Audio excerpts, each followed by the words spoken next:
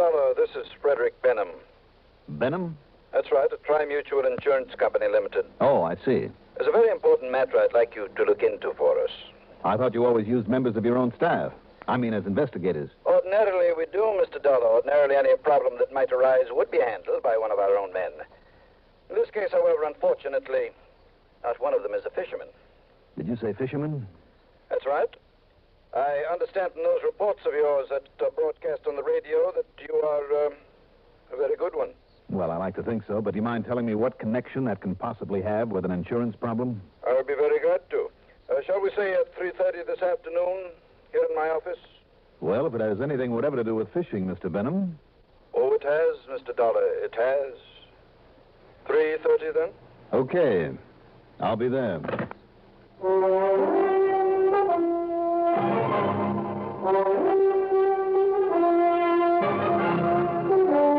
The CBS Radio Network brings you Mandel Kramer in the exciting adventures of the man with the action-packed expense account. America's fabulous freelance insurance investigator, yours truly, Johnny Dollar.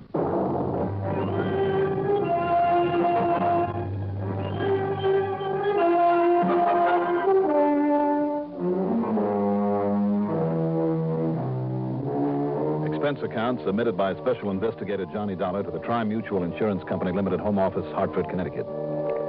Following is an account of expenses incurred during my investigation of the low tide matter. Why kid about it? Tri-Mutual is not a company I'd ever pick to work for. Although I'm sure they serve their clients very well, they just happen to be a notoriously stingy outfit when it comes to handing out money for assigned services. But it's the old story. Mention that magical word fishing, and I'm gone. Expense account item 1. At exactly 3:15 p.m., $1.20 for a cab to Mr. Benham's office in the Tri-Mutual building.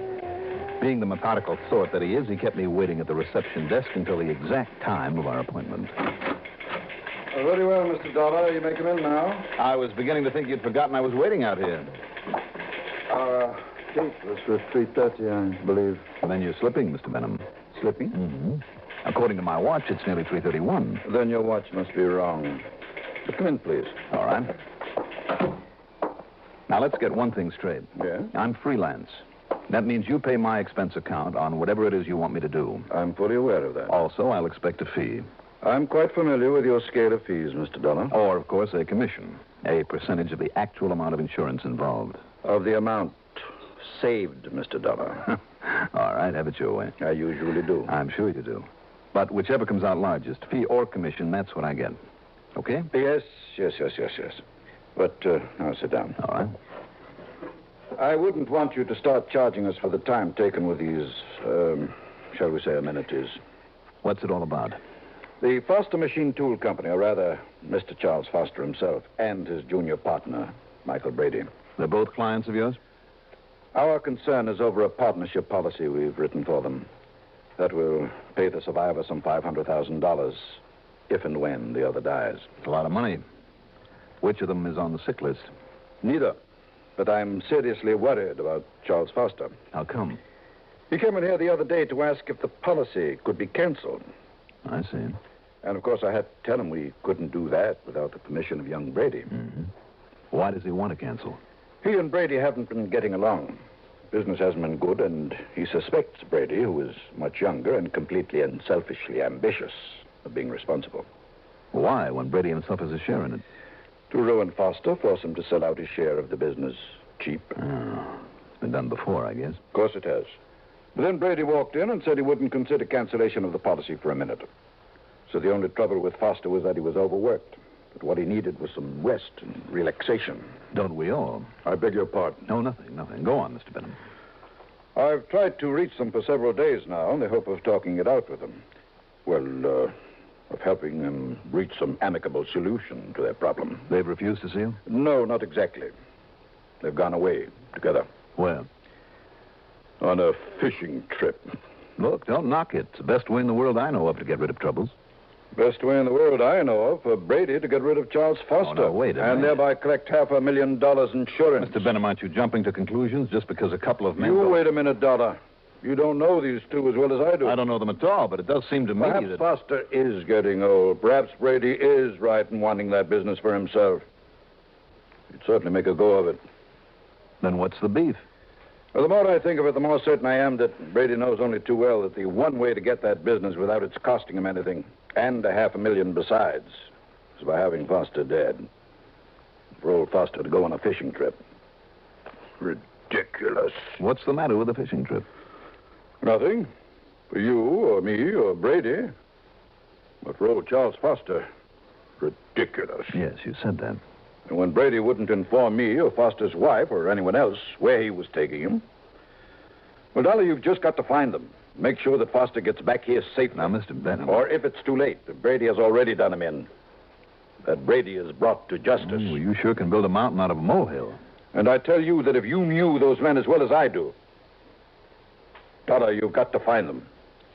And don't forget there's a possibility of a commission on $500,000. Yes, but not much probability. I think you're going off half-cocked. Would you rather not take on this potentially highly lucrative assignment? Okay, as long as you're paying the bill, I'll go out and look for them. Good. Now, what's your first move? Well, you know something, Mr. Benham? Yes? I haven't the vaguest idea.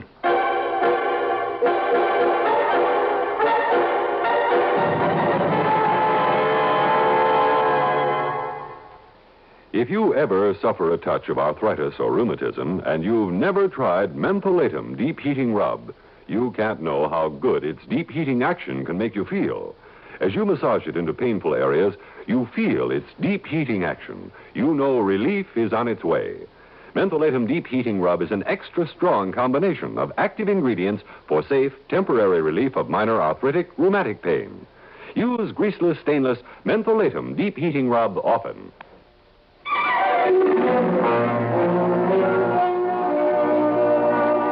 My first move was to call on Mrs. Charles Foster, a sweet, lovely little lady in her 60s. She was worried sick over the way her husband had suddenly taken off for parts unknown with young Michael Brady. She didn't trust Brady. She was afraid of him, of what he might do to get his hands on the business. By the time she got through talking, I began to wonder if maybe Fred Benham's fears weren't justified after all.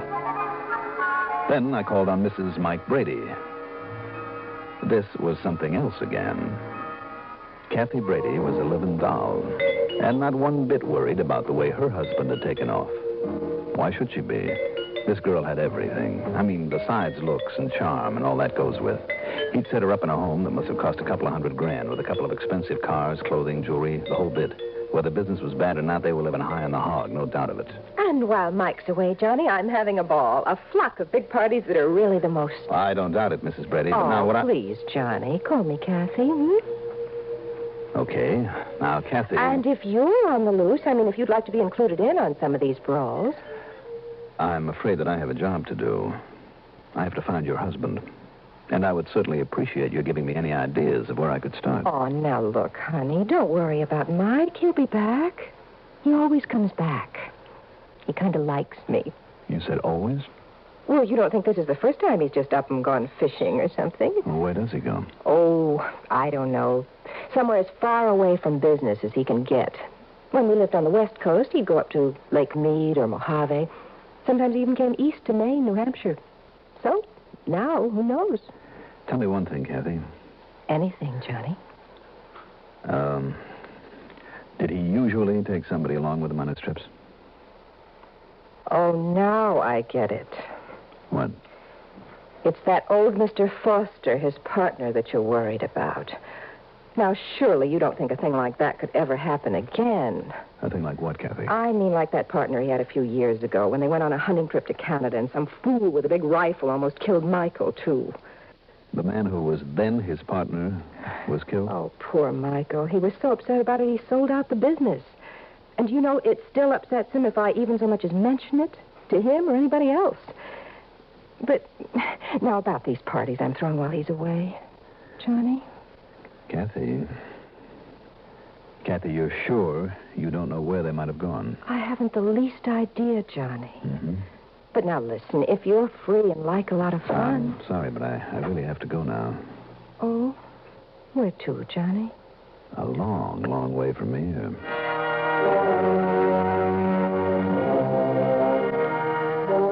Sure, Mike Brady could use a $500,000. Living it up the way they obviously did. And what a plum that machine tool business would be if, that is, he didn't have to share it with an old man. And what about his former partner? Hunting accident? I'll bet. But where to start? I took a cab back to my apartment. That's item 3, $1.50. Poured myself a drink, pulled a steak out of the refrigerator, and then something Kathy Brady had said clicked in my head. I fairly ran to the telephone and put in a long-distance call to my old pal, Ham Pratt. Johnny, good to talk to you. Coming out to Lake Mojave for a little fishing? I don't know, Ham. Depends on your answer to a question. Fire away, Johnny. Well, this is a real shot in the dark. Have you seen or heard anything of a guy named Charles Foster? Charles Foster? Yeah, Foster. You know anything? Boy, Johnny, your shots in the dark are getting better and luckier all the time. What do you mean? Well, the police from over in Kingman and the sheriff and the coroner seem to think that a guy named Charles Foster has been in some kind of accident or something. But, Johnny, if you ask me... Just hold everything, Ham. I'll ask you in person. I'm on my way.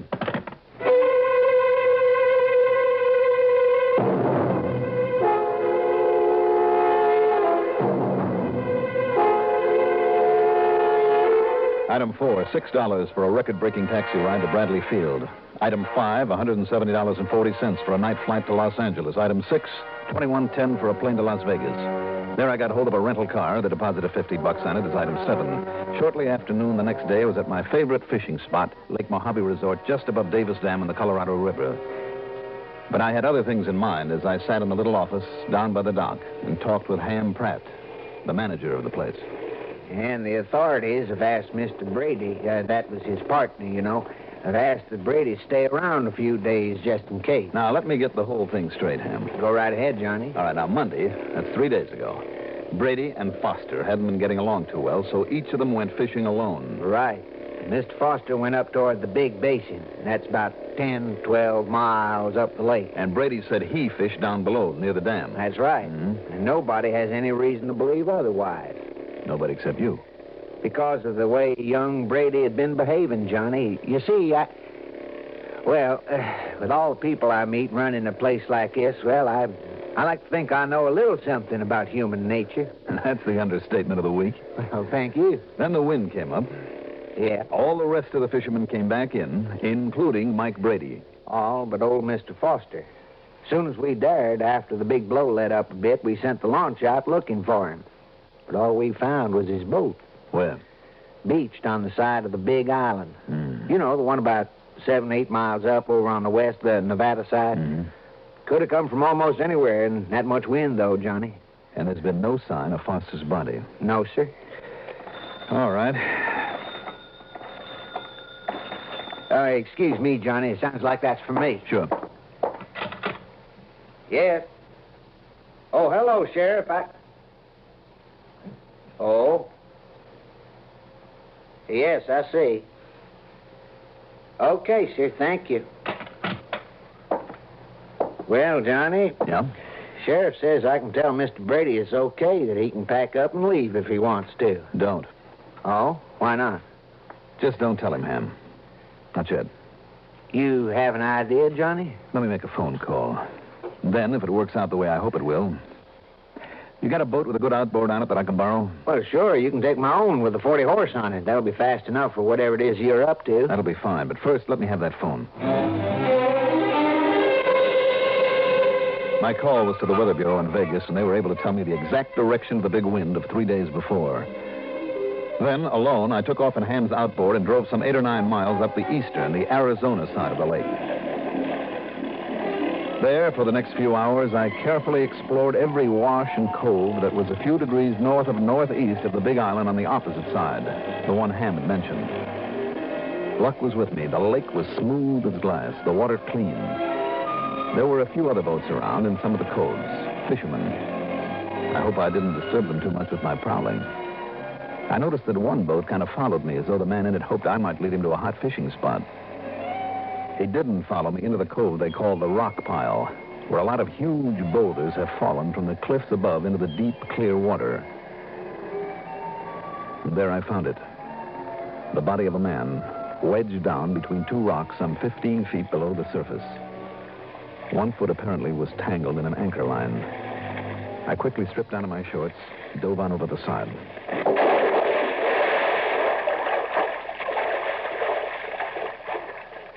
Two hours later, well after dark, I quietly took the body, what was left of it, back to the resort.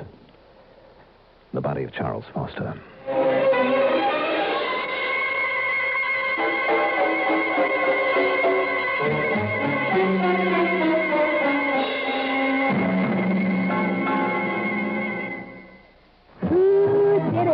How did they do it? What in the world did they do? Who put the men in menthol smoking? Alpine, that's who. Alpine, that's who. Nice. Now, the menthol cigarette has tobacco flavor a man can get hold of. Alpine always tastes rich, never smokes rough. Alpine filter cigarettes. Nice.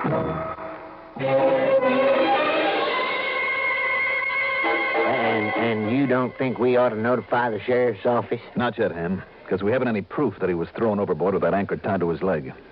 Even the bruises on what's left of him don't really prove anything. Pretty diabolical, Johnny. If you hadn't been carefully looking for him in those coves, I mean at that depth and with usually a ripple on the water. I know. That dead calm was the only thing that made it possible. That and a little luck. And if the body had stayed there a while, nobody ever would have found him.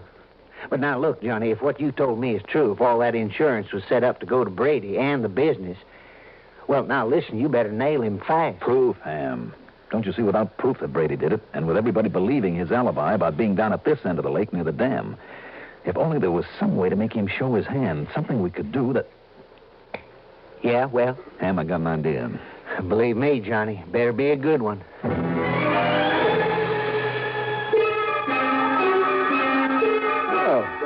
Now, don't tell me how you cooked this yourself, Mr. Pratt. Hardly. I just had it sent over from the cafe. And nothing wrong with it, I hope. Well, can't you tell by the way I'm making a pig of myself? It's fine. More coffee, Mr. Brady? Yes, thank you. But, you've aroused my curiosity. Oh? About what? Just why you asked me here to have breakfast with you. Well, with all you've been through these past few days, it seemed like the least I could do. I appreciate it. Oh, a cigarette? Oh, no, thanks. You go right ahead, though. Thank you. Matter of fact, the reason for all this food is I was half expecting somebody else to join us. Oh? Who? Old friend of mine who pulled in here yesterday afternoon. His name is, oh, now, maybe that's him now. Come in. I thought you was going to have breakfast with us, too. Ham, I forgot all about it. Sorry. Well, sit down and have a cup of coffee with us anyhow. Why not? Meet Mr. Mike Brady, one of our new customers here. Hi. Mr. Brady, this is Mr. Johnny Harris. Oh? Harris? That's right. Why do you say it that way, Mr. Brady? Oh, I just, thought there was something familiar about your voice, Mr. Harris. I don't believe we've ever met before. No. I guess we haven't. Coffee, Johnny? Sure. Well, Johnny, you plan to bring in a string of lunkers today? You're going to try. See, Mr. Dollar is one of our most avid fishermen, Mr. Brady. Mr. Pratt, wait a minute. Just then you called him... Yeah, Ham, I thought I'd take a crack at the rock pile this morning. The rock pile, did you say? Yeah, that's right, Mr. Brady. It's a big cove about 8 miles up the lake on this side. Lots of rocks fell off a cliff and made a kind of rock pile under the water. Haven't you tried that spot yet?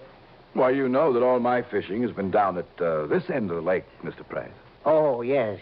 I guess you did tell me that, didn't you? It happens to be a fact. I'm sure it is. But now, look here, didn't you introduce this, gentleman as Mr. Harris, Johnny Harris? Oh, well, sure. And yet a moment ago you... Yeah, as I told you, Mr. Brady, Johnny is one of our best visiting fishermen. Mr. Pratt. But, Johnny, there's no point in your trying the rock pile today. Why not, Ham? Well, I just got word from the boys at the dam they're going to let out a lot of water.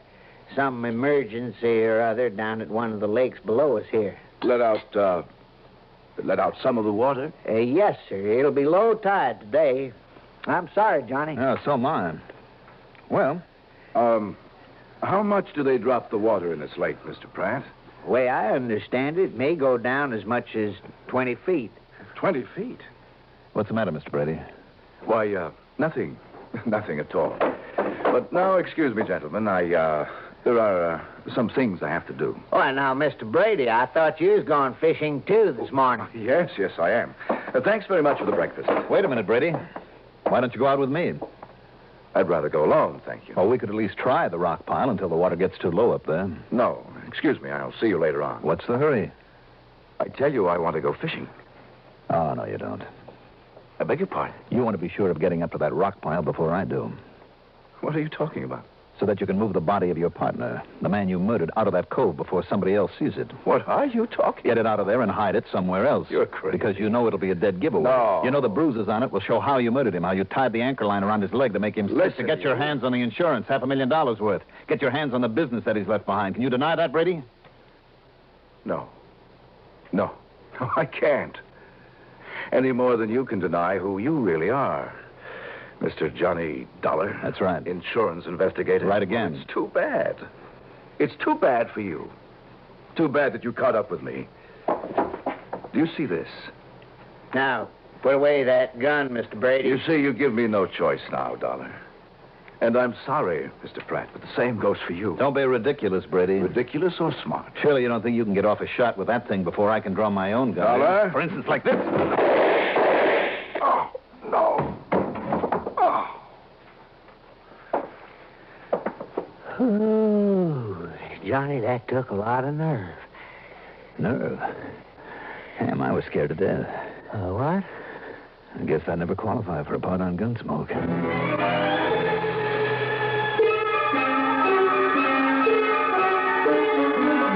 Needless to say, Ham's talk about dropping the level of Lake Mojave by a full 20 feet was all a bluff, but it worked. Expense account total, including the trip on back to Hartford. Well, Mr. Benham, I think I'll just forget that. In view of my nice fat commission on that $500,000 policy. Yours truly, Johnny Dollar.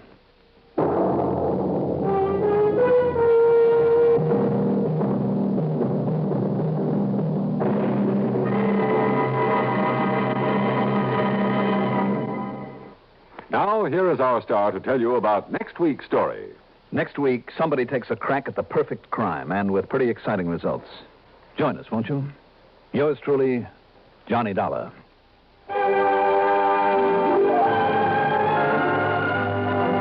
Yours truly, Johnny Dollar, is written by Jack Johnstone, produced and directed by Bruno Zerato Jr., musical supervision by Ethel Huber.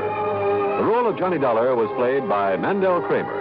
Also heard in our cast were Santos Ortega as Frederick Benham, Terry Keane as Kathy, Bernard Grant as Brady, Bob Dryden as Ham Pratt. Be sure to join us next week, same time, same station, for another exciting story of yours truly, Johnny Dollar. Art Hanna speaking. Hi, this is Arthur Godfrey, and I'll be back on Monday with tales like this one. They sparkle, they bubble, they're gonna get you in a whole lot of trouble. You're overworking them. There's danger lurking in their eyes. Let me hear you go, Richard. On Monday's Arthur Godfrey time with Richard Hayes, Dick Hyman and the orchestra, and yours truly, John Philip Sousa. That's right, Arthur Godfrey, every weekday on these stations of the CBS Radio Network.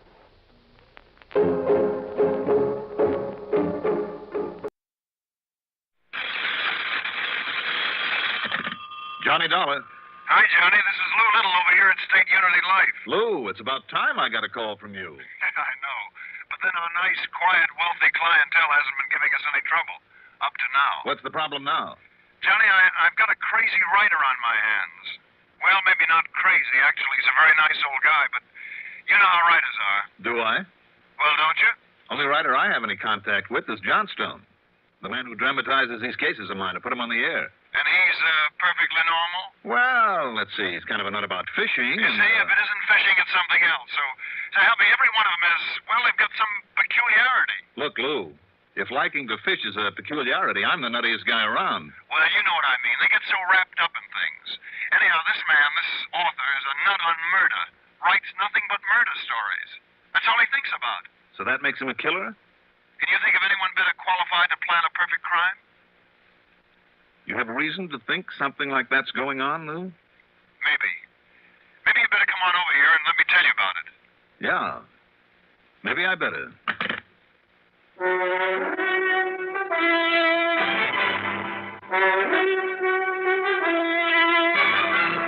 The CBS Radio Network brings you Mandel Kramer in the exciting adventures of the man with the action-packed expense account, America's fabulous freelance insurance investigator, Yours truly, Johnny Dollar.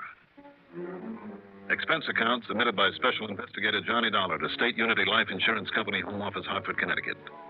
Following is an account of expenses incurred during my investigation of the imperfect crime matter.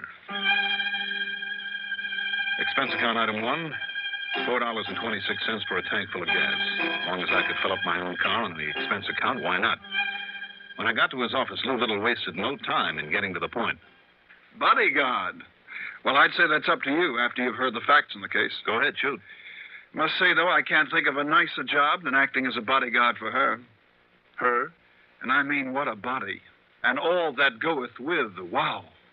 Then you meant authoress rather than author. No, Johnny, I'm talking about Mrs. Porter. Porter? That's right, Denise Porter. The wife of G. Stanley Porter? That's right. You know him? No, but I'd like to. I doubt that. Lou, in my book, he is one of the best mystery writers alive. Oh, no question of it.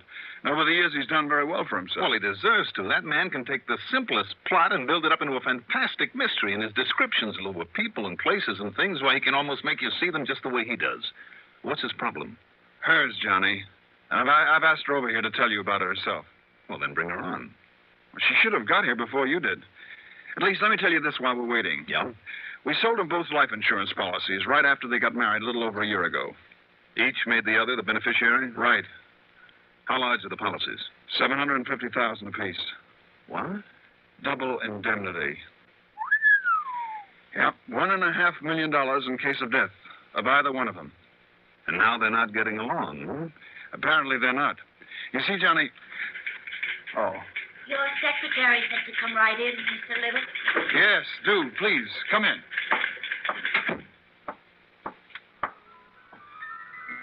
And suddenly I began to hear sweet music.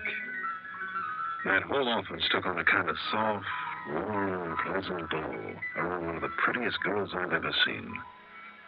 Denise, maybe 26 or 7, tall, blonde, and beautiful. Her complexion, faintly tanned, was flawless, and her figure, well, her expensive, carefully tailored clothes, even a few carefully chosen pieces of fine jewelry she wore, seemed almost tawdry compared to the girl herself. Her eyes were a warm, rich brown, yet there was a twinkle there, a sparkle that was almost an invitation. But into her eyes, as she talked to us, came what? Apprehension? Fear? I'm not sure, but it was disturbing. And it isn't as though my husband hasn't been good to me. He has. Almost too good. A little too considerate. But, well, there's been something insincere about it lately. Ask me, Johnny. It's like giving the condemned one a hearty last meal. That's a horrible way to put it, Mr. Little. Oh, maybe that's what it amounts to. Yes, he's been so moody, so morose lately. Why? Have you given him any cause? No, of course not. I'm afraid it's just because... Well, you see, Go on, Denise. Johnny, I don't know how to say it. I thought that our marriage would be different, not like the others. You've been married before? No, but he has. And I just found out all about it.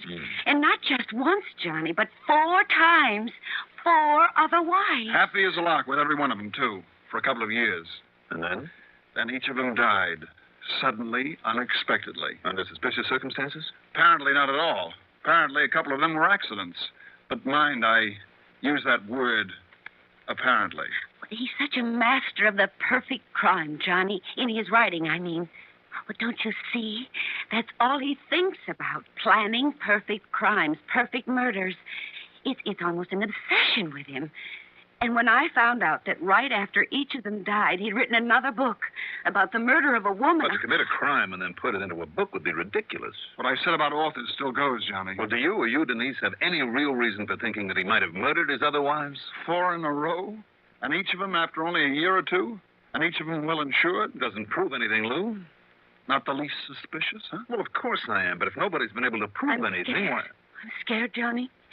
The way he's been acting lately. And this not knowing what he's thinking or planning. If only I could know what he's writing about. Locked up there in his study every day, all day long, most of the night. And I lie there alone in my bed every night, wondering what sort of a clever, diabolical trap he's setting for me. If he is. I'm sure he is.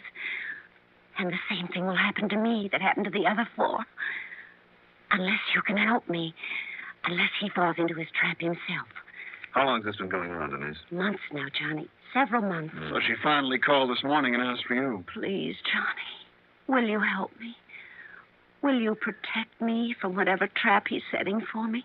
Of course he will, Denise. I'm not sure. You're not sure? Johnny. Let me think about it. I'll be in touch. Maybe in a couple of days.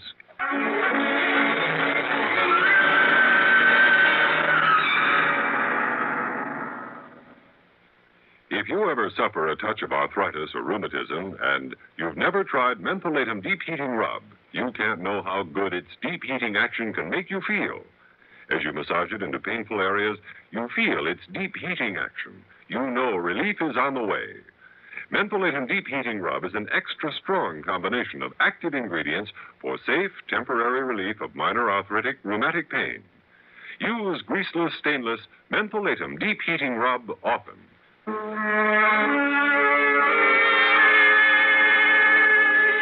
I went back to my apartment to think this one over. I couldn't imagine anything pleasanter than acting as a bodyguard for beautiful Denise Porter. But the more I thought about it, the more I wondered. No question but that an author, constantly preoccupied with planning the perfect crime, would be the most likely to get away with it, or at least to think he could. I'd told Denise I wasn't sure if I'd take on the case. I was sure, only I didn't want her to know it. Not yet.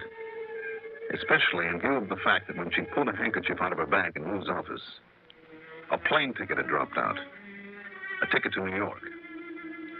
Okay, item 2, 90 cents for a phone call to New York to my old pal, Lieutenant Randy Singer of the 18th Precinct. Then I hopped into my car and drove out to the home of G. Stanley Porter, author. It was an old place, but in its way, a very handsome one. The front door of heavy oak led into a large reception hall, its floor of polished marble. At the right was the entrance to a huge living room. At the left, a long, straight staircase, also of oak, going up to the second floor in a sort of gallery with various bedroom doors facing on it. But I'm getting ahead of myself. That front door was opened for me by a man in his late 50s, tall, well-built, handsome, with a shock of white hair. Yeah? Mr. Porter? That's right. My name is Dollar, Johnny Dollar. Oh, come in, Mr. Dollar. By all means, come in. Thank you. I don't know what brings you here, but I can assure you it's a real pleasure to see you. Thank you again. I've been following these exciting exploits of yours for years on the radio. I'm glad to hear that. Let's see now. About 6 feet, huh? That's right. Perhaps 160 pounds. On the nose. Dark hair and eyes of gray, is it? Mm-hmm. And built like a steel spring, I'm sure. Just the way I've always visualized you.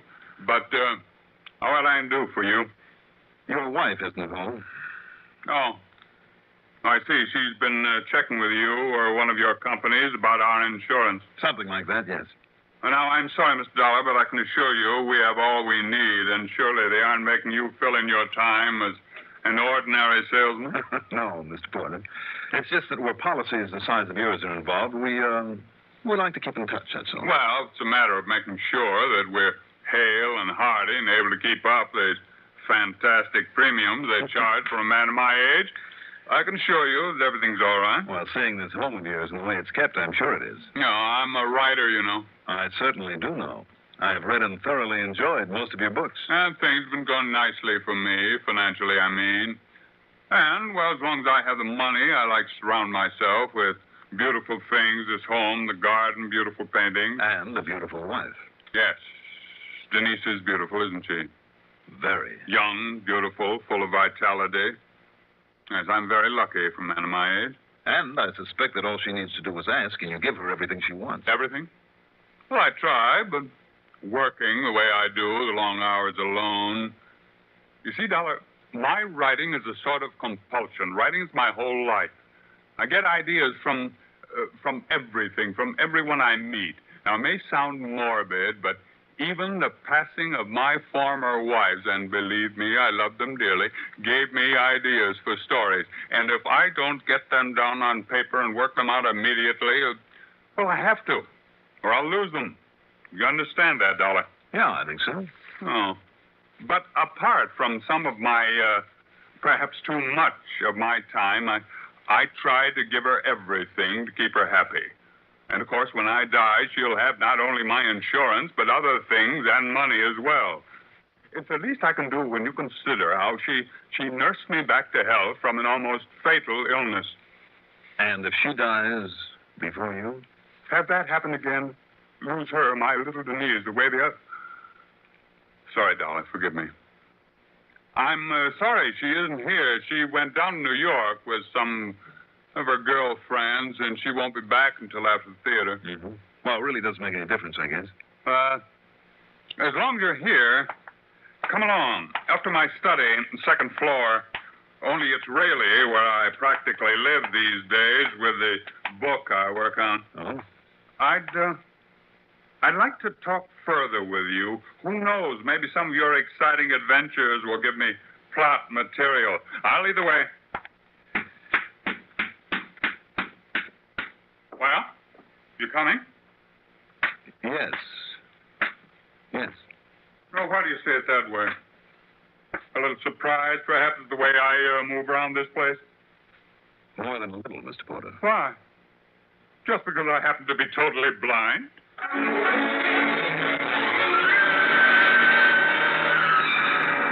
Up there in his study, only it was a small, complete apartment. I tried to speak further with Mr. Porter about his wife. But all he'd talk of was plots for his whodunits, and ask about some of my relatively mild experiences as an insurance investigator. Despite the fact his interest lay only in the fine points of murder, I found his conversation fascinating. Later, after making and pouring enough cocktails to give both of us a bit of an edge, he opened the door of a sort of a built-in kitchenette and fixed one of the most delicious steak dinners I've had in years. And with such ease and sureness of touch, I almost forgot that he was completely blind. Well, enjoy your steak, Johnny. Prime, well hung, and broiled to a T. Fine. Now, just let me get these dishes cleaned up, and we can talk some more. You can give me some more of your ideas. No, you don't. Now, you stay right there. You stay right there and finish your cigarette and coffee. I'm the host. I'm the boss. All right. Tell me, you always eat your dinner up here? Well, when Denise is away, which is rather often these days. But my real fun is in raiding the big refrigerator downstairs every night, long about 2 or 3 in the morning, after I put my typewriter away. Mm-hmm. Mr. Porter? Yeah? I think I would like to raid that icebox with you. Fine. Maybe for 2 or 3 nights, if necessary. Oh? Oh, of course, I'd be delighted to have you stay over. Provided one thing. What's that? That neither your wife nor anyone else knows that I'm staying in this house. Some little mystery you're cooking up for me, Johnny? Yeah, something like that. And while you're doing those dishes, I'll go down and move my car over to the next block. A hunch? No, not at this point. Just lay it to experience. Some long, sometimes pretty unpleasant experience. When I went out to move my car, I put in another call to New York. That's item 4 to Lieutenant Randy Singer. And what he had to say told me that I'd guessed right. That's right. He met her at the plane. She got off alone? All alone. No, I don't know yet who he is, Johnny, but don't worry. I'll find out for you. And where'd they go? Well, like I said, before they started the round of the nightclubs, they made that one stop. At a machine tool supplier's. Yeah. And all he bought and gave to her was a... Yeah, you told me. Okay, Randy. Thanks a lot.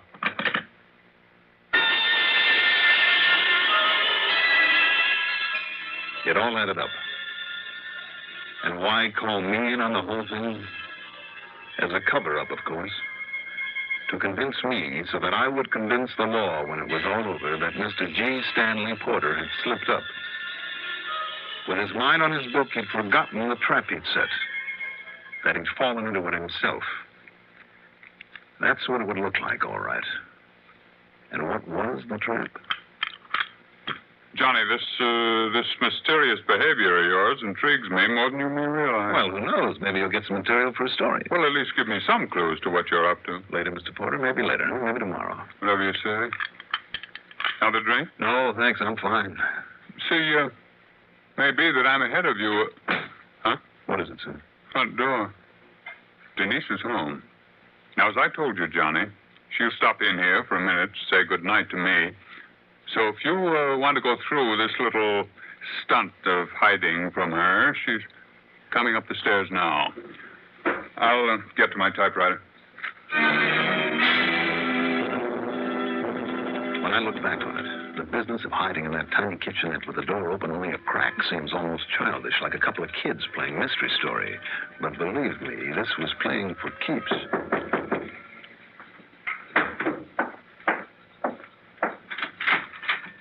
Still working, darling? Yeah, usual. Did you enjoy the play, my dear? Oh, the other girls seem to like it. How's it all about? Oh, you know, usual thing. Oh, I'm terribly tired, dear. I think I'll... Oh, there's plenty of milk and a nice chocolate cake. Your favorite kind in the refrigerator. You know, for your late supper. Thank you. Night, dear. Night. Well, my fellow conspirator, you may come out now.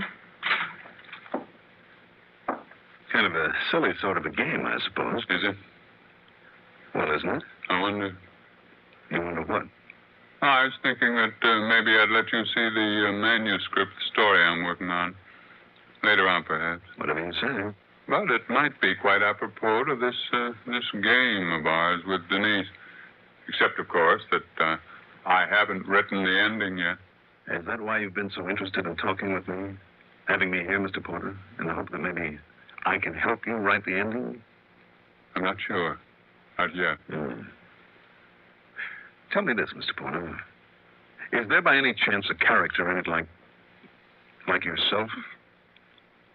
A man without sight, who nonetheless manages to get around his home as though he could see as well as I do? I'm not going to tell you a thing, Johnny, not yet. Shall we go downstairs and raid the icebox? After that huge dinner only a couple of hours ago and those drinks?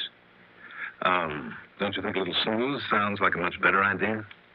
Yeah, perhaps you're right. Good. You want to sprawl out on the sofa?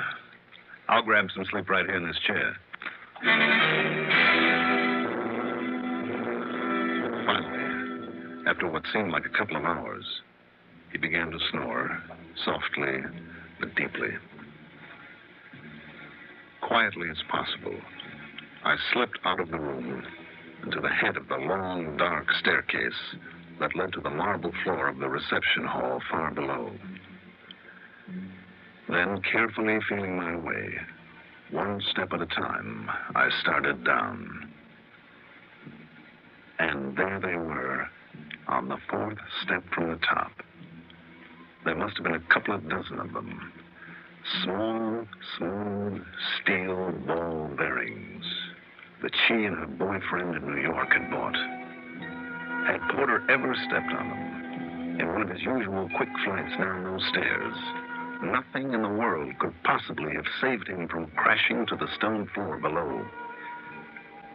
And when it was over, she could have gathered up those ball bearings, disposed of them, and nobody would have known the fall wasn't an accident by a blind man who simply missed a step that he couldn't see.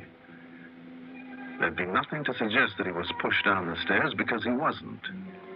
No marks where a wire might have been stretched across because there was none. No sign at all of what really happened. Carefully, still feeling my way in the dark, I collected the ball bearings from the stair tread and put them into my pocket. Then I went back up and started feeling my way back to Mr. Porter's.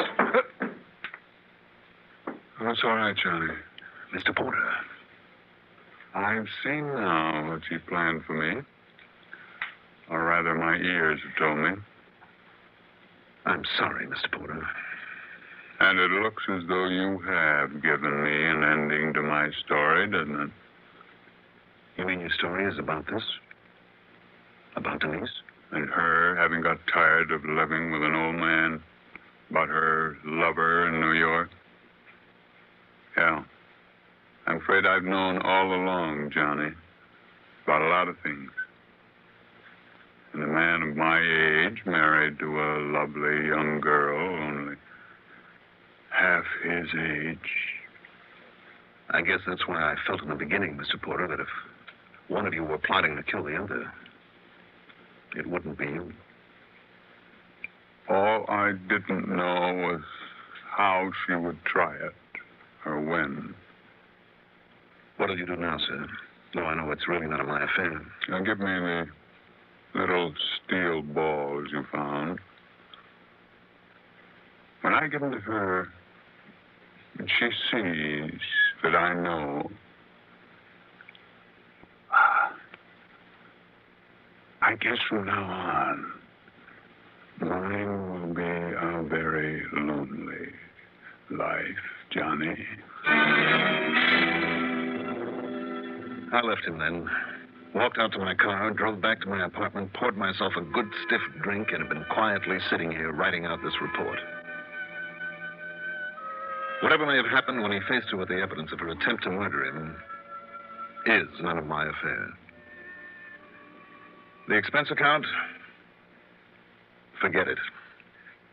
Yours truly, Johnny Dollar.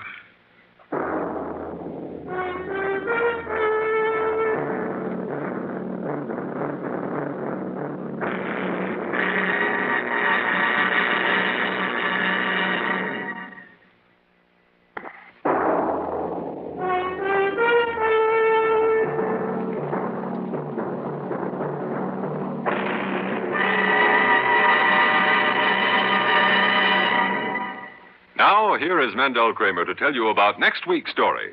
Next week, I start out to collect a small debt, but instead I collect a bullet. Join us, won't you? Yours truly, Johnny Dollar.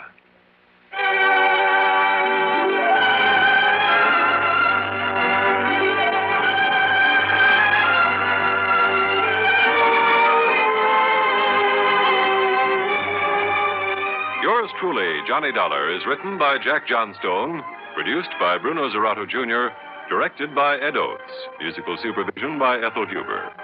The part of Johnny Dollar was played by Mandel Kramer. Also heard were Alan Manson as Lou, Evelyn Joster as Denise, Raymond Edward Johnson as Porter, Eugene Francis as Randy. Be sure to join us next week, same time, same station, for another exciting story of yours truly, Johnny Dollar. This is Art Hanna speaking.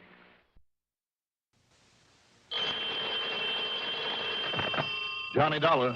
Hi, Johnny. This is Lou Little over here at State Unity Life. Lou, there must be some mistake. Goodbye. What? Wait a minute, will you? Well? Don't hang up on me. What do you mean, some mistake? 2 solid years I had to wait for an assignment from you. Well, I know. Now but suddenly 2 calls within 2 weeks? I don't know if I can stand the shock. Come clean. What's the problem? Problem? My only problem, Johnny, is getting rid of exactly $1,000. Well, how nice.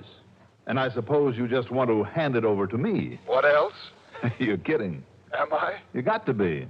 Why did you come over here and see? Sure, why not? Just be ready to pay my cab fare. Sure, why not? Okay. Okay.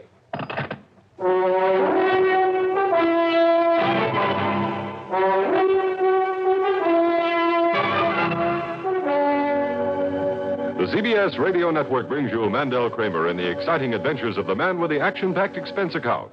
America's fabulous freelance insurance investigator. Yours truly, Johnny Dollar. If you ever suffer a touch of arthritis or rheumatism and you've never tried mentholatum deep heating rub, you can't know how good its deep heating action can make you feel. As you massage it into painful areas, you feel its deep heating action. You know relief is on its way. Mentholatum Deep Heating Rub is an extra strong combination of active ingredients for safe, temporary relief of minor arthritic rheumatic pain. Use greaseless, stainless Mentholatum Deep Heating Rub often.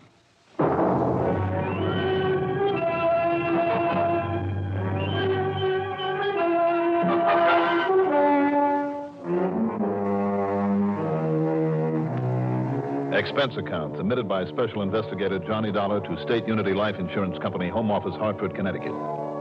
Following is an account of expenses incurred during my investigation of the Well of Trouble matter. So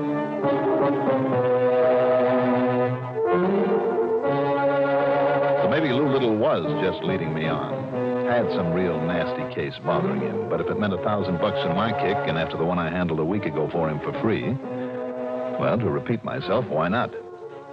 Expense account item 1, $1.20 for a cab to his office. Not kidding you one bit, Johnny. Here you are, baby.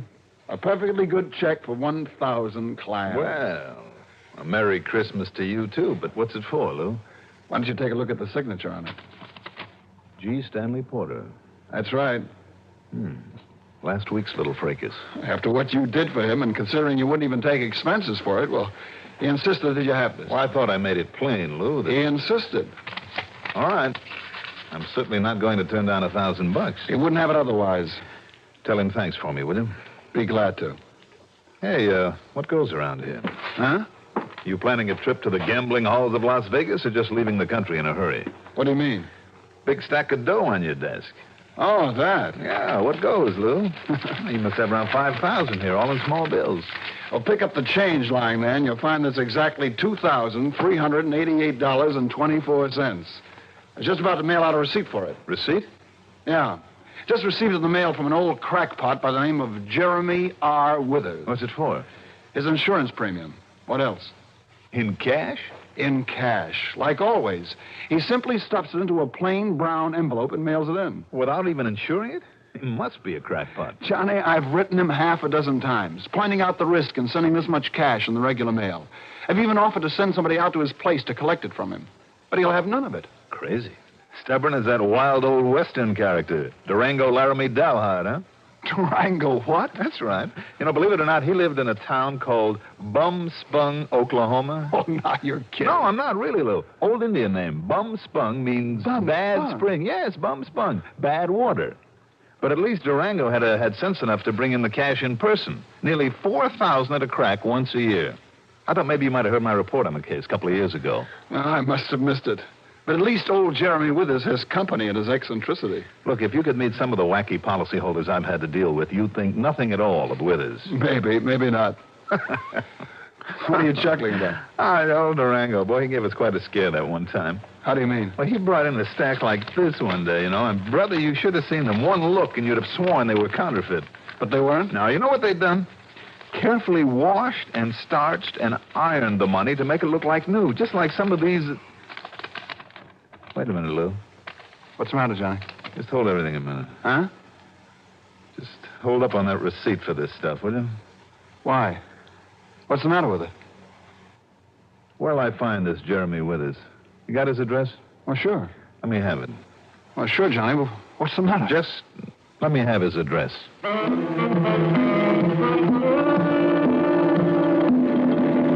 Expense account item 2, a dime for a phone call to police headquarters where I got some very interesting information. And, incidentally, gave none in return. Item 3, another $1.20 for a cab back to my apartment. Item 4, $3.97 to fill up the gas tank in my car. It was getting dark now, but I headed west on 44, then north on 202. A few miles short of Granby, I found the dirt road I was looking for, leading off to the left. Then, finally, the crossroads known as Millbury Corners, consisting of one general store, a grocery, and a filling station, where I stopped only long enough to get some local directions. The Jeremy Withers place turned out to be a tiny, square, unpainted clapboard building that sat forlornly in the middle of a small, seedy-looking, weed-grown lot. But there was a flickering light inside. I could see it even through the tightly drawn shades. No doubt an oil lamp. And when I knocked on the door... Who is it? Who is it? My name is Dollar. Johnny Dollar. Dollar? That's right, from the insurance company. Open up, Mr. Withers. Just to leave me open up the peephole I put on this here door so as I can take a look at you first. Go ahead. Dollar, eh? Here, take a look at these, my credentials, if you can see them in the moonlight. Dollar, eh? Come on, Withers, open up, Just leave me get these here now chains undid. This bolt now. Come on, Withers. You're stalling. All right now? Just you stay outside there and tell me what the trouble is, young fella. It's about that insurance premium of yours. What's the matter with you, boy? I sent it all in yesterday. I'll say you did. In hard cash, too. Just like always. Good hard cash. Good, huh? Say, what are you talking about? I'm talking about some of the 20s that were mixed in with that stack of bills. Some of the nice new ones. Like this one, for instance. What's the matter with it? Are you kidding? Plenty. Just a minute, young fella. Just tell me one thing, Mr. Withers. Where did you get this money?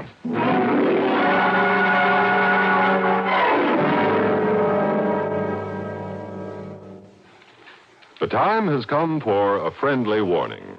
Now that the 4th of July is almost here, better keep plenty of 7-Up chilled and ready to serve. This is the sparkling drink that says a nice warm welcome to everyone who comes calling on the 4th. 7-Up has a wonderful gay sparkle and a fresh as all out-of-doors taste. Just about everybody goes for fresh, clean-tasting 7-Up. Grandmothers, moms and dads, the teenage set, even the tiny tots.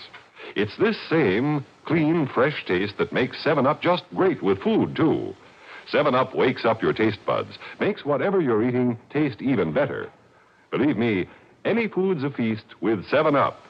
So if you're in the business of pleasing people, and who isn't, keep plenty of 7-Up on hand for family and friends. Better order a case today. For a fresh, clean taste on the 4th of July, fresh up with 7-Up.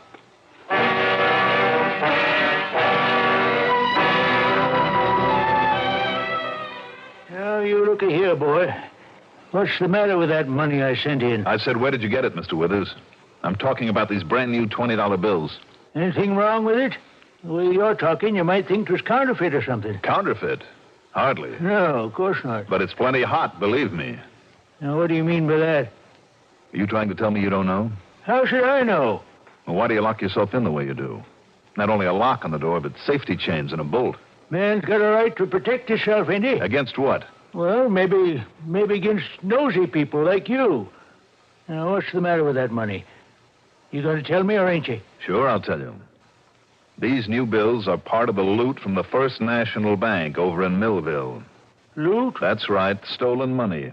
Over $20,000, mostly in new 20s. No. I worked on the case. I had to memorize a list of serial numbers, or rather number groups, as long as your arm. You must have a good memory, boy. Luckily, the numbers were consecutive, all starting with 66644, so it wasn't too much of a strain.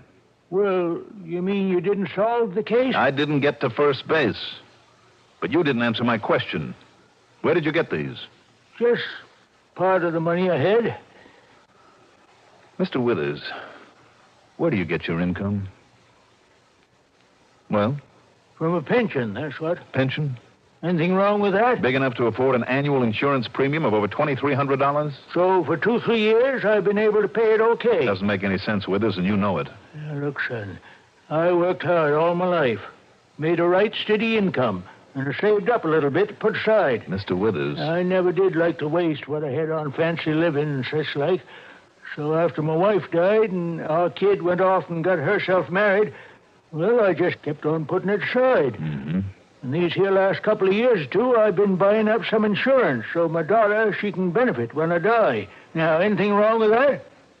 What sort of work did you do? Flagman for the railroad company, that's what. Flagman on a railroad crossing. A flagman? And you say that paid enough to save enough to buy the kind of policy you hold? I told you. Sure. Some of that money you sent the company was all right.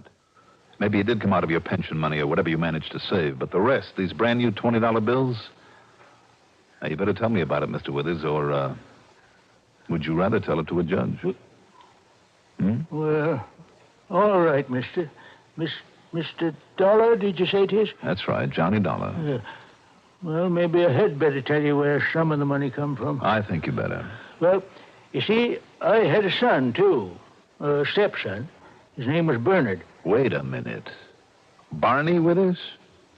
You knowed him? Barney the Bum. That punk and small-time bank robber who was finally killed trying to crack Security First over in Danbury. Yes, sir. That was right after the job in Millville and 2 or 3 others before that. Yes, sir. Keep talking, Mr. Withers. Well, now, maybe it's a pretty bad thing for me to say, him being my wife's kid and all, but, mister, that Bernard was no good. That's an understatement. Whatever happened to him, I mean his being killed, that's all he deserved. No good bank robber. Go on. Well, it was my knowing about him. That's what kept me from ever putting what I had in any bank. Instead, I sort of kept it right close, where I could watch over it. Where? Yeah, sure, I'll tell you. Right under the floor, over there in the corner. You better show it to me, Mr. Withers. I'd like a look at the rest of your money. Well, it's all gone now. Gone? I mean, all used up. The money of my own, I mean. That's why I had to start using up some of that Bernard hid away. What's the matter with you, anyway? First, you tell me Barney was no good because of the jobs he pulled. You say that he deserved to die for what he did. Yes, sir. But you don't hesitate to keep and use the money that he stole. Well, no, I didn't steal it, did I? Well, do you think that makes you any less guilty for keeping it and spending it? Well, sure. Instead of returning it to the banks that it was stolen from? And why didn't you turn Barney in when you found out what he was doing? You say you had no use for him. Well, I've been looking out for myself, is all. Man's got to look out for himself, don't he? Well, from now on, the state's going to be looking out for you. You mean you're going to get me arrested and put in jail? You don't think I'm going to let you get off scot-free? Well, it ain't as though Bernard done them jobs alone by himself, is it? What difference does that make? Well, 'cause that partner of his killed the bank guard over in Millville. Never caught him, though. That has nothing whatever to do with this money that... Wait a minute. Do you know who that partner was? Why, no. Why else you suppose I keep myself locked in here this way, and why I took out some life insurance? Who was he? Oh, that rotten, crooked Jerry McNear, that's who. And you didn't tell the authorities? Why should I? If I had, they might have tried to make me tell them where Bernard hid the money at. The same as that McNear's been trying. Only I kept telling him I don't know. Mr. Withers... Don't you see? As 'tis, the police and all think McNear got all the money. And I'll tell you this, Mr. Dollar. Yes, tell me. Only thing that's kept that McNear from killing me off for not telling him is that then he'd never find out where Bernard hid out that money. Well, you better tell me, Mr. Withers, and fast. Yeah. Well, now, if I tell you where it's at, so's you can take it back, you think maybe the police, they'd go a little easier on me? Well, isn't that pretty up? Wait a minute, what's that? A little shutter out there on the kitchen window. Must be. Now, listen. If you're sure it'll make it any easier on me... If all or most of that money can be returned on the basis of your information, well, of course it will. All right, then. You know the old Hacker farm about 2 miles up the road? No, but go on. Well, that's where the big poplar trees and the broken-down windmill is. Mm-hmm. A lot of broken windows in the house. Place is empty. Go on. That's counting nobody been living in it maybe for, 10, 15 years now. Except in Bernard when he was hiding. And the money is somewhere in that house? Well? Dollar? Yes? You sure you'll try and have 'em go easy on to me if I tell you where that money's hid? The only thing I'm sure of is if you don't tell me, I'll turn you over to the authorities and tell them to show you no mercy at all. All right, I'll tell you. Go ahead. Well, now, at the back of that old house, there's an old well. Only it ain't been used for years, and it's near empty now. Yes? You let yourself down by the rope on the windlass, maybe, 7, 8 foot. And there's a sort of big shelf hollowed out. And that's where it is? The money's right there on that shelf. Hey. Okay, Pop, thanks. Jerry! Expecting somebody else, Pop? That's a corny line, McNear. Keep out of this. Ready, Pop? No, Jerry. No, listen, Jerry. Put it down. Put that thing down. And now you. Take it easy, sir. McNair. Don't move. Listen to me. No, keep away from that lamp.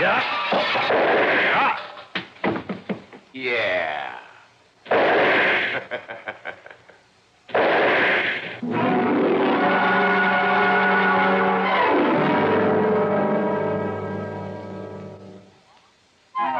Hot, tired, thirsty. Easy as 1, 2, 3. You've made iced tea, and oh, what a beautiful flavor. Oh, what a beautiful flavor in new instant Tenderleaf tea. Just take a spoonful of instant Tenderleaf. 1. Add cold tap water.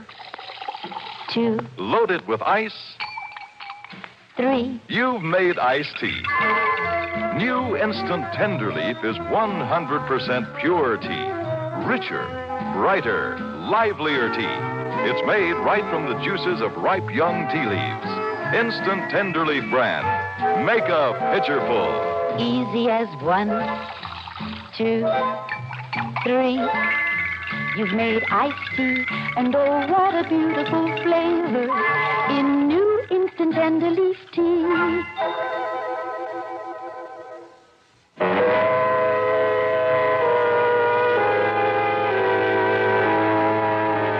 In the brief second it took him to shoot down the old man, I suddenly realized that I'd come along without my gun. In spite of smashing the old-fashioned oil lamp, the only light in the place, his first shot put a nice new part in my hair. As I rolled under the table, the other 2 shots missed me, although he must have been able to see me in the light from the fire I'd started. He stood there looking down at me at the blood running from the crease in my hair. But then, instead of shooting again, he turned away from the now roaring fire, went out the door, and took off in a car. I got thoroughly singed, dragging myself and the body of Mr. Withers outside. Then jumped into my car and headed up the dirt road, hoping I could find the Hacker farm some 2 miles away. The one with the tall poplars, the broken windmill, the windowless house. Yes, and the loot from the bank robberies. Ahead of me were the tail lights of McNair's car. The moon was full. I could see pretty well, so I cut off my own lights. After only a mile or so, he turned off to a farm that had a broken windmill, all right, but there were lights in the windows of the house. Good. He was going to the wrong place. Or else the old man had told me wrong. With my headlights on again, I finally found it. The old Hacker farm. The remains of a mailbox still bore the name on it.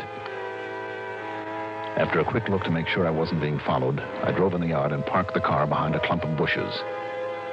Then walked around the old well. With only the moonlight to go by, I lowered the bucket, snagged the rope over the handle of the windlass, and slowly went down, hand over hand, into the well, feeling with my feet around the circular brick wall for the shelf that Withers had described. It was a big square hole in the side of that wall, big enough for me to crouch in, and to find, with the help of a match, the 2 battered, moldy old suitcases loaded with money. Mostly 10s and 20s, literally hundreds of them. No wonder McNair had been willing to kill once he'd found out where it was hidden. But as I knelt there, wondering about the best way to load the stuff in the bucket that was now swinging down near the water at the bottom of the well. Pretty stupid, Dollar. What? Got yourself into a trap, didn't you?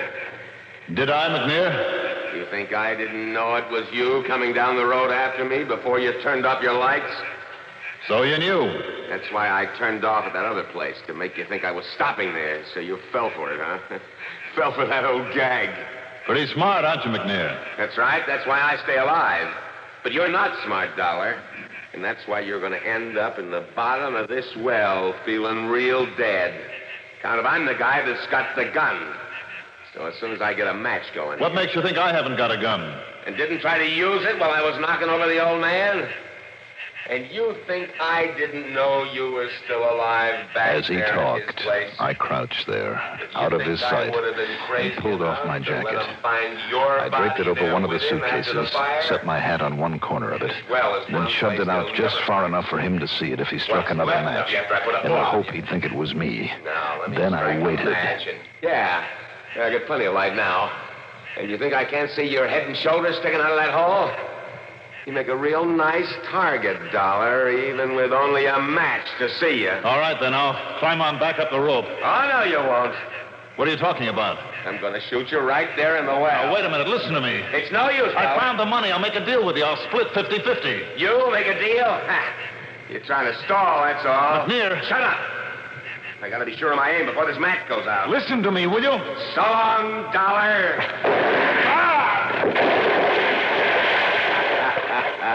Just as easy as that. No, all I got to do is get down there and pick up all that nice new money. Oh! You got to be careful. Got nothing to hurry about. Not now. Well, come on. You better find that shelf. Right here. Dollar! I heard you drop in the water. You heard that suitcase with my coat on it. Let go. Let go of me. Oh, you let go of that rope. kill you. Try this, McNear. I'll kill you. With only one hand, try this.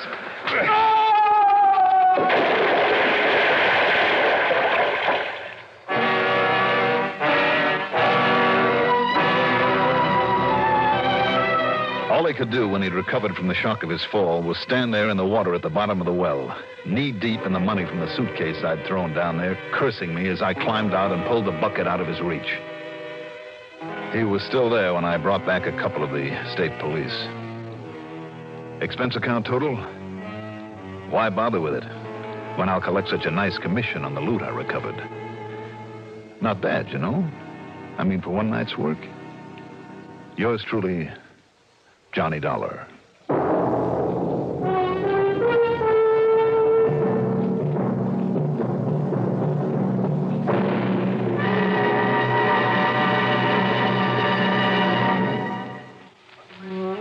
Who did it? How did they do it? What in the world did they do? Who put the men in menthol smoking? Alpine, that's who. Now, the menthol cigarette has tobacco flavor a man can get hold of. Alpine always tastes rich, never smokes rough. Alpine filter cigarettes. Nice. Now, here is our star to tell you about next week's story. Next week, one of the most valuable violins in the world that inspires a man to murder. Join us, won't you? Yours truly, Johnny Dollar.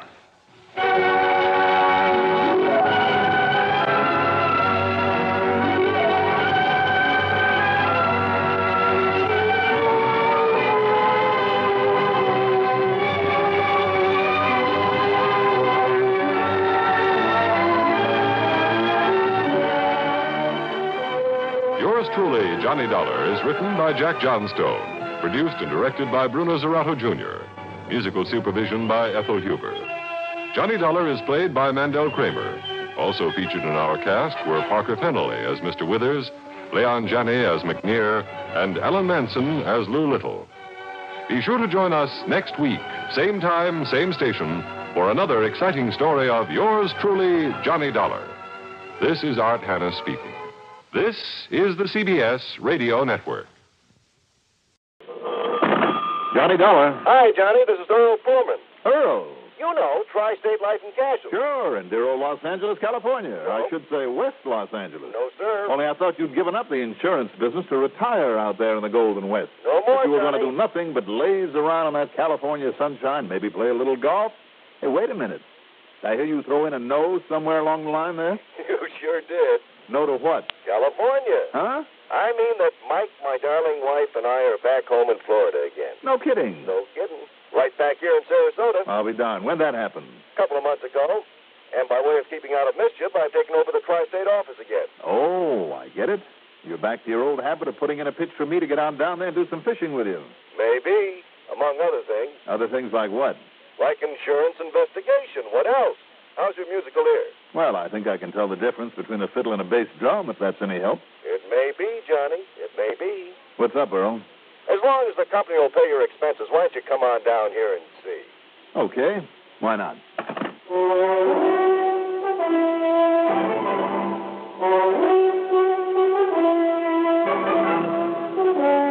The CBS Radio Network brings you Mandel Kramer in the exciting adventures of the man with the action-packed expense account.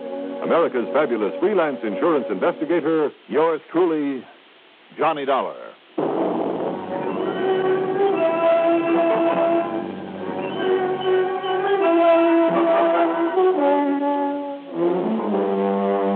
Expense account submitted by Special Investigator Johnny Dollar to the Tri-State Life and Casualty Insurance Company office in Sarasota, Florida. Following is an account of expenses incurred during my investigation of the fiddle-faddle matter. Expense account item 1, 7940 taxi out to Bradley Field and a plane heading south. The flight was quick and easy, and by early afternoon I was in the office at 1306 Main Street that Earl shares with another old friend of mine, Don Boomhauer, a prominent real estate operator. Don't let Earl kid you for 1 minute, Johnny. What do you mean by that, Don? Only real reason he wants you down here is to go fishing with him. And maybe in the hopes he can get you to settle down here, which wouldn't be such a bad idea, Johnny. Now, stop making with the pitch, Don.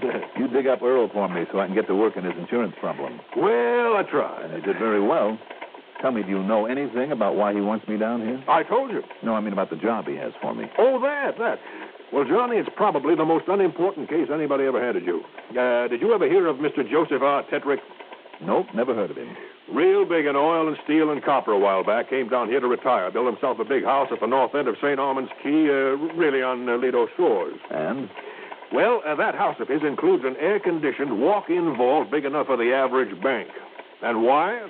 Why? It's to keep his collection of fiddles in. Collection of fiddles? That's right, violins. Fine, rare violins. Oh, you must be quite a musician. Nope, doesn't know a hemisemidemiquaver from a G-string. What'd you say? I wouldn't know the difference myself, Johnny, so don't ask.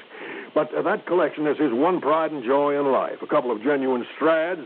You've heard of a Stradivarius, haven't you? And everybody? Plus one called an Amati and a Paganini or a Pagliacci or whatever it is, and a Guianarius. And oh, boy, that collection must be worth hundreds of thousands, Johnny. Well, what's happened? Well, now, the one he cares about most is was a Bisiac. Never heard of that one. Well, now, apparently this man Bisiac over in Italy, and not too long ago at that, made a whole raft of real good fiddles, worth $1,000, $2,000 apiece. Mm-hmm. I'll take your word for it. But this one, they call it the Canary on account of its almost yellow color. Unlike the others he made, this one, the one Tetrick had, was just about the finest that he ever... Well, anyhow, Earl insured it for $10,000. Get to the point, Don. Well, like he always does every couple of months, and I mean with all those good fiddles, Tetrick took the Bisiac to a fiddle maker for a kind of a checkup, just to make sure it was still strung up properly and okay and all, Well, you say that he doesn't play himself. No, not a note, sweet as sour. Seems like an awful waste. Yes, I know. It's a waste of all of them. But anyhow, he took the Bisiac to this man for his regular checkup. Took it to whom, Don? He's an old Italian named Antonio DiPolito. And he's been down here over a year now, has his little shop at the end of Palm Avenue. DiPolito? Yeah, DiPolito. Anyhow, he took the fiddle to him yesterday, and this morning early, the police found the place broken into, old man DiPolito on the floor, still out from a bang on the head, and of course, that Bisiac fiddle was gone. Mm-hmm. Now, have the police any leads on who got into that shop and how? Nary a one, Johnny. But, now, about 2 hours ago, Tetrick called Earl up on the phone and told him to hop on out to his home on the Key, that he was certain he had the answer to the whole thing. That's where Earl is now? Yes. And if you ask me, if Tetrick does know who did it, you've wasted your time coming down here. Well, I better try calling Earl at the Tetrick place. You mind if I use his phone? Wait a minute. Hold everything, Johnny. Don't bother. He's just parked his car out front. Oh, good. What's the matter with him? Oh, yes. He does look kind of funny, doesn't he? Hi, Earl. How are you? I should say, what's all the gloom about? Well, hi, Johnny. I'm glad you got down here so fast. Tell me, Earl, did old man Tetrick really know who took his fiddle and how and why, like he said he did on the phone? I guess he must have done. Must have? Yes, Johnny. By the time I got out there to his place, Tetrick was dead. Oh, murdered.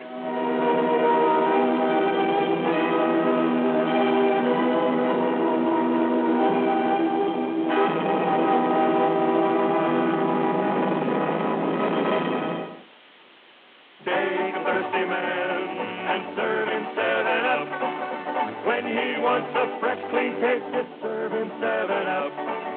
Noon or night, 7-Up is right. A quick, refreshing lift. We're thirsty now, but we won't be thirsty long. 7-Up. And a thirsty man can tell you outside eating takes on extra pleasure when you serve 7-Up. It can be hot dogs on the grill, hamburgers on the broiler, or charcoal cooking that's really extra fancy. 7-Up just plain makes them all taste better. That's because 7-Up sharpens up your taste buds. Trout fresh from a stream, backyard barbecue, picnic at the beach. 7-Up is the greatest outdoor eating companion you can take along. So pure and wholesome, everyone can enjoy it, regardless of age. When you're planning a cookout, include plenty of 7-Up. Fresh up with 7-Up.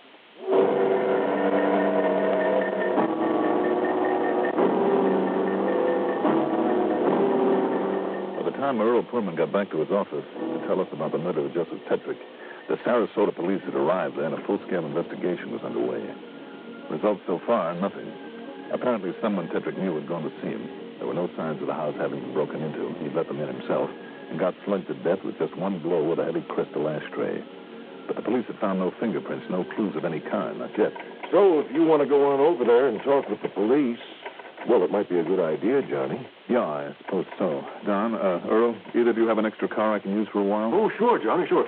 Here, take these keys. It's the light tan job out in the back there. Thanks, Don. Oh, better still, I'll drive you over there, Johnny. No, Earl. To where I'm going, I think I'd rather go alone.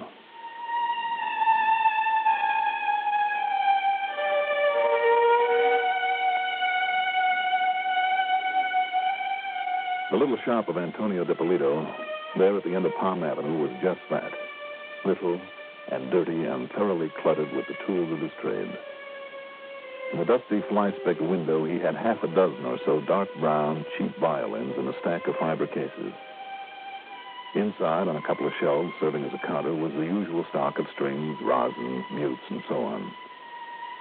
Mr. DiPolito sat behind his workbench, a bandage around his head, concentrating on a refinishing job on the fiddle in his lap. Now, let me say again that I'm no expert, but it did strike me that he was doing a rather good job with the varnish that he so carefully, painstakingly applied. He's a kid. He's a crazy kid. The body of the violin took on a sort of old-world patina under his expert hand. These are children. They get us so careless. They drop the violin to make it a crack in the belly. That's a good violin, Mr. DiPolito? These are maybe $150, $250. But too good for the kid. He don't take care of him. So I got to fix up. Put on the varnish. Then he's to look like a $500. Yeah, it looks pretty good.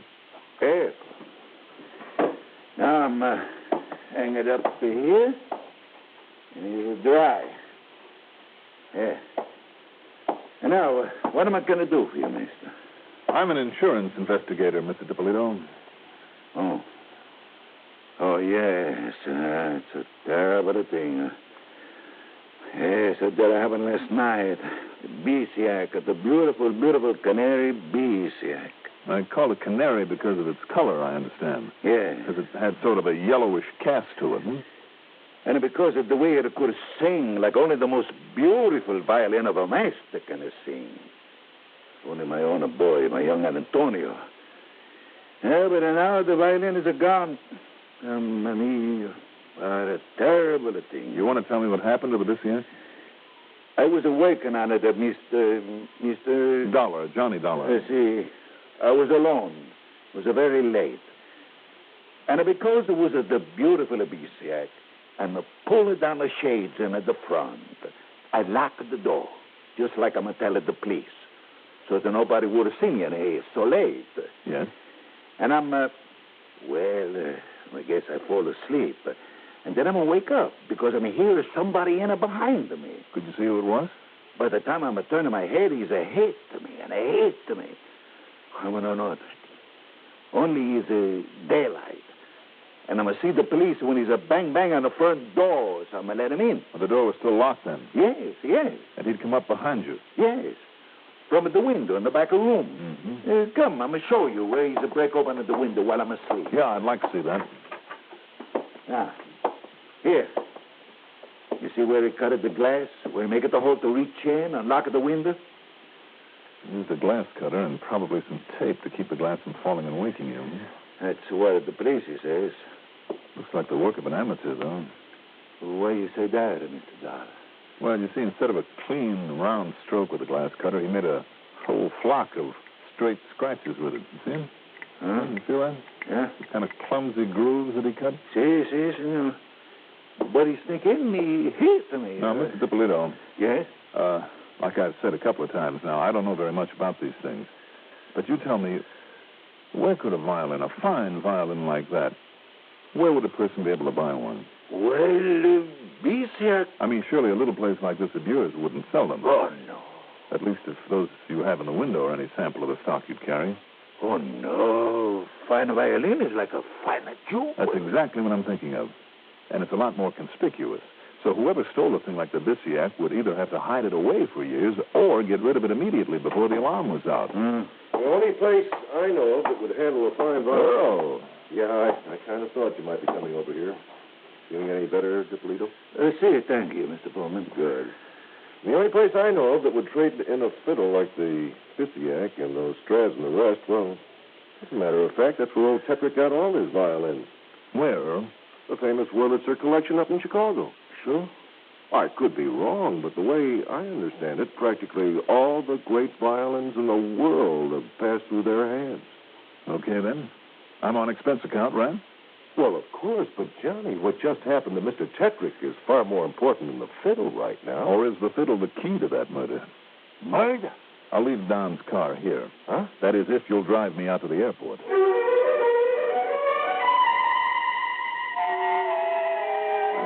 Item 2 is 7905, plane fare to Chicago. I had a late dinner and spent the night at the Blackstone Hotel. That's item 3. Call it $15 even. In the morning, within 5 minutes of the time they opened for business, I was talking with one of the experts at the Wurlitzer collection. Well, of course, Mr. Dollar will immediately notify every one of our branches, too, New York, Los Angeles, and so on, to be on watch for that Bisiak. Good. And, of course, we'll let you know right away if it shows up. Beyond that, however, I don't know what we can do. Well, I'm afraid I don't either. Terrible shame if it's got into the wrong hands. Only a true artist could do justice to that violin, but then, of course, no such artist would dare to use it. Why you say that? Well, because it's now known to be stolen, too easily identified because of its unique, almost yellow color. Oh, I see. Poor Emil will be heartbroken when he learns of this. Emil? Emil Victor, who once owned it, played it in concerts all over the world before he brought it to us, and we sold it to Mr. Tetrick. Tell me, why did this Emil Victor ever sell it? Oh, you didn't know? Tragic accident to his hands that also left him blind? Oh, I'm sorry. No, I didn't know. Matter of fact, I'm afraid that I never even heard of Mr. Emil. Wait a minute. Yeah? That name, of course. Emil? No. Oh, son of a gun, I knew that name had rung a bell. Oh, who's Mr. Dollar? How stupid can I be? I'm afraid I don't. Listen, Emil Victor played that Bisiak for years. Oh, 15 or 20 at least. All right, then blind or not, he'd recognize it immediately if he heard it. But I thought you just said Emil's was not the name that rang a bell, so to speak. Don't you worry about that. Just tell me where I can find this Emil Victor and get me a list of concert bookings anywhere in this country. Concert bookings? Now, I don't understand. You will when I recover that Bisiak.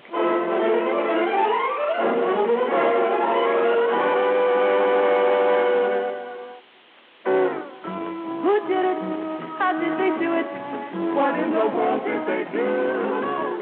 Who put the man in menthol smoking? Alpine, that's true. Alpine always tastes rich, never smokes rough. Try Alpine filter cigarettes. Who put the man in menthol smoking? Alpine, that's true. Who? Alpine, that's true. Nice.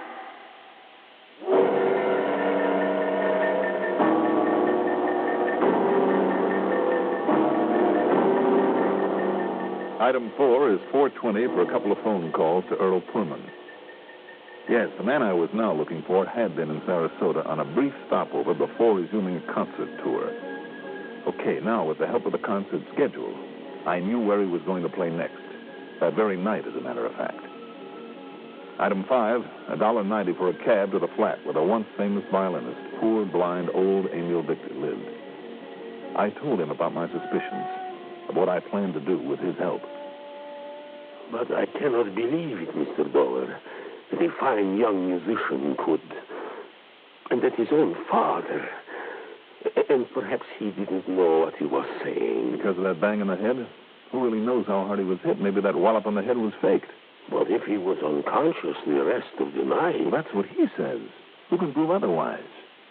Look, he distinctly told me the shades were down so that no one could see him working on the Bisiak. I see. Yet later he told me that when he came to, he could see the cop, could see him outside knocking on the door. Mr. Dollar... Now, one of those statements is false. But I really deserve a kick in the pants because of those scratches, because I didn't get wise to them right then and there.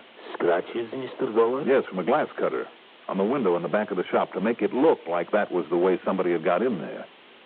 But don't you see, I could feel them. I could feel the grooves there with my fingernail on the inside of that window. But that only proves... And another thing. Now, I don't know how much the old man knows about fixing fiddles. But when it comes to refinishing them, he is great. That much I saw for myself. Refinish, recolor, call it whatever you like. But my biggest boner was in failing to pick up the cue when he was talking about the Bisiac. What do you mean? He said, if only my own boy, my young Antonio. Don't you see what he was trying to get across? Was if only his own boy could play a fiddle like that. He tried to plant the idea that the boy never would. But, Mr. Dollar... Let's go, Mr. Victor. But don't you see, if it was as you suspect, if the boy, if young Antonio does have it, if his father did change the color... That's exactly what I'm betting on. But then who could prove it's the canary Bisiac? Are you kidding? You. Me? Come on. We got to get to a plane to that concert in El Paso tonight. Item 6, 172.50. Taxi to the airport, then plane fares for the two of us to Fort Worth and a hop westward to El Paso.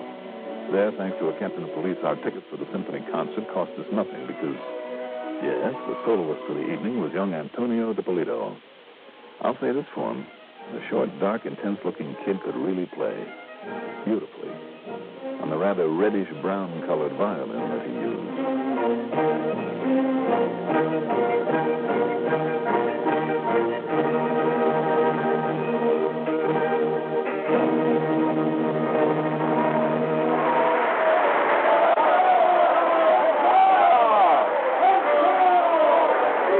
Well, Amy? Yes, Mr. Dollar. It is the Bisiac. I'm sure. Absolutely sure? How could I be mistaken when that instrument of heaven was my own for so many years? Okay. Would a father not recognize his own child? And I tell you, the Bisiac was far closer to me than a child could ever be. It was a part of me, as much as my own hands and mind and spirit are a part of me. From the first note that young Antonio played, I knew it was the Bisiac. Good. Even though it does not quite sound the same as it did. What do you mean? Because of the varnish he must have used, the old man, to change the color. Mm-hmm. There is a dryness to the tone that was not there before. It is just as robust, as commanding in its tone as ever. Yet there is a dryness, too, that only I would hear. But it is the Bisiac. The canary Bisiac. Of that there can be no question. Okay, then, come on. We'll pick up the police and wait for him in his dressing room.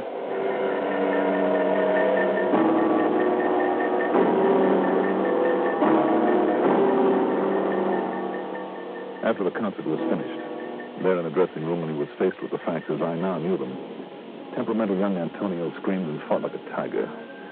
Literally had to be held down by the police. But then when the old master Emil tore into him and really put his heart in it, the kid broke down and confessed. Not only to theft of the fiddle with his father's help, but to the murder of Mr. Tetrick.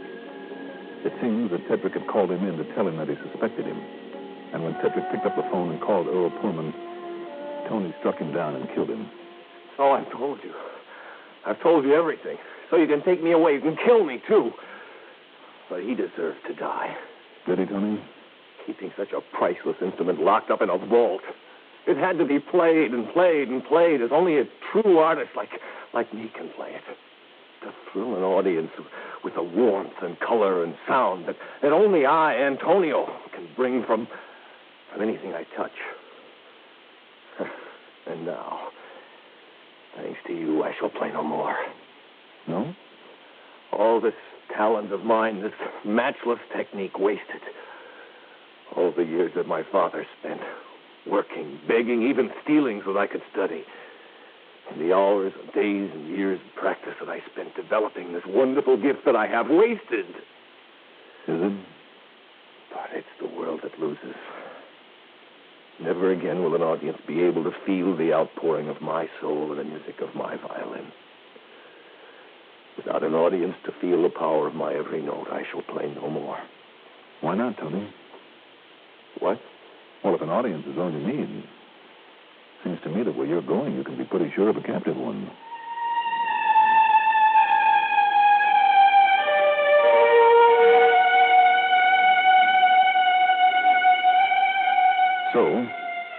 on out, it's up to the courts. And that means for his father, too. You know, I wonder if the Tetrick estate will put the priceless fiddles in that collection in the hands of musicians where they can be used and appreciated. I hope so. Expense account total, including back to Chicago with Emil Victor and the trip home. That is, after a few days of fishing with Earl Pullman back in Sarasota. $681.80. Yours truly, Johnny Dollar.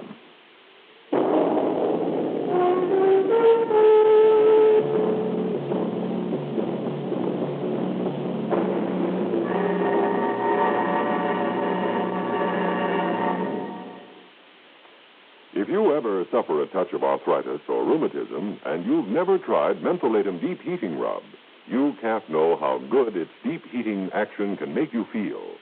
As you massage it into painful areas, you feel its deep heating action.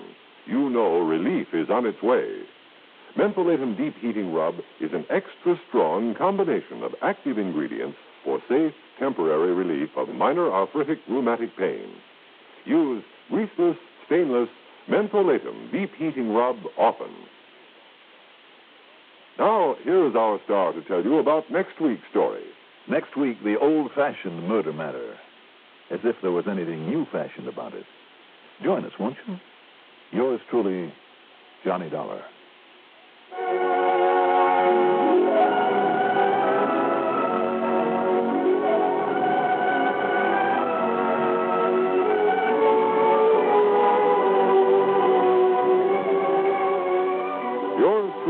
Johnny Dollar is written by Jack Johnstone, produced and directed by Bruno Zerato Jr., musical supervision by Ethel Huber. Johnny Dollar is played by Mandel Kramer. Also heard in our cast were Santos Ortega as Dipolito, Leon Janney as Emil Victor, Richard Holland as Tony, Frank Behrens as Don Boomauer, Sam Gray as Earl Poorman, and Bill Lipton as the violin expert. Be sure to join us next week. Same time, same station, for another exciting story of yours truly, Johnny Dollar. This is Art Hanna speaking.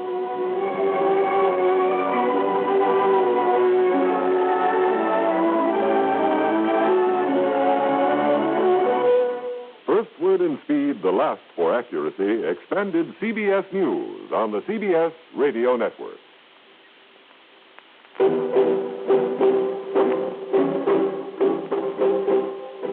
There was a smoker, an ordinary cigarette smoker.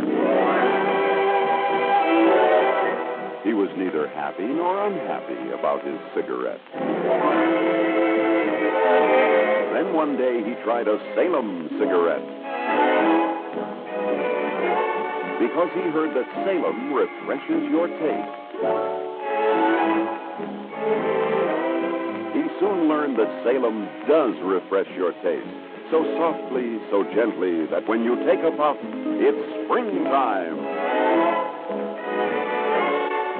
And Salem is menthol fresh, with rich tobacco taste, and a modern filter, too. And air softens every puff. Now he is a Salem smoker, and very happy.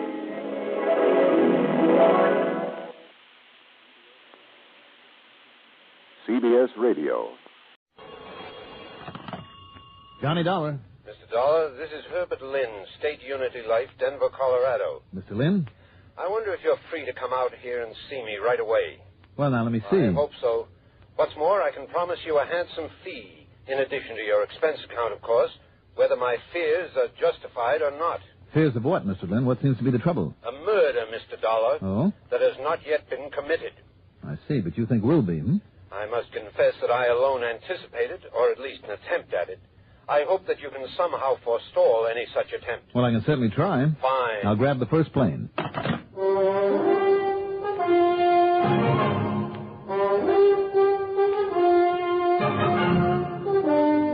The CBS Radio Network brings you Mandel Kramer and the exciting adventures of the man with the action-packed expense account, America's fabulous freelance insurance investigator. Yours truly, Johnny Dollar.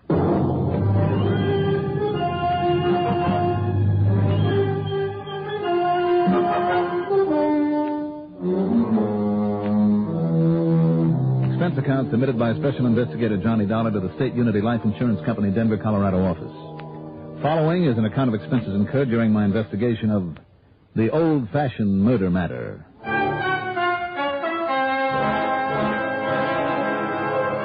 Expense account item 1, $111.45 airfare. The first plane to make the right connections didn't pull out of Hartford until late in the afternoon, so it was close to midnight by the time we sat down at Stapleton Field on the outskirts of the mile-high city of Denver. In spite of the time of year, the mountain air was cold, crisp, and clear. It was well after midnight by the time a cab, and that's item 2, $6 even, dropped me off at the famous old Brown Palace Hotel. I got myself a comfortable room and hit the sack, then first thing in the morning I dropped in on Mr. Herbert Lynn at the State Unity office in one of the big new buildings in Mile High Center. I suggest you rent a car, Mr. Dollar, because this client of ours lives in Green Mountain Falls. That's a small settlement down just west of Colorado Springs, Manitou Springs, that section. Oh, I know the place well, Mr. Lynn. Oh, do you? Mm-hmm. Back in the summer of 58. I spent a couple of weeks fishing out of the Lucky Four Ranch with my old pal, Ray Schmizny. Ray, what did you say? Schmizny. But believe it or not, that name's a lot easier to say than to spell. I'm sure it is. Now, this client's name is Howard Hartzell. Yes? He's 73 years old, Mr. Dollar, and at one time was quite wealthy, which explains his insurance policy for nearly $250,000. And you think somebody wants to murder him? Yes, I could almost say I'm certain of it. Who, Mr. Lynn, and why? One or all three of his beneficiaries, or at least two of them. Want to tell me who they are? Well, to begin with, Clara Johnson, a niece, school teacher in Colorado Springs, 45, I'd say, and about as mean, selfish, and grasping an old maid as I've ever seen. Mm-hmm. When she found out about her uncle's insurance policy, she immediately wanted to know why she wasn't made the sole beneficiary. Mr. Hartzell had quite a time with her. What does Clara teach? High school chemistry. Then there's another niece, Bonnie. She's young, smart, good-looking, married to a plumber by the name of Harry Briggs, also lives in Colorado Springs. They have no children and managed to make a living of sorts. Now, you have the addresses of these people? Yes, right here. I've listed them on a slip of paper for you. Here you are. Good, thank you. And finally, as you see, there's Tony Johnson, a nephew. In Manitou Springs, it says here. Yes. Tony inherited quite a bit of money from his own family and went through it in less than a year. You know, big parties, expensive cars and girls and so on. And he's now working as a bartender in some cheap saloon there in Manitou Springs. Lazy, no-good wastrel, Dollar. In other words, if something does happen in your book, he'll be number one suspect. Yes, and I pride myself in having a sort of instinct in such matters. Which of the two girls, the nieces, would you put next? Well, if there were any reason to suspect anyone else, I should say Clara. I'm sure that when you see Bonnie and talk to her, you'll realize that she couldn't even think in terms of murder. What's that? Oh, excuse the chuckle. I suppose if all the stuff you read in detective stories means anything, then Bonnie is the one I should suspect. Didn't you hear me, sir? If only because she apparently is above suspicion. You'll see for yourself. But suspect of what? Has there been any actual attempt to murder Mr. Hartzell? Twice, Mr. Hartzell was narrowly missed by a car that bore down on him as he was crossing the highway in front of his place. Mr. Lynn, you're talking about Route 24 that cuts through Ute Pass there at Green Mountain Falls? I am. Good grief, as I remember the traffic on that main highway. Howard Hartzell is absolutely certain that each time the car tried to run down, and it was the same car each time. Well... Then, early one morning, a small caliber bullet plunged through the window of his living room, missed him by only a couple of feet. Might be a careless hunter. Then there was a mysterious fire at his home, in the middle of the night, Dollar. If a passing motorist hadn't seen it... Even so. And Mr. Hartzell was confined to his bed at the time. Well, he wouldn't have stood a chance. Incidentally, there's another thing. What's that, sir? His health recently. After all, I believe you did say he was 73. But up until recently, as healthy a specimen as you could... Why, if I'm in as good shape when I reach that age as he is, or rather was... What's been the trouble? I tell you, Dollar, that whatever's ailed him has been too all-fired mysterious. Hasn't he had a doctor? That's another thing. That ancient family doctor of his, Dr. Easterday. What about him? Well, if you ask me, his name ought to be Yesterday. He should have quit practice 20 years ago. But he's the only one that Hartzell will have. Matter of fact, Doc Easterday is living there with him now, to protect Hartzell, he says. Oh? Yes, and I suppose I must give the old pill pusher credit for that anyway. How do you mean? Well, I'm not the only one who feels that Hartzell's life is in danger, that those things that have happened weren't accidental. Now, that fire didn't come from any greasy rags. Is that what the fire department said? Yes, but I don't believe it. Tell me, is Mr. Hartzell sick right now? Well, right now he's on the mend from this last attack of, well, whatever it is. Liver ailment, says old Easterday. I think he was poisoned. Have these nieces and the nephew been to see him recently? Not since the doc moved in there, believe me. And that's been a couple of months now. He's allowed them absolutely no contact whatever with his uncle. Well, if they've had no contact with him, how could they poison him? That's what you've got to find out, Dollar. And find out which one and bring him to justice. Him, you say? Of course. It has to be that no-account nephew, Tony. But just because there's no reason to suspect her, I suppose you'll go to work on Bonnie. Mr. Lynn, I think you're making a couple of mountains or two out of a molehill. Oh, you do? But as long as I'm here, I'll look in on these folks you've mentioned. Now, remember one thing, Dollar. If I'm right... If? And I'm sure I am... Well? Whoever would plan the murder of the uncle would be only too glad to get you out of the way.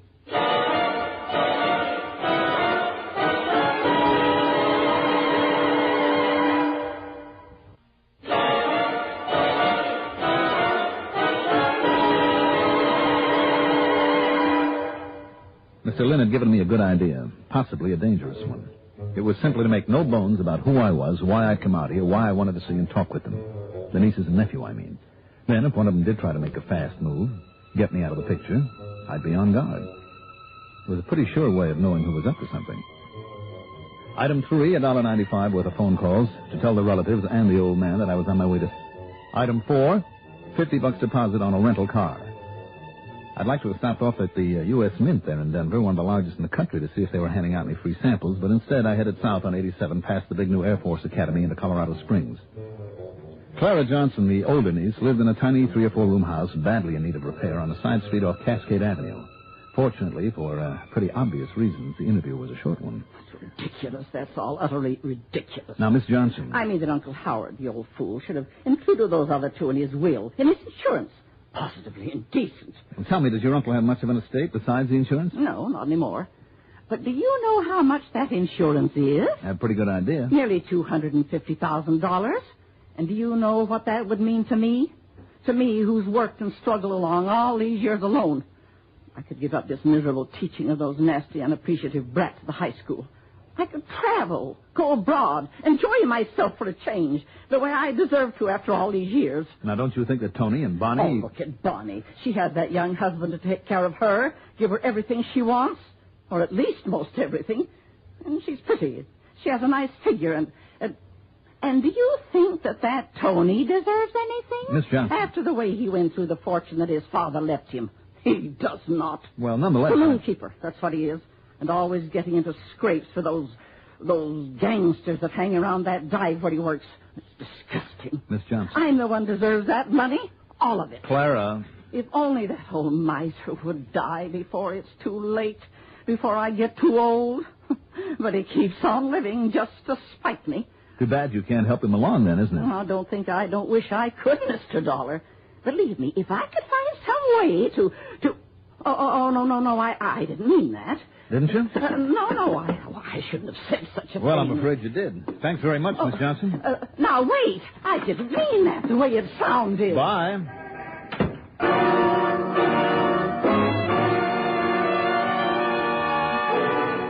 My next stop along the way was at Harry Briggs' plumbing shop. Bonnie was there holding down the store while her husband was out on the job, and she was pretty.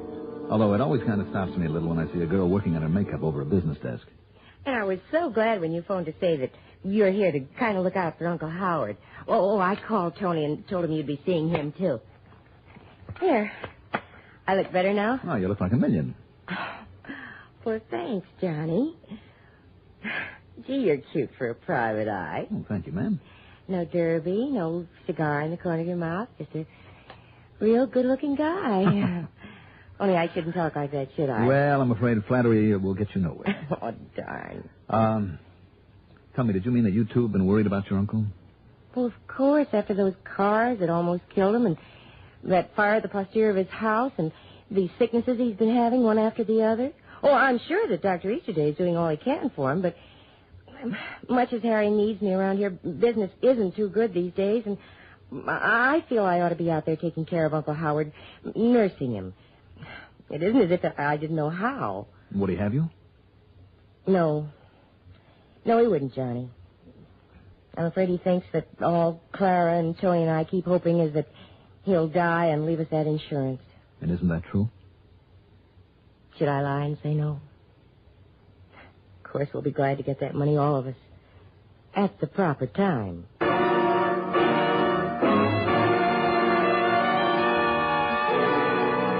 Completely forthright and frank, and I must admit I was well impressed. Maybe Herbert Lynn was a good judge of character. He was certainly right about Tony there in the cheap bar and grill over in Manitou Springs. This was a character I didn't like immediately. Short, thin, hair plastered down with nervous hands and shifty eyes set close together.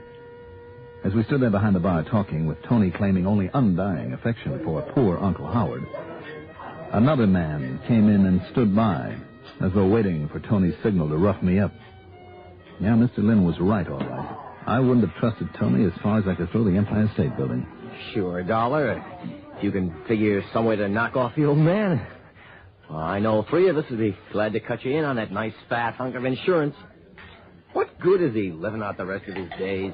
Sick half the time. Maybe you'd like to help him along, huh? You think I wouldn't, wise guy, if I thought I could get away with it? Don't pull any boo-boos, Tony. Don't worry, buddy. I'm too smart. Or all talk. Hey, Tony, give me a drink. Hey, look, I got to get ready for the afternoon train, huh? Go ahead. Maybe I'll see you later. Sure. Any old time. Usual, Eddie?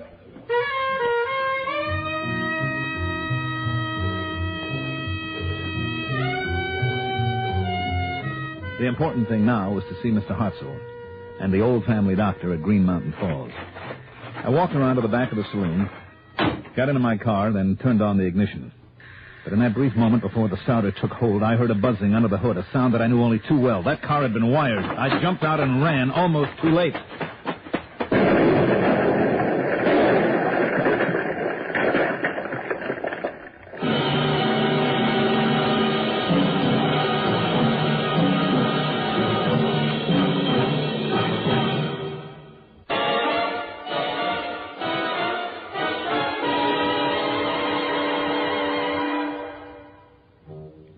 By the time the smoke cleared away from the carefully set explosion, I was blocks away at another car rental agency. I knew that Tony would be even further away, if, that is, he was the one who planted the bomb. So item 6 is another $50 deposit on another rental job. I sped up to Green Mountain Falls, then, to keep the date I'd promised over the phone. In answer to my knock on the small 2-story home there on the side of a mountain. Mr. Dollar? That's right. Mr. Hartzell? No, I'm Dr. Estee, and thank heaven you've got here. Oh? Albeit I'm afraid you're too late. You mean something's happened to him? Howard Hartzell is dead. When? Just a few moments ago. Would you like to come in? Yes, I think I'd better. We can sit here in this combination living bedroom of mine, unless you wish to see him. But there's really no point in it. How did he die, Doctor? It was a severe case of toxic jaundice. Oh, jaundice? Yes, this hemolytic jaundice, a liver condition, has been bothering him for quite some time. Just one moment, Doctor. Yes. Well, Mr. Dollar. In spite of your rather fancy medical terms, something has just rung a bell. I can't quite tie it down.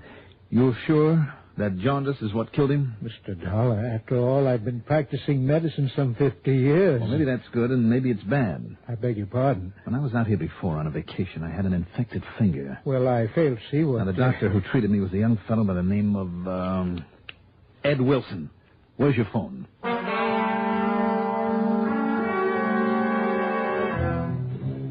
What young Dr. Ed Wilson had to tell me was more than a little interesting.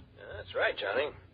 If administered at repeated intervals, even minute quantities of arsenic compounds may produce a subacute type of poisoning.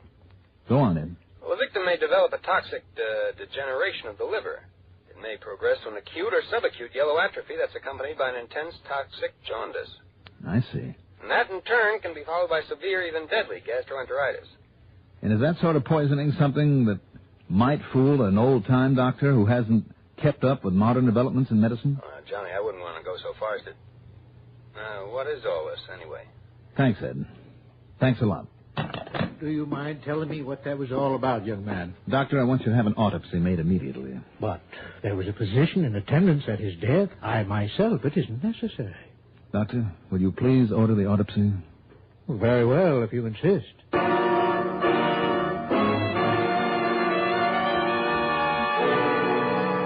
The result? Arsenic poisoning beyond the least shadow of a doubt. But then came the real problem. How and when was it given to him? More important, how it was given to him in small doses over a long period of time and by whom? I, Mr. Dollar? Well, apparently you're the only one who's been with him all this time. But to think that I might... Oh, that's ridiculous. Well, I hope so, Doctor. I said, yet... Yes? Well? Well, I suppose I can't blame you for wondering about me. Ever since I began to worry about him and he began to suspect his relatives of planning his death, I've permitted no one else to see him. As you can see, I have my room and bath here on the first floor. His are on the second. And there is no way anyone could have gotten to him up there without my knowing about it. You always ate the same food he did? Always, and I prepared it myself. The only time during his waking hours when I wasn't with him, watching over him, was when he was in the privacy of his little bathroom up there. Mm-hmm. And yet somehow... Did Clara ever come here to see him? No. As I told you, ever since I've been here. How about Tony? Well, Tony hasn't been here since the day he... And even then I didn't let him in the door, since the last time he delivered a bottle of whiskey. Whiskey? Yes.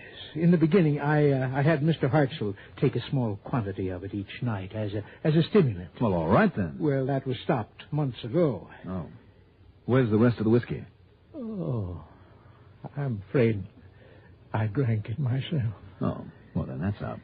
Now, how about Bonnie? Well, I told you, Mr. Dollar. Yes, you told me. Even her husband, when he came to fix the plumbing in the basement. Oh? That was 2 months ago. Yes? Even he wasn't permitted inside the house proper. I see. You say you did the cooking? Yes. Who brought in the groceries? I did all the shopping myself. No one could possibly have contaminated them, and I myself ate them. And while you were out shopping? The house was locked, and Mr. Hartzell let no one in. You're sure of that? Absolutely. Because during the past month or so, he was upstairs, unable to come down here. Yet somehow, somebody... Wait a minute. Oh, yes. Posterior. A fire in the posterior of this house. What? That's the way it was told to me, and that's what's going to tie up this case. I'm afraid I don't Not the back of the house, Doctor, but the posterior. That's what you would have said. You, a doctor. So would a nurse, and a nurse would know all about arsenic, too. Well, of course, but I told me that she ought to have been here taking care of him, nursing him, that she knew how. Of course, she'd been a nurse. Mr. Dollar. And her husband is a plumber. Come on, Doctor, let's see if we can find the green telltale that arsenic would leave up there in his bathroom, say around the nozzle of a water spigot.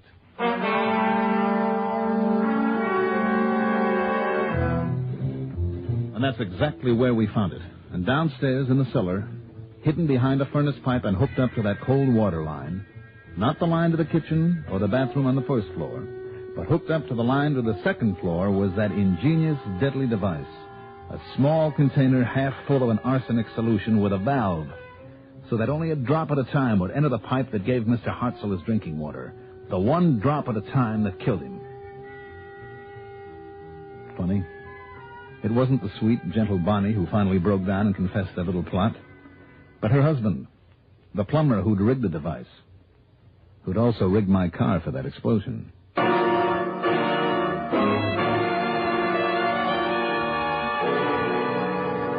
So, once more, it's up to the courts. My only regret is that worthless Tony and selfish Clara will share that nice hunk of insurance. Expense account total, including the trip home, $347.85. Yours truly, Johnny Dollar.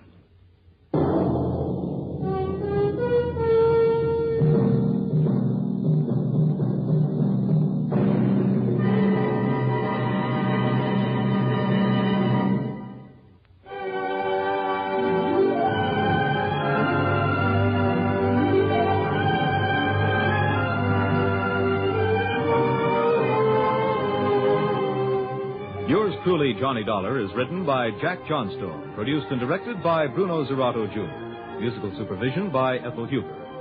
Johnny Dollar is played by Mandel Kramer. Also heard in our cast were Leora Thatcher as Clara, Lawson Zerby as Dr. Easterday, Patsy Campbell as Bonnie, John Seymour as Herbert Lynn, Richard Holland as Tony, and William Lipton as Dr. Ed Wilson. Be sure to join us next week, same time, same station, for another exciting story of yours truly, Johnny Dollar. This is Alan Burns speaking.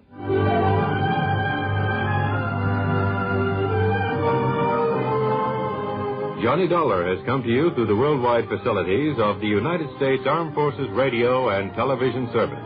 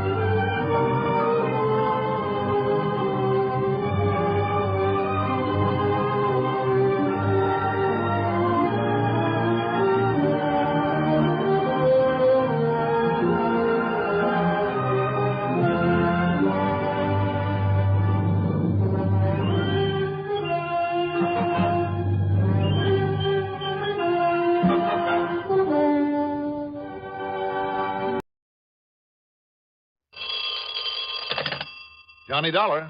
Lucian Peterson here. Luke, how are you? Just fine, Johnny. How are you? Still out there in dear old Seattle, Wash? Yep. And still holding down a job with Western Maritime and Life? Sure am. Or let's say I'm trying to, but at the rate we've been paying off on claims lately on some of my own clients, well, the Home Office doesn't like me too well. Something phony about some of those claims, maybe? No, but they've all been big ones. $500,000 here, $250,000 there, $600,000 just last week. No wonder the company doesn't like it. So right now, I don't want to have to pay off on Mrs. Myra Brittingham. That is, if I can help it. Well, I don't know Myra Brittingham or anything about her, but if you've insured her and she is now dead... That's just the point, Johnny. She isn't. Hmm? Not yet. Oh? But maybe somebody would like to see her that way? Well, I don't know, but I think so. Or maybe this hunch of mine is all wrong, Johnny. And I'll be the first to admit it, that this feeling, this worry of mine is nothing more than a hunch. If I were to tell the police about it, they'd probably laugh in my face. Well, I don't know, Luke. I've had some pretty wild hunches work out for me more than once. I know. That's why I've called you. And I hope you can fly out here and, well, see what you think. See if you think he's liable to try it. He? Yes. Who? Her husband, Mark. Oh. Yeah. Well? Sure.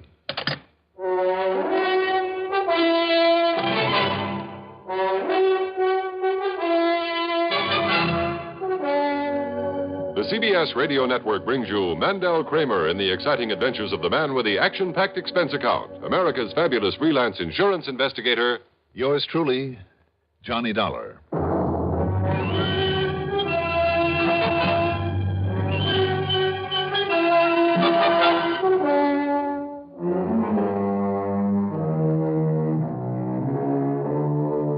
Expense account submitted by Special Investigator Johnny Dollar to the Western Maritime and Life Insurance Company, Seattle, Washington office. Following is an account of expenses incurred during my investigation of the Chuckanut matter.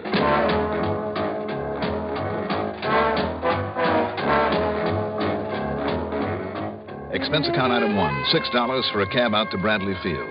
Item 2, $186.70 plane fare. It was after 11 p.m. by the time we sat down at Seattle-Tacoma International, so item 3 is $5.25 for a cab into the Benjamin Franklin, where I proceeded to get me a good night's sleep. Then, after a hearty breakfast the next morning, I dropped in on Lucian Peterson. Now, Johnny, you're staying at the Ben Franklin? That's right. And that's where I'll have them deliver a rental car for you. You can repack your bags, toss them in, be on your way. Oh? To where, Luke? The little town of Chuckanut. Where is that? Well, you know where Bellingham is. Yeah, it's about 85 miles north of here. And Chuckanut's 5, 6, 7 miles this side of Bellingham. Oh. And that's where Mr. and Mrs. Brittingham live, hmm? Well, just this side of it, off Chuckanut Drive, is Paleoop Lane. A narrow, badly paved road that'll take you up into the mountains. Be real careful of that road, Johnny. And if it's wet when you get there, be doubly, triply careful. Why do you say that, Luke? That dinky little road has more twists and kinks and switchbacks than you ever saw in your life. Miss one of the turns, and you'll end up either flying off into space or smashing into the face of a cliff. Well, I remember that. But tell me, what's going on between the Brittinghams?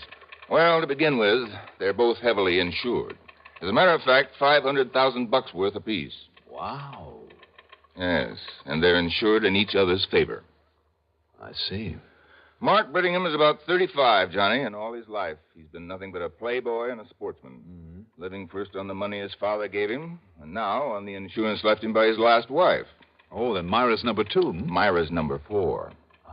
And, Johnny, I'm as sure as I am that I'm sitting here that the only reason Mark married her is because she had one of those incurable diseases, only a few months to live type of thing. I see. Yes. Then modern medical science, not long ago, suddenly, unexpectedly, found a complete cure for it. Mm-hmm. Tell me, Luke, did his former wife die of some incurable disease? Well, that's what the police and company investigator and the court decided. Johnny, I've always suspected that he somehow helped the old biddy on her way. Now you think he wants to do the same for Myra, so he can collect on her insurance, huh? I do. You have any concrete evidence, Luke? Well, it's no secret that Mark and Myra haven't been getting along lately. Things have been pretty tense between them. Why?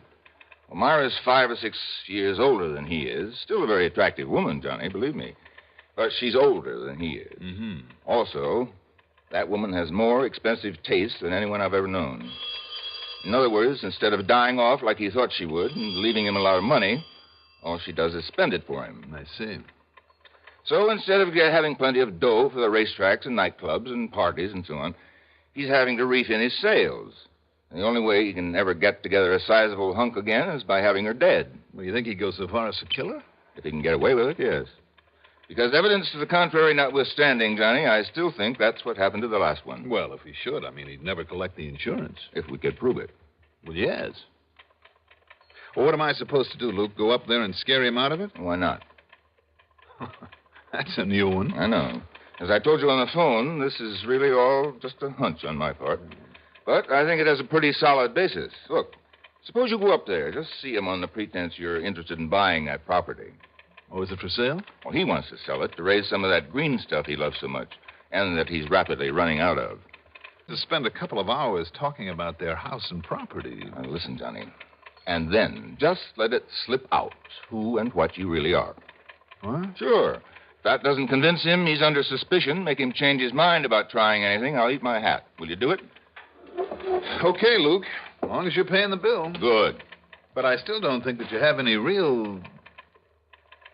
Well, we'll see.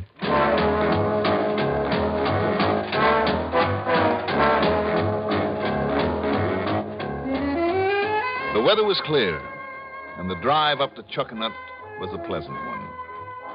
But that little side road, leading up to and around the edge of a mountain toward the Brittingham place, was anything but.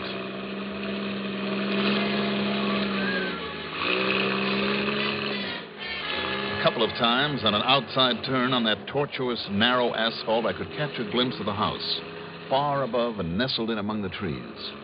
But most of the time, I was too busy watching the road, until suddenly, as I rounded a particularly sharp, tight outside turn... Whoop! Hey, watch it there! Directly in front of me was a police car. In front of that, smashed head-on into the face of a cliff, was one of the new compacts, the whole front end of it bashed in. Well, now, mister, who might you be? How are you, Lieutenant? Only it's Sergeant, Police Sergeant Bill Foreman. Oh, Sergeant? Well? My name's Johnny Dollar. What? The insurance investigator? That's right. Well, I'll say this. It sure beats me how you found out so quickly. Found out about what? That stiff in there in that car that smashed up. Stiff? Who, Sergeant? One of those crazy Brittinghams that have been tearing at each other's throats for so long now that one of them just plain had to go. Which one, Sergeant? Not much question about that, Dollar. Go take a look. All right.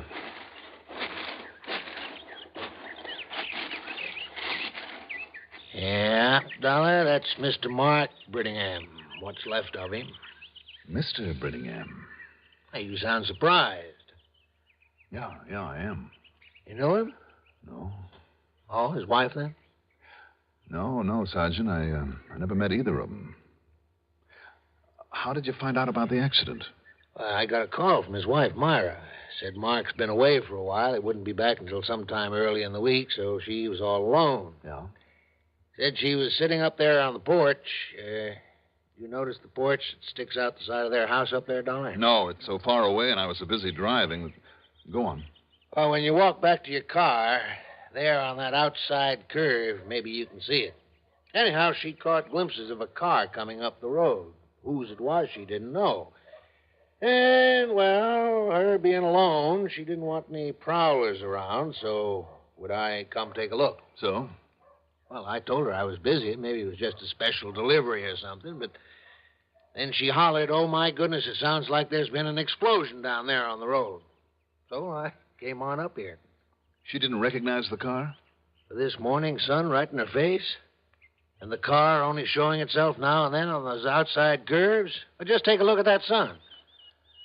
I see what you mean. So it wasn't the sun in Brittingham's eyes that caused this wreck? No. The sun was directly at his back as he came around that last hairpin. But, Dollar, I always warned him about the way he'd come tearing up this twisty little stretch. That is, until he made me ride with him one day to prove his point. What do you mean by that? Well, he used to be a racing driver. Sure. He had me hanging on for dear life a couple of times. I'll bet. But I'll tell you this, Dollar. He could really handle that wheel. Anything made him crack up this way, wasn't himself. Must have been something gone wrong with his car. Well, if that's so, it's going to be pretty hard to prove, Sergeant. Considering the way it's smashed up. Don't be too sure about that. You ever hear of Mr. Hartford Homer Ransom, the sudden death detective, they call him? Hartford? Oh, yes. Yes, sir.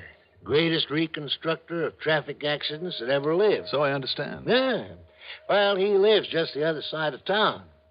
You give him maybe an hour or so with this wreck, and he'll tell you just exactly how it happened and why. Just as though he'd been standing right here watching it.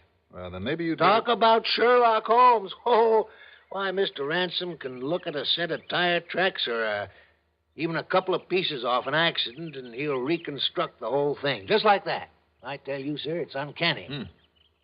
Well, Sergeant, you better get him up here to look at this. I'll do that. Also, I think you better have your coroner look at Mr. Brittingham's body. And, Yeah?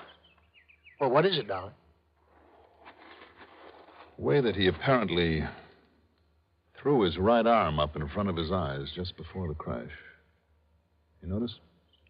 Yeah. Well, sure, in the hopes of patting himself when he hit the windshield. Former racing driver? Instead of slumping down, relaxing? Anybody would. I wonder. Well, now tell me this. Wouldn't you put up an arm?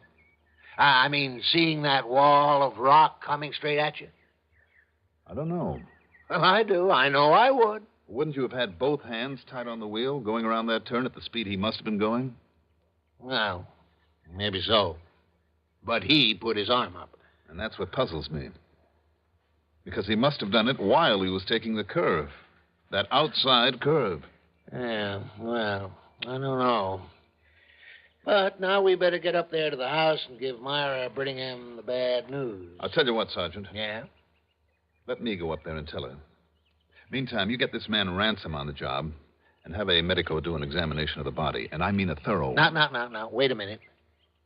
You think maybe this wasn't just an accident, Dollar? I didn't say that. But that's what you meant, isn't it? Let's wait and see.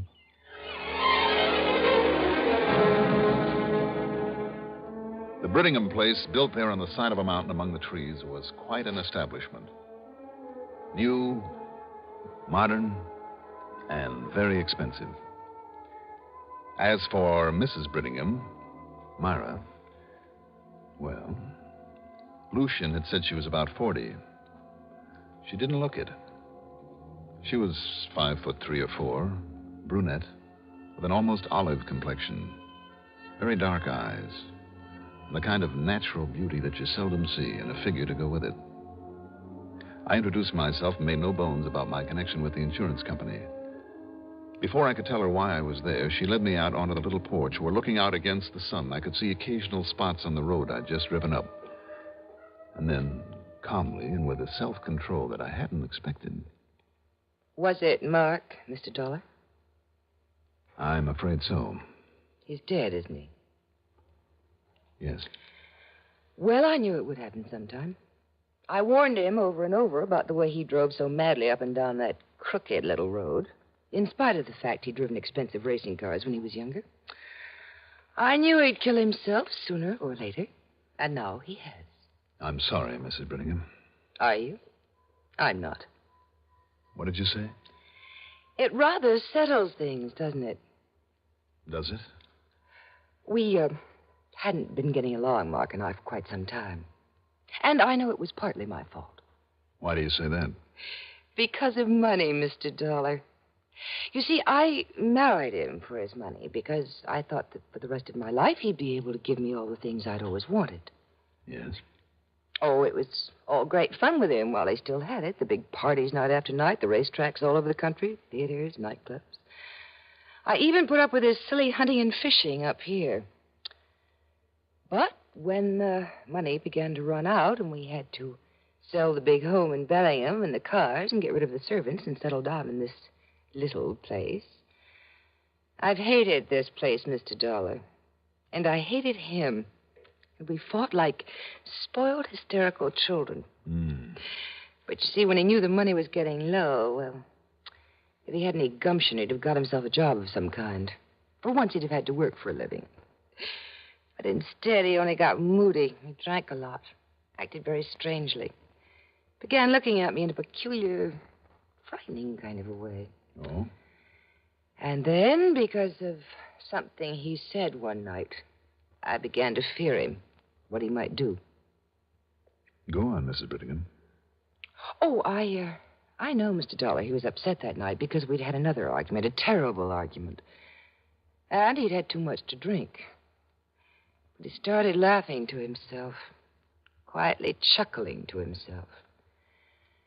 And then he tried to say it lightly, as though he might be joking, but he said... Yes?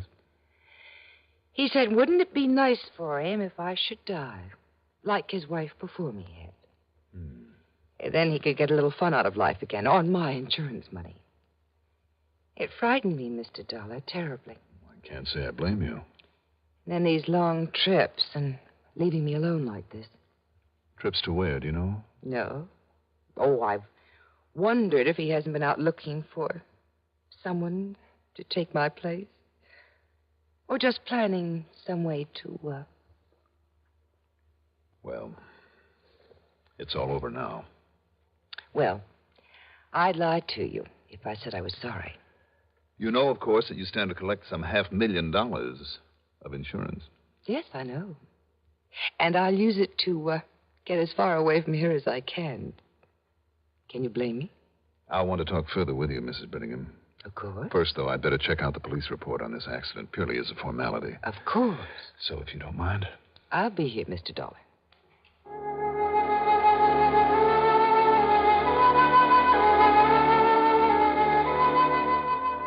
Why paint herself so black to me? To impress me with her honesty?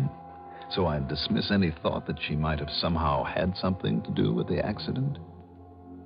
And another thing, a little thing. Her sudden alarm when she'd seen that car coming up the road, even if she couldn't recognize it against the morning sun. Was that enough to call the police? Something wrong here. Something very wrong.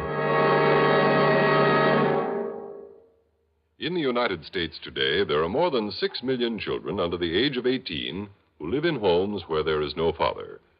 Among them are hundreds of thousands of boys who need the guidance and interest that large-hearted men can give them. They can be set on the path toward fine citizenship through the Big Brother movement. Now, at the beginning of Big Brother Week, find out what you can do to help expand this valuable program in your community. Contact your local Big Brother organization or write Big Brothers of America, Philadelphia 3, Pennsylvania. It was early the next morning at police headquarters that I met with Sergeant Foreman, Dr. Hugo Bascom, the coroner, and with Mr. Hartford Homer Ransom, who knows more about the basic laws of inertia, matter, and motion than anyone I've ever seen. He can read a set of tire marks like an expert tracker reads a trail, and more important, he's an expert on human reaction times. But the one thing I don't understand, Mr. Dollar, is his right arm up over his eyes that way. Hey, that's funny. That's what Dollar said, too, Mr. Ransom. Seemed to me, though, he was trying to protect himself against the windshield frame. Have time to take one hand off the wheel after pulling around that turn at that speed? No, Sergeant. So he must have raised his arm to that position. While he was on the outside of that curve, which simply doesn't make sense. Not at the speed he was traveling. And like I said, he wasn't shading against the sun because the sun was at his back. Do you suppose a good-sized bird or some kind of animal had dashed across in front of him and might he have done that involuntarily? A man with racing experience on a turn like that? No, Mr. Dollar. It would have to have been something like... Like what, Mr. Ransom? I don't know. know. And there was certainly nothing wrong with his car. You're sure of that? I'd stake my reputation on it. Well, there was certainly nothing wrong with him, Mr. Dollar. You did a complete autopsy, Dr. Bascom? I did as thorough an autopsy on Mark Brittingham's body as I've ever done. There was absolutely no physical reason for that accident. Mm-hmm. You checked for alcohol in his bloodstream? I checked everything. And what's more, incidentally, I know that Mark's general condition was perfect. I myself gave him a complete physical less than 2 weeks ago. So if you're thinking about a temporary blackout or something like that, well, there's no reason for it. Well, I wasn't, Doctor, but can you be absolutely certain that that isn't a possibility? In my job, Dollar, and I mean as coroner, I would have to find actual evidence of such a thing before I could put it on record. No, there's only one conclusion that we can reach here. Suicide, Dr. Bascom? Suicide, Mr. Ransom. Well, I'm sorry, but I can't agree with you. No, you can't, eh? Why not? Well, for one thing, the tire tracks. Had he crashed into that rock wall deliberately, the tracks would have gone straight to it. As it was, they were quite erratic for the last 81 feet. I'm putting it down as suicide. Also, that position of his arm, as though he'd brought it up to shield his vision against the sun. And the sun being at his back. That doesn't make sense. You know it. I say it was suicide, and that's the way that I... Wait a minute. Maybe it was the sun. That's impossible, Dollar. Of course it is. Ridiculous. Is it? Ridiculous. Dr. Bascom, before you file your report, I'd like time to play a little hunch. A hunch? Yes, maybe it's a pretty wild one, but there's one thing that could possibly have made him take his hand off the wheel on that curve and made him raise up his arm that way. Are you still harping on that, young man? I'm still harping on that because if this hunch of mine is right, Mark Brittingham was murdered. Murdered? Sergeant. Yes, sir? I want you to drive up to the house and bring Myra Brittingham down here. But why? Any excuse you can think of to look over these gentlemen's reports or something, but make it good because she's smart. Then when I call you on the phone... Where'll you be? When I call you, drive her on back to the house. And listen, when you get to that curve, take it slowly. Just crawl around it and with one foot on the brake. Well, now, look... Unless you want to end up the way Mark Brittingham did.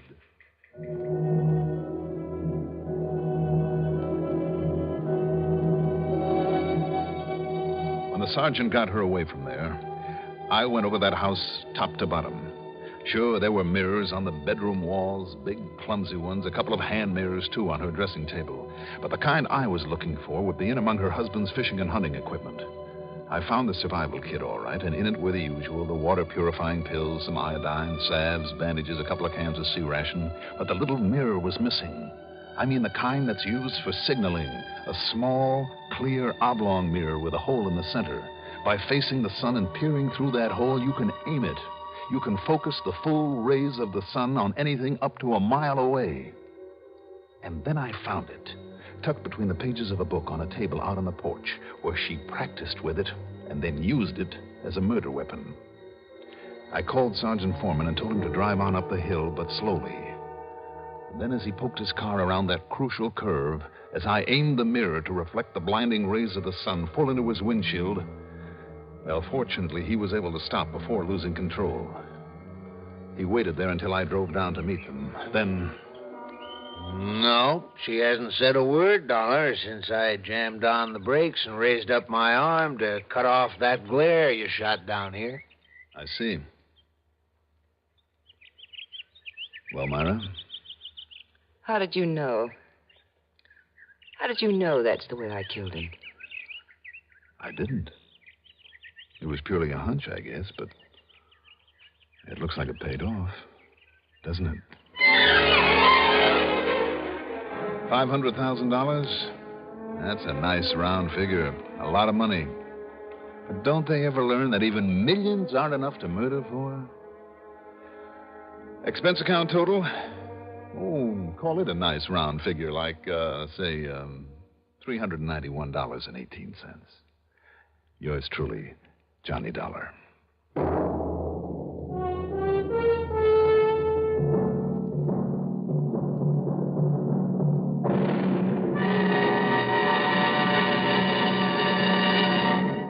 Now, here is our star to tell you about next week's story. Next week, I'll be back with another exciting adventure that'll really surprise you. Join us, won't you? Yours truly, Johnny Dollar. Yours truly, Johnny Dollar, is written by Jack Johnstone, produced and directed by Bruno Zerato, Jr., music supervision by Ethel Huber. Johnny Dollar is played by Mandel Kramer. Also featured in our cast were Joan Ellison as Myra Brittingham, Robert Dryden as Sergeant Bill Foreman, Richard Kendrick as Luke Peterson, Bernard Lenrow as Hartford Homer Ransom, and Ivor Francis as Dr. Hugo Bascom. Be sure to join us next week, same time, same station, for another exciting story of Yours truly, Johnny Dollar. Art Hanna speaking. Get the news firsthand and in full from expanded CBS News on the CBS Radio Network. Hello there. This is Kelly Maddox, Executive Secretary of the Citizens Traffic Commission. And here is our safe driving tip for today. You know, there's a lot of confusion on the part of motorists and pedestrians as to what a flashing red light means. A flashing red light, when used as a traffic signal, means that the motorist must come to a complete stop before entering an intersection, and after stopping, proceed only when it is determined that the coast is clear. This same rule applies to pedestrians. The Citizens Traffic Commission would like to impress on all motorists that they must stop their car when the traffic signal shows a flashing red light. A flashing yellow light means that you are to slow your car to a safe and reasonable speed and proceed with caution. All traffic signal lights have a meaning, and the motorist must remember that traffic signals are placed at intersections to control conflicting movements of traffic.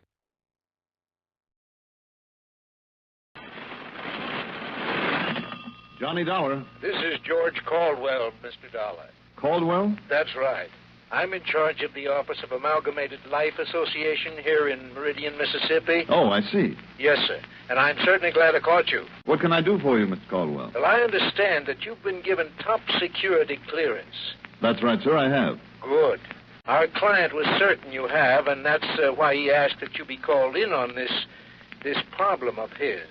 Who is the client? His name is Dr. Emmett Melcher. Yes? Yes, he is head of the Melcher Laboratories here in Meridian. He does a great deal of work for the government. I see. And he's most anxious that you lose no time in getting down here to see him. Sounds pretty important.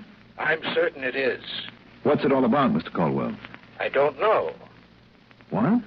The only thing I'm sure of is that whatever it is, it's top secret. All right. I'll get there as quickly as possible. The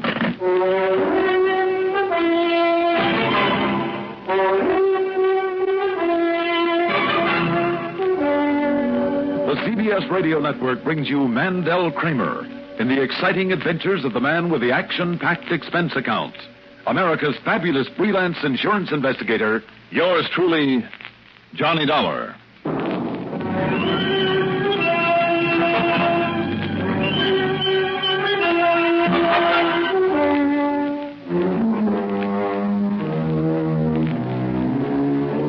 Expense account submitted by Special Investigator Johnny Dollar to Amalgamated Life Association Meridian office. Following is an account of expenses incurred during my investigation of the Philadelphia Miss matter.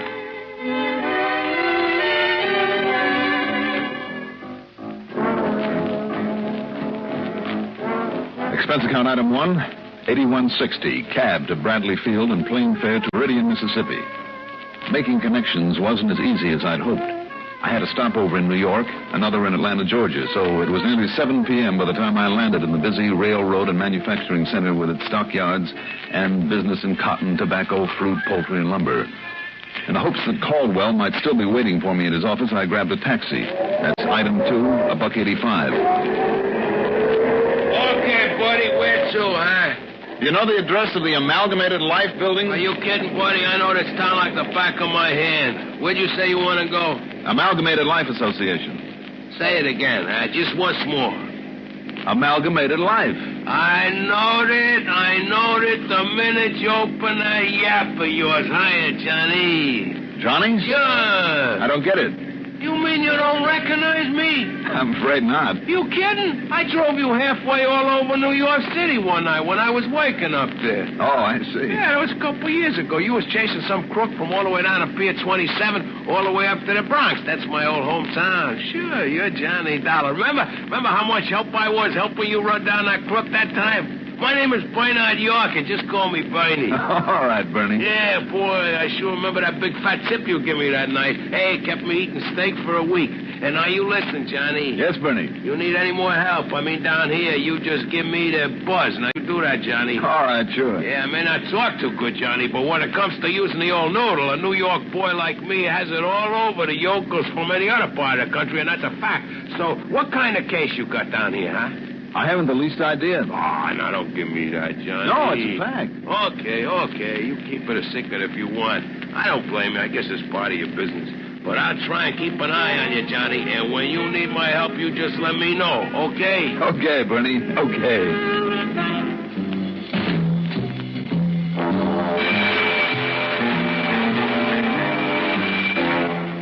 George Caldwell was still in his office, and we got to the point right away. Yes, I checked the airline schedule, Mr. Dollar, found out how late you would arrive, and figured I had better stay around.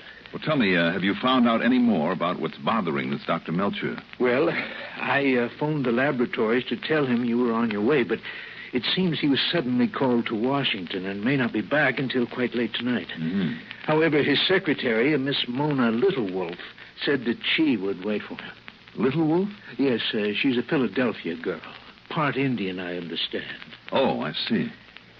Well, I suppose I better grab a taxi and get on out to the laboratories. I would think it advisable. And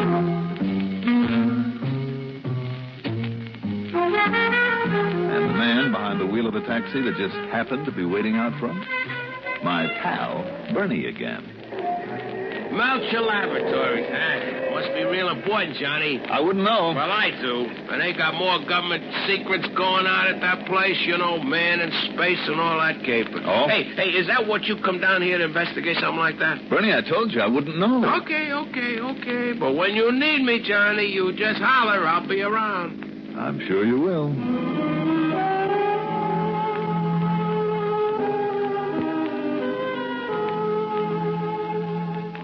That secretary, Mona Littlewolf, it was worth the trip to Meridian. About 5'3" or 4", with jet black hair and an olive complexion that was out of this world. Dark eyes that didn't miss a thing but said plenty. And when you talk about two people who click on the spot, brother, this was it. It was first names right off the bat, and I felt perfectly willing to forget about Dr. Melcher and all his problems and give my time to her. And, she kind of gave me reason to think she felt the same. Oh, now stop. Flatterer. Well, how do you keep that beautiful tan sitting around in an office all day? I told you. I'm part Indian. One of the few 1,000% Americans left around here. That explains the last name, Littlewolf. Mm-hmm. And you're sure your name isn't really Johnny Big Wolf? Oh, Mona, you cut me to the quick. Tell me, when will Dr. Melcher be back? His last wire, it came in about an hour ago, said not until morning. That I should tell you to wait for him. You know what it is that he wants to see me about? You know something? What? I am his own private personal secretary. Mm-hmm. But I don't even know what goes on around this place. What he's developing or working on or anything. It's the eeriest thing, working here and not knowing what it's all about. Well, I'm sorry I had to keep you waiting then. I'm not. Johnny. You know something? I'm not either. Good. The only trouble is I'm going on a vacation tomorrow. Oh, I'm going to be tied down here with your boss. Oh, no. Look, as long as I have until morning before he gets back. While the cat's away? Why not? Must be all sorts of ways to spend a pleasant evening here in Meridian. With you along. Why not?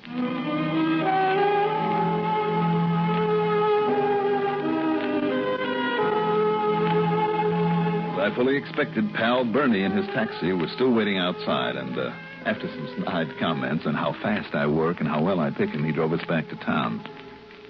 I dropped her off at her apartment, then registered at the Lamar Hotel, showered, shaved, then picked her up and we proceeded to do the town.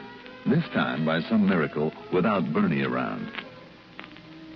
It was something after 3 o'clock in the morning by the time Mona and I helped close up the last nightclub on our list, then went out to the nearly vacant street to look for a cab. Taxi!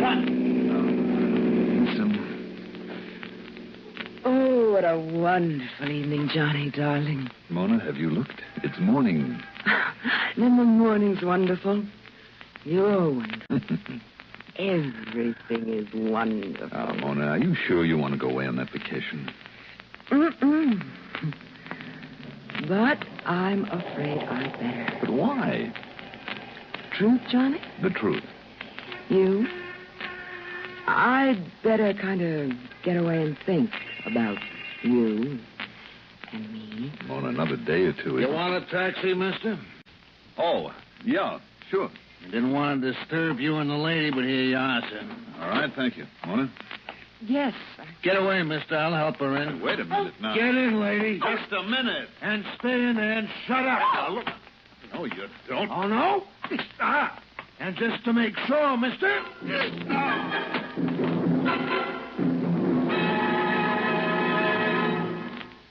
A number of years ago, it was said that in spite of the large population of this planet, men and women remain the most inaccessible things on it.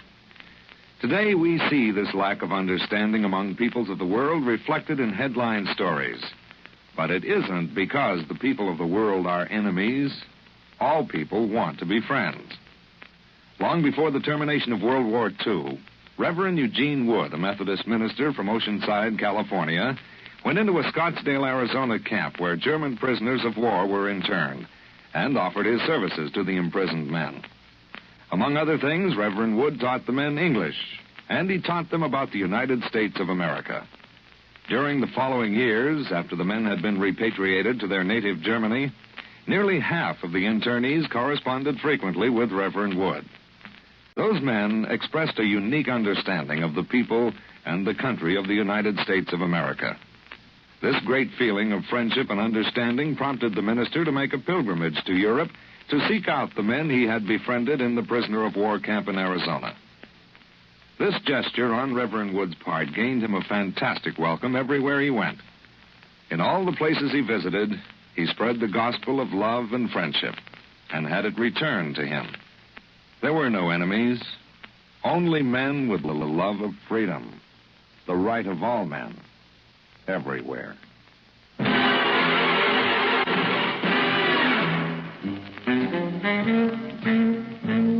came to in my own bed at the Lamar Hotel. And working over me with a wet towel in one hand and a bottle of bourbon in the other was Bernie the cabbie. Atta boy, Johnny, pal, you're coming around all okay.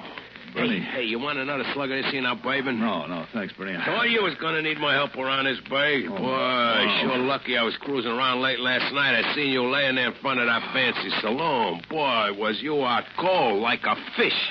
Bernie, what time is it? Well, it's almost 9 a.m. in the morning. Now, you lay still. I'll call. I'll have some breakfast brung up. No. And some good, strong coffee, boy. Hey, let me have that phone, will you? What? Now, listen, Johnny, pal, you better just relax. Hello. Now, Hello, operator. Johnny. Operator.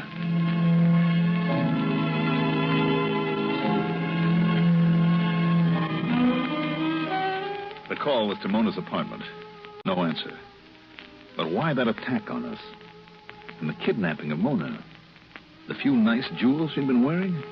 Hardly. I asked Bernie if he'd seen the taxi. Well, I seen a car pulling away, Johnny, but no taxi. Well, now that you mention it, maybe it wasn't. You sure tore up the street getting away, too. And, Johnny, it looks to me like somebody got wise to your being here on whatever kind of a job you're working on, and they figured they better stop your clock. You may be right. But why carry off Mona? Well, because they maybe thought she was working with you. And now they know you don't dare make a move if you don't want her getting hurt. Well, that makes sense, I guess. So maybe I better call up the police. Wait a minute. Easy now, Johnny. You just lay there and let me open it. You got a gun? Yeah, right here. Okay, you keep me covered. You ready?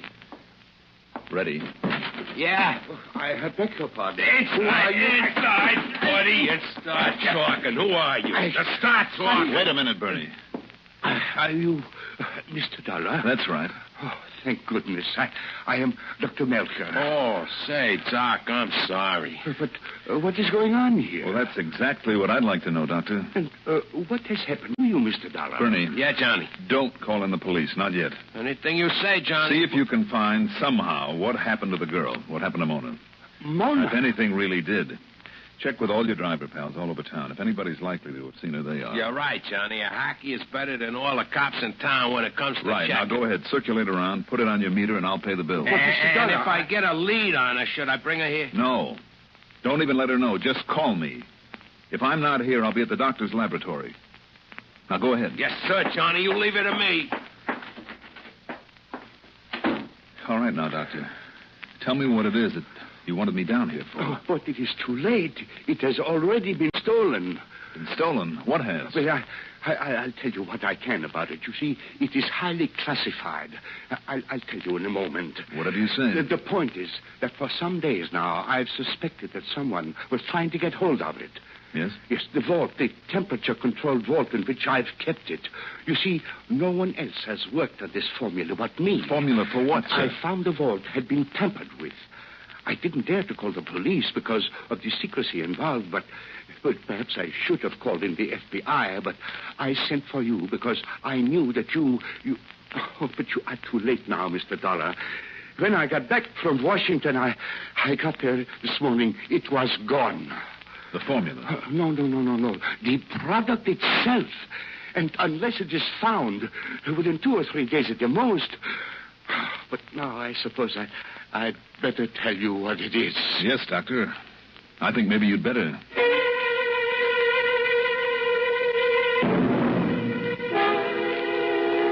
Believe me, what Dr. Melcher told me is classified. I can only tell you it has to do with, well, a sort of experimental fuel he's been working on. What's more, Mr. Dollar, this substance is not only very powerful, but extremely unstable. Unless carefully controlled temperature and pressure are maintained constantly... An explosion, Doctor? Something like that? A most devastating explosion would take place. Not when it is perfected, you understand. That is what I am working on. But in its present form, the form in which it was stolen. Why would it be stolen? Full knowledge of it could be worth millions. You mean to a foreign power? To anyone working in this field. But don't you see, whoever stole it does not know the sample he took is incomplete, is imperfect, is terribly, terribly dangerous. Within a matter of a day or two... You simply got to find it, Mr. Dollar. Listen, did you tell anyone that I was coming here? No one. Except, of course, Mr. Caldwell at the insurance company. But no one else? No one else. Absolutely no one. But she told me she had orders to wait around for me. She? Yes, Mona. But I... So, obviously, the attack on her was only a fake. A cover-up. Oh, no, Mr. Dollar. I have a sneaking suspicion that when we find her, we'll find this... what we're looking for. Oh, but I can't believe it. Mona. You said it's worth $1 million, didn't you? Millions. All right, she knew I was coming because Caldwell phoned your office yesterday. And she must have figured out why. That girl's got a brain, Doctor. She knew then that she'd have to act fast, she and whoever's working with her, like the man who tried to kill me last night. Tried to kill you? Yes, it was her idea to go to that particular nightclub. It was a rendezvous with that goon. Now it all ties up. Hello? Here's the word on it, Johnny. Yes, Bernie. I got it from one of the drivers west of the depot in the bus station. Yes?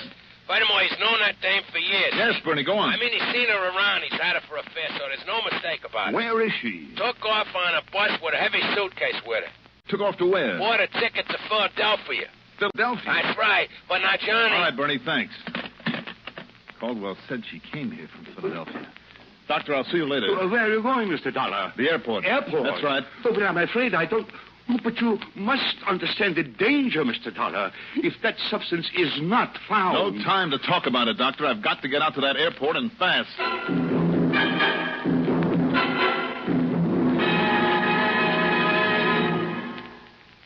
Democracy. It has always provided the greatest opportunity for every man to have an equal chance to work where he wishes, doing the kind of work he can do best. There is opportunity in a democracy for every man if he wants to work hard enough to advance professionally and socially in many facets of a complex and interesting life. There is also opportunity in a democracy for every man to worship his God in his own way. Democracy is opportunity, and free opportunity in a democracy gives mankind its greatest legacy of freedom.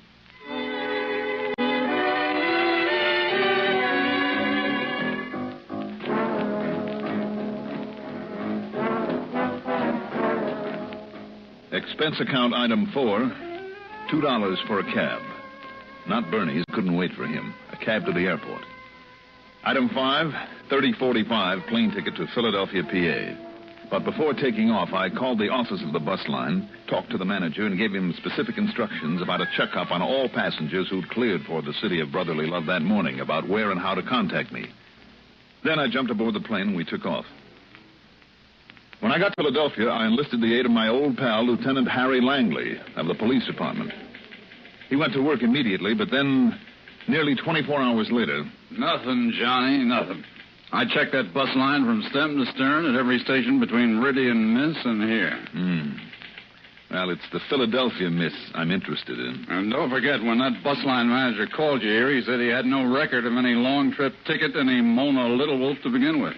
Well, then she must have used another name. Yeah, when he said the only through ticket to here was bought by a man? Well, maybe by that henchman of hers. The cab driver back then meant the ticket was bought for her. And, Johnny, I've had good men at the railroad stations and the airport, too, just in case. All of them with a perfect description of her. I don't think she's coming here. Lieutenant, can you think of a better place to hide out than a big city like this?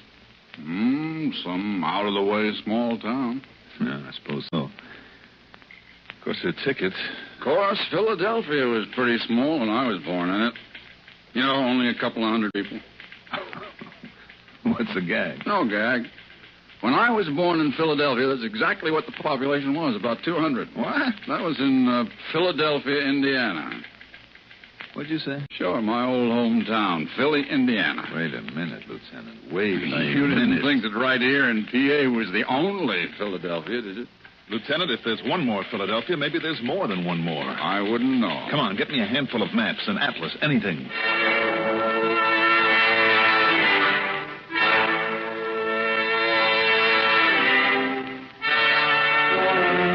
And the other one? The third Philadelphia in these United States? Not 40 miles north of where I'd started from, north of Meridian, Mississippi. And that's where Mona had gone with that deadly explosive with her. Airfare back to Meridian, $30.45, then $50 deposit there on a rental car. I raced north and west on Route 19 up in Neshoba County, heart of Mississippi's Indian country, where Mona Little Wolf could be sure of finding protection among her friends. On a side road a couple of miles short of Philadelphia, parked 100 yards in front of what was apparently an abandoned farmhouse, Bernie slumped down, sound asleep behind the wheel of his taxi. Bernie, wake up. Wake up. What goes on here? Johnny, holy mother, what took you so long? What are you doing here? I told you, didn't I? My pal seen her buy a bus ticket up here to Philadelphia. Where you been? Don't ask. But listen, when you didn't show, I come on up here myself. Good see? boy. And I found out that her and that goon, his name is Willie Bigtooth, he's a bad one. They're inside of this busted down old farmhouse. See it? They're inside. Yeah, and me, I've been sitting here watching it so they couldn't make a break until you got here. What a solid day of it, Johnny. When them taking pot shots at me now. Ooh, you see what I mean? Come on, get around the other side of the cab. You ain't kidding, but I'm glad he's a lousy shot. He or she. Mona! Mona Little Wolf, do you hear me? She hears all right. Go away, Johnny. Go on away. You and that crazy cab driver. No, listen to me, Mona. That stuff you stole from the lab.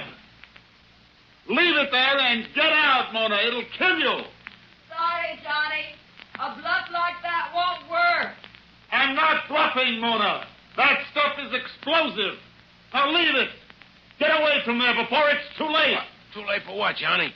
You don't realize the danger in the stuff you have there. All I know is it's worth a fortune, Johnny, darling. Mona, listen to me. And if you think we can't get out of here after dark... She's right, Johnny. Mona! You're forgetting. We have Indian blood in us. Get out of there, Mona. Get away. Yes, darling? Get away from what?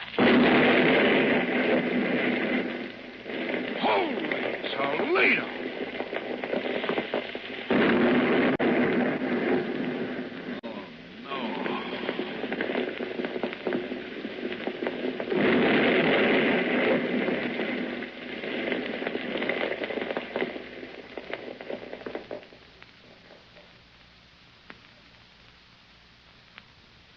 Any comments on this case? Why bother? Expense account total, including a mittful for good old faithful Bernie, $485.75. Yours truly, Johnny Dollar.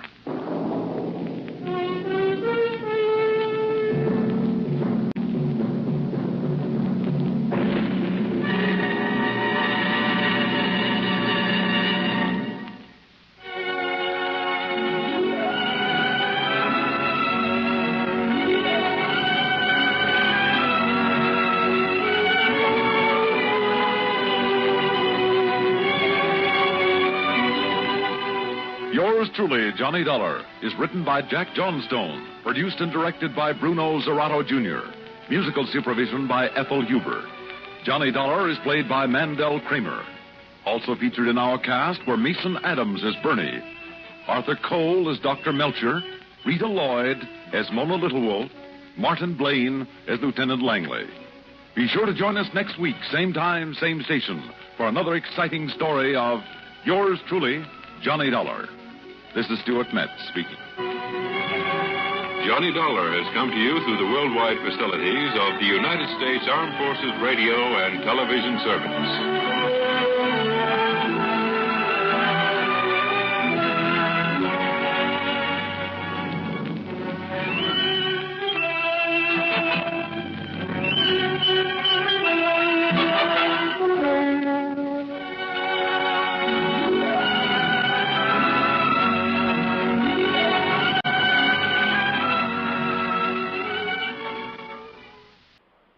Western Life down here in Corpus Christi. Well, sure I know. How are you, Jackson? Pretty good, pretty good. You're all upset over some insurance problem. Well, no, not really. Now, don't tell me you called up just to pass the time of day and on the company's phone bill. No, not that either. Well, then? Tell me, Johnny, did you ever hear of the Padre Island treasure? I never even heard of Padre Island. Wait a minute. Sure. Are you talking about that long strip of sand and stuff out there in the Gulf? That's it. Runs down the coastline from Corpus almost all the way down to Mexico. That's Padre Island, all 115 miles of it. I didn't realize it was that long. It sure is. Like you said, that narrow finger of land, sometimes a couple, sometimes 10 or 12 miles off the coast, goes all the way from here down to the northeast corner of Mexico. Uh-huh. That's why it's going to be so hard to find that old Spanish ship. What remains of it. What are you talking about? Loaded with Spanish doubloons. A lot of solid gold bullion and heaven knows what else. You mean you want me down there to hunt for treasure? Among other things. Ah, there's a hitch to it. What other things? Pretty good bait, though, wasn't it? That treasure fish. What other things, Jackson? Why don't you come on down here and see? On expense account? That's right, on expense account. Okay, you've asked for it. I'll grab a plane first thing in the morning.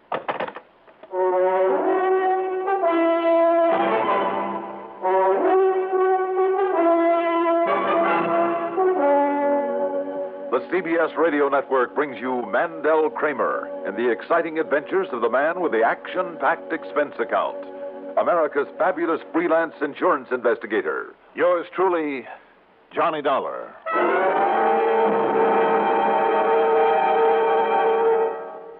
The Kingston Trio sings for 7 Up. Was you ever in Quebec? Getting thirsty, mighty thirsty, loading timber on the deck. Getting mighty thirsty. Was you ever in New York? Getting thirsty, mighty thirsty, loading all them barrels of pork. Getting mighty thirsty. Fresh up with 7-Up, so clean tasting, fresh clean tasting. Fresh up with 7-Up for a quick refreshing nip, boys. Yes, no matter where you are or what you're doing, when it's break time, take 10 and reach for sparkling 7-Up. It's always 7-Up time, so fresh up with 7-Up. Fresh up with 7-Up, so clean tasting, fresh clean tasting. Fresh up with 7-Up for a quick refreshing lip, boys.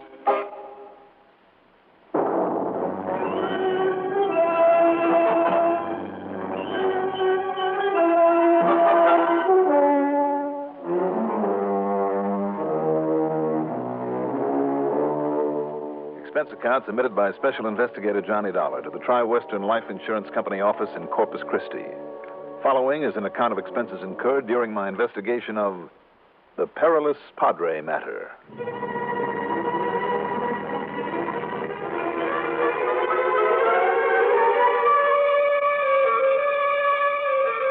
Expense account item 1, $128 even. Plane fare and incidentals to Corpus Christi, Texas. It was late the next morning when I got there. To my surprise, Jack Price wasn't at the municipal airport to meet me. So I grabbed a taxi, that's item 2, a couple of bucks and a half, to the Robert Driscoll Hotel at the corner of Antelope and North Broadway. Checked in, unpacked my bag, cleaned up, and then proceeded to walk over to Price's office in the Katz building. But as I rounded the corner onto Lawrence Street, I passed the big stockbroker's office there and... Okay, buddy. You feel this in the middle of your back? I feel it. Then eyes straight ahead and keep walking. Act natural, see? You think you can get away with this in broad daylight? This here now 38 caliber Roscoe is the answer to that. You keep walking or I'll blow a hole in you so big you could shove an expense account through it. Oh, please, consider my poor sick wife and 13 starving children. You think that sob stuff will get you anywheres? You can try it on Big Nick and the rest of the mob. We don't like you Eastern hoods cutting in on our territory, see? You try any fancy capers here in Corpus, and you're going to find out that you're the Corpus, see? Now, that's a funny, so you better laugh, see? Better not laugh. I'm sorry, Doug, but I'm weeping because you'll never make it. Oh, sir, you cut me to the quick. I thought that was a pretty good performance in the fine old Johnstone tradition. Johnstone tradition. And I'll tell you this, your brother Jack will never put it in the script when he writes up this case of mine for broadcast. I'm crushed. All kidding aside, Doug, I'm glad to see you. How are you? Fine, Johnny, fine. But why doesn't that brother of mine let me know in advance when you're coming down here? Doug, are you forgetting that he can't dramatize these insurance investigations for the air until after they're done and over with? Well, I guess you've got a point there. But how'd you find out so soon? Well, that's just the point, Doug. I didn't. You what? Mr. Johnstone, I will have you know that at this moment, I haven't the least idea what I'm supposed to be investigating down here. Well, then maybe I have. Oh? You were on your way to Jack Price's office? That's right. Tri-Western Life over in the... Why, what's the matter? You won't find him there. Well, where will I... Wait a minute, what goes? Jackson Price and I have been good friends ever since I moved down here, Johnny. I know you have. I guess that's why his wife called me this morning to see if I knew what had happened to him. Now, when she told me that he'd phoned to you last night, asked you to come down here, well, then I wondered if you and he had gone out there together. Gone where, Doug? But when I thought about it and realized you couldn't have got on down here soon enough for the two of you to have gone out there together last night... Doug, gone where? Which wouldn't have made any sense anyway. I mean, going out there at night. Doug. But then, last night was the last she saw of him. Doug, that bush you're beating around... Yeah, I know. Come on, Johnny. You and I had better round up some equipment and get out there without wasting any time. Get out where, Doug? Padre Island. Oh. Yes. And let's hope that... Well, let's hope we find Jackson still alive out there.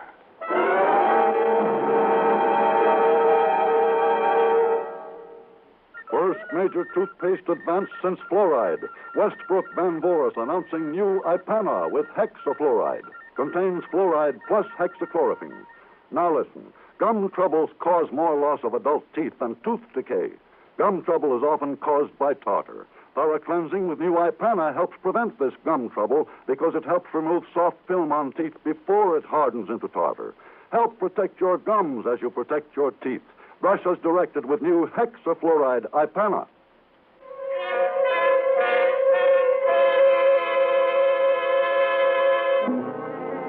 When Doug Johnstone spoke of rounding up some equipment, he meant getting hold of a beach buggy, the sort of contraption that was just as much at home on soft sand as on a paved highway. Turned out to be a Jeep with a set of the biggest, fattest tires on it I'd ever seen. Doug borrowed it from a friend of his by the name of Obie O'Brien, who was very, very curious about where we were going and why. Well, I thought I told you, Obie. Johnny here is absolutely nuts about fishing. Oh? Sure, Obie. Why else do you think I'd come all the way down here to Corpus Christi? Well, from what I've heard about you, Johnny... File in, Johnny. We'll see you later, Obie. Sure, but from what I've heard about you, Johnny... From what I've heard, Obie, we ought to have some pretty good luck over in the surf over on Padre. Well, just answer me one thing. If you two are going fishing, where's the tackle? Oh, we'll pick up whatever we need at my place. Oh, fishing, huh? Well, what else? Let's go, Johnny. Sure. You sure you don't want me along, too? Now, you know that three's a crowd in this rig of yours. Oh, it is, huh? And besides, why should I let you in the secret of all my pet spots over there on the island? Well, okay. Okay, I can take a hint, but I don't believe either of you guys. I mean about going fishing. And I'd still like to know, Doctor... Obie, if curiosity killed people like it's supposed to kill cats, you'd be dead 10 times over. So what's wrong with being curious? O'Brien, my boy, it'll only get you into trouble. So what's wrong with a little trouble now and then? We'll see you later, Obie.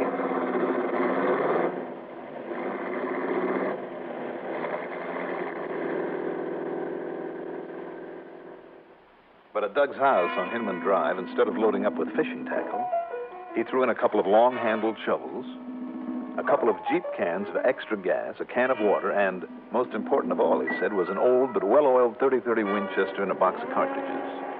You'd better throw some shells into it, Johnny.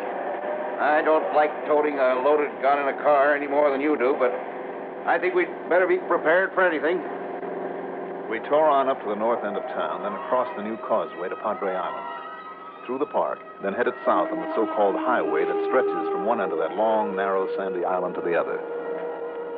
Then, and only then, did Doug tell me what it was all about. And he unfolded one of the most fascinating bits of history I've heard in a long time.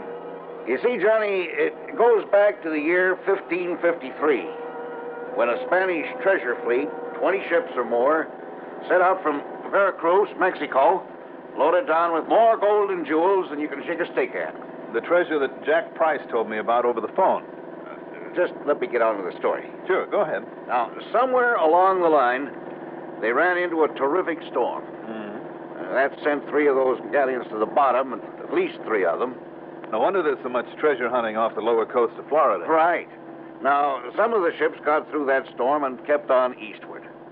But most of them came back westward, hoping to get back to Mexico in safety, maybe to the port of Tampico. Tampico? Right. Now, that's about 400 miles south of here. Uh-huh. Anyhow, they must have hit another storm, because 13 of those treasure ships came aground here on Padre Island. No kidding.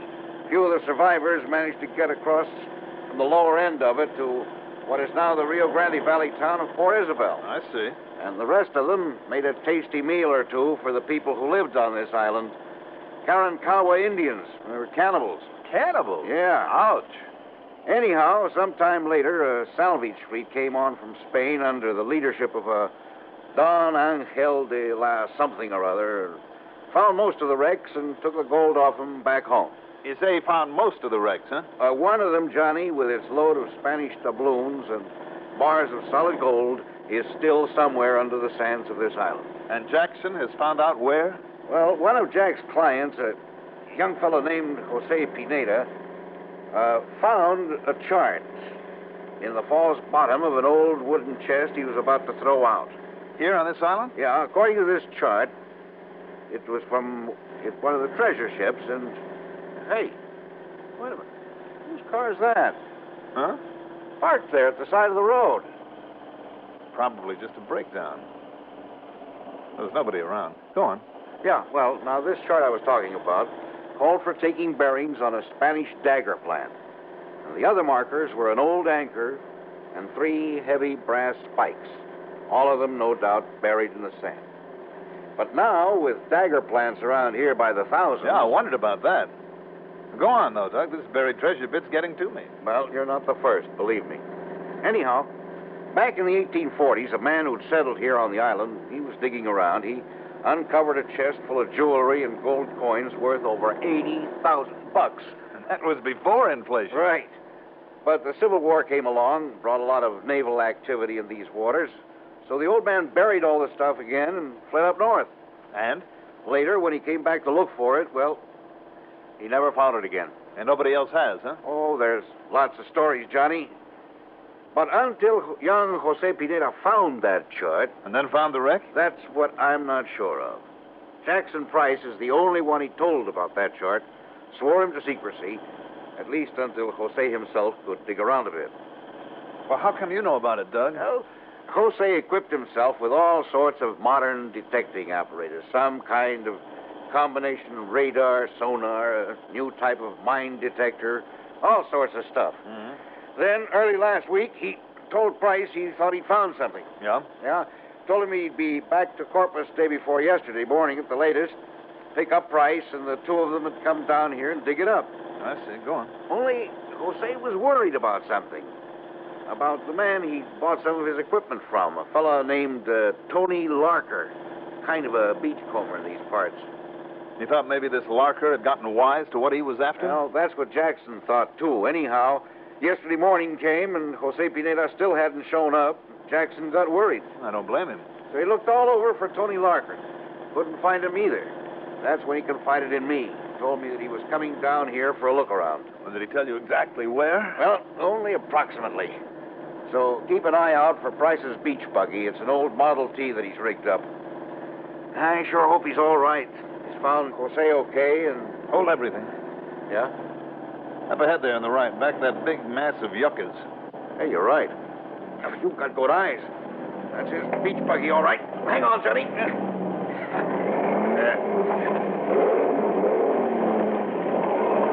Kind of a deep hollow in that sand. Yeah, it's an old treasure hunting spot. Look, Doug. Somebody's working in it. I caught the flash of a shovel. Well, thank goodness. That means that Jackson's okay. Skirt around that big mound on the left. Right. Looks a little smoother over there. Yeah, no sooner said than done. Hang on. Hey, you were right. This is a lot better. It's a better approach to that hollowed-out spot, too. Only... What's happened to Jackson?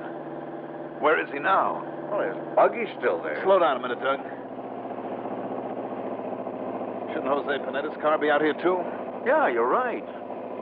You sure it was Jackson in that hollow? Well, who else could it have been? Well, why did he duck out of sight when he saw us coming? I don't like the looks of this. He's shooting at us. Let's get out of this thing and around to the back of it. I'm way ahead of you.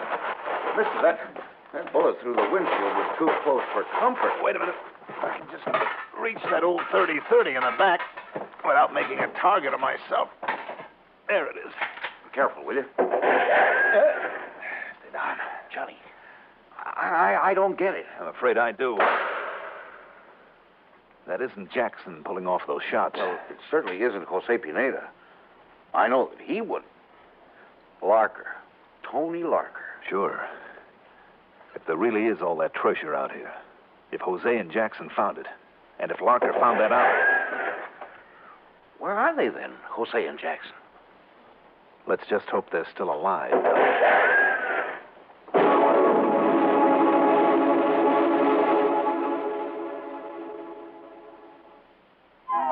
Hot, tired, thirsty.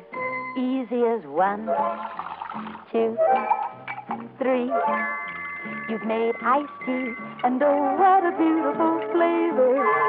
Oh, what a beautiful flavor in new instant tender leaf tea. Just take a spoonful of instant tender leaf. 1, Add cold tap water. 2, Load it with ice. 3. You've made iced tea. New instant tender leaf is 100% pure tea. Richer, brighter, livelier tea. It's made right from the juices of ripe young tea leaves. Instant tender leaf brand. Make a pitcher full. Easy as 1, 2, 3. You've made iced tea, and oh, what a beautiful flavor in new instant tender leaf tea.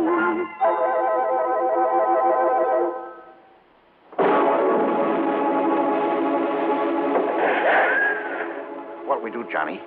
With only a couple of sand dunes and a few Spanish dagger plants between us, we're like sitting ducks for Larker. As long as we don't get out from behind this Jeep. Hey, that one hit one of the tires. You hear it? Yeah. There goes another one. All right, Doug, if he wants to play at war, we can too. You mean try to shoot it out with him? First of all, if I can reach one of these shovels in the back, we'll dig ourselves in. Huh? Then sit here and wait for darkness, which isn't too far away now. Yeah, and then? Well, there are two of us, Doug. Maybe if we handle it right, we can surround him. You feeling brave, old boy? Johnny, I'm just as scared as you are. Okay, then. Let's map out our plan of action.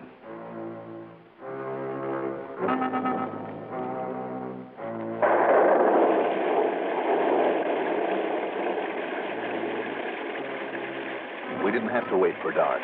Old Mother Nature suddenly stepped in and gave us a hand with one of the quickest, windiest, wettest thunderstorms that ever came up out of the Gulf. Doug and I separated then, he with that .30-30 rifle, me with the only handgun that I always carry. In the darkness, he circled wide to the right, firing an occasional shot in the hope of drawing the fire and the attention of Larker, there in the protection of that big hollow in the sand. Most of the light now came from the lightning, and I ran and stumbled over the dunes through the clumps of yucca. Then as I got close, got down on my belly, as I was about to make the sneak into the hollow. Oh, no. Johnny! Johnny! Larker's got away! I heard him take off in Price's car. Only thing we can do is go back to our buggy and... Those tires. Yeah. How are we going to get... Hey, Johnny, look. Did you see them? Two of them down there in the hollow. Come on.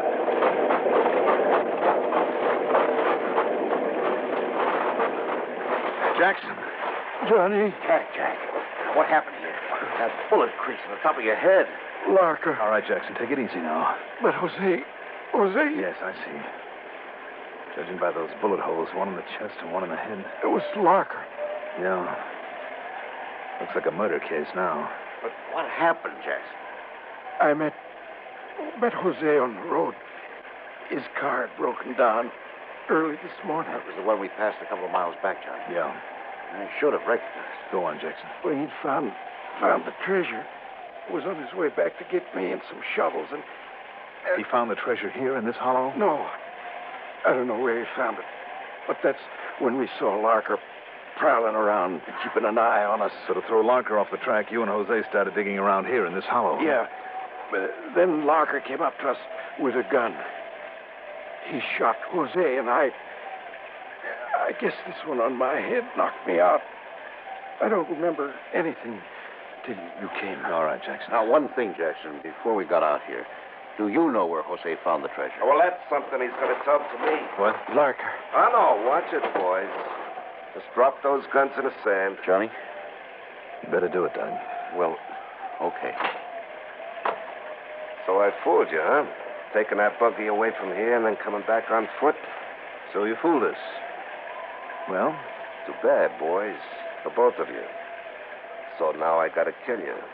The both of you. Larker, listen to me. You listen.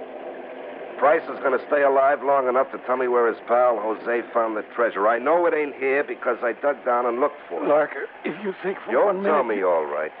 After you've laid out here in the sun for a couple of days. Did I say that I know where it is? What, are you trying to bluff? Now, just shut up. But you two, the both of you, are going to die. You ready? Now, wait a minute. Wait a minute. Oh, no. You want it first, huh? Okay, you're going to get it right now. Obi! What? Stay away, Obi. Who are you? What are you doing? Try this. Oh, and this. Grab the gun, Doug. You bet I will. Oh, Obi. Thanks a lot. It's a pleasure, Johnny. Whatever brought you sneaking up on us in the rain this way? Well, doggone, I told you guys you should have let me come out here with you. Had a terrible time tailing along in my other car without you seeing me. Oh, Obi, you did all right. Yeah, but what do I get for all my trouble? Soaked to the skin and a handful of sore knuckles. Oh, that locker's tough, Johnny. Well, he's not nearly as tough as the sentence he's going to serve.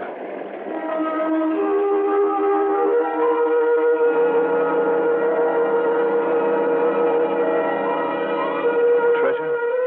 I'm afraid the secret of its location, there on Padre Island, died with Jose Pineda. Unless, of course, somebody happens to find out where he hid away the chart. But you can bet your bottom dollar there'll be plenty of people looking for it. Maybe even Jack Price and Obie O'Brien. As for Doug, he says he's had enough of it. Expense account total, including a suit of clothes for Obie and a couple of new tires for his Jeep, $485 even. Yours truly, Johnny Dollar.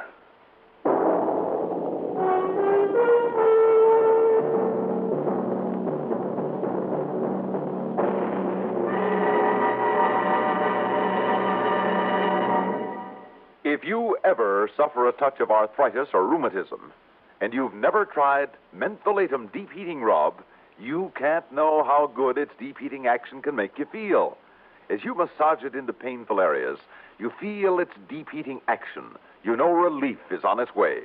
Mentholatum deep heating rub is an extra strong combination of active ingredients for safe, temporary relief of minor arthritic rheumatic pain. Use greaseless, stainless mentholatum deep heating rub often. Now here's our star to tell you about next week's story. Next week, one of the dirtiest rackets I've ever had to deal with. To say nothing of the man behind it. Join us, won't you? Yours truly, Johnny Dollar.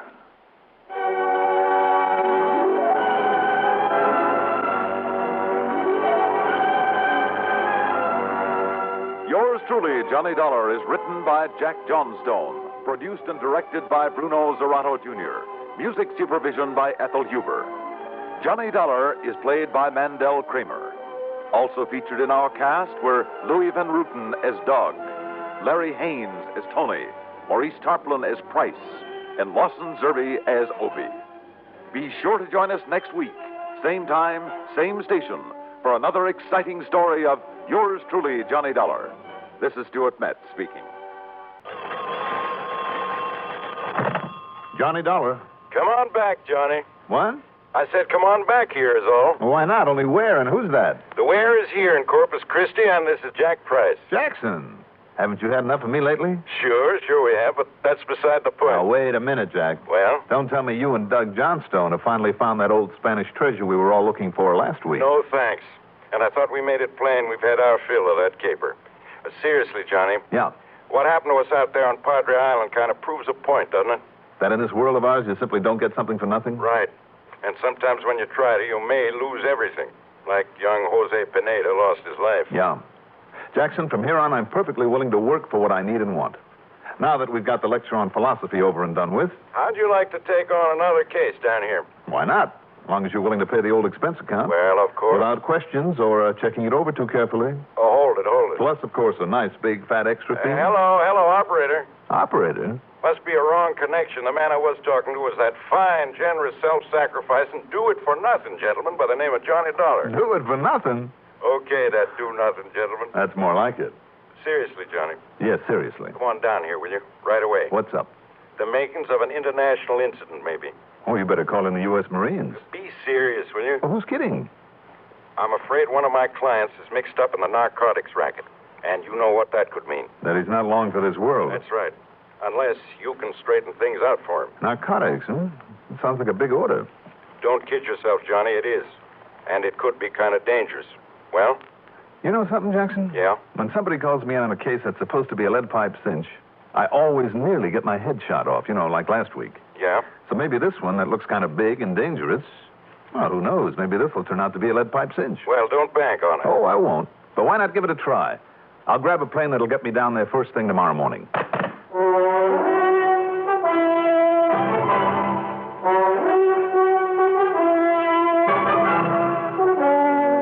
The CBS Radio Network brings you Mandel Kramer in the exciting adventures of the man with the action-packed expense account. America's fabulous freelance insurance investigator. Yours truly, Johnny Dollar.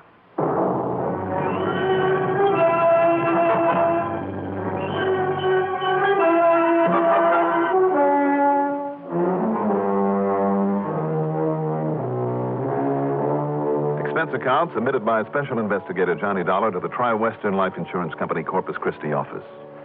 Following is an account of expenses incurred during my investigation of the wrong doctor matter.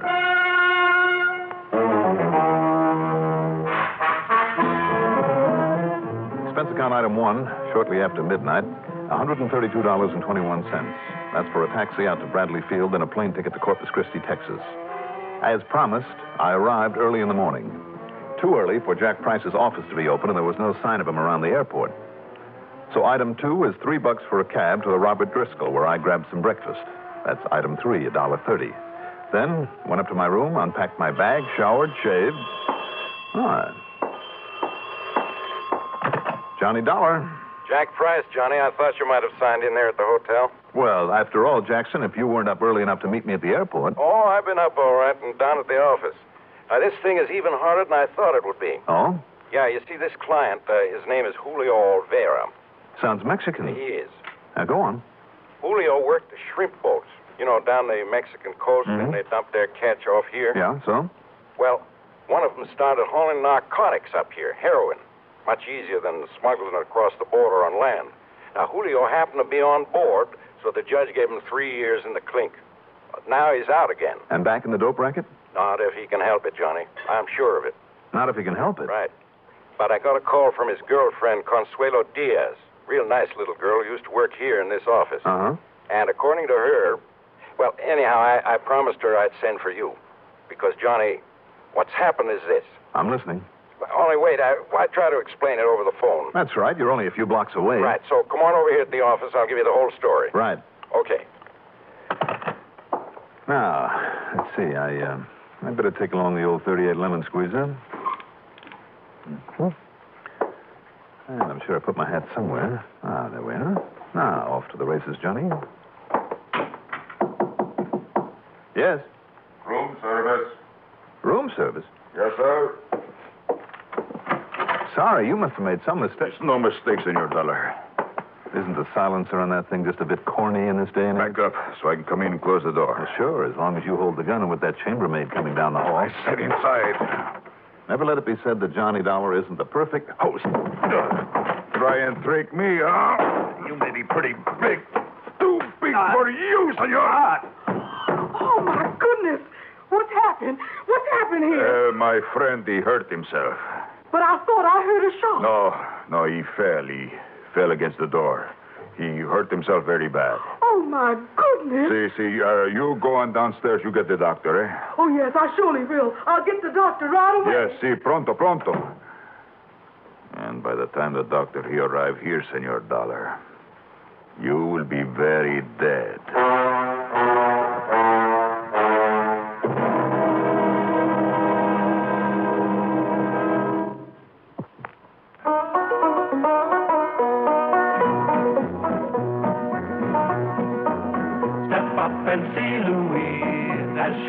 Through the breeze, hanging by her knees up on the high trapeze. But first may we suggest a 7-Up you test. Its fresh, clean taste is best. Come be Louise's guest. No time to waste. You'll love that fresh, clean taste. As you fresh up with 7-Up, your thirst is quickly chased. The curtain's going up, so bring your 7-Up. And we will watch Louise swing on the high trapeze. Oh, she knows how to chill you. She really loves to thrill you. But what she likes best when it's time to rest is sparkling 7-Up.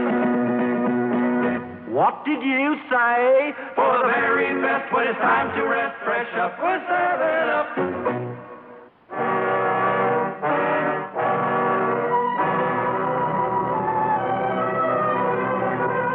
I learned it a long time ago. When you're as outmatched as I was by this big Mexican gorilla, you play it smart if you want to stay alive. Which explains why I let that glancing blow of his send me to the floor with my knees pulled up against my belly. After the chambermaid left as he closed the door and leveled his gun at me. And by the time the doctor he arrive here, Senor Dollar, you will be very dead. I kicked out with all I had. The gun flew out of his hand across the floor, but he left it lay there and turned on me. He was big and he was tough. But that kick in the stomach had slowed him down a little. I caught him with a hard left that staggered him, but only for a second. He came back at me with a chair and everything else he could pick up and swing to throw at me. I tried to get inside of those long, powerful arms to work on his midsection and maybe open him up for a blow to the chin, but he just hung on. I'd kill you.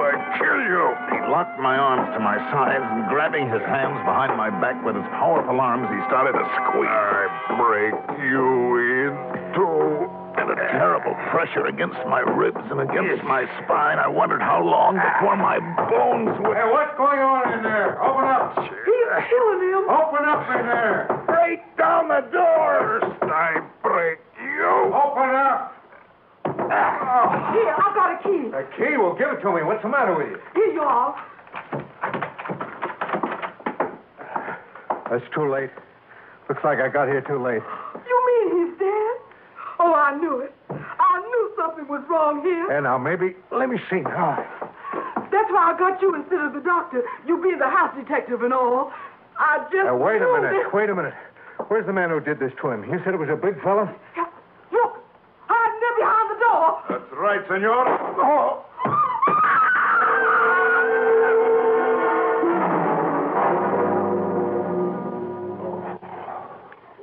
Now, just take it easy, Johnny. The doctor says you've got a rest. Take it easy. Oh, hi, Jackson. Yeah, Oh, Jack. that's right. Another little sip of this brandy the doctor ordered. Yeah. Lie still, you bum. Here, take a slug of this. Oh, brother, what a reception committee you have in this town. According to the chambermaid, she smelled trouble and brought the house stick up here. Well, it looks like your reception committee must have been Hernandez. Hernandez? Diego Hernandez. When we met you out there at the airport, I didn't dream that Hernandez might find out about your coming here. Who is he, Jack? Well, you remember I mentioned Julio Olvera to you over the phone? Oh, yeah, the one who's just out of the pen. Yeah. Hernandez was skipper of that shrimp boat. Mm-hmm. He was the one who was running the heroin up here from somewhere in Mexico. As you know, that could mean from somewhere way to the south or from just barely across the border. Yeah, I know. But more important, Hernandez is the one who was never caught. He skipped across the border and disappeared. I see. But then Consuelo, that's young Julio's girl, and Johnny, she's the one who convinced me that Julio is on the up and up, keeping his nose clean. You got it all straight now, Johnny? Yeah, I think so. Go ahead. Okay. Well, she's the one who called me. She'd found out somehow that Diego Hernandez was here in town again. And that's when I called you in Hartford. And you didn't tell the police? Yeah, no, I should have. Well, sure you should have. Probably the Narcotics Bureau, too. Well, they all know it now, of course. You see, when you didn't come to the office and I came over here and found out what had happened to you... what about the girl, Consuelo? Well, she was afraid, and I don't blame her, that Hernandez had come here to get young Julio. Why? Because it was his testimony in court 3 years ago that put the finger on Diego Hernandez and his drug racket. Oh, I see. Anyhow, early this morning, she called me again. Hernandez had been out there to see her to try and make her tell him where he could find Julio. And did she? No. In spite of Diego's claim that he only wanted Julio in on a business deal, which, of course, is exactly what she didn't do. What's the matter? Of course. What? She must have been the one who told Hernandez you were coming here. You know, in the hope it would scare him off. Oh, well, thanks a lot, Consuelo, whatever your name is. Yeah. But the point is this, Johnny. And darn it, I forgot to tell the police, but they'll be coming here any minute now to talk with you about this attack. I'll tell them then. Tell them what, Jack? Consuelo had no way of warning young Julio. He's been out of town, coming back this morning. He'll be stopping by to see Consuelo. But if Hernandez goes back there and finds him there, heaven help him. Come on, Jackson. We got... Now, you stay in that bed, Johnny. Now, take it easy. What's the matter with you? We got to get to Julio and that girl before he does, if we're not too late already. Well, Johnny, when the police come... Will you stop wasting time and help me get into my clothes? But the police are on their way up here now, right now. But we'll leave them a note or something, that's all. Well, like I said, Johnny, I haven't yet told them about Consuelo and Julio Jackson, and... over there at the desk. You write him a note while I finish dressing, and don't waste any time about it.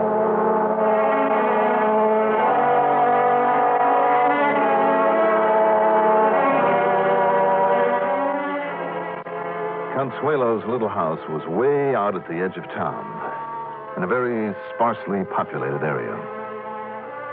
I knew the minute that we pulled up in front of it that we'd got there too late. The front door was wide open. Inside was still the smell of cordite from that pistol with the silencer on it. Yeah, Diego Hernandez had got there first, all right, and done his job well.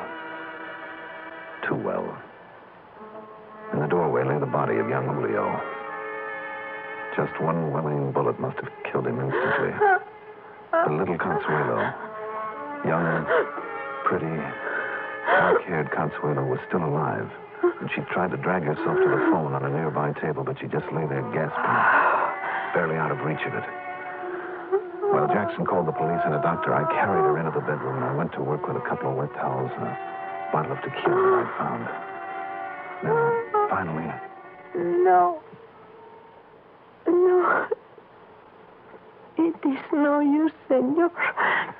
Oh, now, sure it is, Consuelo. Sure it is. You're going to be all right.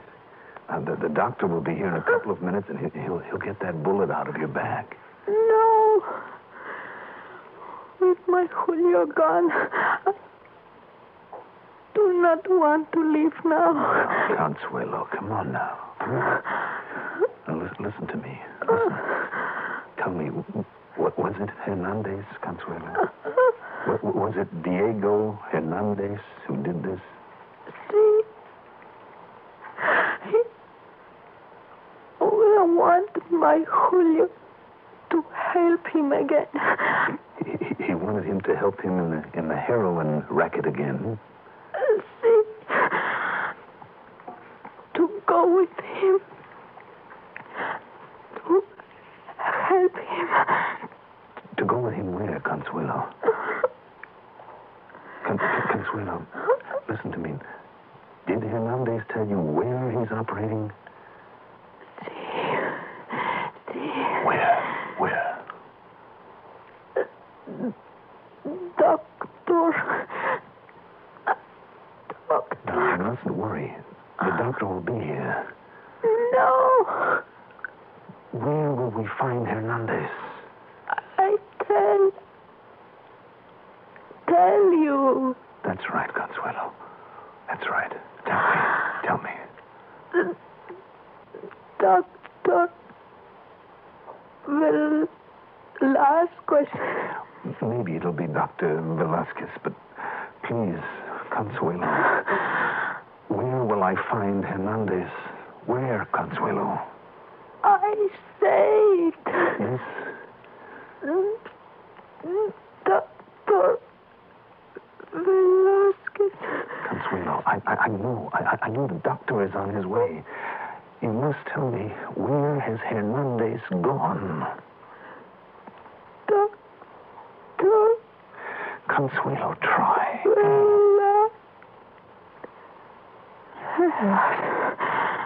Consuelo. It's okay, Johnny. The cops and Dr. Parker are on their way. Parker? Yeah, so we could... Oh.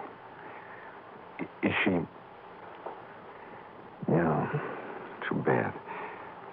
She was a pretty little thing. She sure was. Could she give you any lead on Diego Hernandez? No, I'm afraid she didn't make very much sense, Jackson, before. Wait a minute, maybe she did. What? Maybe she did.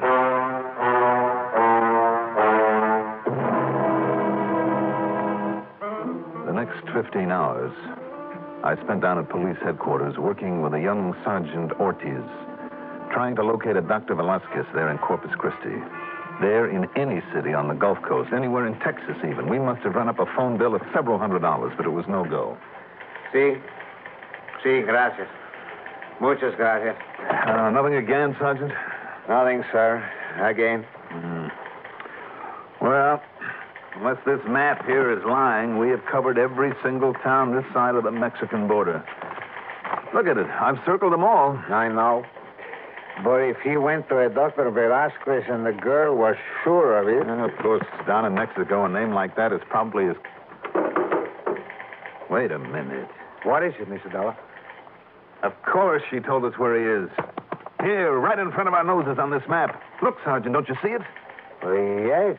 Only about 50 miles below the border. And others here, other towns also named after people. Here, you see?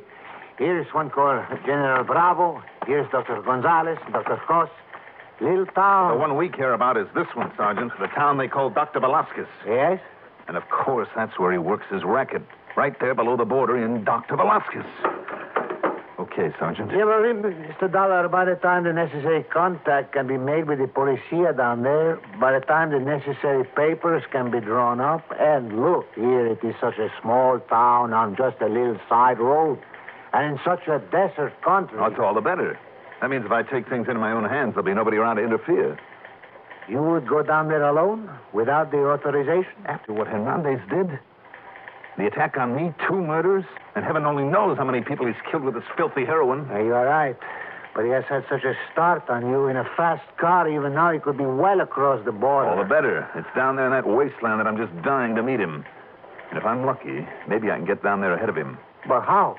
Yeah, I'll be waiting for him at the town of Dr. Velasquez. But how can you? And the day, it is getting late, Mr. Dollar. Sergeant, whatever I may do from here on out, you know something? It's none of your business. You are right. It's none of my business. Good. I know nothing. Good. If only I knew somebody around here with a light plane I could charter and no questions asked. I mean, if you should just happen to have a friend or a friend of a friend. Of course, you don't know what I'm thinking of, but... Oh, no, of course not. But, why don't we go out to my squad car and take a little ride, huh? It's a beautiful afternoon, huh? Let's go, Sergeant. That little single-engine plane was a beauty. Incidentally, item 4 on the expense account is $250 to that friend of a friend. It was getting late, though, and I opened the throttle wide, flying a rather erratic course in the hope I wouldn't be intercepted crossing the border. Luckily, I wasn't. Then, with only a highway map to guide me, and believe me, the sun was getting mighty low now, I finally found the place I was looking for. The so-called town of Dr. Velasquez wasn't even a crossroads. It was just a handful of ramshackle buildings out there in the middle of the desert, some 20 miles north of the nearest decent piece of highway. Along the rough dirt road leading to it was a bare space where, by wrestling the controls a bit, I managed to set down. Then I taxied carefully onto that road, blocking it off. Why? Because in the last rays of the sun, I'd seen a cloud of dust that said there was a car on the road heading my way. Hernandez? I hope so. If not, I'd simply have to stay there and wait for him. Or rather, stay nearby in a clump of mesquite. It was Hernandez, all right. And as the headlights picked up the plane, barring his way... Just hold everything, Hernandez. And don't reach for that gun. You again? That's right. Keep him up over your head. What are you doing out here? What's your guess? I will kill you, Senor Dollar. Like I meant to kill you before. Sorry. This time I have the gun on you. It will do you no good. Turn around. Keep those hands up in the air. I will kill you. Remember that.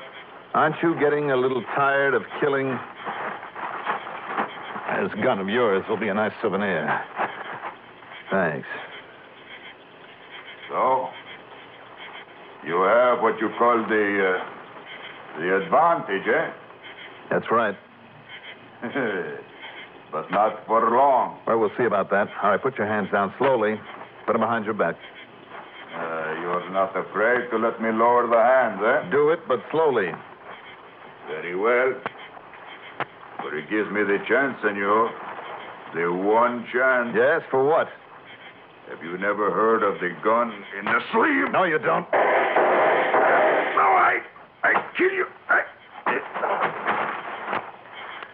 Why don't I ever learn to frisk one of these punks before I let him lower his hands? Next time I might not be so lucky. It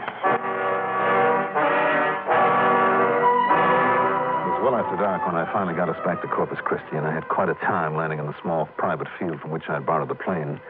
Sergeant Otis, of course, denied any knowledge of the whole thing, but I noticed the landing lights were on and waiting for me, and also, by pure coincidence, a young fellow from the narcotics squad just happened to be there to meet me.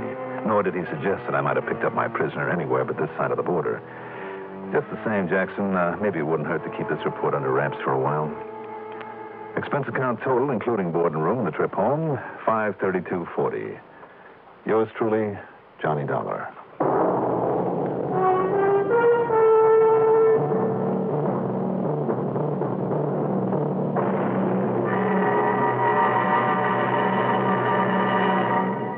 If you ever suffer a touch of arthritis or rheumatism, and you've never tried mentholatum deep heating rub, you can't know how good its deep heating action can make you feel. As you massage it into painful areas, you feel its deep heating action. You know relief is on its way. Mentholatum deep heating rub is an extra strong combination of active ingredients for safe, temporary relief of minor arthritic rheumatic pain. Use greaseless, stainless mentholatum deep heating rub often.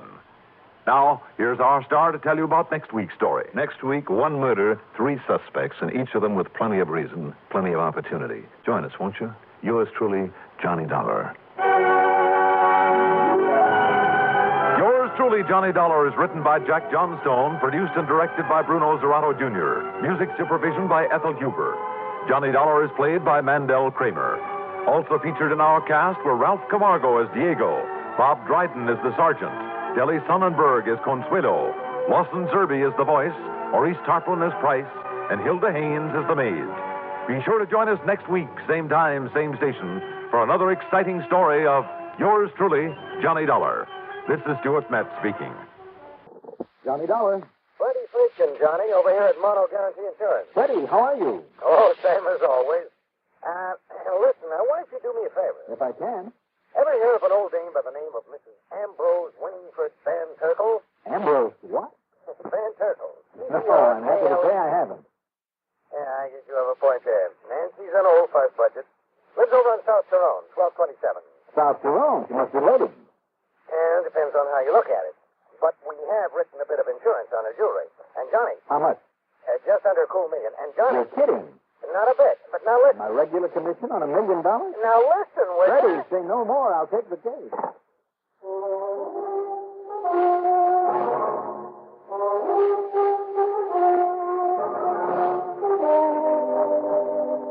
The CBS Radio Network brings you Mandel Kramer in the exciting adventures of the man with the action-packed expense account. America's fabulous freelance insurance investigator, yours truly, Johnny Dollar.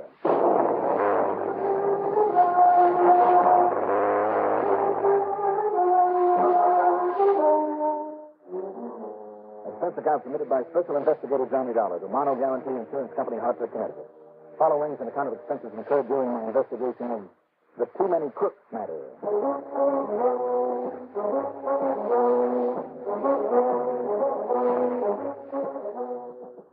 You know, they say that too many cooks spoil the broth. Well, believe me, too many crooks can certainly mess up an insurance investigation. I know. Expense account item 1, $460 to fill the gas tank on my car. Then I drove to Freddie Friedkin's office down in the square. He was waiting for me out front. Okay, it's ready. Let's have it. Now, look, if you hadn't hung up the phone on I me... think it must be pretty urgent. You're standing here says I was right. So, what goes with this Van Turkle dame and her $1 million worth of jewelry? I told you, and that's why she's an important client. I understand, incidentally, she keeps it all out there at her home. She does, huh? And that's fine with us. Makes the premiums that much higher. What's happened to her, Freddie? Her? Well, not a thing, nothing at all. It's what happens to me. What do you mean? Well, it's the day off for all her servants, including the chauffeur. So I promised to drive her in here to the office this morning to go over some of her policies. Well, Fred. Well, now, if I don't, the old fuss pot is liable to blow a gasket and cancel everything. And she would. You mean that's all you told me about? So the first vice president in charge of me has just arrived in town, and that means I don't dare leave this place. Freddie, I was counting a commission on So her. I told her you'd drive her in here. You what? And, Johnny, I don't know what this power is that you seem to have over these old biddies, but she knows all about you. Listens to every program every week and thinks you're wonderful. Freddie, flattery will get you nowhere. Now, look, instead of chewing me out, She said fine. She'd get all tricked up in her Sunday best and be waiting for me. Oh, Freddie, look. And I'm serious, Johnny. This is really important. Am I supposed to wear a uniform and chauffeur's cap? I'm not kidding. It is important, very. Will you do it as a favor to me? As a favor to you? Yeah. No. Now, Johnny. But I will for another reason. Oh? I would just like to have a look at the female who can throw such a scare into fearless Freddie Friedkin.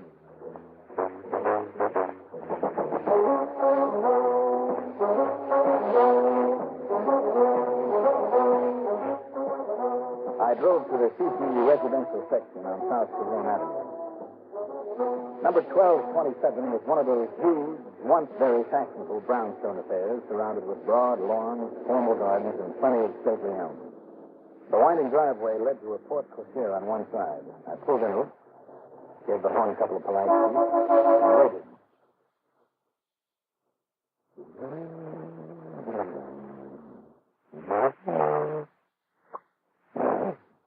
Looks like a ladyship really does one service. Well,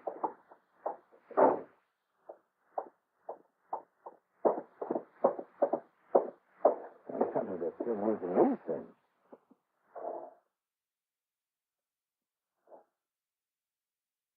Well, come on, the ladyship your carriage is waiting.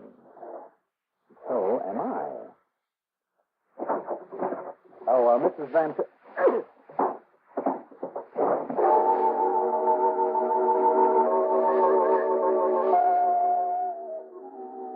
When I finally saw the light again, the birds out there in the trees were singing merrily. But to my aching head, it sounded like they were screaming. I just lay there for a minute or two trying to collect my wits. Whoever given me that cloud over the head had really done a good job of it. It made sure I'd stay out of circulation long enough for him to... But wait a minute. I had just one glimpse of him in a brief second when I'd opened that door. William Pete. That's what it was. William Pete, slugger and second story man with a record as long as your arm. With old Mrs. Van Turkle alone in this big house. And then, painfully to get back on my feet. Mrs. Van Turkle? Mrs. Van Turkle!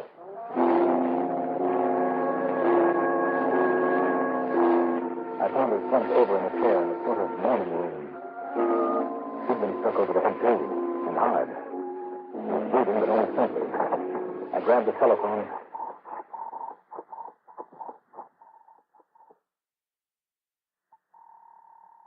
Murder, come on. Dr. Brady here? Oh, Doctor, listen. Yes? This is Johnny Dollar. I'm over here at Mrs. Van Turkle's place. Oh, yes, Johnny. She's a patient of mine. Listen to me, Doctor, will you? Somebody got in here and hit her over the head, and she's in bad shape. What? I don't know whether she'll live. I'll be there right away. You better.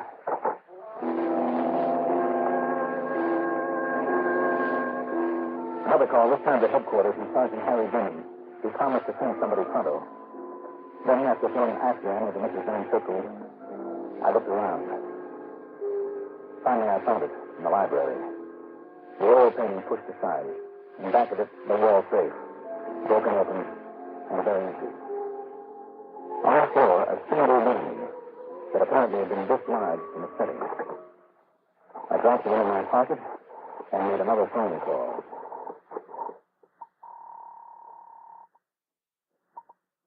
Hello. Freddie, Johnny. But where are you, Johnny? What happened? Didn't you go out there and pick her up? Listen to me, Freddie. Yeah? How much did you say you insured the jewelry for? Well, close to $1 million. Why? You better get ready to send her a check. What? If she stays alive.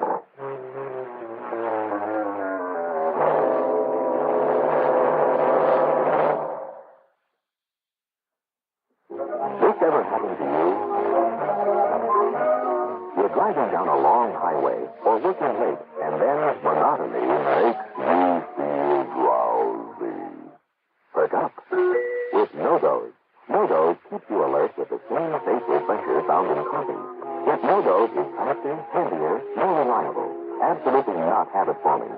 The safe way to stay alert without harmful stimulants. No-Dose.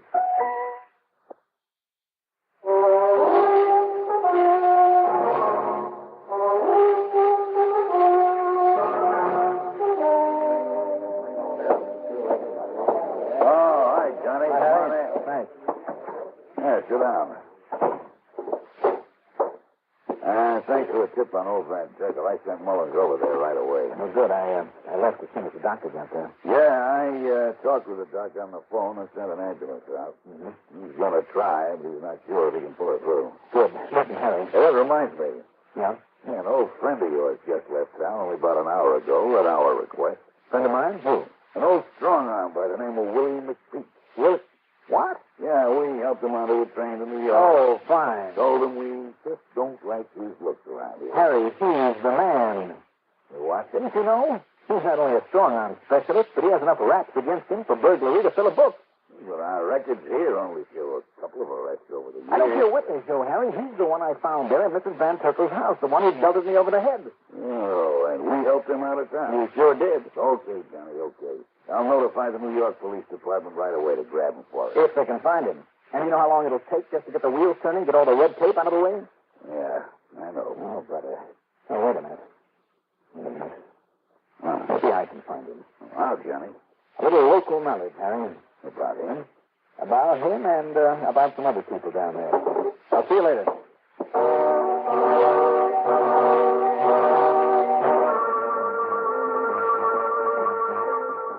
Item 2, 1045, plane fare to New York. And I was lucky. A flight took off just a few minutes after I got to Bradley Field.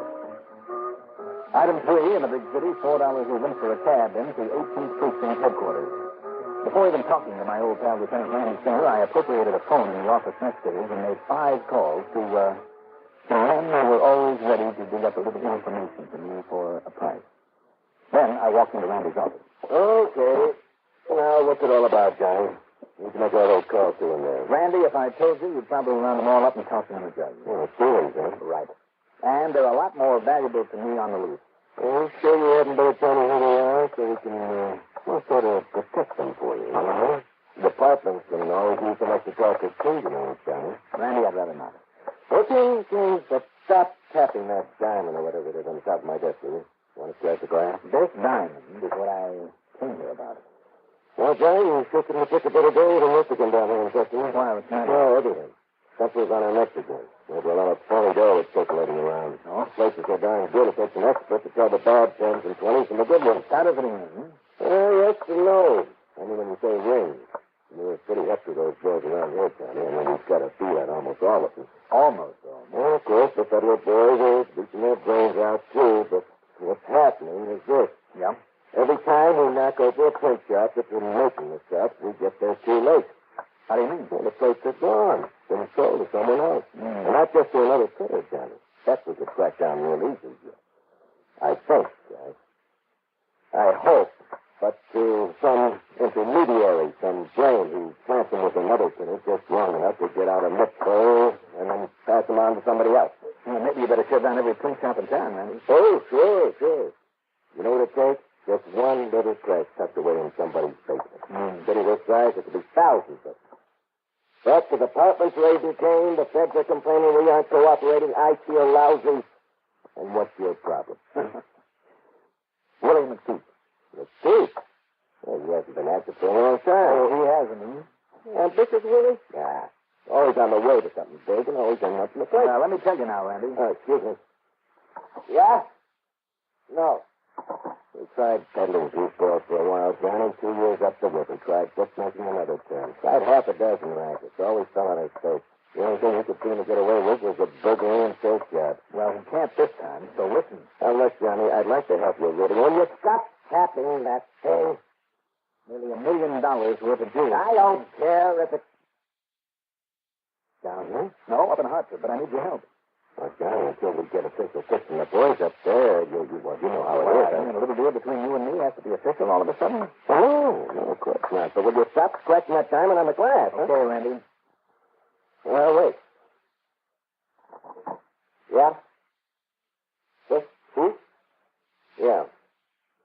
To you, Johnny. Oh? Johnny Dollar. Party. Oh, yes, Sonny. Party who? This number you give me headquarters. Oh, don't worry about that. That's where I am. Go ahead. You wouldn't pull one on me, Johnny. Nah, Spotty, you know me better than that. Yeah, I guess I do. You got something for me? Say, couple of C-notes, Johnny? Let's say 100, Spotty. If it gets me anywhere, then it's 2. Okay. just a couple of minutes ago with a briefcase on him. Yeah. 718 East 49th. I got it. He pokes the buzzer for number 2A, and then he goes in. 2A, huh? Okay. Now, what does that mean? You know anybody who lives over on East 49th Street, Mary? Did I? I'll let you know. Now, wait, Johnny. I thought you wanted some help. I may not need it now. Oh, no? Well, now, wait a minute. Maybe you... Item $1 even for a cab to the musty 16-unit apartment building on East 49th Street. I quickly pushed the button for each apartment. Number 2A. They all must have been asking the tenants going out because nobody pushed open the lock on the front door for me. So I flipped the lock, then I quietly went inside and up the stairs to the door of 2A.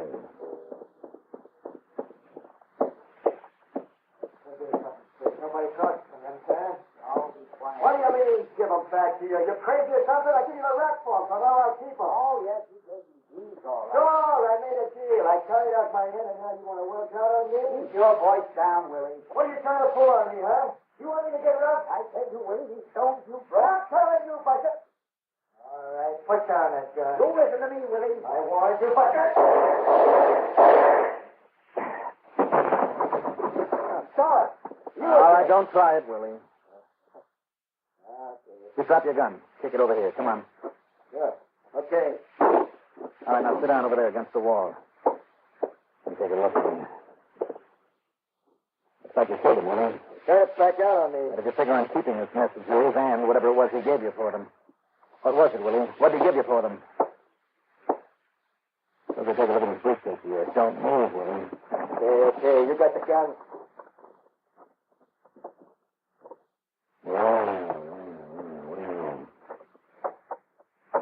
About as pretty a set of proclamation forms and flowers as I've ever seen.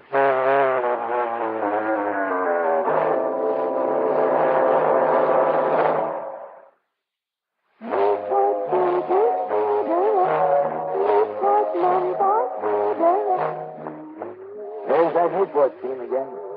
Comes through like the taste of a Newport Desert cigarette. Fresh and clear. Like the voice of a girl you used to know. Listen. There's a difference, all right. Like when you light up your first Newport. Man, you've never tasted anything like it. Good, rich tobacco flavor. The right amount of menthol and just a hint of cool, refreshing mint. Well, what is it that someone that commercial says about Newport? Are there any questions, man? Questions? No. I got the message. Newport, more refreshing to begin with, more refreshing all the way. Newport.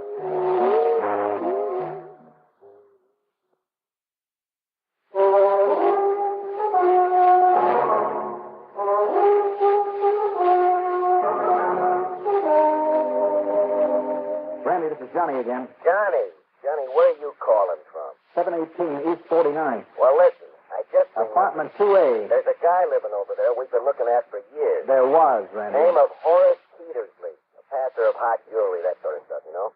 Only we never have been able to... Hey, what'd you say? What? That's right, he's dead.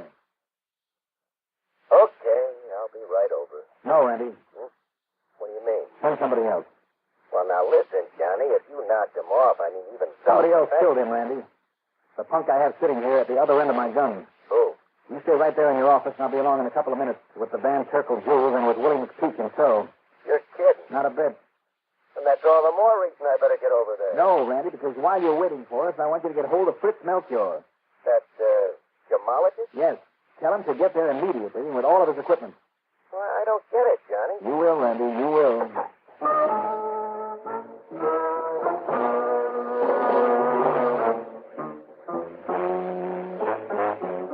Item 4, another $1 for another cab. Luckily, by the time we got to headquarters, Melchior, the gemologist, was there and waiting. I handed him the Van Terkel jewels and told him to set up his equipment on Randy's desk and get to work. Now, it's going to take the ultraviolet lamp a moment or two to get warmed up, Mr. Dollar. Oh, that's perfectly all right, Mr. Melchior. So, in the meantime, I'll just set up this butyl refractometer and the microscope. Just take your time. But why can't we just book Willie and lock him up, Johnny? Conroy's going to get tired sitting there holding a gun on him. Randy? Yeah, it's time to... he sees what I think he's going to see. He wishes that he had that gun to shoot himself with. Talk to you, by the way. What do you mean by that? I remember that since he got a little annoyed earlier when I sat here at the glass-top desk fooling around with the stone that Willie left behind at Mrs. Van Tipple's. But sure, you kept tapping, and rubbing it over the glass, trying to scratch. That's just the point, Randy. Rubbing it on the glass, but not scratching. Huh? Johnny, you tell me, is there a single scratch there? No. No, Johnny, you're right. Son of a gun. No, of course, it isn't absolutely conclusive. I make no bones about it. It didn't sink in at all while I was doing it. But when I heard the now deceased Horace Petersley back there in his apartment, when I heard him telling Willie that the deal was off to give him back the place, it suddenly dawned on me. Yeah, so maybe we've got more crooks on this deal than we bargained for, huh? Too many crooks. Mm-hmm. Including a little old lady who figured on collecting nearly $1 million on that stuff that Mr. Melchior is looking at. Hey, now, listen, what do you mean by that? All right, hold it down. Well, Mr. Melchior? Gentlemen, there is no question about it. Are you sure, sir? I am absolutely certain. Now, look here, please. You too, Lieutenant. Yeah? You see, I used a polished piece of corundum. Now, does the so-called diamond stress it? No. The corundum wears away the stone. And here, the test with the refractometer is further proof. With the what? The refractometer.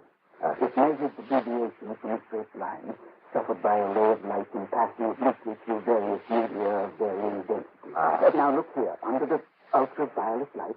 Now, you see? Yeah, that's mighty pretty, Mr. Melchior. Now, that is a genuine diamond, Lieutenant, that I brought along for comparison. But, now look at this one, under the black light. And this. And this. And this.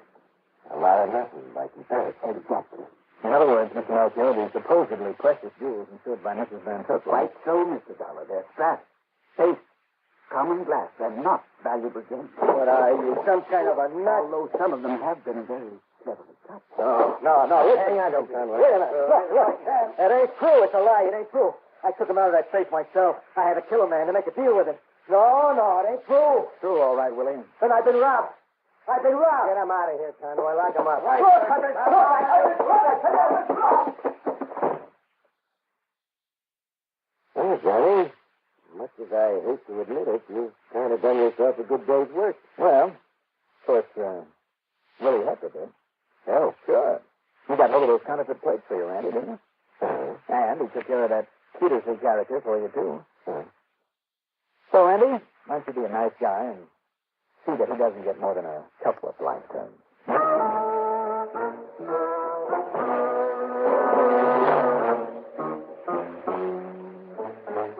As for the phony jewels, well, old Mrs. Van Tippel was completely recovered from her beating, by the way. Get us straight. The real gems she always carefully kept in her vault in the bank. The paste that she had there in the wall safe were for casual wear. Expense account total, including the payoff to my friend Spotty, call it $250. Yours truly, Johnny Dollar.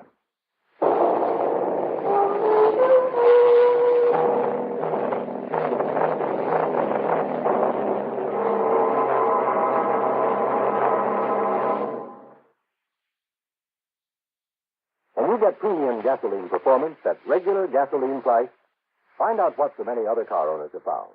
In 3 out of 5 cars, regular price Sinclair Dyno gasoline matches performance of premium gasoline. Saves you up to 4 cents a gallon. Almost anywhere you see the Sinclair sign, you can save up to 4 cents a gallon with Dyno and still get premium performance and mileage.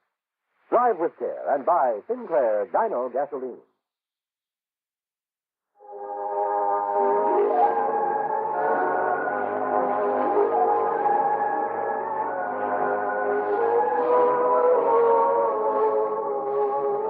Yours truly, Johnny Dollar, is written by Jack Johnstone, produced and directed by Fred Hendrickson. Music supervision by Ethel Huber. Sound patterns by Walter Otto.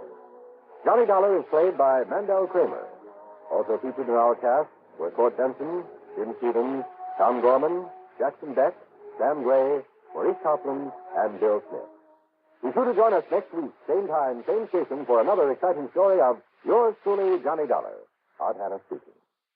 Hear Coleman on sports 10 times each weekend on the CBS Radio Network. This is KRLD, AM and FM, Dallas. If everybody's passing you on the highway, chances are you're going too slow. The too slow driver, the lane changer, inattentiveness on the part of experienced drivers whose driving skills have become automatic are the real menaces on the highway. Sudden stops or slowdowns invite rear-end collisions. Try to maintain an even speed, neither much faster nor much slower than the flow of traffic. Follow other vehicles at a safe distance. Remember, at 60 miles an hour, under good conditions, it still takes 23 car lengths to stop. Friends, this is Kelly Maddox, Executive Secretary of the Citizens Traffic Commission, asking you to take stock of your driving habits. Don't be a slowpoke driver, and don't be a speed demon. Drive at a speed that is safe and prudent. Safe and prudent not only for you, but for others that are driving on the same street or highway. Driving too slow can be just as dangerous as driving... Johnny Dollar. Reed here at Floyd's of England. Georgie, how are you? I beg your pardon? George Reed, Floyd's of England? Oh, no, Mr. Dollar. No, this is Geoffrey Reed. I'm George's younger brother. Oh, I didn't know he had one. Oh, yes, indeed. What's more, I've taken over here, in George's place, so to speak. Well, what's happened to him? Well, he's been reassigned to the Home Office back in London. Oh, I see. Yes, well-deserved promotion for him. He'll be in charge of all foreign business out of the Home Office, yes. That big bum. Eh? I beg your pardon? I mean, for running off without telling me, without giving me a chance to throw him a farewell party or something. Oh, well, you see, it was quite sudden. Well, it must have been. George and I got to be pretty good friends, you know, over the years. We worked a lot of cases together. Yes, so he informed me. He also informed me, Mr. Some of them Dollar. were pretty wild, though, I must say, like the insurance on a pair of singing mice, on stolen ambergris from a totally non-existent whale. Some pretty wild ones. I mean, you know, policies he never had any business issuing. Says going back to old England, yes, he also informed me... Yes, just a few days ago. And as I Son started... of a gun, I'll miss the old boy. You know something, Jeffrey? Please, Mr. He was the only insurance man I ever knew... Oh, I'm sorry. I guess I have interrupted you, haven't I? He also... George, that is... also informed me that if I were to run into any difficulties that... of an unusual nature, that... shall we say that... shouldn't be called to the attention of the police, that I need never hesitate to call upon you. Uh-oh. What kind of crazy coverage has that company of yours given this time? It's a policy George wrote himself. Oh, then I shudder. And I dare say you can hardly call this one crazy, Mr. Dollar. That is, when you consider it will require paying out some 100,000 of your American dollars. On what? On the life... or I should say the return of a little child. Return of a Oh, wait a minute. Are you talking about a kidnapping? Yes, I am. Well, have you called in the police, the FBI? No, definitely not. Why not? Because the most explicit terms of the policy... What are you talking about? What's an insurance policy got to do with whether or not you bring in the proper authorities? Everything, Mr. Dollar. Don't you understand, Reed, that kidnapping is a federal offense? Listen, give me the names involved. I'll notify the FBI myself. No. That is the one thing you must not do. Now, listen to me. Now, please, Mr. Dollar, come over here and read the policy. Let me give you the facts of the case. I shall try to have the father over here to see and talk with you. And I think you'll change your mind about calling in the FBI. Well, that I doubt very much. But okay, Mr. Reed. I'll be there in a few minutes.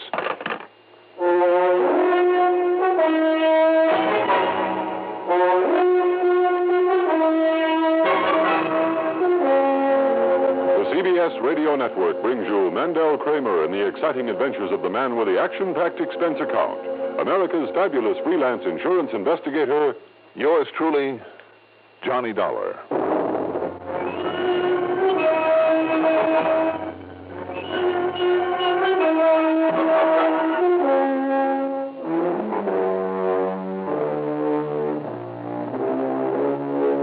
Expense account submitted by Special Investigator Johnny Dollar to Floyd's of England, North American Office, Hartford, Connecticut. Following is an account of expenses incurred during my investigation of the Shifty Looker matter.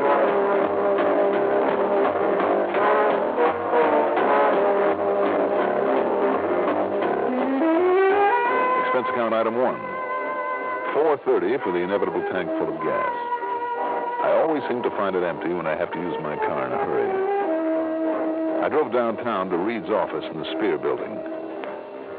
Jeffrey looked very much like his brother George, for whom I've handled so many investigations over the years, but he sounded far more British. Also, he seemed to have the knack of getting to the point by the longest possible way around. He also informed me, Mr. Dollar, that I should keep, shall we say, a rather wary eye on your expense account. Oh, yes, but... that it might tend to get somewhat out of hand on occasion. Well, let's not worry about that just now. And I know, now that I've taken over this office, I fully appreciate how you may feel about some of the policies George issued during his tenure of office here. And I'm afraid this is one of them. Well, suppose you tell me what happened. The fact remains that by virtue of having written some of these, shall we say, rather unusual policies, he was able to build up the company's North American business to a wholly unprecedented extent. Yes, we know that, Jeffrey, but about this kidnapping... As a matter of fact, it was his outstanding record here that earned him the privilege of returning to the home office of... Jeffrey, let's get to the business at hand, shall we? Oh, yes, of course. Do you mind if I use the typical American familiarity and call you Johnny, as I understand George... You can call me anything you like if you'll only get to the point. Very well.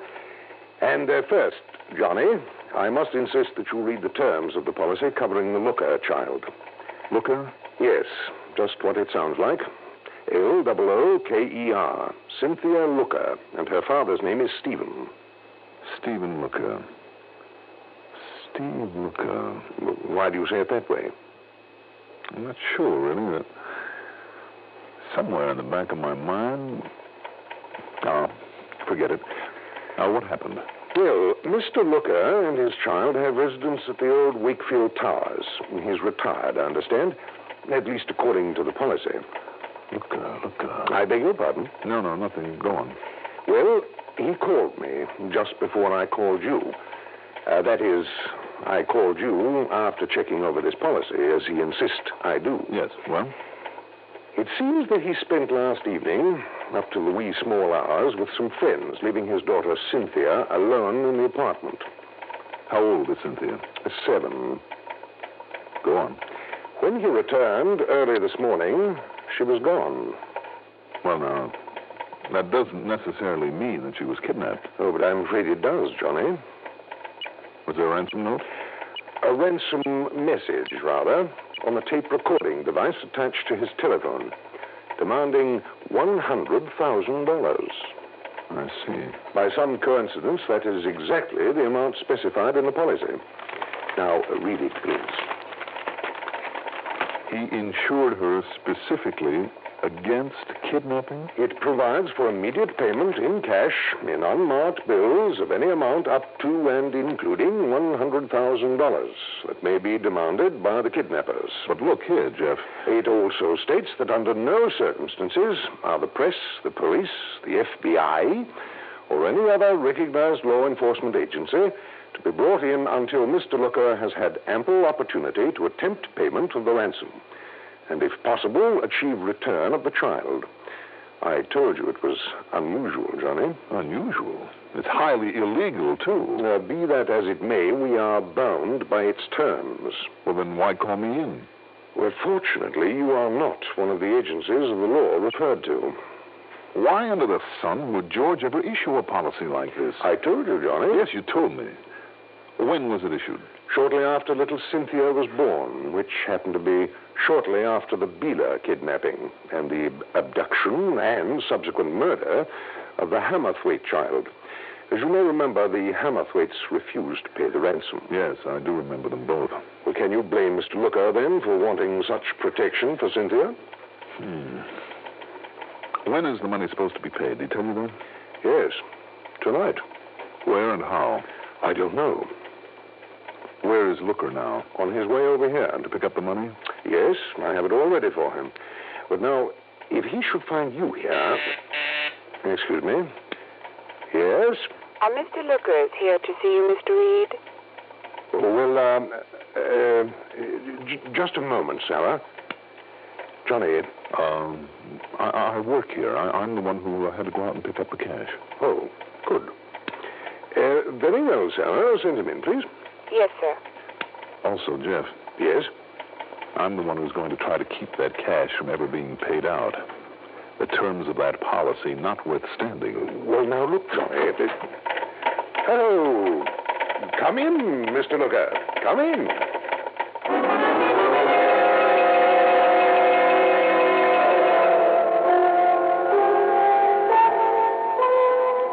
There was something familiar about Stephen Looker. The more I watched him and listened to him, the more I was sure of it.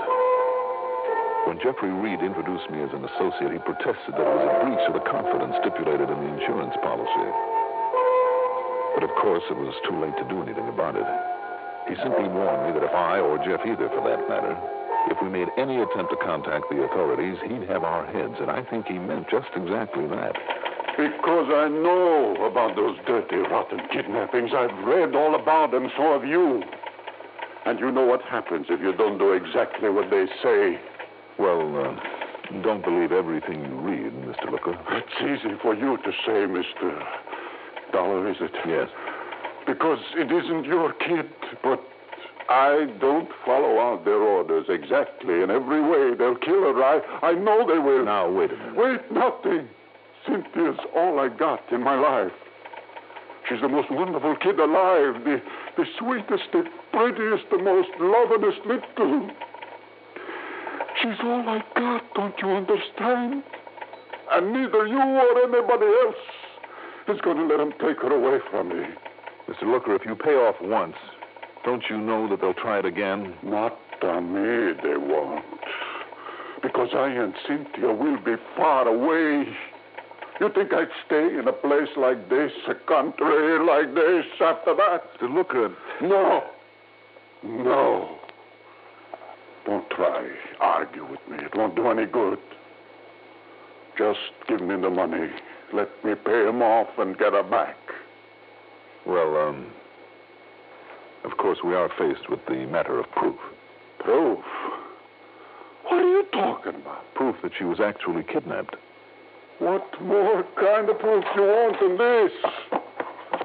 You said you got a tape machine here in your office, Mr. Reed? Yes, I have. Right over there. Then put this on and play it back for this doubting Thompson or whatever he calls himself. Play back this tape recording and he'll see. Very well, I shall. Yeah. Go ahead. Just take me a moment to get it warmed up and ready. Mr. Looker, why do you have your phone conversations taped? Why not? Just a habit from the business I was in before I retired. Oh? What kind of business? Look, can't you think of anything better to do than ask a lot of silly questions at a time like this? Well, it's something you'd rather not talk about. Okay, it was radio and electrical stuff and tape recorders, that sort of thing. I see. When my wife died, rest her soul, right after Cynthia was born, and we come here to live in peace, I wasn't working anymore. Well, any reason why I shouldn't rig up a gadget to answer the phone while I was out? And rig it so as it could take down a message for me? Does it also record conversations when you answer the phone? Sure, if I wanted to. Why not? I just wondered. I mean, outside of a business where it might be wise to have orders or contracts or legal commitments recorded. I said I'm retired. The only reason I can think of for an individual would be if he expects to be threatened or something and wants a record of it for the police. Expects? I mean, suppose he had contacts with people of questionable reputation. What? All ready when you are, gentlemen. Then go ahead and start the tape. You wanted proof, Dollar. Now you'll get it. All ready? Right. Very well. Hello, this is a recording. Hello. I'm not in right now, but any message you want to leave will be kept on tape for me when I get back. Go right ahead with your message. Well, that's real good. So listen, Mr. Looker. We got your baby, your little Cynthia. She's okay. She's alive and comfortable. The kidnapper, Johnny. Now, Wait, Jeff. you do exactly what we tell you to. You'll get her back again tonight. You don't, you'll never see her alive. Now, all you got to do is this. Get hold of 100 G's unmarked. You get that? Unmarked. And when you turn it over to us, we turn over the kid to you. We'll even let you get a look at her a couple of seconds before you hand us the money so you'll know we're on the level and she's okay. Well, at least they... But I want to warn you. Deliver the dough alone and don't try anything funny. If you call on the cops or anybody else, all you'll ever see is a dead body. They would. They'd kill my little girl. Wait, Mr. All you got to do is this. Tonight, Mr. Looker. Tonight. Tomorrow's going to be too late. You put the dough in a regular paper bag, see? And exactly 11 o'clock tonight... Stop the machine. Bring it to the... I'm taking no chances that you or anybody else can interfere. He does have a point there, Johnny. If anyone interferes... You bet I got a point. All right. But, of course, the tape will have to be left here as evidence, Mr. Looker. After I paid over the money, after I got my Cynthia back, then you can have it. Then if you want somebody to try and chase down these dirty crooks, that's up to you.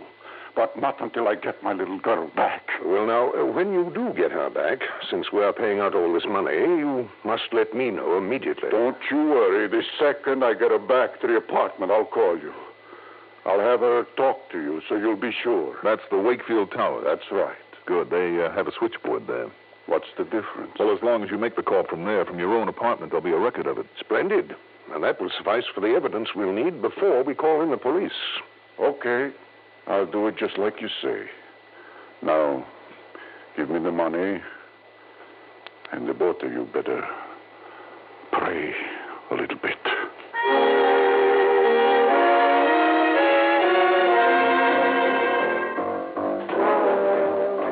As soon as he left us, I took off after him on what proved to be the most unsuccessful tailing job you ever heard of. Within less than 5 minutes, I'd lost him completely. And why? Because he must have known it. He must have been afraid of what might happen to his daughter if somebody else tagged along with him. Or was it? Because it was just about then, a little bell in the back of my head suddenly rang out loud and clear. Steve Looker. Shifty Looker. To make sure, I passed up a couple of red lights to get to the public library before it closed. There in the old newspaper files, I found it. A story from September of 1954, Dateline Chicago. When they rounded up the old Maroney mob and took him to trial, only one man got off without a prison term. The one they called Shifty Looker, alleged to be the man who kept his pals informed about the cops by means of a clever, elaborate radio hookup, who jammed the police radio frequency whenever the gang was pulling a job. He got off the hook because he turned state's evidence, but Maroney, who drew a 7-year stretch, swore he'd get even. And Maroney had also been suspected of kidnapping. By the time I walked out of that library, the bell in the back of my brain was clanging like a fire alarm. Item 2, a dime for a call to police headquarters. Maroney? Stinky Maroney? That's right, Lieutenant. Sure, you had a little organization out in Chicago. Yes, I know. Drew a 7-year stretch. Do you know if he's out? Well, I can check on it, Johnny. Might take me a couple of hours, though. Lieutenant, I'll be sitting on your doorstep.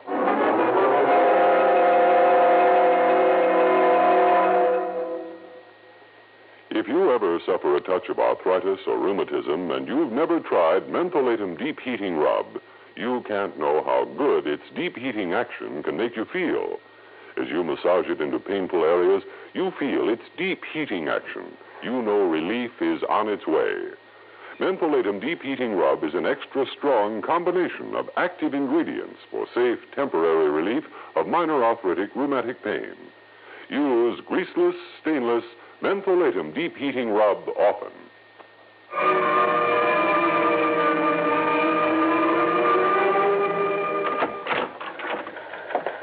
Well, Lieutenant? Johnny, I've been staring at that teletype machine out there until I can't see straight. Still no word. Come on, boy.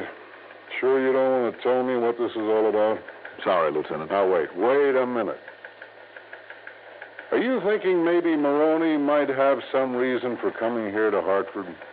I didn't say that. Now, listen, Johnny, we've known each other too long. If you think that maybe Maroney has some reason for... Oh, now, hold the phone. What's that supposed to mean? Do you by any chance just happen to know that one of his ex-pals just happens to be living here now? No kidding. That didn't sound very convincing, Johnny. I don't know why not. But his name is Stephen Looker. You know him? Looker? Should I? The one member of the mob that got off scot-free. Been here for years now, behaving like an angel. He and his little girl. So we haven't bothered him. But... Yeah, but what? Maroney had a grudge against him. Swore he'd get him. So? You know the worst thing Maroney could possibly do to Steve Looker? Should I?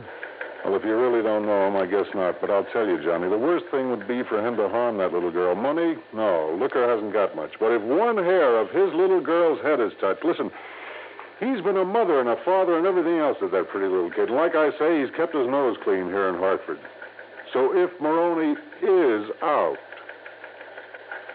Okay, I know what I'm going to do. What, Lieutenant? Put a 24-hour watch over Steve Looker and the kid, beginning right now. Now, wait a minute. Wait a minute, what for? Conroy, will you take here. it easy for a minute? Oh, you mean that's why you're so concerned about Maroney? I didn't say that. Then I'm saying it. Of course it is. But it's a police matter, Johnny. Listen, Lieutenant. So you just leave it up to me. Conroy!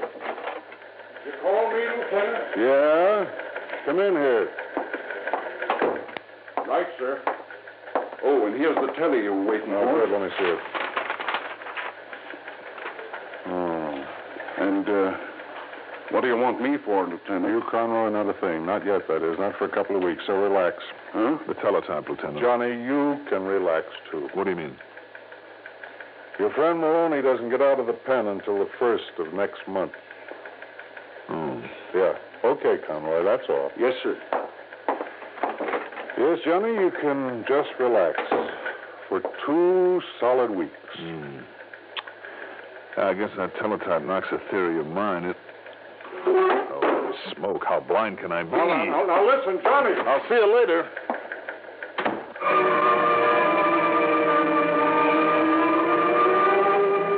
Blind is right. Was it Maroney's imminent release from prison that gave him the idea? Or was it something that he'd planned all along? And now that Maroney was getting out, he was afraid to wait any longer. Anyhow, it all added up, and much too well. Steve Looker had no money.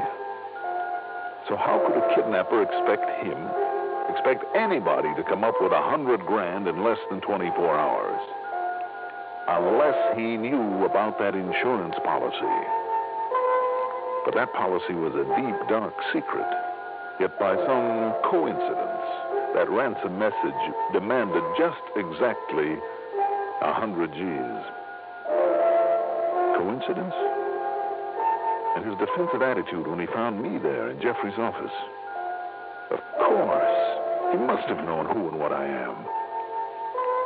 As for his crack that after this was over, he and the youngster would be far, far away. Oh, you bet they would, with $100,000 in his kick.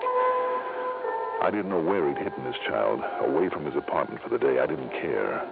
I didn't know whose voice he'd used on the tape recording. I didn't care about that either. But to carry it off without creating suspicion, he would have to make that phone call to Jeff after 11 o'clock from his own apartment so that it would be on record. It also meant that he wouldn't dare pick up Cynthia and take her there until after 11. I tore on over to the Wakefield Towers, took the elevator up to his floor, and then... Yes? Who is it? Special delivery, Mr. Looker. Okay. What do you want, Dollar? Just to look at those handbags you're so busy packing. Wait a minute, Dollar. I told you I and the kid are going to get away from here as soon as I get her back. I'm sure you would, too, with the 100,000, if you could. Now, just let's have a look at these bags, huh? You're crazy, Dollar. That 100,000 is to pay off the ransom. Is it, Shifty? 50. And what's it doing so carefully stashed away? Oh, I see. Yeah, you see, Dollar. This thing has a silencer on it. You think I didn't know who you are this afternoon? What you were doing there? Think I wouldn't be ready and waiting for you? And you still thought you could get away with this? You bet I will.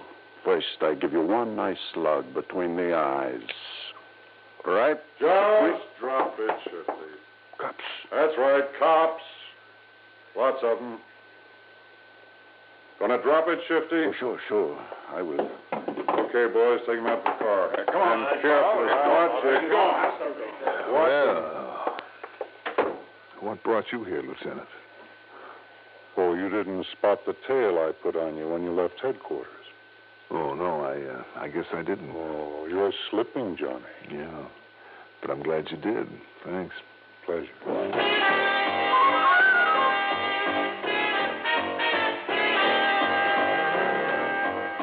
Well, let's see now. Expense account total is exactly $4.40. Okay, Jeffrey, it's perfectly all right. As long as you don't forget my commission on just exactly 100,000 clams. Not bad, for a single day's work? I'll take it any time. Yours truly, Johnny Dollar.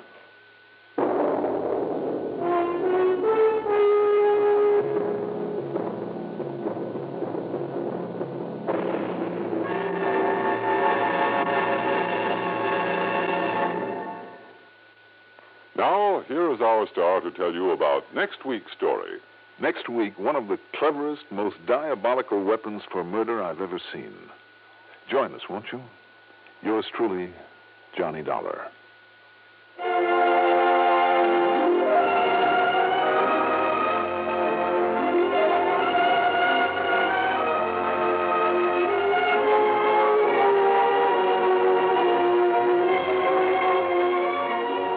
Yours truly, Johnny Dollar, is written by Jack Johnstone. Produced and directed by Bruno Zerato, Jr.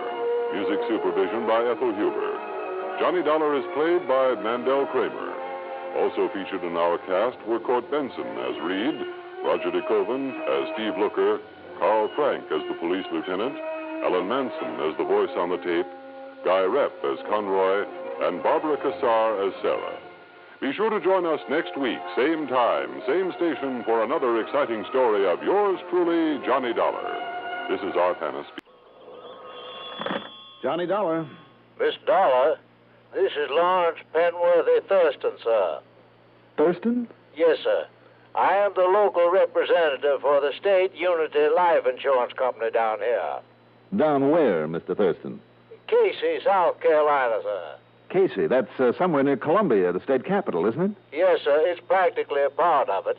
And while you're down here, you all must be sure to visit our fine old state house and some of the other fine old historical places we have and are mighty proud of. While I'm down there? You can come right away, I hope, sir. Well, I don't see any reason why not. Good. What seems to be the trouble, Mr. Thurston? Well, I'm afraid, sir, that one of our most important clients, at least wise from the standpoint of all the insurance that she carries with us. Yeah? Well, it looks to me as though somebody might be wanting to kill this fine lady. To collect the insurance, Well, sir, now, I didn't say that, but if you all are free, I'd suggest you come on down here and kind of look the situation over. Mr. Thurston, I think you're right.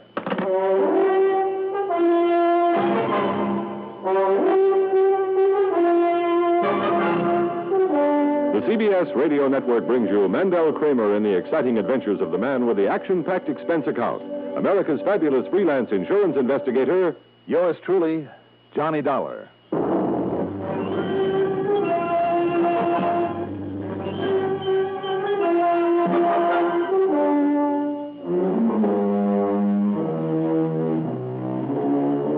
Expense account submitted by Special Investigator Johnny Dollar to the State Unity Life Insurance Company office in Casey, South Carolina. Following is an account of expenses incurred during my investigation of the all-wet matter.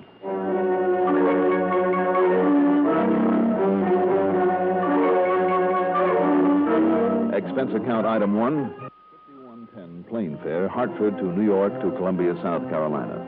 It was close to midnight when the plane set down at the airport. So item 2, a total of $18.50, covers a cab in to the DeSoto Hotel, a late supper, some of that well-known pounding of the pillow, then breakfast and a taxi to the office of State Unity over in Casey.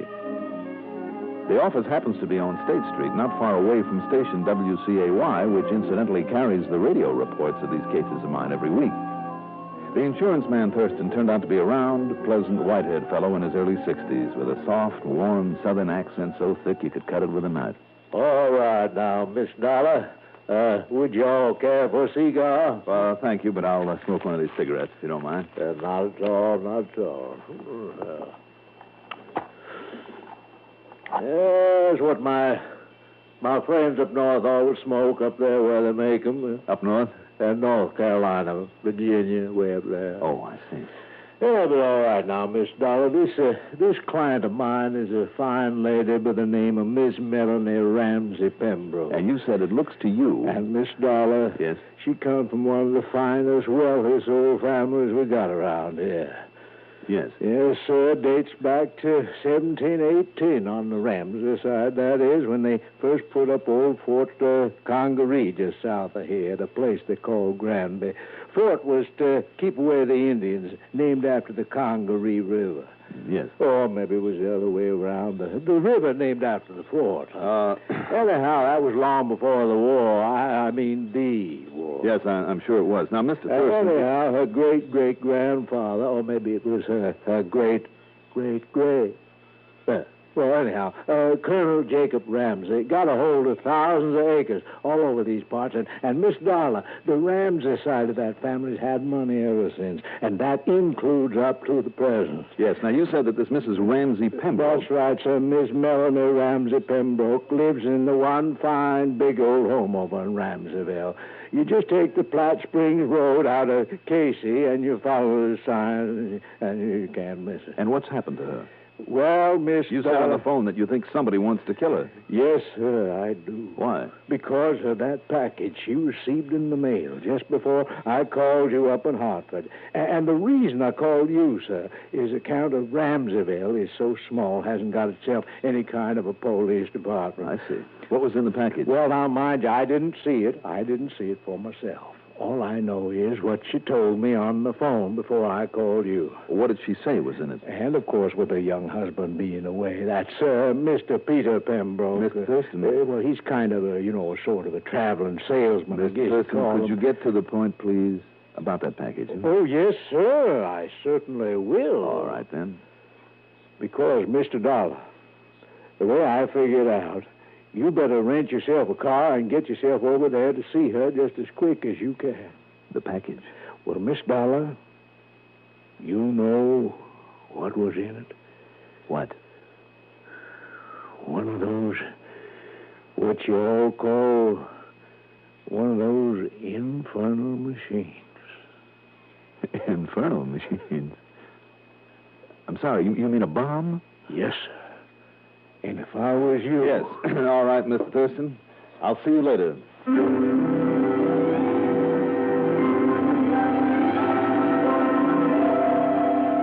I spent item 3, $50 for a deposit on a rental car. Fortunately, finding Ramseyville was just as easy as Thurston had said. Also, as he told me, there wasn't much to the place except the Ramsey, now the Pembroke, home. I was met at the door by Mrs. Melanie Ramsey Pembroke herself. She was in her late 40s and still very beautiful. Or perhaps handsome is a better word. Or put it this way, in that fine, dignified, well-kept old home, she fit perfectly. Please do sit down now, Mr. Dollar, and let me tell you about this terrible thing that's happened, this horrible, infernal machine.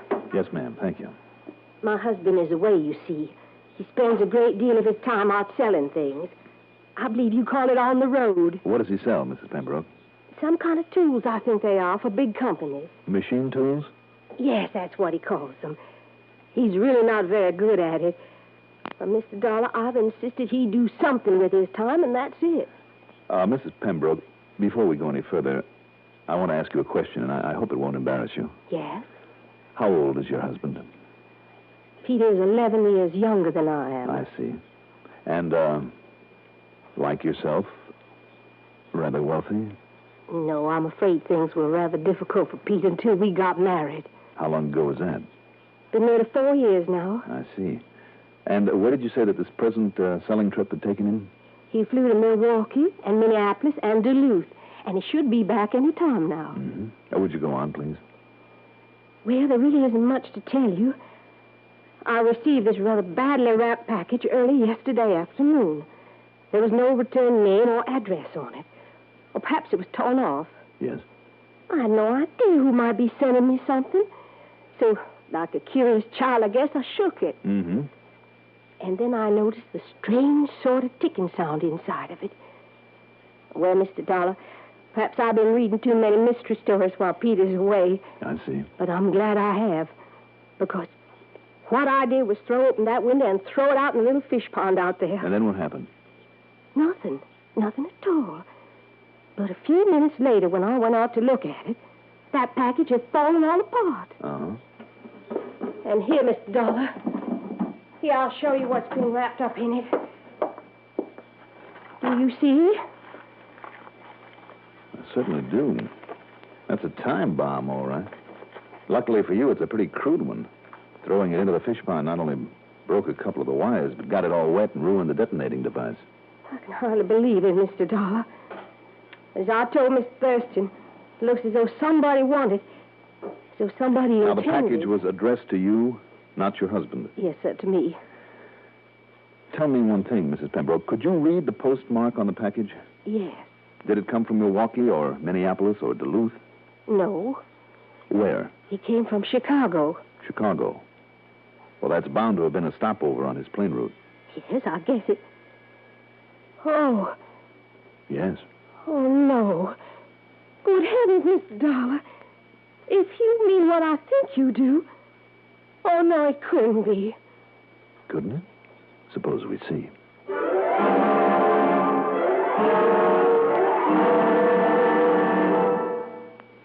News is no respecter of broadcasting schedules. News doesn't obediently wait until it's convenient for a newscaster to talk about it. Here at the CBS Radio Network, CBS News now makes use of an innovational system called Net Alert. By the simple pressing of a button in New York Central Control, the new Net Alert system instantly cues every CBS radio station across the country that an important bulletin is coming up. Net Alert, another reason why CBS News remains the most complete news service in broadcasting today.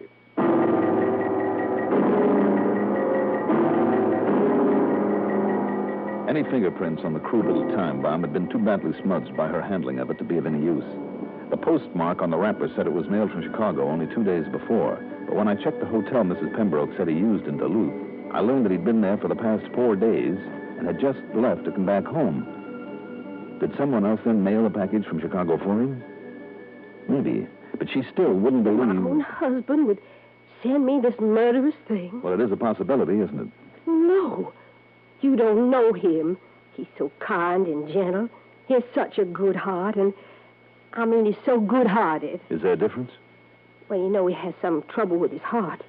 But it's nothing serious. Yes, well, also I'm afraid it's beside the point. But you mustn't think that Peter did this. You mustn't. I resent this terrible thing that you're thinking. I'm sorry. If you can find out who sent me this bomb and why, very well, that's your job. But you must not, under any circumstances, not for 1 minute, suspect Peter. Will you promise me one thing, Mrs. Pembroke? Well? That you'll let me know as soon as your husband gets back here. I'll be at the DeSoto. Will you do that? If you insist. You must also promise me that you will say nothing to him, absolutely nothing about this bomb until I've had a chance to see and talk with him. Now, Mr. Dollar. Otherwise, I'll have to drop the case. Now, you don't want me to drop it, do you? When there's always the chance that something like this might happen again. Well? Well, of course not. Then I do have your word, Mrs. Pembroke? Very well, Mr. Dollar. You have my word. Thank you.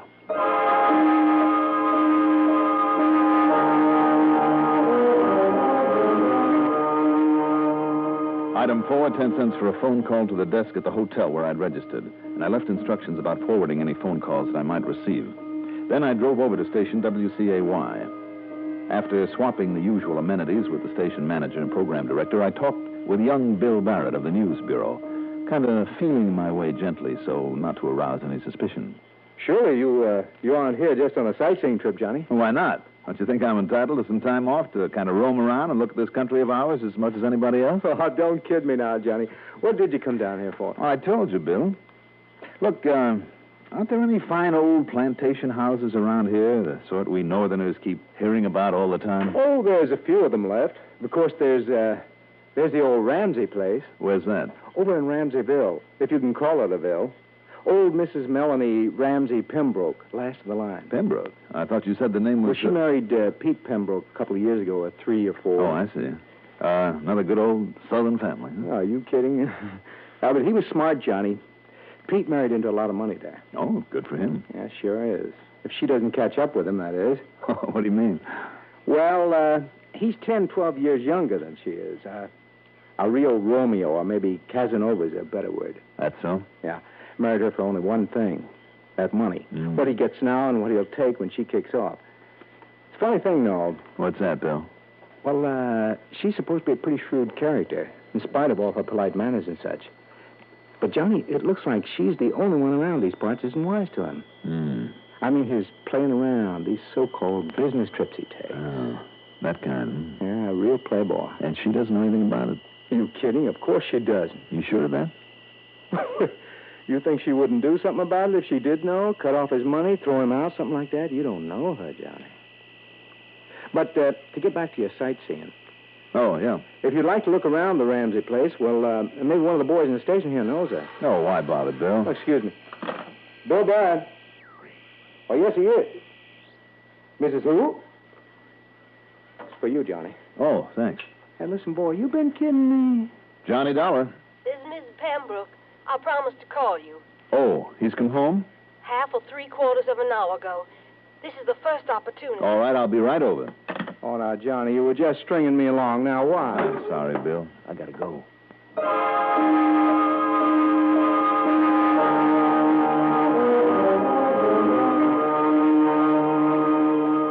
He looks so worn out and tired from his trip, Mr. Dollar. And with that heart of his, well, he said he was just going to soak away his fatigue in a nice warm tub. I see. And that's where he is now, Mrs. Pembroke? Yes. When he's tired, he likes nothing better than to lie there in that tub and read or listen to the radio and relax and... What's the matter? Well, it's just that he's been up there so long now, almost an hour. Well, if he was all tuckered out... You think it's good for him? All that hot water and for so long? Oh, I don't know why not. Well, I don't. I'm going to just make sure that he's all right. I'll go along if you don't mind. Did you, say anything to him about what happened? No, Mr. Dollar, I kept my word to you. Good, I'm glad you did. I still know you're entirely wrong, though. I'm sure of it. Right in here now. All right. Peter? Peter? Peter? It's locked. Peter? Peter! Would you mind just standing aside, Mrs. Pembroke? What? Oh, why did you ever? Oh, no. Peter! Peter! I'm afraid so, Mrs. Pembroke. He's dead.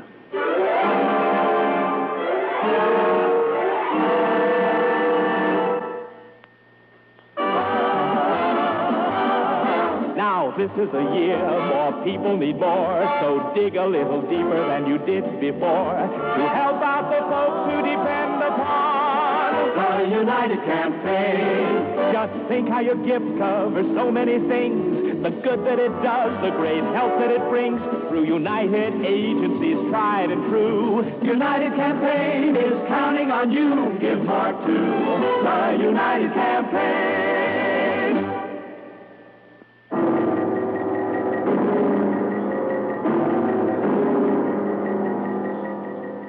The ancient family medico, Dr. Eustace Culpepper, lived only a half-mile away, and he was there in minutes. There's no question of it, Mr. Dollar. His heart attack came on to him while he was laying there in the tub reading or listening to the radio, the way he often did. I see. Now, was that radio on the shelf by the tub turned on? No. At least it wasn't on when I broke in the door. Then he just peacefully read his life away. Doctor, had he had a history of heart trouble? Well, he tried to keep it to himself, sir. Even I wouldn't have known about it if Melanie hadn't told me. Too bad, him being such a young man and all. Well, no, I better look in and make sure she's resting properly after that little bit of sedative I gave her. You will excuse me, please. Oh, sure, Doctor. And if you like, you can make arrangements for the body. Yes. Or maybe I have a better idea. I called the police in Casey, then sat down to think. That package with the bomb in it, mailed from Chicago, when Peter Pembroke shouldn't have been there. Well, maybe he didn't mail it or even have it mailed. Have it mailed. I went downstairs to the living room and I found a stack of pulp magazines. As I looked through them, and I was only interested in the ads, I finally found it. Surprise your friends with mail from all over the world, signed and sent by you. For only 50 cents plus regular postage, we'll mail your letter, your package, from anywhere in the United States.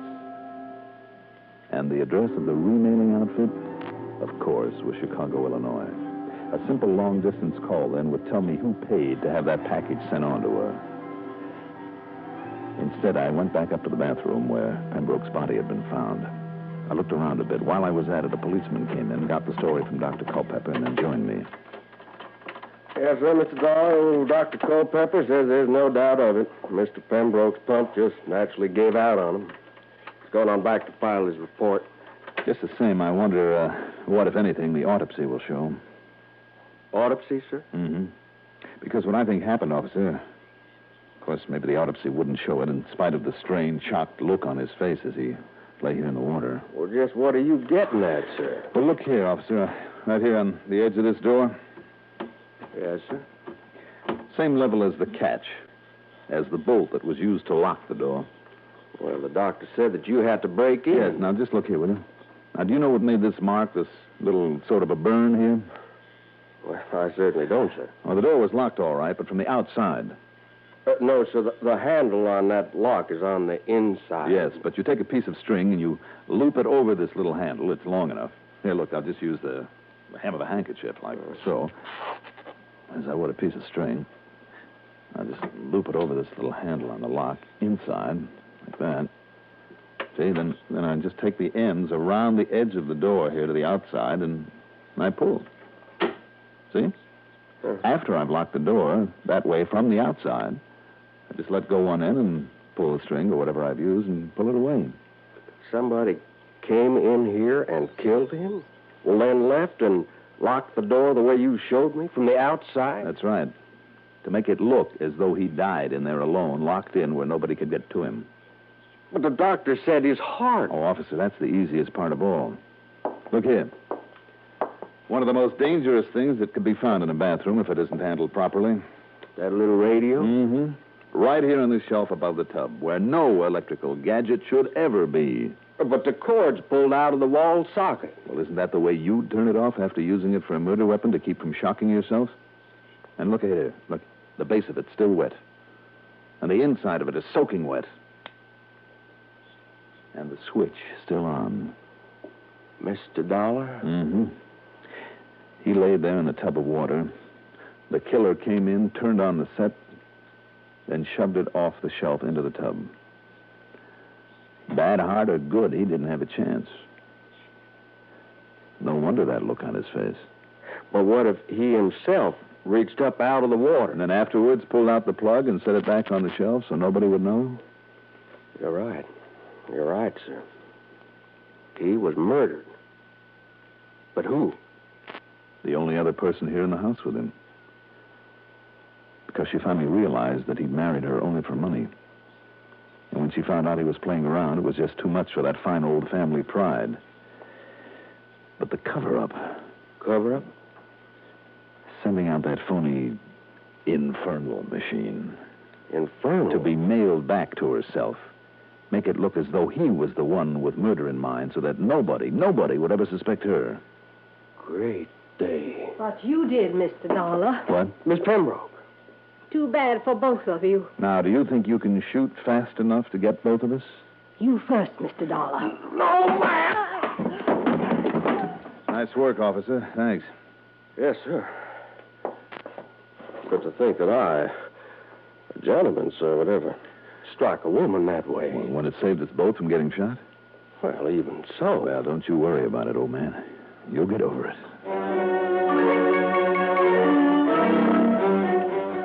So, from here on in, it's up to the courts. It's not to be broadcast, but a tidy hunk of this expense account went to that officer who so fortunately for a moment forgot to be a gentleman. You'll notice I haven't given his name.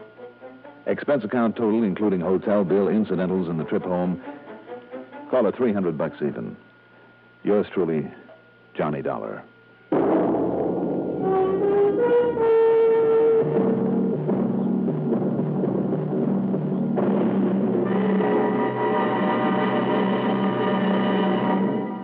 Now, here is our star to tell you about next week's story. Next week, a wild old man living in, believe it or not, an ancient castle that is complete with Chamber of Horrors. Join us, won't you? Yours truly, Johnny Dollar. Yours truly, Johnny Dollar, is written by Jack Johnstone, produced and directed by Bruno Zerato, Jr., musical supervision by Ethel Huber. Johnny Dollar is played by Mandel Kramer. Also featured in our cast were Tony Darnay as Melanie Pembroke, Lawson Zerby as Lawrence Thurston, Dan Ocko as Dr. Culpepper, and Cliff Carpenter as the policeman. Be sure to join us next week, same time, same station, for another exciting story of yours truly, Johnny Dollar. This is Art. Johnny Dollar. Johnny, this is Don Regal at Worldwide Mutual. Oh, sure, Don. Out in Chicago. No, guess again.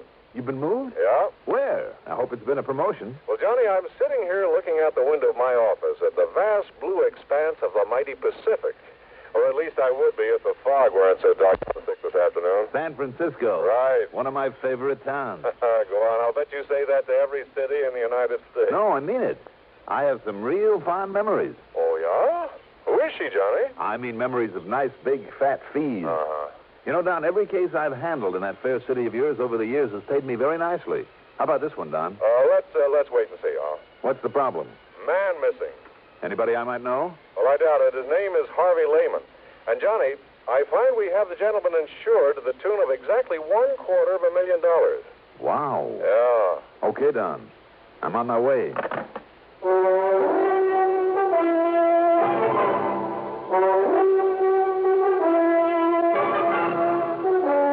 CBS Radio Network brings you Mandel Kramer in the exciting adventures of the man with the action-packed expense account, America's fabulous freelance insurance investigator, yours truly, Johnny Dollar.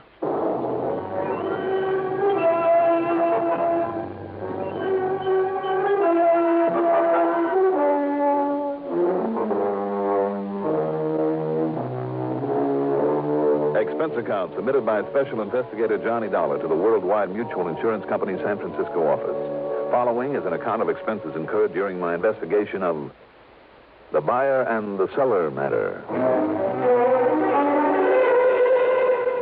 Item 1, after a quick early dinner, is $6 for a cab out to Bradley Field, and item 2, $175.70 plane fare. It was quite late by the time we sat down at San Francisco International Airport, so item 3 is another $6 for a taxi into the Huntington Hotel, high on famous Nob Hill, where from my window I could look out over Telegraph Hill and Chinatown, Fisherman's Wharf, the Embarcadero, and other familiar spots of this wonderful, colorful city. First thing in the morning, I dropped in on Don Regal at his office right near station KCBS that carries these reports of mine on CBS Radio every week. You know, come to think of it, the last time I was in San Francisco, a couple of them in at KCBS helped me solve an important arson case. Yeah, I remember that one, Johnny. Where are you staying this trip? Over at the Huntington, as usual. Well, I hope you didn't bother to unpack your bag. No, why? Well, you may have a little more traveling to do. What do you think I did to get out here? Had my way, I'd stick around and enjoy this town of yours for a little while. Well, no reason why you shouldn't. You can come back after you've cleared up this case for us. And believe me, I hope you can, Johnny. What's it all about, Don? Well, as I told you on the phone, the man's name is Harvey Lehman. As I also told you, he's disappeared. And if somebody's knocked him off, you'll have to pay a nice hunk of insurance. Yeah, exactly $250,000. But if that man ever had an enemy, I'm crazy as a bedbug. Well, I've always suspected that. Who's the beneficiary? His wife, Doris Lehman. They've been getting along all right? No, to be honest with you. Uh-oh, here we go again. Oh, no, wait a minute, Johnny. Don't start jumping to any fancy conclusions. Why not? That's a lot of money. Yeah, sure it is. But Harvey Lehman is only 48, 49. All right, so why wait around for him to grow old and die before collecting on him? No, Johnny. What I mean is that he has a good business going and will be worth a lot more over the years than any hunk of insurance is now. Even 250 G's? Even that. Even if it means putting up with him over the years? Well, any putting up with it, Johnny, I'd say is on his part. How do you mean? Well, Lehman's a real solid, hard-working citizen who's so completely straight and decent that, well, he's the sort that other folks often take advantage of, especially his wife. Yeah? Domineering. She's overpowering. And while he's working, she's spending, and not on him or his house, anything like that, mind you, but on her own selfish self. Well, then you've just opened up possibility number 2. That he's disappeared deliberately to get away from her? Sure. No. Why not? Well, he's simply not the type. And there's a stubborn streak in him, Johnny, and I'm sure he'd keep trying to make a go of it in the hope that she'd get over this extravagance and nagging one day, and... Well, I just don't think he'd give up. I know he wouldn't run away. Maybe. Maybe not. I'm sure of it. How long ago did he disappear? By the way, what sort of business is he in? Well, he's a buyer, Johnny. I guess you'd call him a commission buyer. Oh, buyer of what? Well, antiques, that sort of thing.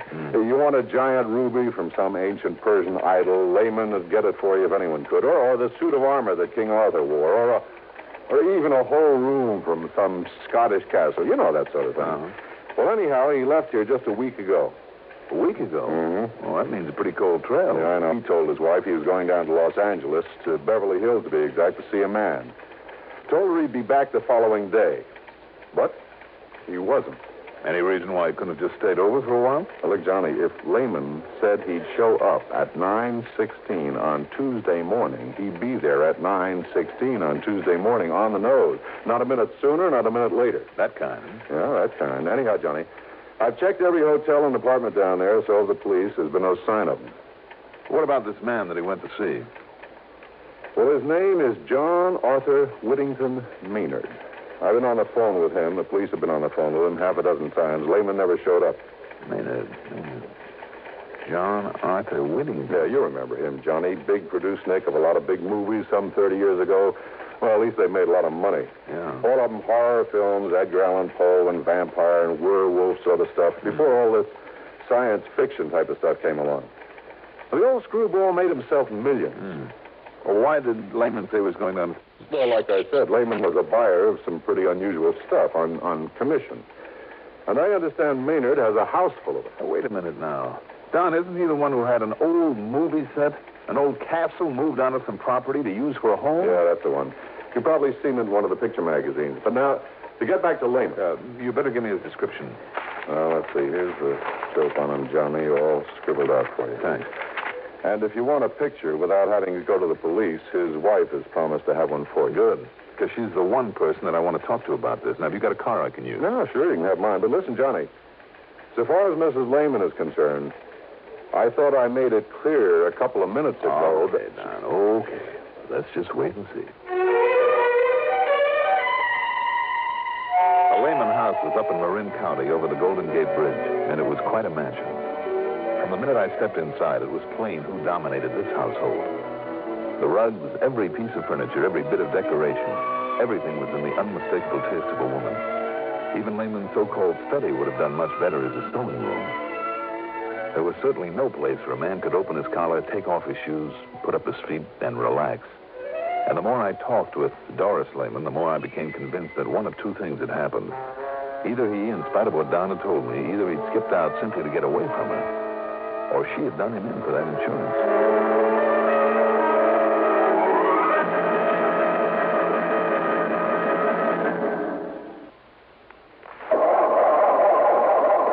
Or cars left out at night, or in unheated garages. Don't ask for trouble, ask for DuPont, Xerox, antifreeze. Wintertime is trouble time for many of us who leave our cars out at night or in unheated garages. So don't ask for trouble. Ask for DuPont Xerox Antifreeze. Xerox outlasts winter. It protects your car against sudden drops in temperature all winter long. It won't boil away, even during a warm spell. And Xerox has an exclusive rust inhibitor, MR8, that protects all engine metals, including aluminum, against rust and corrosion. So, for safe, dependable protection, do as millions of motorists have done for over 20 years. Ask for Xerox Antifreeze. It's made by DuPont. Remember, For cars left out at night or in unheated garages, don't ask for trouble, ask for DuPont Xerox Antifreeze.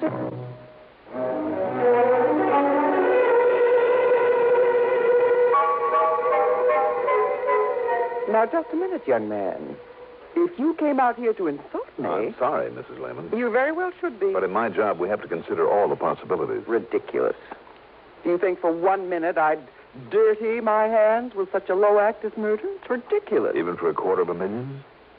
Make no mistake about it, Mr. Dollar. Harvey is worth a great deal more to me alive than he might ever be dead.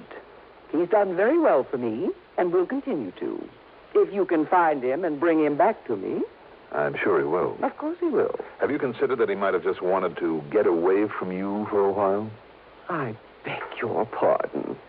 Harvey just run off and leave me? Well? He wouldn't dare. I wondered. Well, you can stop wondering right here and now. Harvey would no more...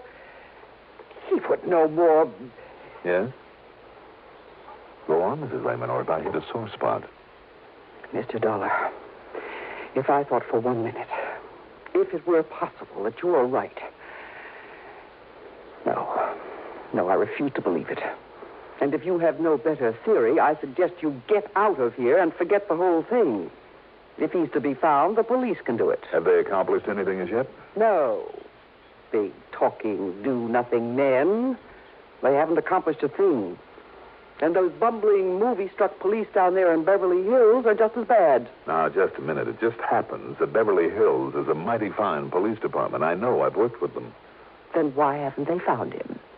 That's where Harvey went. Well, how do you know?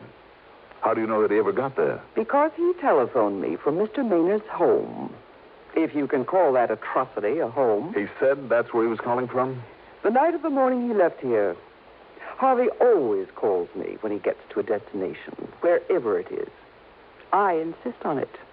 And naturally, Harvey obeys. I'm sure he does. Did you tell that to the police? Of course I... Yeah? No, I guess... I was so confused. These stupid police annoy me so with their endless questions and insinuations. They're even worse than you are. Thank you very much. What? Don't you realize they're only trying to do a job for you? Well, then why don't they? Why don't they know that Harvey got there? Because you didn't tell them. Why did he go to see Mr. Maynard? To collect the money due for a lot of junk he bought for him. $10,000. Junk? Oh, chunks from some ancient Roman ruin. Artifacts out of the temple of some old pagan god. And a lot of other nonsense that castle is stuffed with. Maynard simply refused to pay. He told Harvey he should feel honored for having been able to contribute to the decoration of that silly place. And that if he didn't stop dunning him, He'd what, Mrs. Lehman? Oh, I don't know. All I know is that he threatened Harvey, and more than once. For simply trying to collect a bill? Well, you don't know that crazy old Maynard. Oh, I guess I don't. Anyhow, I got fed up with it. I told Harvey to go down there and collect that money or else. Why should I tell you this? I don't like you. It's none of your business. So just leave and forget about it. Goodbye, Mr. Dollar.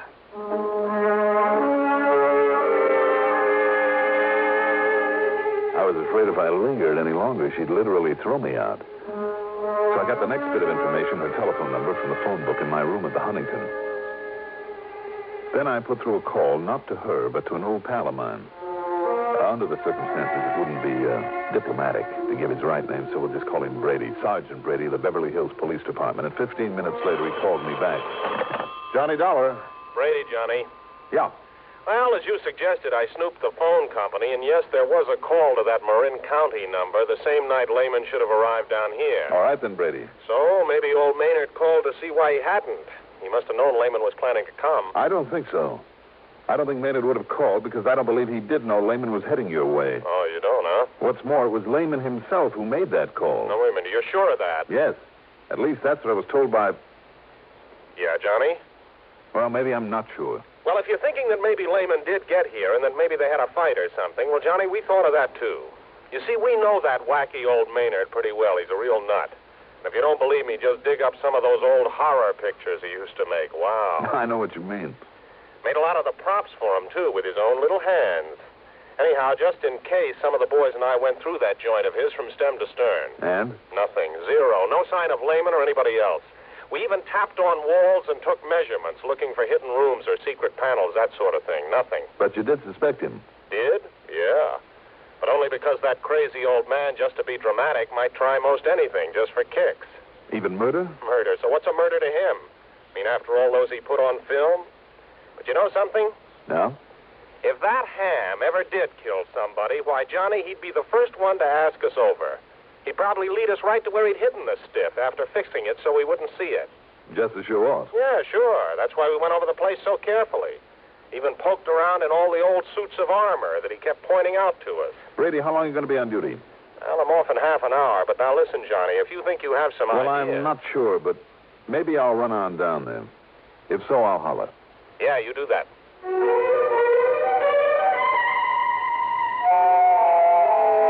Item 3, $83 even for a cab to the airport, a jet to Los Angeles, and a deposit on a rental car. I drove into Beverly Hills to police headquarters. As I suspected, Brady wasn't there, nor did a phone call raise him at his home. However, the officer on the desk promised to keep trying and gave me some directions, so I took off. After leaving a pleasant residential section, I took a narrow dirt road high up the side of a mountain. I could see all of Beverly Hills and most of Los Angeles spread out below me, and Catalina Island over 20 miles out in the blue Pacific like a jewel, fairly sparkling in the late afternoon sun. I could also see the crummy castle where John Arthur Whittington Maynard lived alone among the tattered glories of his past in the film business.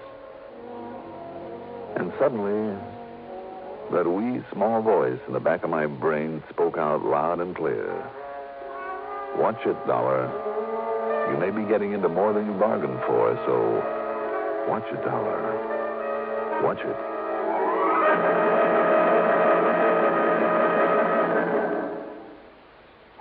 In thousands of communities throughout the nation, this is the time of year when we strive to help our less fortunate neighbors. Not that we don't try to help all year round.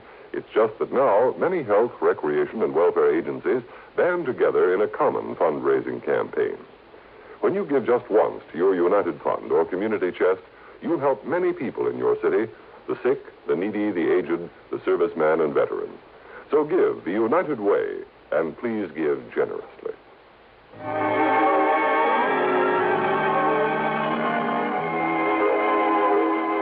Picture it for yourself. This castle, once a movie set, built up among the rocks and boulders at the top of a mountain. Complete with gray stone walls, battlements, a gallery between the towers, and believe it or not, even a moat with a heavy wooden drawbridge. I almost expected to see the bridge thumped down and a half a dozen fully armored knights come galloping out to challenge me with lances at the ready. Instead, as I drew up in front of it, the bridge was lowered slowly. There was something almost ominous about the creaking and clanking of its iron chains. And then standing there, the man. Or rather, the caricature of a man. He was short, heavy-set, and in a way almost grotesque. The ugly face, the eyes of a pig, the long, black, straggly hair and 3 or 4 day growth of beard, the heavy, beefy shoulders hunched forward. I thought of Quasimodo, the horrible hunchback of Notre Dame. Welcome, sir. Welcome to my castle. Oh, how do you do, Mr. Maynard, is it? That's right. Surely you heard of me. As a matter of fact... Come in. It's not often I have visitors. Someone to show my place to. So few people even know of my beautiful castle. My name is Dollar, Mr. Maynard. I'm an insurance investigator. Insurance? Not a salesman. I'll have none of it. Get out. Leave my place. No, I said I was an investigator, Mr. Maynard. I'm trying to find out what happened to a Mr. Harvey Lehman. Harvey? Oh, yes, of course. A very old and very dear friend of mine. Come, Let me show you some of the wonderful things he has brought me over the years. Well, I would like to ask... Magnificent suits of armor, regal pennants and banners, beautiful tapestries.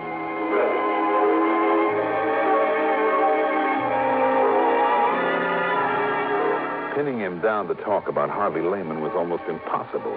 But I must confess that the trip around that phony castle was interesting, to say the least. Much of what he showed me deserved a place in a museum, real collector's items. And some of the props from old horror pictures that he's made were just fascinating. Especially down in one of the dank, dark, dirty dungeons. Ancient instruments of torture, the rack, the wheel, the Iron Maiden, a metal boot to be filled with boiling oil. From my pictures, Dollar. From my pictures. Realism, that's what I had in all of them. Because I was the greatest plotter of them all. When it came to mystery and torture and murder. To get back to Mr. Lehman. And can you think of a better place to keep them than down here in this dusty old dungeon, eh? Yes, very fitting. Now, in here, I must show you my wine cellar. There are still a couple of questions, though, that 29 years ago, I laid down the wines in here. That's all that time they've been aging in here. Cases and cases of them, rack after rack. Do you see them under the dust and cobwebs? Finest vintages of all. Yes, sure. Now, Mr. Maynard... Yes, 29 years ago, when I retired and moved into this place, I put these wines down here. So you said. You can tell how long by the dust and the cobwebs. Yes, I know. Spiders. Here undisturbed for 29 years. One thing more, though, about Mr. Lehman. No, I told you, Mr. Dollar. I know nothing whatsoever about him. When did you see him last? Oh, almost a year ago. You sure about that? Yes, I'm sure. Oh, look here, this case of port. No label. But the finest vintage port. Mr. Maynard? Over here. Do you see them? The sherries. Magnificent sherries. And the longer they lie there, undisturbed, the finer they'll be. You never drink them? Drink them? Such treasures. Drink them indeed. Look at this one. The color of this ancient sherry. Hold it up to the light. There. Do you see? Yes, I'm afraid I do now. What? I see. Realism, you said. Didn't you mean what looks like realism? By the time it was shown on a movie screen? I don't understand, Mr. Dollar. Tell me the truth, Mr. Maynard. These torture machines, for instance, in the other room, and some of that armor upstairs. Well, some of that armor cost me a fortune because it's genuine. Maybe so, some of it. But how about the rest? You mean you could tell? That it's only imitation? Stuff that was made up for some of your old movies? But I made it myself. I have a skill in such things. I thought it was perfect. It would have fooled me, all right. Well, then I don't understand. Even as the dust down here and the cobwebs fooled the police, too, didn't they? What? When they came around here a few days ago for a look. Now, just a minute. I'll bet by way of showing off, you dragged them down to this wine cellar, too. You were so sure of yourself. Dollar? Phony cobwebs are almost like the real thing. Phony? All the dust. What is it, Maynard? Fuller's earth that you've scattered around? You don't know what you're talking about. The whole setup would have fooled me royally if you hadn't picked up that bottle of wine and held it up to the light. I'm going to take a look under some of these cases, Mr. Maynard. No! You leave them alone. Why? Because they cover up something you don't want me to see? No, don't do that. What was the name of that gruesome old picture in which you had a man buried under a cellar floor? I said stop it. If you don't, I'll pull this trigger. Oh, I see. There. That wild, silly guess of mine paid off. That's right. Harvey Lehman is buried under your feet, and you will join him there. Now, put down that gun, Mr. Maynard. Stand back, Dollar. You heard him, Maynard. What? Put it down. The police. I'll kill you. Watch him, Brady.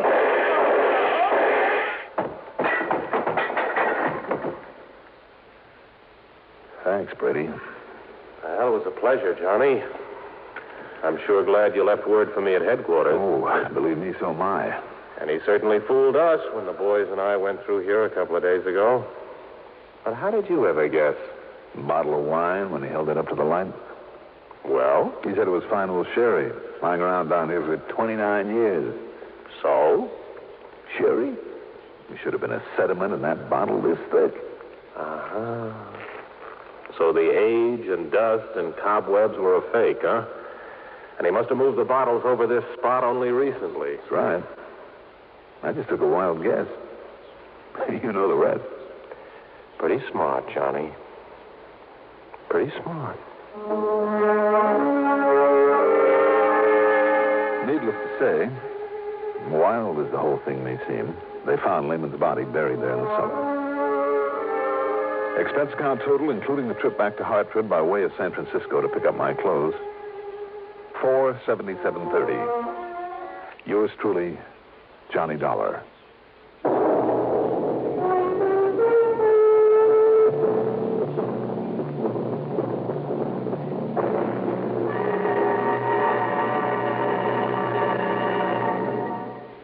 Now, here is our star to tell you about next week's story. Next week, Savannah, Georgia, after one of the cleverest crooks I've ever had to tangle with. Join us, won't you? Yours truly, Johnny Dollar.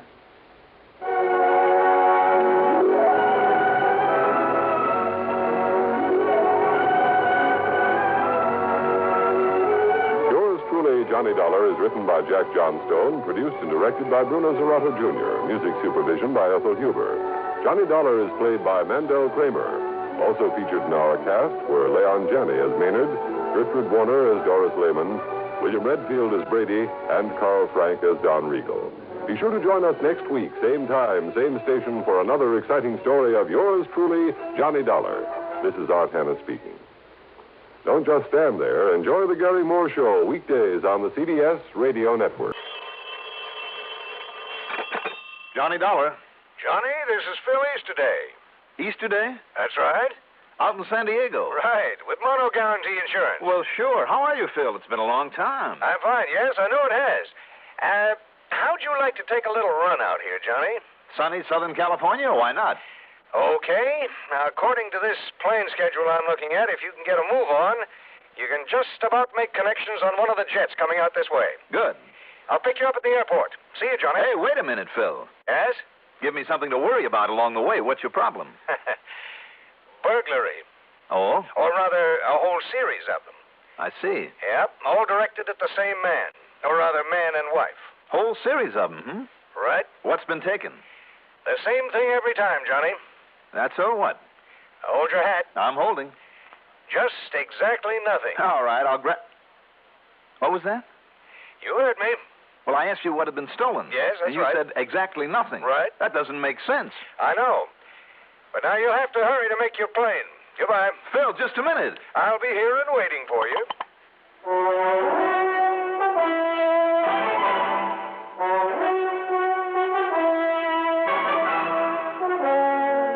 The CBS Radio Network brings you Mandel Kramer in the exciting adventures of the man with the action-packed expense account. America's fabulous freelance insurance investigator, Yours truly, Johnny Dollar.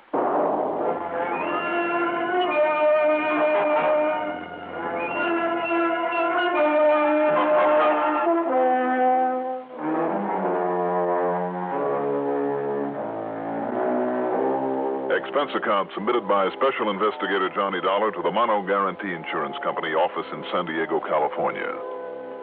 Following is an account of expenses incurred during my investigation of the double-barreled matter.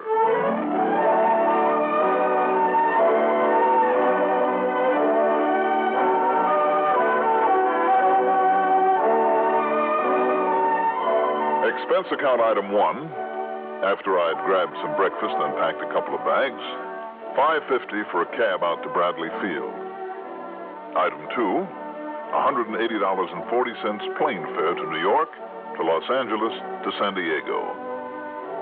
Thanks to one of the newer jets on that swing across the country, it was only a few minutes after noon, Pacific time, that is, when the plane landed at San Diego's Lindbergh Field.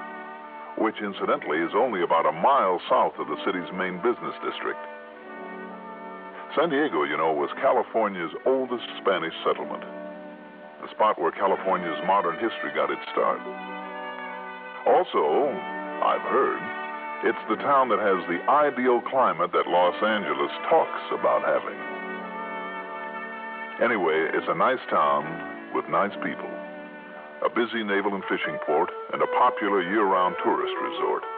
The latter because of its miles of clean beaches, fine motels, and, as I said, wonderful climate. I like it. Phil Easterday was waiting for me. We piled into his car, drove to his office, and he told me what it was all about. That's right, burglaries. But, Phil, if nothing's been taken... Now, look it up, Johnny. Burglary means breaking and entering with intent to commit a felony, whether that felonious purpose is accomplished or not. All right, Mr. Webster, I'll take your word for it. When you've had to use those as definitions correctly, as often as I have in connections with insurance claims, well... The point is, Johnny, that Mr. and Mrs. Warner's apartment's been broken into some 7 times now. 7 times in a row, over a period of about 2 months. Warner? Yeah, Charles Hastings Warner and his wife, Trudy. He's, well, now to come to think of it, I don't know what he is, what he does for a living. But if the size of his insurance policies means anything, he does all right. His straight life alone has a face value of nearly $1 million. That could be, I suppose, that he simply retired out here. He came out originally from Chicago, I think. I see. Phil, what do the police think about these burglaries? Well, that's just it, Johnny. They were never reported to the police. Why not? How did you find out about them? My wife plays bridge a couple of times a week. One of the group is Trudy Warner. Trudy told her, she told me, so I called up Mrs. Warner and got the story. All right, now answer the first part of my question. What, about the police? Mm-hmm. Well, she said that as long as nothing's been missing, her husband Charlie said there was no point in bothering them. But it kind of has Trudy worried, never knowing whether it's going to happen again or when they might clean out the place. Now, if you ask me, Johnny, I think it looks kind of peculiar. That's the understatement of the week. Right. And I think we ought to do something about it. 7 times in a row, you said. That's right. And absolutely nothing taken. Absolutely nothing. Oh, that is peculiar, Phil. Very. Well, that's why I called you up as soon as I heard about it. You know, one of these days, they'll find whatever it is they're looking for, and we'll find ourselves faced with a hefty claim. I wonder. What do you mean by that? I just wonder, that's all. Want to give me their address? Sure. And you might call and tell them I'm on my way out. Right. No. What? On second thought, just give me their address. Oh. Yeah.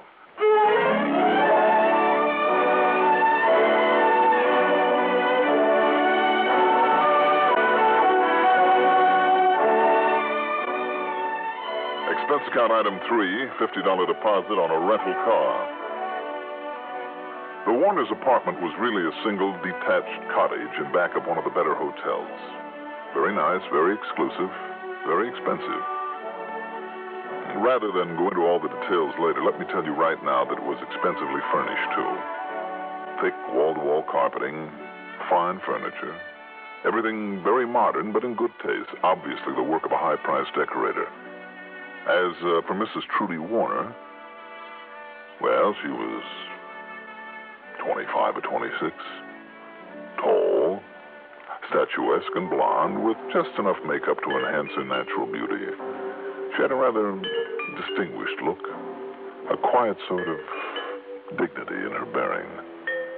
She wore a housecoat of fine oriental silk, long jeweled earrings with enough diamonds to choke a horse, but also in good taste.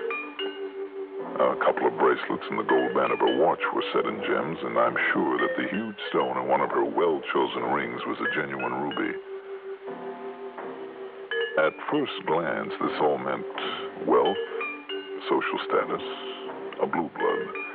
But when in response to my knock, she opened the door and then opened her mouth. Yeah? Mrs. Warner? Yeah, that's me. Who are you, huh? My name is Dollar.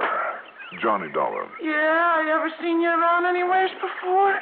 I doubt it. Well, then, listen, Is Mr. Warner at home? No, he ain't. He's gone away for a couple of days. But no fooling around, Buster, so you better get back on your bicycle and scram. Goodbye. Just a minute. Hey, now, Mr. get Warner. your foot out of this, do you? Where I should scream for help or something? No, that won't be necessary. Believe me, I'm here because I represent your husband's insurance company. Oh, you do, huh? Well, can you prove it? Well, here, let me show you my credentials. Oh, okay. I'll take your word for it. Well, what do you want to see him about, huh? Well, about those burglaries you've been having. Oh, about those people busting in here, going through all our stuff all the time, hmm? That's right. Boy, am I glad to see you, Johnny. How'd you find out about it? Well, I just happened to be here in town and talking with Mr. Easterday. Oh, yeah. I just knew I shouldn't have told that insurance guy's wife at that bridge the other day. And when he called me up and made me tell him more about it, but there wasn't ever anything stolen, so there wasn't anything he could do about it, he said. Only why Charlie wouldn't call the cops in, I'll never know. May I come in, Mrs. Warner? Huh? Oh, yeah, sure, come in. Thank you. But if Charlie finds out, I mean, he's not even wanting to bother the cops, well, maybe he won't like this. I don't know why not. I'm glad you're going to do something about it, because I asked you, Johnny, what if I was to come in from shopping or something? I mean, like in broad daylight. Like when Charlie was away like this, and maybe find somebody's busted in and was still here and pulled a gun on me or something. Sit down, huh? Thanks. These burglaries have all occurred while your husband was away? No, it's always right after he's come home again. We've been out somewheres at night together. We do a lot of night clubbing and stuff, and even sometimes go up to L.A. Mm-hmm. And they always go through everything with a fine-tooth comb, even pulling up the rugs and taking the beds apart, but they never steal nothing. I don't get it. Well, I also don't like it neither. No, I can't say I blame you. And your husband? Charlie? Well, all he says is it's probably just some crazy hophead or something, or a psychopath? Yeah, that's it. And as long as he don't take anything, we should worry. Only I don't like it. But that's his only explanation, though, for nothing being taken. Well, that's his only one. Gee. I don't know how he can take it so cool and casual, but that's the way he is, Johnny. Just real cool and casual about everything. You could fire a gun under him. He wouldn't even blink his eyelash. Anybody ever tried that, firing a gun under him? A nice, sweet guy like Charlie? Of course not. You want a drink, Charlie? Johnny. That's all right. No, thank you. Tell me, what's your husband do for a living, Mrs. Warner? Only it's Trudy, Johnny. No use being formal, huh? All right, Trudy. Only that's no invitation like you should get fresh or anything. You remember that? Oh, indeed I will. I remember that. You sure you don't want a little drink? No, I really don't. Thanks very much. Well, if you don't mind, I'm going to have another one. Oh, you go ahead. If you pardon me, please. You just help yourself. You started to tell me about your husband's business. Oh, he hasn't got any business, Johnny. At least not since I met him out here in Dago and married him. I see. Do you know what he did before?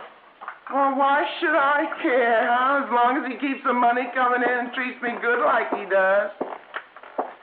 You sure, Johnny? Just to keep me company. No, I'm sure. If he has money coming in, where's it come from, Trudy? So I'll give you the same answer he always gives me when I asked him. Well? Didn't you never hear of the stock market? That's what he says. Oh, I see. Where did you say he is now? I didn't. But he's gone hunting like he always does. Always? Well, almost every week lately. Oh? Where, do you know? Well, sure I know. It's down near El Centro. You know where that is? Somewhere down near the border, I believe. Yeah, down there in all that farm country in the Imperial Valley. Oh, yes, I understand there's a lot of dove shooting down there in the Imperial Valley. Yeah, doves or pigeons or whatever they are, only he always calls them pigeons. Oh, yeah? Little tiny things, a lot of feathers, only you only get a mouthful out of them. I always get stuck. I have to cook them for him, but he's always so nice to me, so why not? Sure. I'm a good cook, too, Johnny. You wouldn't believe it, but I am. Oh, I bet you are. Tell me, do you know where he stays down there? Well, sure. I always call him up on the phone every night while he's gone. It's the Bluebird Motor Court. It's a real swell place. I've seen it myself a couple of times when him and me was on our honeymoon. When did he leave? Early this morning. That means he won't be back until day after tomorrow. Only what are you going to do about this burglar and bit, Johnny? Gee, I'm not sure yet, Trudy. Well, whatever it is, I sure hope you do. Only don't let on to Charlie I said anything about it, will you, honey? Well, if you won't, I won't. Oh, well, don't you worry about that. Listen, not even a short one, Johnny? Just to keep me company? Well, all right. Just a short one.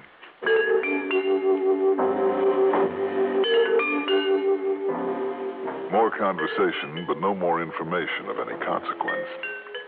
After the second short one, and just to keep her company, believe me, I left and drove to the nearest shopping section, picked up a handful of change, dove into a phone booth, and spent item 4, 80 cents, on calls to all the stockbrokers in town. Not one of them had ever heard of Mr. Charles Hastings Warner. Okay. Item 5, $3.90 for a call to an old friend of mine in Chicago, Pete Fuller, a feature writer for the Chicago Sun-Times. Charles Hastings Warner? Are you kidding, Johnny? You don't know who Chicky Warner is? Or rather, was when he was operating here in Chi? And you in the private eye business? Well, brother, leave me pour you an earful. And I hope you got plenty of dimes to feed that slot machine you're talking through. I can only tell you this. By the time Pete Fuller got through giving me a rundown on Chick Warner, it suddenly began to look as though I'd got myself involved in one of the most important and possibly one of the most dangerous cases in my whole career.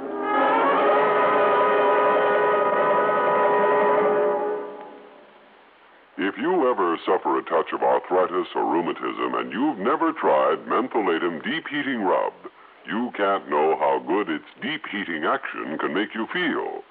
As you massage it into painful areas, you feel its deep heating action. You know relief is on its way.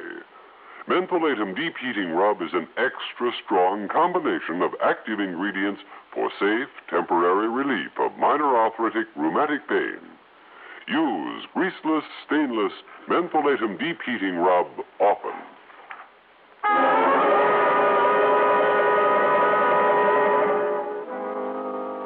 With Chick Warner due back in San Diego in less than 2 days, I decided that I'd better act fast.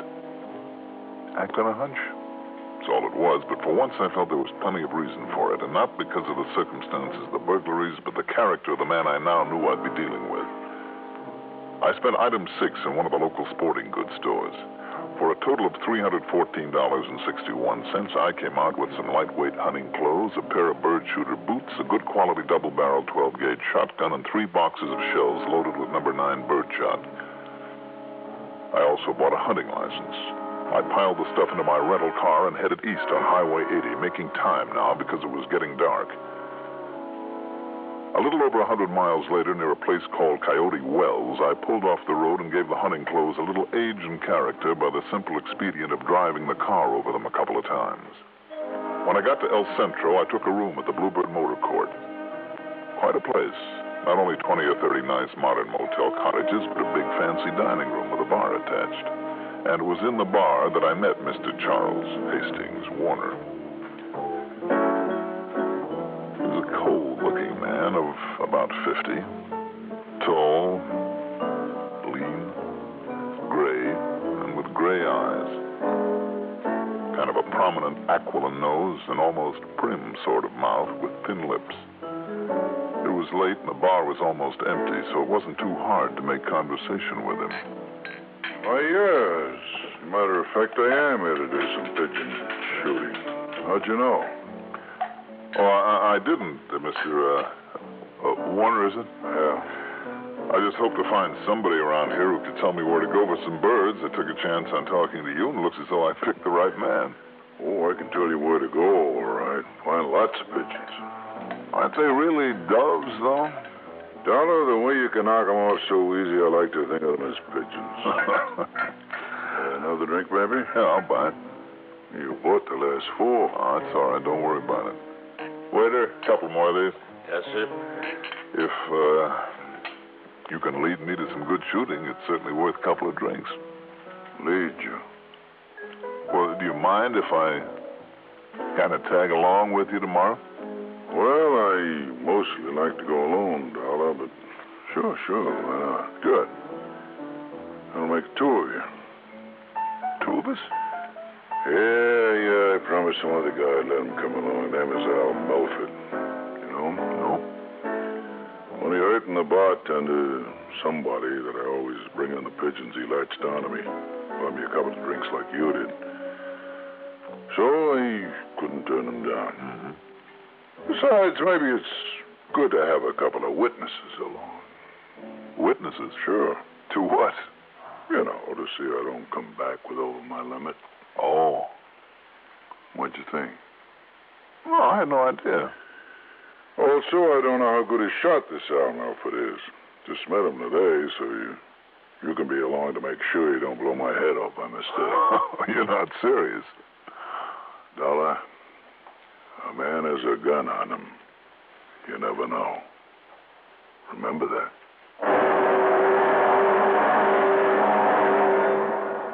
Early the next morning, far too early for my money, was long before sunrise. The 3 of us, Chick Warner, Al Milford, and I, set out in Warner's car. We headed south across the flat desert and farmland, to and through Calexico. Within spitting distance of the border, we turned right and then hit a narrow, dusty road that wound around so much I wondered a couple of times if we weren't getting a little too close to Mexico. Al Milford, by the way, put me on guard. 35 or so, there was a kind of shiftiness about him that I didn't like. I began to wonder if I'd walked myself into a trap of some kind. Finally, Chick stopped and deployed us around a vast, heavy cover of what I believe they called deer brush. Oh, there must have been several acres of it, and mesquite and sage that was higher than my head. Al went to the north end, I to the west, and Warner to the south, and we waited. Sure enough, as soon as the sun came up, as Warner had promised, the birds started rising. For the next 10 or 15 minutes or so, I had more action than I'd ever dreamed possible in bird shooting. But I noticed 2 things. Chick Warner's shooting was only 1 blast at a time. And more important, after the first big flurry, there wasn't a sound from Al's gun. I worked my way slowly, cautiously toward the spot where Chick Warner supposedly had his stand. What I came on stopped me in my tracks. Al Milford, lying prone, his shotgun aimed toward the spot where Warner should have been, and beside him in reach, a .38 revolver. As I sneaked up on him, he suddenly, quietly swung around, and I found myself staring into the barrel of that gun. Just take it easy, Dollar. Yeah. Before you do anything silly, just take a look at these. My credentials. Catch. Credentials? I know who you are, but you don't know who I am, so you better look. You think I'll argue with you as long as... Oh. Yeah. Narcotics squad. That's right. Now listen. Put down your gun and listen before he gets back here. Sure. He's been quiet quite a while now, so I think he's made his haul. What? Don't you see, we know how he gets the stuff across the border. Stuff? White stuff, heroin, pure, uncut heroin. I figured as much from his record in Chicago. Sure. Now he picks it up on these so-called hunting trips. From a contact just across the border. Yeah, and he always has company, a witness who would swear he just came out here shooting, sometimes one of our men. But none of them has ever found the stuff on him. Then those raids in his apartment, yours. I didn't say that, Johnny. But strip him down, strip his apartment, there's never a sign of it. Yet somehow he's not only getting it, but storing it, then spreading it around up north. And somehow I've got to find out what he does with it after he picks it up here, where he hides it. You'll never know that. Warner. All right, Warner. No, Dollar. You reach for that gun, you get this other barrel. That wasn't any birch I'd hit him. That was a slug. I can see that. Okay. Pick up that handgun of his. With your left hand. Toss it over here. But real careful. Go on, do it. I say toss me his gun or I give you this other barrel. What's the matter, you blind? They only use one shot on him. This gun's a double. Can't you see that? Sure, Warner. Do like I tell you. You want this other barrel? Yes, Warner, I think I do. Stay back or you'll get it. Stay back. Stay back! Clever, Warner. Clever hiding place when you took the stuff home. Get back. Not even the experts could find it there at your cottage. Get back, I tell you. And out here, after birds, only one shot at a time. That's what gave you away. You hear me? I'll pull this trigger. And let the hammer fall on the barrel full of the white stuff that it's loaded with? Why bother, Warner?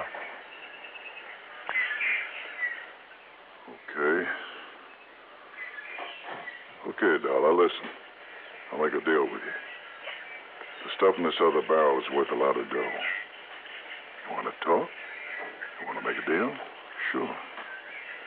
Sorry, Warner. I'm afraid the only deal I'll make with you is this. All right, Al, are you still with us? Sure.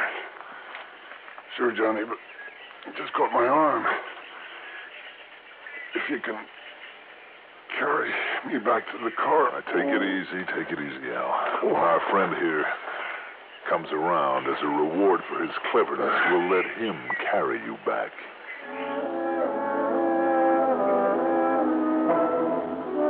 That one shotgun barrel loaded with heroin? Sure, it was only a guess, but thank heaven it was the right one. You know, for a second there, I was afraid he might have a shell in it. Expense account total, including the trip on back to Hartford, call it $760 even, and cheap at half the price. Yours truly, Johnny Dollar.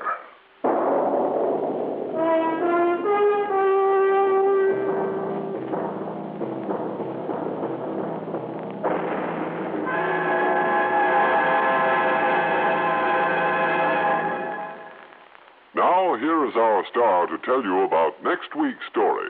Next week, one of the rottenest rackets in the world, but a story with a real twist at the end. Join us, won't you? Yours truly, Johnny Dollar.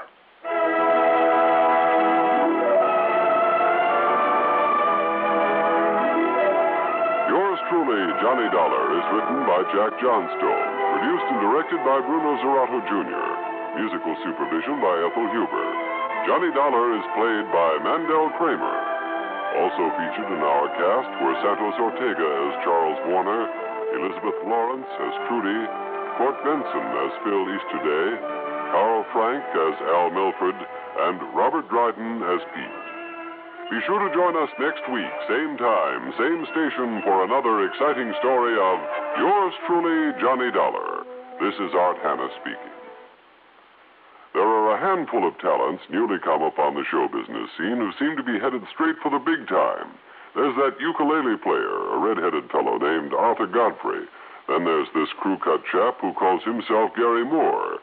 In Hollywood, a youngster by the name of Art Linkletter runs a show called House Party. Also on the coast, there are two youthful hopefuls called Bing Crosby and Rosemary Clooney. They're all here to entertain you on the CBS radio network each Monday through Friday. Let's run down the lineup again.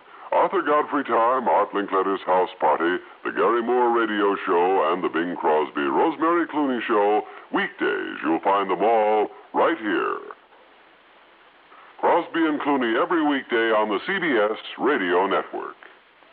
This is Kelly Maddox, Executive Secretary of the Citizens Traffic Commission, with another safe driving tip.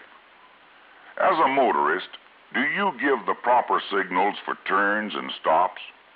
Always before you slow down, turn, change lanes, or stop, make sure that other motorists know in advance what you plan to do. Use either hand or mechanized turn signals. As a precautionary measure, use both. Give signals distinctly by extending your arm well out of the car window. Your hand pointing to the ground means slow or stop. Your hand extended straight out means a left turn, and your hand pointing upward means a right turn. If you use mechanical signals, check them often to make sure that they are functioning okay. And check your brake or stop lights, and if bulbs are burned out, replace them immediately.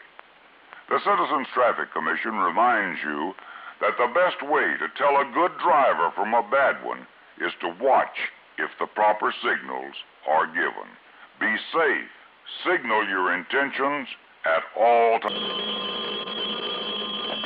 Johnny Dollar. I am thy father's spirit, What? doomed for a certain term to walk the night, Well, good for you. and for the days confined to fasting fires, How about that? till the foul crimes done in my days of nature are burnt and purged away. Bravo, Mr. Shakespeare. Now, why don't you just relax and enjoy it? I wish I could, Johnny. This is Jack Price down here in Corpus Christi. I thought I recognized those pear-shaped tones. How are you, Jackson? Fair. Why the long-winded quote from Act One of Hamlet? Tell me, Johnny, do you believe in ghosts? Are you kidding? Not a bit. Because a lot of innocent people down here in Corpus are beginning to. You are kidding. No, sir. How come? Because of a so-called psychic medium who's moved in on us. A medium? Hmm? He's been holding seances, or whatever you call them, and making with the clairvoyance bit. He's a rare one, Johnny. Now, which is it, Jack? Huh? Rare, medium, or maybe well done? Well, the act he puts on is well done, all right. Well, what's your worry about him? He's costing us money. How? Come on down here, Johnny. I'll give you the story, and you can get to work on him, okay? All right, Jackson. Why not?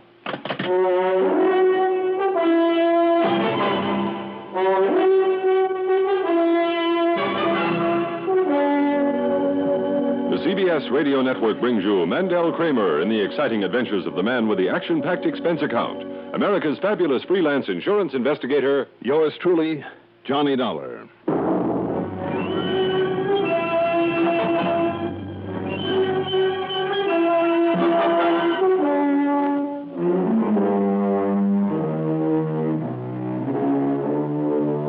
Expense account submitted by Special Investigator Johnny Dollar to Tri-Western Life Insurance Company office in Corpus Christi, Texas.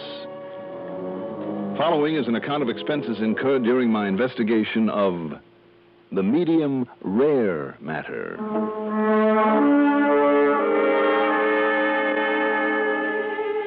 Expense account item 1, $132.15 for a cab to Bradley Field, then plane fare to Corpus Christi. Item 2 is $1.35 for the airport limousine to the Robert Driscoll Hotel, where I got myself a room, parked my luggage before walking over to Jack Price's office in the Katz building. I'll bet you're tickled pink to get away from that cold New England winter weather, That's the truest thing you ever said, Jackson. How are you? Oh, fit to be tired, Johnny, on account of this so-called psychic medium. Oh? Sit down, I'll tell you all. All right. Tell me, don't the police around here kind of frown on such? This one is a phony, isn't he? Sure is. But somebody's got to prove it and put him out of business. Johnny, there are a lot of people who believe in spiritualism. But when a rank charlatan like this comes along... Well, let's face it, Jack, you find them all over. They ought to be locked up, but they're usually too smart. Now, let's have the story. Well, first off, he operates out beyond the city limits. That's why our Corpus Christi police are helpless. Yeah. His name is Udi Vishnu. Vishnu? At least that's the name he uses. And you ask me, that Hindu or whatever it is accent he uses has a touch of Brooklyn in it. No? Phony. But they continue to fall for him. Knowledge of the past, present, and future. Mind reading, message from the dead. Phooey. You really don't like him, do you? He's already cost us money. Oh? Unless you can stop him, he'll cost us a lot more. Us and a lot of other people. And that means a lot of heartbreak, too. Don't tell me that he makes a charge for his meetings, seances, whatever you want to call them. Too smart. He'd be up against the laws on fortune-telling. No, Johnny, all it takes is contributions. There's no law against that. Just where and how does he operate? A few miles out South Staple Street.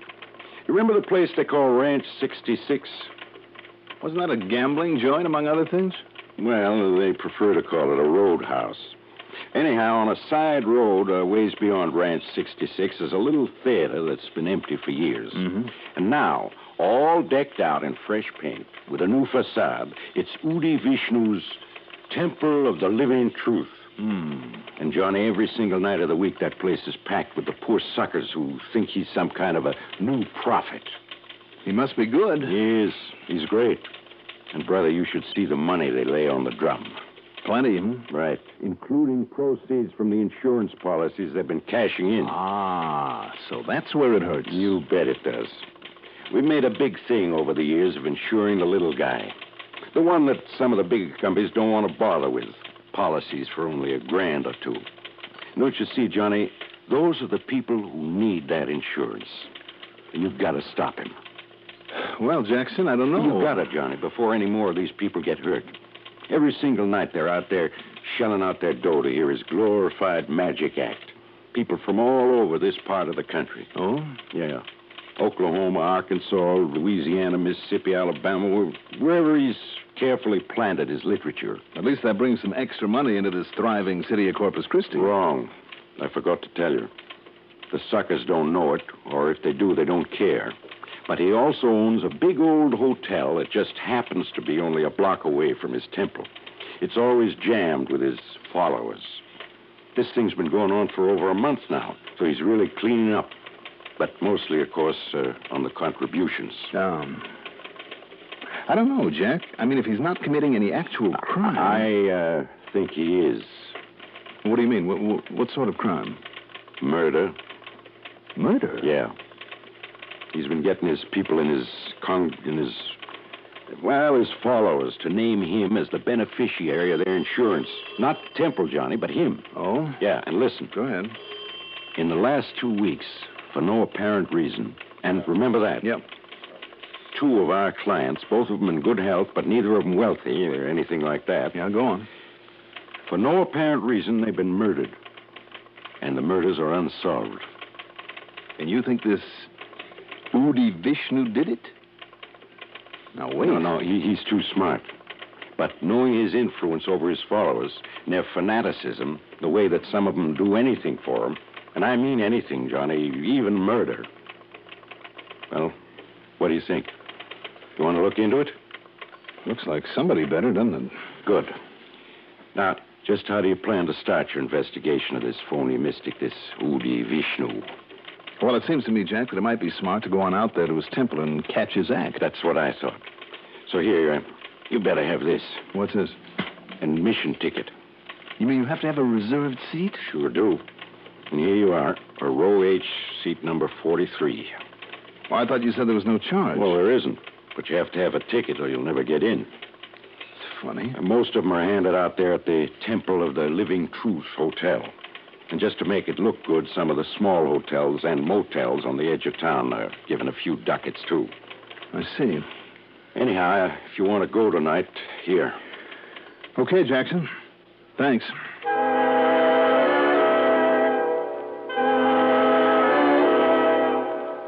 Item 3, $50 deposit on a rental car. By the time I'd got it and going back to the Robert Driscoll to freshen up, well, item 4 is $6.80 for a cocktail and a leisurely dinner. Then I drove out to the Temple of the Living Truth. Literally scores of people were standing around begging to be let in. But only those with tickets for reserved seats were admitted. And remember that. Reserved seats. The audience, or rather the auditorium, held something over 100 people. And the house was packed. The wide, shallow stage was hung with gray velvet drapes and was bare. except for a sort of reading stand or lectern. There were steps leading from the audience to stage center. And Jack had been right. Most of the people gathered there looked like rather poor folks, the very kind most likely to be taken in by this self-styled mystic. My ticket stub said the service would start at 8:30. At exactly 8:27, the lights were slowly dimmed except for a blue spotlight that shone on the lectern and on the steps that led up to it. And from somewhere came the recorded music of an organ. Low, haunting, mysterioso. The crowd grew silent. They all leaned forward expectantly. And then at 8:30 on the nose, from one side of the stage into the spotlight, glided Udi Vishnu. I'll say this for him. He cut a mighty impressive figure. He was tall, with curly chestnut hair and a smart short beard. Brown eyes that were set deep in their sockets, but that almost seemed to glow in the spotlight. His face rather pale and wan, like that of someone who has suffered. He wore a long gray robe bound in the middle by a cord that looked like gold. It reached to the tips of his gold-colored sandals. His hands were those of the artist, with long, slim fingers that barely gracefully curved as he gave the sign of a blessing. He simply stood there for a moment, his eyes raised upward, as a soft, almost imperceptible sigh passed through the crowd. Then he lowered his hand, and the music died out.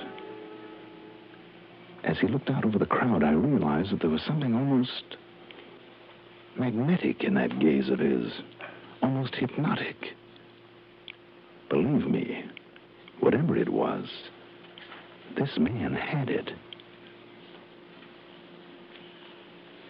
And do you believe? We believe. And do you believe in me? We believe. And do you know that I, and I alone, possess the infinite knowledge? Yes, we know. Of all things then, and now, and forever. Yes. Then you know, my children, that through me, you too can be possessed of supranormal, supernatural powers, can share my unification with the omnipotent consciousness that rules the cosmic destiny of all mankind. My bond with the supreme intelligence, and you can gain psychic powers beyond belief. Know all things about all people. Yes. Now, these tremendous forces lie dormant within you. They must be aroused and developed, as only I can show you how. If you will uphold me, not only in worldly things, but in things spiritual. If you will believe in me, and show me that you believe, your lives will be successful, full, and complete. Yes. You know this. Yes. Then be silent. As I close my eyes, as I concentrate on someone here I have never seen before, but who will be the first tonight to be relieved of all worldly cares, who is one of the elect to share with me Yes, I see now a number. The number H41. Oh, it's me. Really? That's my ticket. My seat number. Oh, I'm sorry, mister. But see, it's the number of my seat. Yes, I see, miss, but wait a minute. I mean... Patience, my child, that I may speak. Oh, I'm sorry. In the eye of my mind, there comes a vision now. A farm in Oklahoma, near the town of Yes, El Reno, yes. Oh. And a little girl, perhaps 10 years old. Her name is Martha. Oh, that's my name. Martha Winter. Yes. And with her, a little dog. The dog. The dog she was not supposed to have. She never told her mother. His name was Skipper. Skipper. I'd almost forgotten. Then Martha's school. And Miss Albright. My teacher. But how could he know? Yes, who alone helped Martha decide not to run away from home. It's true. And now, when she got the call to come here to see me. But she left the car, an old one. It's blue. He's right. He's right. 43U7418. Oh, that's the license number. But it's back in Oklahoma. Are you here, Martha? Yes. All you said is true. And do you believe? Yes. Do you all believe? Yes.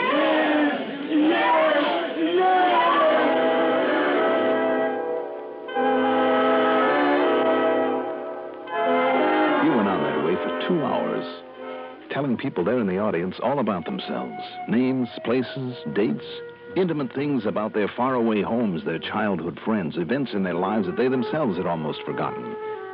Believe me, it was impressive and very convincing.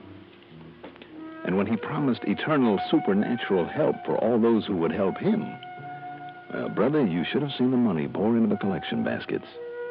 After it was over, in the crowd outside, I talked with those people to find out how he had learned so much about them. But they'd only arrived that very day, that morning. And more important, not one of them had told anyone, not anyone, of the personal things that he had known. Who could blame them then for believing him, and for believing in him, and for going on back to their farms or whatever, convinced that thanks to him all their troubles were over and forever? And the next night there'd be another, a fresh mob there, to shell out their money for his phony promise of supernatural help. But how to stop him? You know the only way, of course. Do I, Jack? Sure. Somehow prove to those followers of his how he actually does get all that information about him. But it's pretty fantastic, isn't it? He's never seen them before, doesn't even have any way of knowing they're going to be there. Yeah, he's mighty convincing. And what he does is just plain impossible.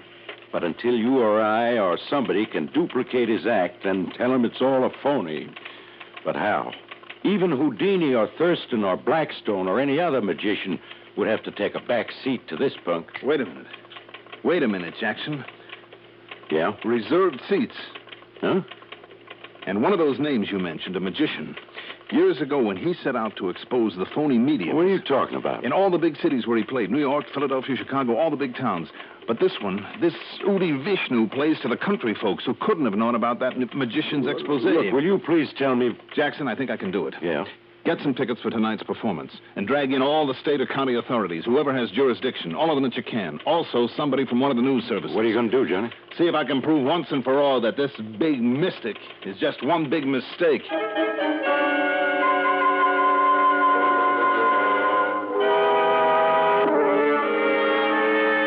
The next few hours were about the busiest I ever spent. First of all, through a contact there in Corpus Christi, whose name I had better not mention, I got the answer to the one key question in my mind. Amount of the latest monthly phone bill paid by the Temple of the Living Truth Hotel. Then, on the excuse that I wanted a reservation for the night, I paid a visit to the hotel. Needless to say, all the rooms were taken, but I sneaked a good long look at the register, and sure enough, beside the name of each guest were the two things I needed to know: home address and ticket number for the night's meeting. Only let's call it performance now. Then back in town, I ran up item 4, $121 in telephone calls. I know, a lot of calls, but very necessary ones. Then, I don't know where and how Jackson got the tickets, but he did.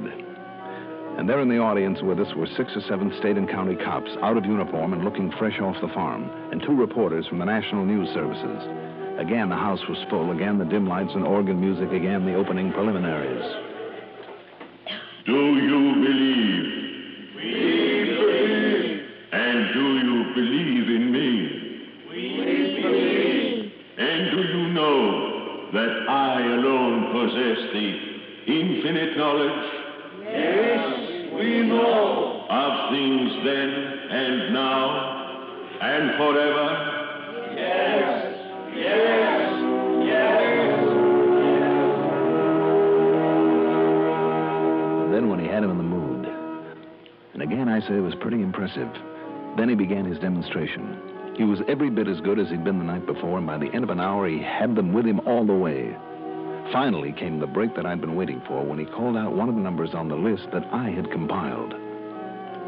And I see another number in the eye of my mind. Number L13. Hey, that's me. It's my seat number. Then listen, my brother, while I tell you of the wondrous things I know through the psychic powers that have been granted me. Yes. That have made you one of the elect. No, let me tell him. What's this? Hey, Johnny, what's the here? Throw him out. Wait. Be silent, my children.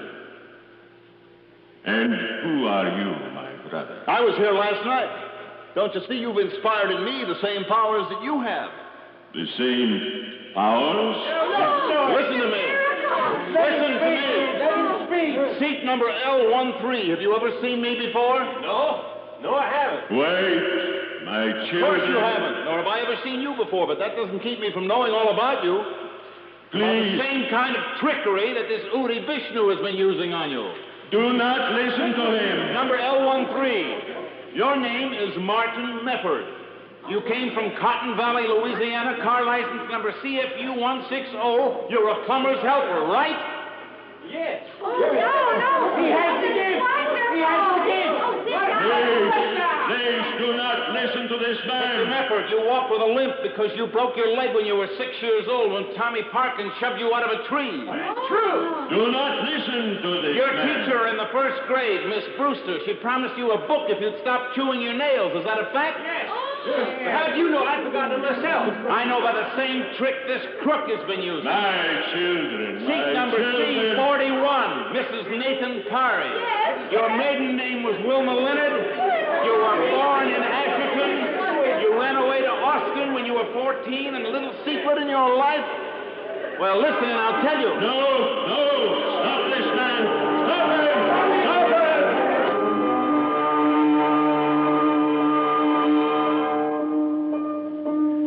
By the time I got through telling some of those people stuff that even Udi Vishnu hadn't found out about them, and some of it was pretty personal, they fairly tore the place apart. Then when Udi dragged a gun from under his robes to protect himself and pulled off a couple of shots, well, then the police moved in.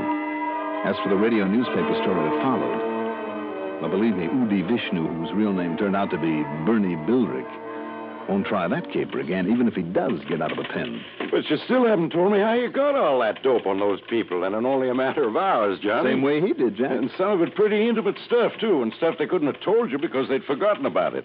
What's more, you'd never seen them before. How, Johnny? Look, the tickets were free, but all the seats were numbered, reserved. Now, there had to be a reason, Jackson. That's what reminded me of the famous magician, the trick that he'd used up in New York. Yeah? He'd call the ticket agency, the hotel, find out the name and address of a guest who'd bought a ticket to his show. Well, down here, of course... All I had to do was look at the register, right there at the Temple of the Living Truth Hotel. Which will soon be out of business, I promise All you. right. Having seat number, name, and home address, I got on the phone. That Mr. Martin Mefford from Cotton Valley, Louisiana. I called the police chief there and the mayor. On the information they gave me, I called his old school teacher, 2 cousins, a couple of boyhood pals, an old girlfriend. Jackson, by the time I got through, I knew more about him than he did about himself, and the same with the others. Well, I'll be darned. So that's that. You certainly proved your point. Point?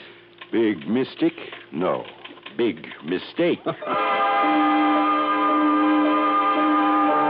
Whether they can pin the 2 murders on him that Jack told me about remains to be seen. That's up to the authorities and out of my hands now. Expense account total, $465.30. Yours truly, Johnny Dollar.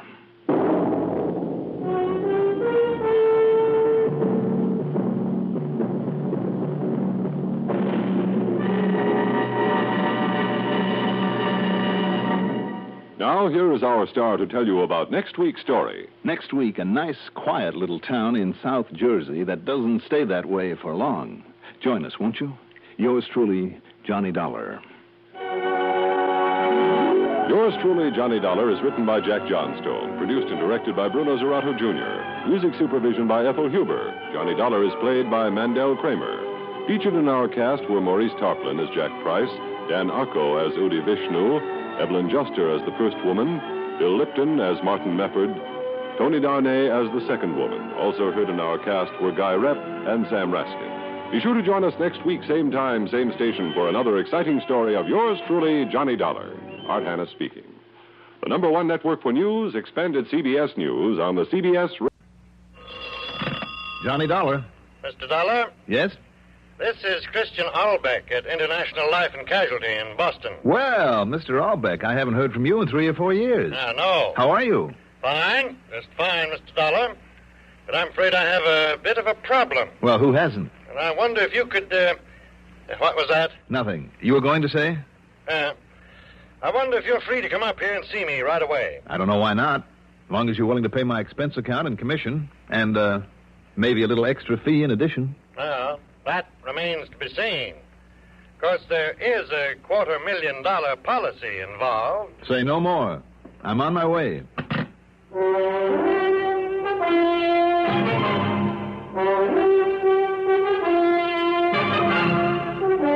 The CBS Radio Network brings you Mandel Kramer in the exciting adventures of the man with the action-packed expense account, America's fabulous freelance insurance investigator. Yours truly, Johnny Dollar.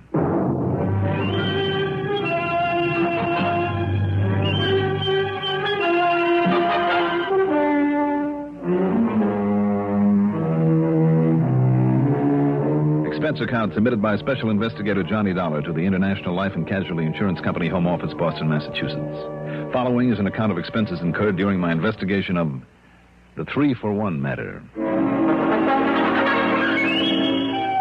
Expense account item 1, $7.75, plane fare to Boston.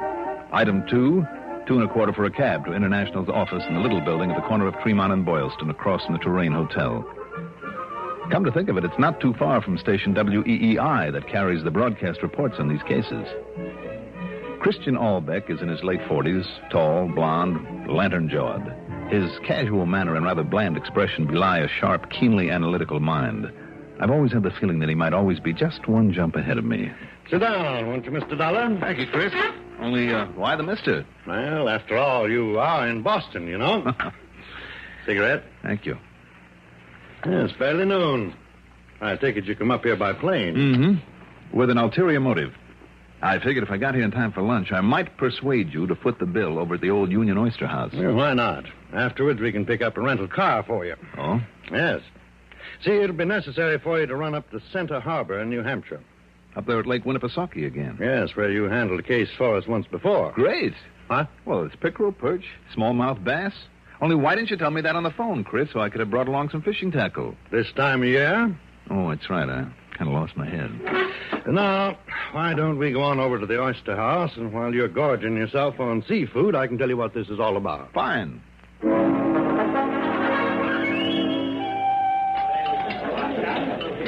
Another dozen on the half shell, Mr. Dollar? Oh, are you kidding? I've had it. Oh, I just hope I can make it up to Lake Winnipesaukee. I come to think of it. To what, Chris? To see if you can find out what's happened to a Mr. John Stewart Kirkman. Kirkman? Yes. He and his wife live on Red Hill Road up there at Center Harbor. He's a man of about 60, retired, worth quite a lot of money. I see. His wife telephoned me just before I called you this morning. She gave me no details, but it seems that Mr. Kirkman left the house sometime after dinner last evening, presumably to see a man on business of some kind or other. And, well, she simply hadn't seen or heard anything of him since. A $250,000 policy, eh? Yes, with a double indemnity clause. She's checked with this man that he went to see? She doesn't know who it was. Well, what about the police up there? Chief Mike Sharp, isn't it? Yeah. I talked to him this morning, too. He'll give you all the details, and he's happy you're on the case. Well, He thinks a lot of you, Mr. Dollar, and he promises complete cooperation. Well, good. Incidentally, now, Yeah? Well? No. Nothing. Well, you see what you think when you get up there. What I think about what, Chris? Forget it. No, wait a minute. You've got an idea maybe about someone who might have helped Mr. Kirkman disappear? I didn't say that. Now, don't start that again. Again? That other case up there, Winnipesaukee. If you'd told me your suspicions right at the beginning, it would have saved me a lot of trouble and your company a lot of expense. Yeah, but if I'd been wrong... But you were absolutely right. Yeah, quite possible that I'm wrong this time. Who do you suspect, Chris, of wanting to get him out of the way? Well, then, who is the beneficiary of this policy that he holds? His wife, Mona. $250,000, Yeah. Or maybe double that. But I'm thinking of, well, 3 people, Dollar, who might, and I use the word might, now mind you. Go on. Who are they? Well, it's Charles D. Hockaway. Who's he? Hockaway, a sort of junior partner for a while in Mr. Kirkman's investment business here in Boston. Before Kirkman retired, went up there to live in Santa Harbor. Mm-hmm. What about him? Hockaway borrowed a lot of money from him on a handshake. No contract. Never paid it back. For the simple reason that he's completely impractical, incompetent wastrel. How much? Nearly $100,000, I understand. Anyhow, the last time I talked to Mr. Kirkman, he said he was going to take legal action, even if it meant complete ruin for Hockaway. Did he? I don't know. I do know that Hockaway was not only worried, but bitterly resentful. He was? He said he'd really earned the money, which isn't true. That Kirkman didn't need it, and that he'd see him in Hades before paying a cent of it. And a couple of months ago, Hockaway quietly took a little cottage up there in Santa Harbor. You think that in order to avoid paying off his debt, he would go so far as to... No, I didn't say that. Then there's Mildred. Mildred who? Armstrong. She was Kirkman's first wife. When he divorced her, he made what was then a very generous settlement. But later, when he began to get really wealthy and wouldn't add to what he'd given her, well, I just happen to know that she's been threatening him for years. Threatening to kill him? Now, Mr. Dollar, I didn't... All right. You didn't say that. No. But she, too, has recently moved to Santa Harbor. Well, now, Chris... And finally, there's Tony Benson, who's turned up in Wolfsboro on the other side of the lake. And who is he? Well, he's a fairly bright young fella. Basically, just a bum. Just an irresponsible young... Mr. Dollar, Tony has been in more scrapes. And I'll wager he's had at least a dozen different jobs in the last 10 years. There's been absolutely no good in any of them. Right now, he's a sort of dental assistant for Dr. Porteous. And what's his beef? Mona, Mr. Kirkman's wife. Tony was in love with her once, or with her fortune, really, but Kirkman beat him to it. I thought Kirkman himself had the money. But it was hers that enabled him to build up his business. Therefore, his own fortune, to the point where he could retire in 4 years. Oh. Anyhow, I don't think Tony would stop at anything to get even. Oh, wait a minute. Get even with Kirkman or his wife? Frankly, knowing the way that love can turn to hatred in such a case, I would have thought with Mona. But now, of course... Well, they're pretty thin motives, it seems to me, Chris, all of them. But you think that one of those 3 might possibly have decided to put Kirkman out of the way? No, I didn't say that. I only meant... Okay, Chris. Let's get out of here. Get me a car and I'll be on my way.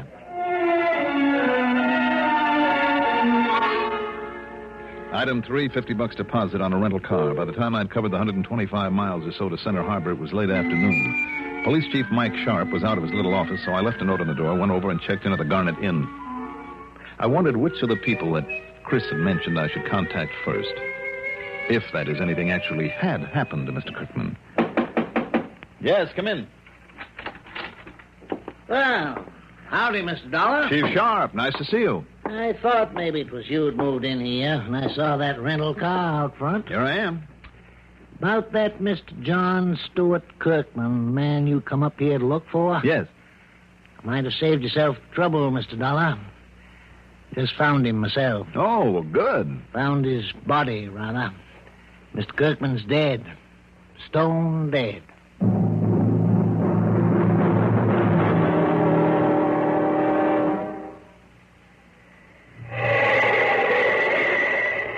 If you leave your car outside at night and hope in the morning it'll be all right. If your car's in the garage that has no heat, you want antifreeze protection that's real complete.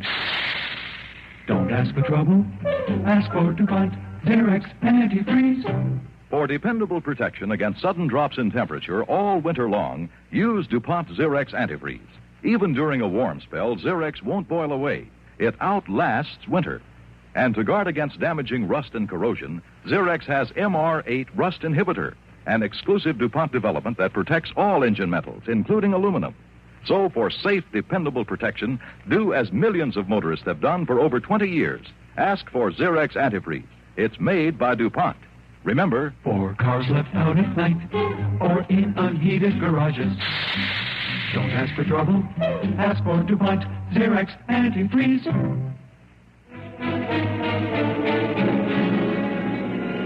Now, just take it easy, Mr. Dollar, coming to that curve up ahead there. Right, Chief. Yeah, that is, unless you want the same thing to happen as happened to Mr. Kirkman. Maybe you better stop along about here. Yes.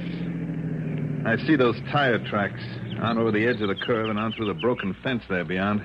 Yeah, that's what happened to him, all right. Lost control, missed the curve, went on over the edge. Yeah, there, now. See how it hit the bottom down there? Yeah. 60 or 70 feet. Yeah, come along, Miss Dollar. Watch your step here. Yep. Footing's not so good on this side of the hill. Yeah, I see that. Who is that down there? Old Doc Higby. He's the coroner. I want him just to be sure that body's all right. How do you mean, all right? Well, it looks pretty obvious, like an accident, but you didn't have a chance to look at those tire tracks as careful as I did. Oh, I think I know what you mean about him, Chief. Do you? Yeah, there were no skid marks to show that he tried to put on the brakes before going over. That's right.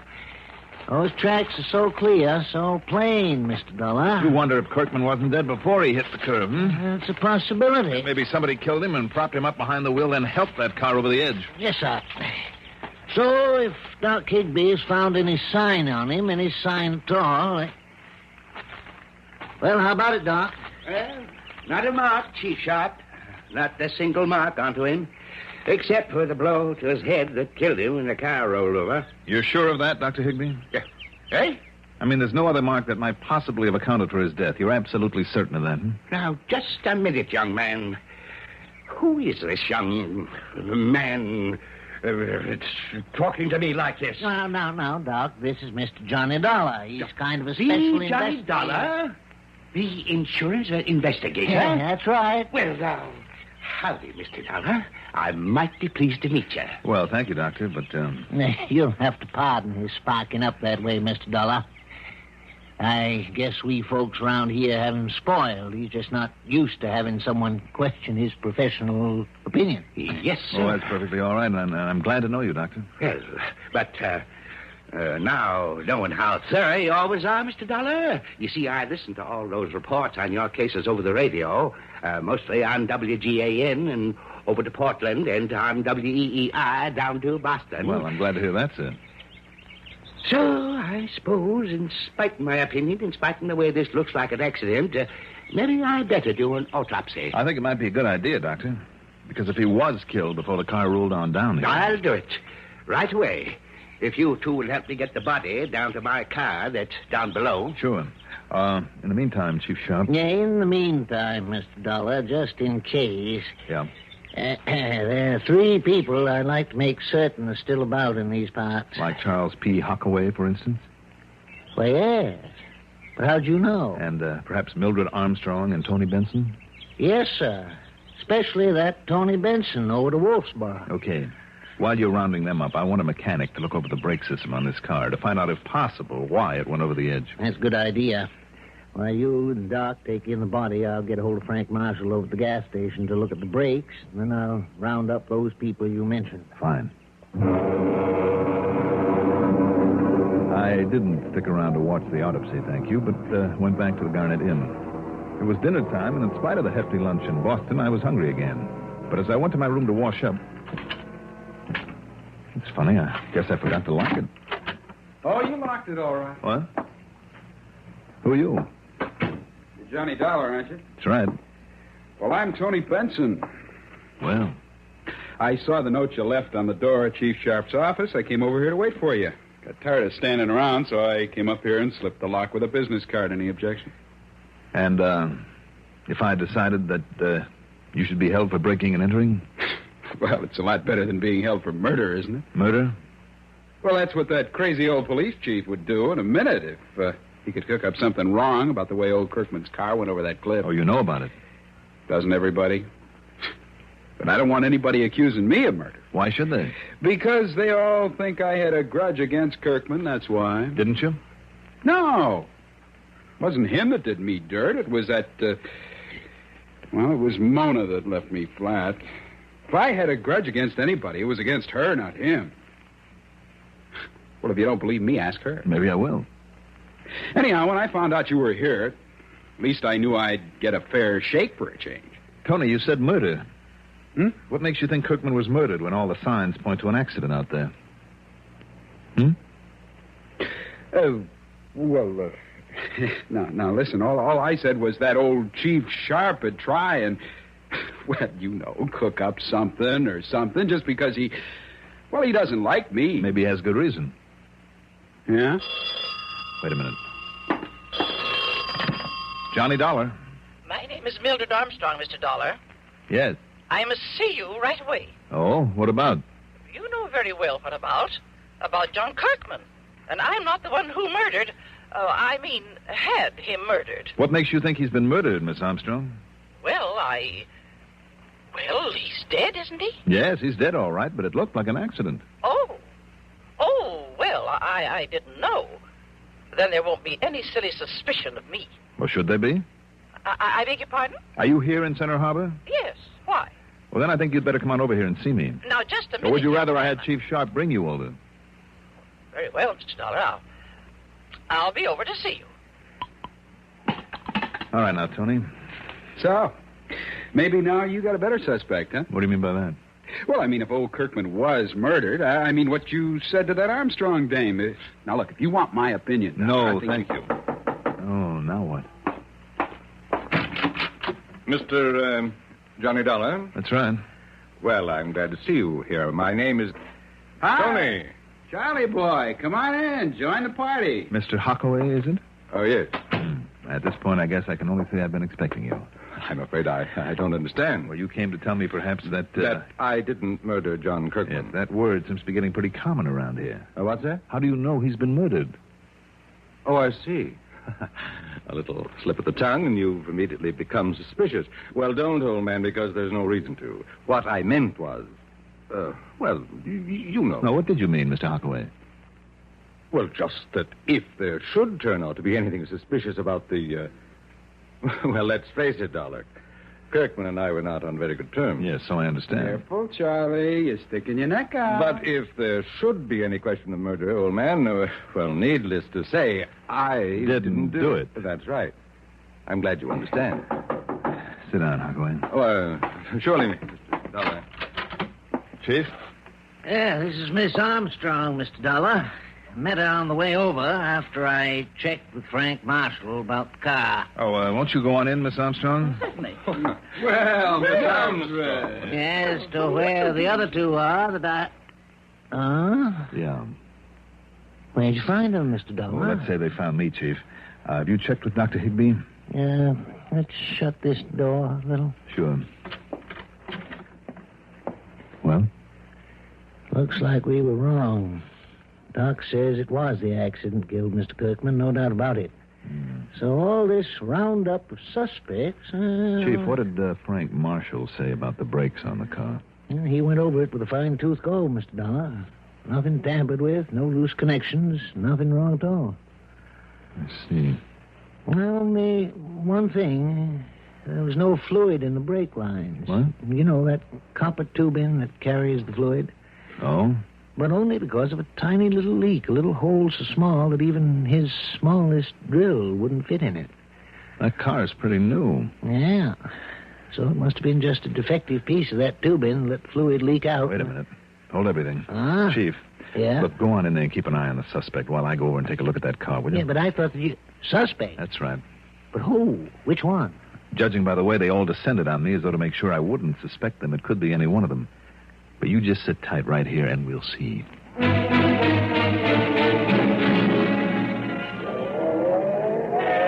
Night, Tommy. See you in the morning. Now, Yes, Frank? Well, like I told Chief Sharp, Mr. Dollar, must have been an accident. These brake lines on this car have been tampered with, and I would have known it right away. I'm sure you would, Frank. Sure. Any wrench or other tool been put on any connections, any bleedle lines, I'd have noticed. Kind of would have disturbed the mud from that last rain we had. Would have left a mark. Mm-hmm. With no sore marks, anything like that, anywhere on that copper tubing. And I also checked the master cylinder and all four wheel cylinders, too. Well, then how do you account for no fluid in the lines? Well, I thought about that myself. Count if I'd checked the fluid level last time I did a lube jar on this car, last week. The chief said that there is a small hole in one of the lines. Oh, yes, sir. It's a defect in the tubing. Leastwise, it's much too small for any drill point. Is it? Oh, yes, sir. And I know because I got drill points in my kit all the way down to 128th of an inch. And the hole's a lot smaller than that. Is it all right if I get under and take a look? Oh, sure. Go ahead. Here, you can use this crawler here. Just lay down, roll under. Good. You have a flashlight? Yeah, sure.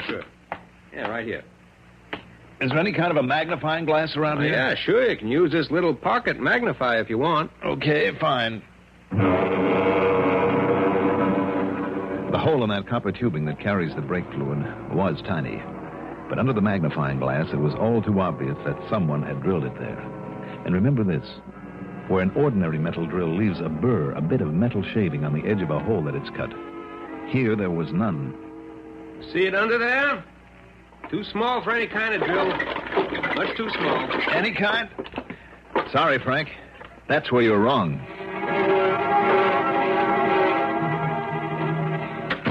Oh, howdy, Mr. Dollar. Chief? Where you been, Dollar? Not digging up another suspect for the murder that wasn't a murder after all? Yes, the chief has just told us it was an accident due to faulty brakes. All right, it's all over. It's all settled now. So you see, Mr. Dollar, I told you there was no cause for suspicion. Right. So come on, let's get out of here. Just one question first. Yes, what is it, Mr. Dollar? What is it? Tony? Yeah? You're a dental assistant, aren't you? Well, yeah, that's right. Then you ought to be more careful with the equipment. Now, what do you mean by that? Or don't you remember what you did with this dental drill that you borrowed from the office? Well, this tiny drill that you used to drill a hole in that brake line. No. You don't remember where you put this drill without bothering to clean it? Without bothering to clean off the chips of copper on it after you used it on the brake line? Well, Tony? You're pretty smart, you know. No. Just smart enough.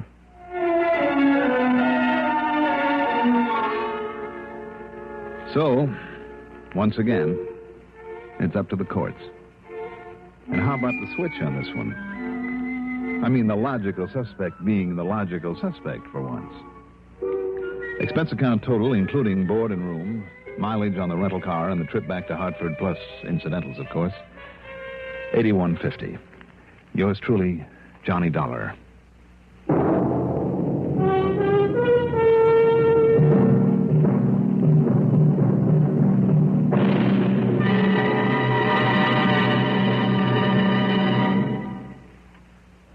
Now, here is our star to tell you about next week's story. Next week, one of the cleverest ways to work a racket that ever tripped up a crook.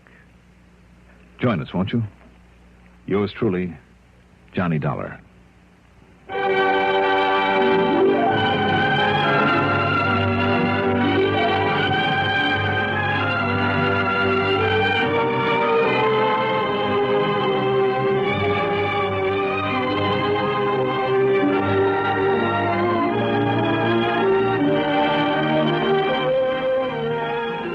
Yours truly, Johnny Dollar, is written by Jack Johnstone. Produced and directed by Bruno Zerato, Jr. Musical supervision by Ethel Huber. Johnny Dollar is played by Mandel Kramer. Also featured in our cast were Leora Thatcher as Mildred, William Mason as Tony, Robert Donnelly as Chris, Robert Dryden as the police chief, Reynold Osborne as Charles, Arthur Cole as the doctor, and Bill Lipton as Frank. Be sure to join us next week, same time, same station, for another exciting story of Yours truly, Johnny Dollar. This is Art Hanna speaking. Durward Kirby's favorite program, The Gary Moore Show, on the CBS Radio Network. At roll 59 on your Tri-Cities dial, this is WROW Music in Albany, New York. Young man, are you gambling with your future? Going round and round in circles, waiting for a break? Well, has Lady Luck smiled on you lately?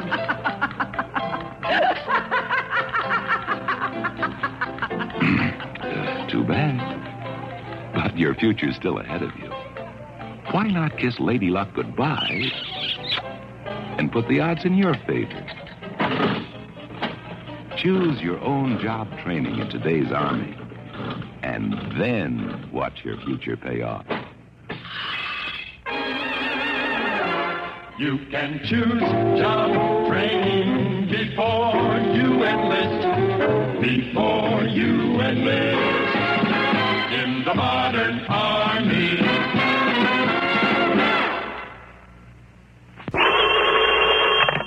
Johnny Dollar. Pat Fuller, Johnny, at Universal Adjustment Bureau. Well, hi, Pat.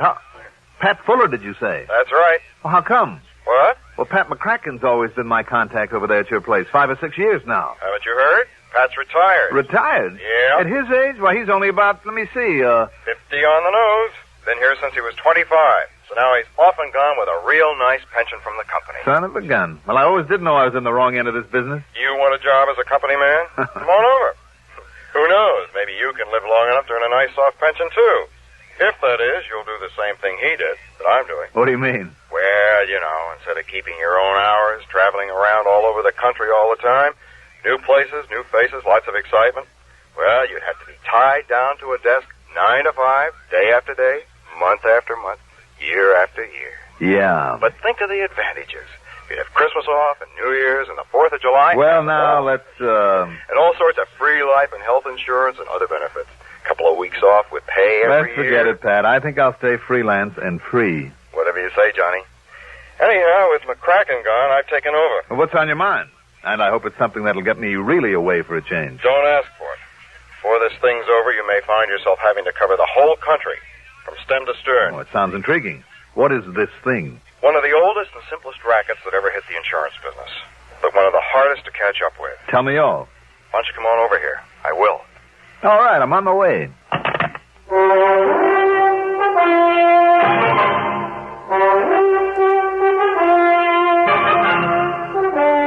The CBS Radio Network brings you Mandel Kramer in the exciting adventures of the man with the action-packed expense account. America's fabulous freelance insurance investigator, yours truly, Johnny Dollar.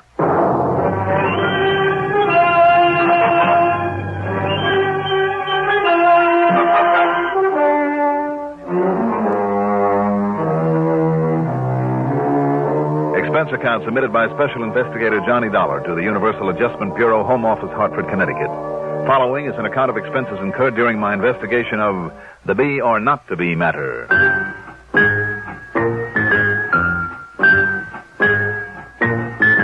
Expense account item 1, $1.20 for a cab to Universal Adjustment Bureau down on the square. Pat Fuller was about 40, I'd say, and in spite of his easy, casual manner, it was obvious he didn't miss a trick. Very much like his predecessor, Pat McCracken. Wow, glad to see you, Johnny. How are you, Pat? Fine. Sit down. Let me tell you all about it. Okay. Cigarette? Thanks. Now, as you know, Johnny, here at Universal Adjustment, we handle claims for a list of insurance companies as long as you're on. I know. And all over the country, every state in the union. Uh-huh. But only the sizable claims. The little ones for a few hundred, a few $1,000s, well, it's cheaper for the companies to handle them, to pay them off themselves. Sure. However, they're all required to inform us about them, even if they involve only pennies. I see. But unless there's something unusual about those small settlement reports, they're simply glanced at and then filed away. Well, now I take it you've run across something unusual. I sure have. You see them here? 13 reports and claims paid out by 13 different companies. The smallest for $250. The largest, thanks to an impulsive darn fool hotel manager, is for over $4,000. You said for one of the oldest rackets in the business. False injury. Ah. Like the one I busted out on the coast a while back, where some old wino was carefully run down, his leg broken, then the insurance split with him. Something like that. These reported injuries were all the results of falls. Sounds like the hotel or department store caper, then. It is. Hotel. Yeah. Couple goes to a nice hotel, registers just for one night. The man carefully explains to the clerk that they have important business in some other town the following day. Sure. Just before checkup time, they casually walk across the lobby. Mm-hmm. And she suddenly trips on the edge of a rug or slips on the polished floor, lets out a yell of I pain. know the rest. He yells for the manager, hauls her up to the room. By the time the manager gets there, she's putting on the agony act, and they threaten to sue the pants off the hotel and raise a big stink. Right. They usually demand around $100,000. Threaten to call in some local lawyer they just happen to know. Yes. And the manager, all excited and hoping to avoid a lot of adverse publicity, as well as a lawsuit, has them sign a release. Pays them something in cash, whatever they can talk them into, and they're on their merry way. Pat, why don't these hotel managers ever learn to hold on to people like that and make them undergo a medical examination? Oh, this pair's clever, Johnny. In more ways than one. How do you mean? Well, the woman usually slips on a spot of oil or grease. Who's to prove that they put it there themselves? After all, nobody's watching them every second, simply because nobody knows who they are and what they're up to. Yeah, I see what you mean. But Pat... Also, Johnny, in every one of these cases, some doctor has been called in, made a quick examination, and confirmed the fact that there was an injury. And insisted that they stay around for a while? No. Like I said, they've already established the fact that they have to be in some other city on business. Thousands of dollars at stake. That if they're made to stick around, then they'll really sue. Yeah. 13 in a row, you say? All over the country, and all within less than 4 months. Doggone it, Pat. If there really is an injury in each case, at least enough to fool a doctor. I know. That's puzzled me, too. Well, it doesn't sound like the same couple, then, does it? But it is. I'm sure of it now. Why? Well, Johnny, you know as well as I do that most crooks develop a sort of pattern, whether they themselves realize it or not. Well, you know that some of them set a pattern deliberately, leave a regular trademark just to show off. Right. Or just to make the cops look silly. Exactly. Now, they haven't used the same names each time. Oh, no, of course not. But what they have done... Now, what about their descriptions? Is it covered in these reports? Oh, yes. But they don't mean very much, because one time she's a blonde, the next time a brunette, and then a redhead, And the same thing goes for him. Thick glasses one time, a mustache another, clean-shaven the next, and so on. Yeah. But, look, here. I have a picture of them. Oh? How'd you get this? Photographer in a hotel lobby in Chicago, taking pictures of a model, showing off some clothes. They happen to be in the background. You see? There they are. Yeah. Oh, fine. This will be of help. Even if they fool around with a disguise or two. But now to get back to this pattern that you mentioned. Really, the show-off element, as you call it. Yeah. The home address they give when they register. Fictitious one? I don't know, but it's always the same. What is it? 21st Street and Fairmount Avenue. Where? Philadelphia, PA. Well, if it isn't fictitious, it might give us 21st and Fairmount. Yes. In Philadelphia. That's right. Oh, great. What? That's something to work on, all right. Pat, this case may be tougher than you think. Could even be dangerous. Oh? That is, if that address ever really was his. The man's. Why, Johnny? What is it? A not too exclusive little place known as Eastern Penitentiary.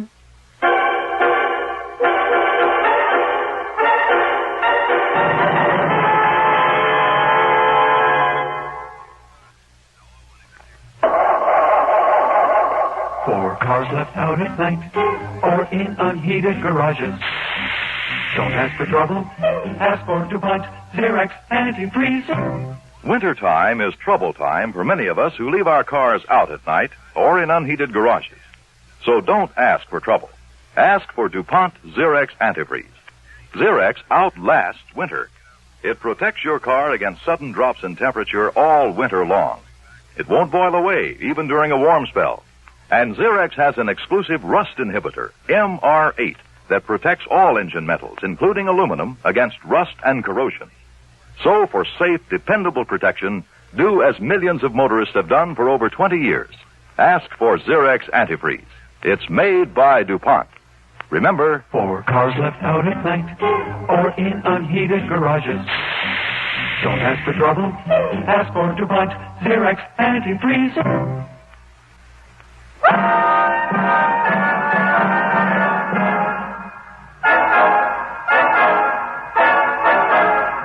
Okay, now, Pat. You could spend a lot of time and money sending a copy of this picture to every hotel in the country together with a warning to look out for this couple. But do you know how many hotels? But it probably wouldn't mean a thing.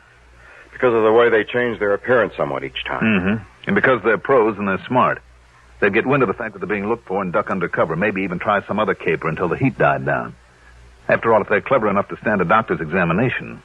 Because I still don't get that part of it. I don't either. Anyhow, to really nail them down, it looks to me like they'll have to be caught in the act. But how can you possibly know where they'll operate next with this fake injury racket? Now, you said they've been all over the country. Look for yourself.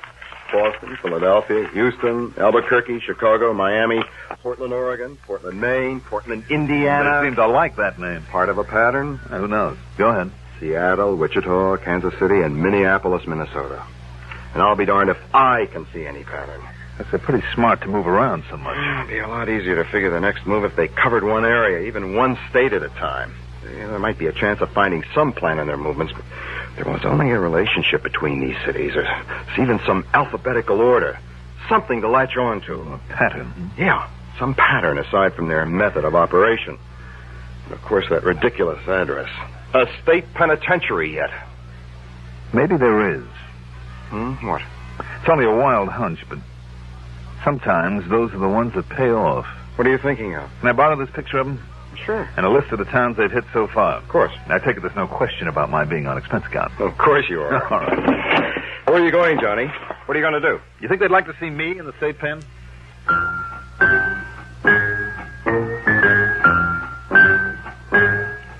Expense account item 2.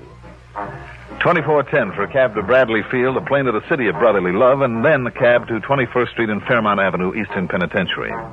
One of the assistant wardens was all cooperation, and after studying his records for a few minutes, he came up with some highly valuable information. Yes, Mr. Dollar, it's Harry Bain, all right. There's no question of it. Harry Bain? Finished out his term for burglary only a little over a year ago. Burglary? Yeah, and I must confess, I'm not at all surprised that he's operating again. Also, I'm not surprised that he's changed his type of operation. Why do you say that, Warden? He's a very clever criminal. If for no other reason than that he was able to escape conviction for so long. He had an arrest record a mile long, you know. No, I didn't know. Yes, all over the country.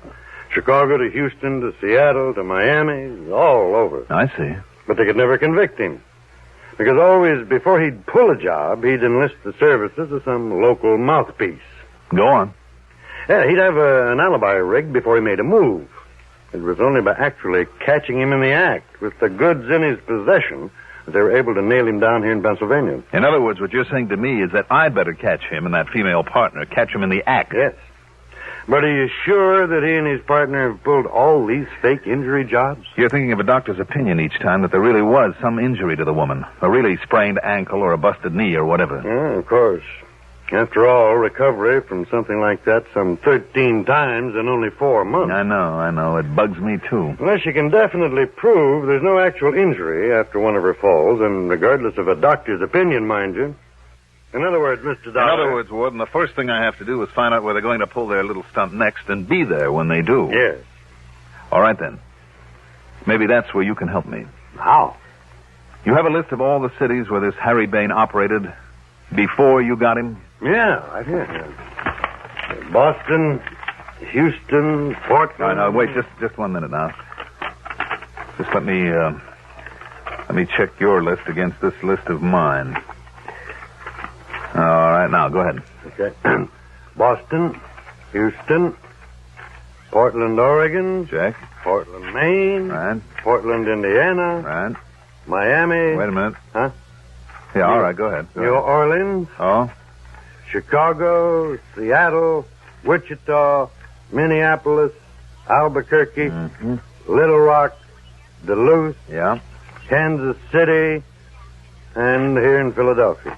Good. Then there is a pattern. A what, Mr. Dollar? You gave me the same 13 cities that I have on my list.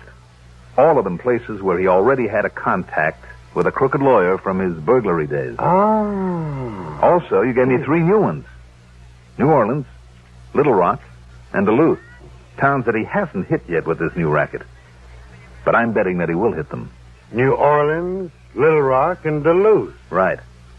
And if I can be there when he tries it. Oh, excuse me. Yes? Is Mr. Johnny Dollar there, Warden? Yes, he is. Just a minute. It's for you, Mr. Dollar. Oh, thanks. Johnny Dollar. Pat Buller, Johnny. They've done it again. Where? Little Rock, Arkansas. Good. Good. Sure is, Pat. I'm on my way. What? Where to? Well, take your choice. New Orleans or Duluth, Minnesota. What?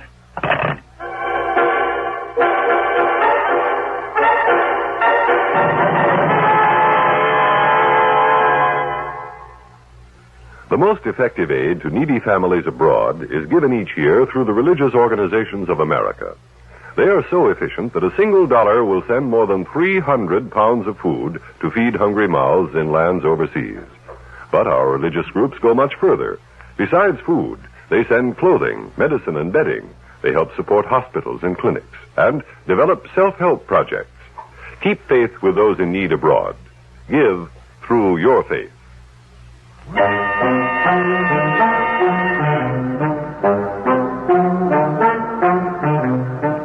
Item 3, 2 1/4 for a cab to the Bellevue Stratford. And there I ran up item 4, $181.40 in phone calls to the manager of every sizable hotel in both Duluth and New Orleans. I'd got a list from one of the big hotel associations that was only too glad to help. Item 5, $61 even for all the books, magazines, and papers I could read and for plenty of room service. I didn't even go out for meals. After 3 days of it, I just about had my fill of doing nothing but reading, eating, and sleeping, but then... Johnny Dollar. This is Monsieur Jacques Devereaux at the Hotel de Philippe in New Orleans, Monsieur Dollar. Yes. I promised to call you if anyone from up there in Pennsylvania happened to register here in our splendid hotel. Yes. We now have with us a couple by the name of Chatsworth, Monsieur and Madame Henry Chatsworth. Oh, so it's Chatsworth now. But they're such lovely people. From here in Philadelphia. Yes, but they're such lovely people. And they gave 21st and Fairmont as their address here? Yes, they did. But they're such lovely people, Monsieur Dollar. Now, listen. I just refuse to believe they're those horrid rascals that you telephoned Now, about. you just hang on to them. I'll grab the first plane I can. Hang on to them? What? But they're only staying overnight. I know. Monsieur Chatsworth has to go north on business tomorrow. That's what he thinks. Item 6, $4 for a cab. Item 7, $81.45 plane fare. But the only flight I could get didn't leave until the wee small hours of the morning, so it wasn't until after breakfast that we finally pulled into New Orleans. Item 8, another $4 for a cab to the Hotel de Philippe. And there, the prissy little manager suddenly became a real problem. And I tell you, Monsieur Dollar, that I simply refuse to believe that nice Monsieur and Madame Chatsworth are those horrible cooking men. Why, they're lovely people. Mr. Devereaux. What's more, you're only a private investigator. You have no real I know that only too well. And for that reason alone, sir, I must refuse you admittance to their... Would you please listen? If you wish to call in the police, have them station their men about half a bunch of police swarming all over this place? Harry Bain, who calls himself Chatsworth, would smell them a mile away. He and the Dame Whit would simply take a powder. At least that would save my hotel from any embarrassing situation, which is all I care about. Sure, and would let them scot-free again. And I simply refuse to believe that such lovely people... You said that. And I meant it too, sir. Now, if that's all, Monsieur Dollar... Oh. All right, Mr. Devereaux. You almost make me wish they would knock you over. I have told you. You simply refuse to believe. Yes. Now, must I order you off the premises? You mind if I stop at your bar long enough for a drink? I think I need one. Not at all. But I shall be watching you. Oh, I'm sure you shall. Oh, good morning, Mr. Chatsworth, Madame Chatsworth. You're up early this morning. I ducked behind a pillar and listened. Oh, yes, monsieur. We plan to have breakfast I could catch only snatches of their conversation. And I just prayed that Devereaux wouldn't tip them off. Well, we'd like to stay, Mr. Devereaux, but we've got to leave for New York. Big business deal up there, and if me and the missus aren't there right on time to sign some papers, it could cost us a fortune. I mean, really big money. Yes, so we're all packed, and we'll be leaving right after breakfast. Oh, I'm so sorry. But of course I understand. Sure, I knew you would. Well, come along, dear. Yes, Henry. Oh, am I hungry? Now, Monsieur Dollar. Monsieur Dollar. While the manager looked for me in the bar, I ducked across to the other side of the lobby, grabbed the bellboy, and shoved a 5-spot into his hot little hand. But for what, sir? Mr. and Mrs. Chatsworth, the number of their suite. Well, it's 214, but may I ask, Good. sir, why... Now, where can you and I have a little talk, all alone?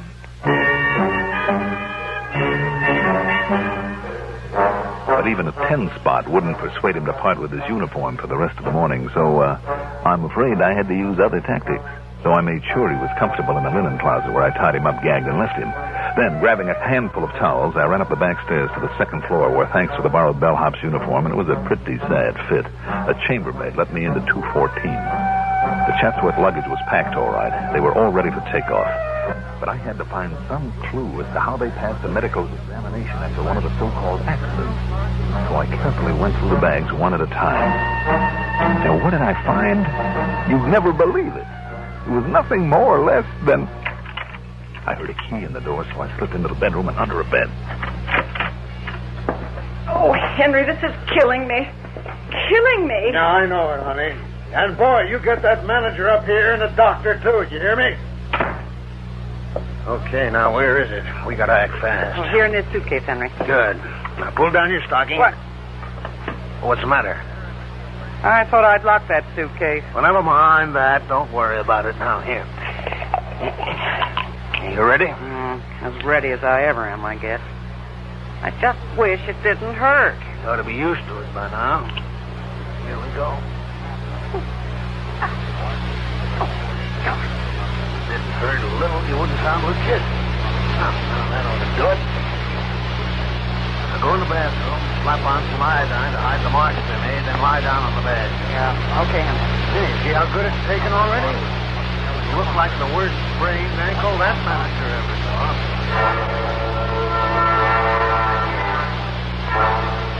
Clever. It was sheer genius. And when the manager brought a doctor, then they put on a mask. Should have won an Oscar. Just one look by that doctor, and he was completely sober. But when he suggested to Benham, alias Chatsworth, that she'd stay around for a hospital here. Why, you old fool, didn't you hear what I said? If she isn't in New York with me by tonight on that business deal, it could cost us $1 million.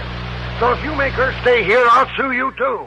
The way I'm going to sue this hotel for that slippery floor down there in the lobby. Please, Mr. Chatsworth, not so loud. You know what's good for you, Sawbones? You'll give her something to ease the pain so we can catch our plane. Then you'll get out of here. Please, Doctor, you better. And as for you, Mr. Devereux... Yes, sir. Well, I've heard plenty about cases like this, about you hotel guys being so careless with slippery floors. And I'm going to sue you for $50,000. Please, Mr. Chatsworth. Okay, you've been nice to us, so I'll make it 10 or 15,000. Oh, no. You know a lawyer by the name of Frankie Tabello? That crook. One of his. All I care is he gets me 10 grand for this. Mr. Chatsworth. Yeah? Perhaps the injury isn't as bad as it looks. And if we pay the doctor's bill and, say, $200 or $300... What? You out of your mind? But I don't want a lawsuit or the publicity. And I'm only trying to 1,000, perhaps, in cash, immediately. Now, listen. I've got you over a barrel and you know it. So you're going to pay for this, and plenty. Now make me a decent offer. And the price they settled on? $2,000. Cash, immediately. But as Devereux, the poor excited sucker, was about to go downstairs and get it, I crawled out from my uncomfortable spot under the bed. And you know something? Henry Bain and the woman gave up without a struggle when they found out who I was and what I was doing there. And the manager, when I pulled the little glass jar out of their suitcase and showed him how they made their phony accident look so real. Real enough to fool a doctor. Oh, believe it or not, the shock was so much for him he almost fainted. So, that was that. And the expense account total comes to $471. Oh, wait a minute, I forgot to tell you about the trick. Their little trick for making that ankle swell up and look like the worst sprain on record. You see, that jar, the one that Bain had opened and then clapped against her ankle, contained exactly 3 nasty little yellow jackets. Bees. Yes. Clever. Yours truly, Johnny Dollar.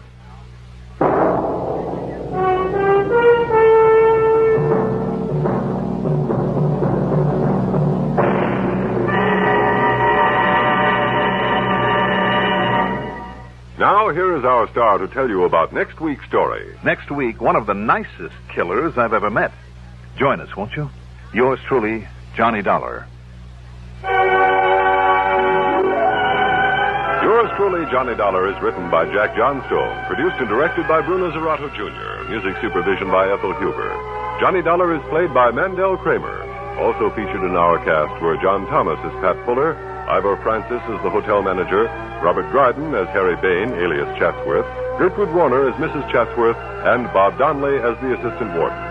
Be sure to join us next week, same time, same station, for another exciting story of Yours truly, Johnny Dollar. Art Hanna speaks. Johnny Dollar. Mr. Dollar, this is Henry Foreman down here in Fort Jarvis, New York. Fort Jarvis? That's right. Lucky man. I beg your pardon? Well, the Delaware River on one side and the Neversink on the other, and that Neversink just happens to be one of my favorite trout streams. Oh, I see. Many's the time I've wet a line in that piece of water. Foreman, did you say? Yes, I'm the local representative for Inter-Allied Life Insurance Company. What can I do for you, Mr. Foreman? Not for me, Mr. Dollar, but for one of my clients. I should say the husband of one of our clients, one of our rather important clients. Yes? His name is Teckler, Rudolph Teckler, and he lives a few miles north of here, the other side of Monticello. I see. Lovely place. 200 or 300 acres of beautiful woodland, a private lake, and so on. Sounds very nice. Usually, though, this time of year, they're back in New York at their big apartment, one of those luxurious duplex affairs on East River. Also sounds like they're really loaded. Loaded? Oh, yes. Oh, you mean... yes, Mr. Dollar, they're quite wealthy. Well, now, what's his problem? I haven't the least idea. Hmm? All I know is that he called me a few minutes ago, and he asked, well, as a matter of fact, he insisted that you come and see him. If, that is, you have some free time, and by that he meant anything from a few days to a few weeks. Funny. Must have something to do with his insurance. I don't know, sir. Well, look, Mr. Foreman. He did make it very plain that it's most important. Important to you, that is, to you personally. To me? Yes, he implied that if there were any question about your expenses, so on, why, he'd be more than glad to pay your expense account himself. Ah. Yes. Oh, in other words, Mr. Dollar... In other words, maybe I can be a little free with the old expense account for a change. Well, now, that isn't quite what I was thinking. Well, let's pretend it was, though. Well, now, look here. Now, just relax, Mr. Foreman. I'll grab a plane or a train or something and be down there to see you. Now, Mr. I'll Dollar. see you.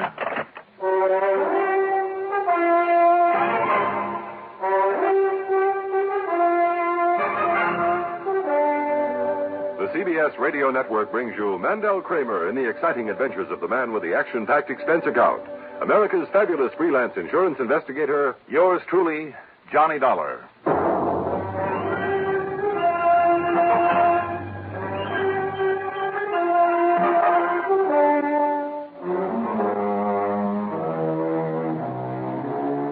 Expense account submitted by Special Investigator Johnny Dollar to the Inter-Allied Life Insurance Company office in Fort Jarvis, New York. Following is an account of expenses incurred during my investigation of the Monticello mystery matter.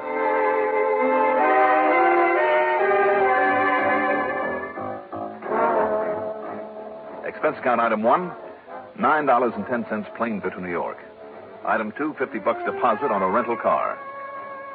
I picked up Route 46, then 23, and some 70-odd miles later, pulled into Port Jarvis at the point where Pennsylvania, New Jersey, and New York all come together. It's a nice little city, there on the Delaware. Quite a railroad center, and even better known for its glass companies. Henry Foreman's office was on Main Street, and after the usual howdy-do's, I again asked the question. Believe me, Mr. Dollar, I don't know anything more about it than I told you on the phone. But in view of this company's policy of service to its clients, service of any kind, well, I felt we must accede to his request that you be brought down here. I see. And after all, when you consider the size of Mrs. Teckler's life policy alone, the annual premiums we collect on it, and remember this too, sir. She was a client of the company's long before she married Teckler. She's the widow of the late Horace Rathbun Mellinger. Well, you know. The big steel and oil fortune. Yeah. Well, it's no wonder, then, the Tecklers are loaded. Precisely. Well, just give me their address, and I'll see what I can do about inaugurating a Share the Wealth program.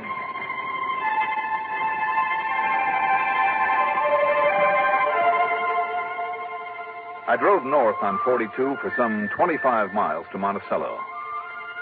Especially at this time of the year, this foot of the Catskills country is mighty beautiful. Then west for a few miles to the little town of Bethel, then north on a narrow, twisting little road to a spot somewhere between Canosa Lake and Swan Lake. There was a tall steel wire fence about the place, but the heavy gate was unlocked, so I went on through. And there it was. About as isolated and beautiful a place as I've ever seen. It might as well have been 100 miles away from the dozens of resorts and vacation spots that dot that area. The main building, the lodge, I guess you'd call it, was a kind of a large, two-story log cabin affair with a high peaked roof that would shed the winter snow. It was surrounded on three sides by tremendous trees, and they framed the lodge perfectly. It was a picture spot of the sort you see in a movie. And on the fourth side, out in front of the lodge and not more than 100 yards away, one look at that blue, placid lake. And there must have been at least 20 acres of it. Made me wish that I'd brought along every bit of fishing tackle I'd ever owned. As I stood there by the side of my car, taking it all in, a pair of lunker smallmouth bass jumped clear of the water, scattering it like the proverbial pearls in the sunshine. So you like it, huh? Like it? Oh, brother, what a fisherman's heaven this is. Yes, it really is. And you must be Johnny Dollar, and I'm Rudy Tekla.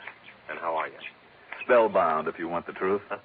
I didn't think a place like this ever really existed. Look at that. Did you see him? I saw him. Oh, the gun, Mr. Tekla. That bass just broke water out there. Must be over 3 pounds. You're a fisherman, too? Mm-hmm. I certainly am. What are we doing just standing here? I thought you might just possibly feel that way about it. Why, sure. Why aren't we out there and... Oh, it is slightly out of season, isn't it? Well, what's the difference? Private lake on private property. If the game warden comes around, I just shoo him away. I also forgot that I'm supposed to be up here on business. Oh? Are you? Well, aren't I? Not so far as I know. You're kidding. Not a bit. Well, you sent for me, didn't you? Yes, that's right. My wife and I sent for you, but not on business. I don't get it. Not on business? Not a bit of it. Well, why then? Johnny, suppose you go on into the house. Here, I'll help you with your bag. Well, now, wait, Mr. Tekla. Oh, now, come. Mr. Tekla, a fine fishing pal you're going to make. To you, it's Rudy, okay? Okay, Rudy, fine. Now, what was that crack about a fishing pal? Now, come along into the house and meet Nancy, my wife. Come on. All right. But if you're implying that you sent for me just to fish this beautiful lake of yours... Well, why not? Well, I'm afraid it's a little hard to believe. I don't see why. Well, let's just say I've been around, Mr. Rudy. Well, then maybe if Nancy tells you the same thing. Well, much as I'd like to, I still won't believe it. Come along and we'll see.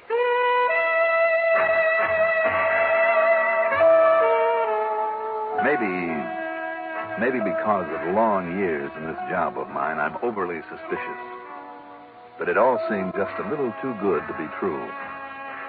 Now, I ask you, what would you think if a couple of complete strangers casually handed you the sort of chance and situation you've only dared dream about all your life?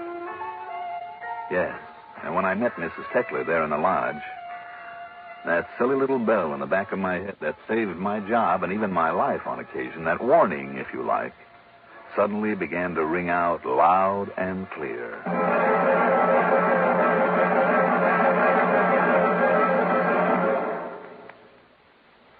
Have you ever stopped to realize how lucky we are? When people behind the Iron Curtain turn on their radios, they hear only what their leaders want them to hear. In this country, you can flick a switch day or night and get a true, complete report of what's happening everywhere. You get the news first, fastest, most accurately, and most completely when your dial is set to this CBS radio network station. Because the network is serviced by the far-flung fact-gathering facilities of expanded CBS News. Experienced CBS newsmen stationed in strategic places of the world over are on top of a story the moment it breaks. For news about local, state, national, and international affairs, even the news from out of this world, count on the frequent broadcasts of expanded CBS News. Hear CBS News every hour on the hour, every weekday. Wherever you are, keep in touch with the world through world-spanning CBS News. In this land where the news is free and reliable, let CBS News satisfy your need to know.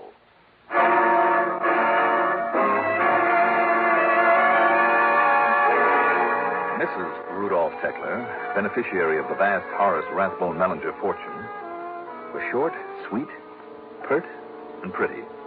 About 5 feet 2 or 3 with a trim, almost wiry figure.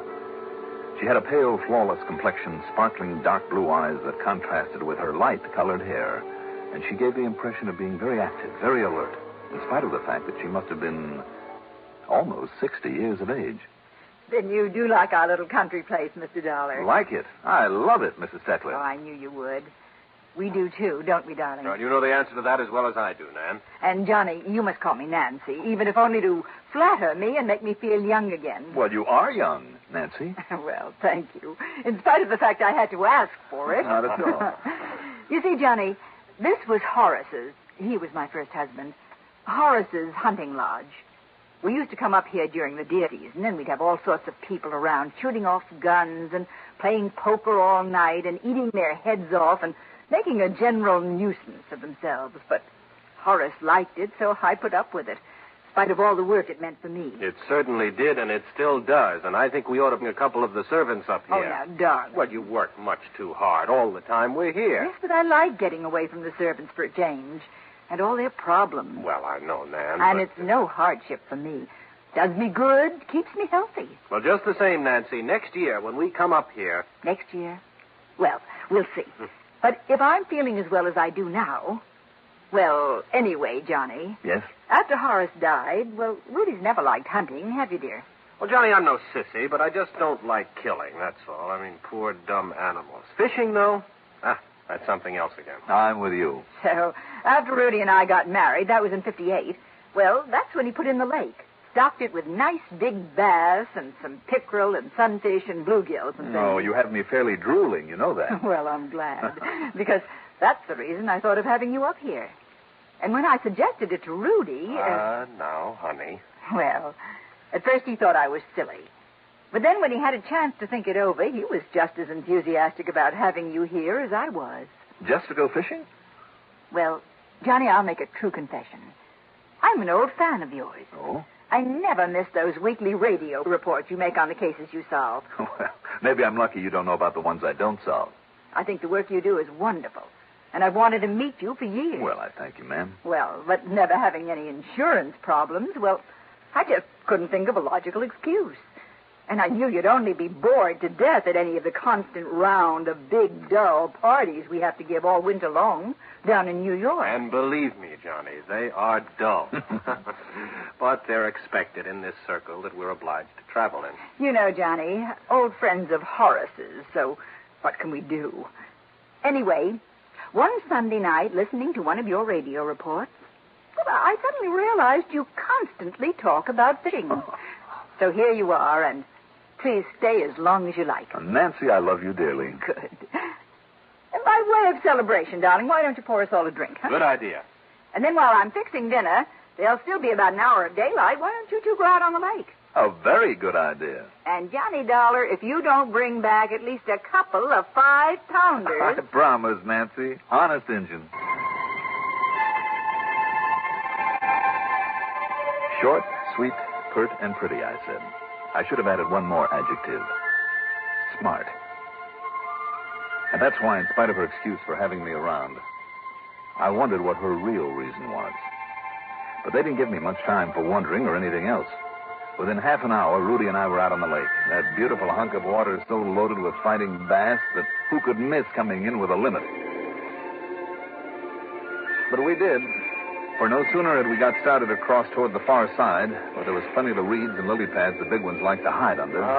Johnny, it looks to me... Yeah, I see the place, Rudy, and if there aren't some lunkers over there, I'll eat my shirt. No, what I was thinking I still think we could have caught a sackful right off the dock. But not the big ones. No, what I was thinking of is that mass of black clouds moving in on us there.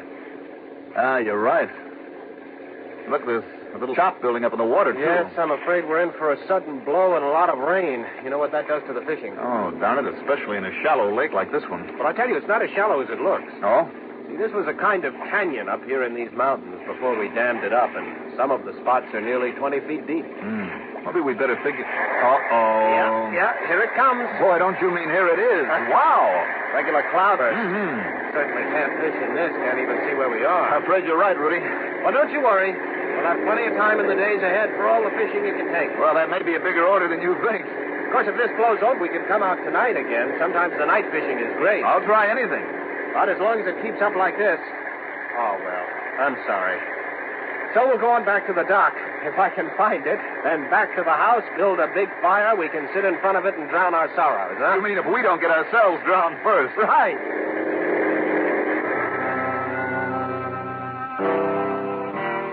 After cocktails, and plenty of them, During the delicious dinner Nancy had cooked for us, although we talked about nothing but fishing, I began to wonder again. Because I suddenly became aware of something between these two that hadn't shown before, but I couldn't quite put my finger on. A sort of tension that they both very obviously tried to hide. This very young man and the older, wealthy woman he'd married. Later, in the living room, as we sat in front of a roaring fire and Rudy became a bit too generous with the highballs, especially his own, I wanted some more, because several times when he glanced over at her while she was talking to me, there was a very strange look in his eyes. Fear? Could it have been fear? But of what? I decided I'd better get him alone and talk to him, but by the time Nancy went up to her room to bed, the drinks had had their effect on him, and he didn't make very much sense. Just one more little one, huh, Johnny? I mean, for a sort of nightcap. No, thanks, Rudy. I've had enough. You always drink this much? Oh, well, remember what I said this afternoon? Drown your sorrows, I said. Drown your sorrows. Yeah, Johnny, it's a very good idea. Okay, bottoms up. Oh. Rudy, are you worried about something? Why, me? With lots of money, I never have to do liquor work. Nice little wife, couple of nice places to live. Not me, Johnny. Not a thing in the world.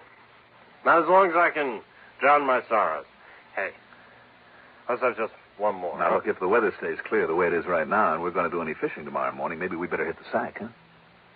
Yeah, sure, okay. You find your way up to your room all right? I think I can. The point is, can you? Me? Oh, sure. Right next to Nancy's room. You're on the other side. Oh. Well, shall we? I think we'd better. I helped him up to his room, put him to bed, and he promptly went out like a light. What he'd said about the clean, cool mountain air was certainly true. I slept like a log, almost as though I'd been drugged, and not because of the after-dinner drinks. I'd watched that pretty carefully. Then, shortly after sunup, came the rude awakening. Yeah, yes. Johnny. Johnny. Yes. What's the matter, Rudy? What is it? It's Nancy. Something's happened to her. Come on, quickly. Quickly!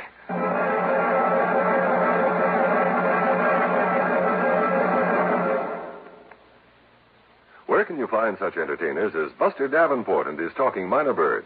Where can you find Lucille and her magic ocarina, or Little Billy and his 14-piece jug band? Well, frankly, we don't know where you can find them. But one sure thing, here on the CBS Radio Network, you find the top names in show business: Arthur Godfrey, Art Linkletter, Gary Moore, Bing Crosby, and Rosemary Clooney. And you find them here every weekday morning. Guaranteed entertainment, Monday through Friday, right here at the Star's address.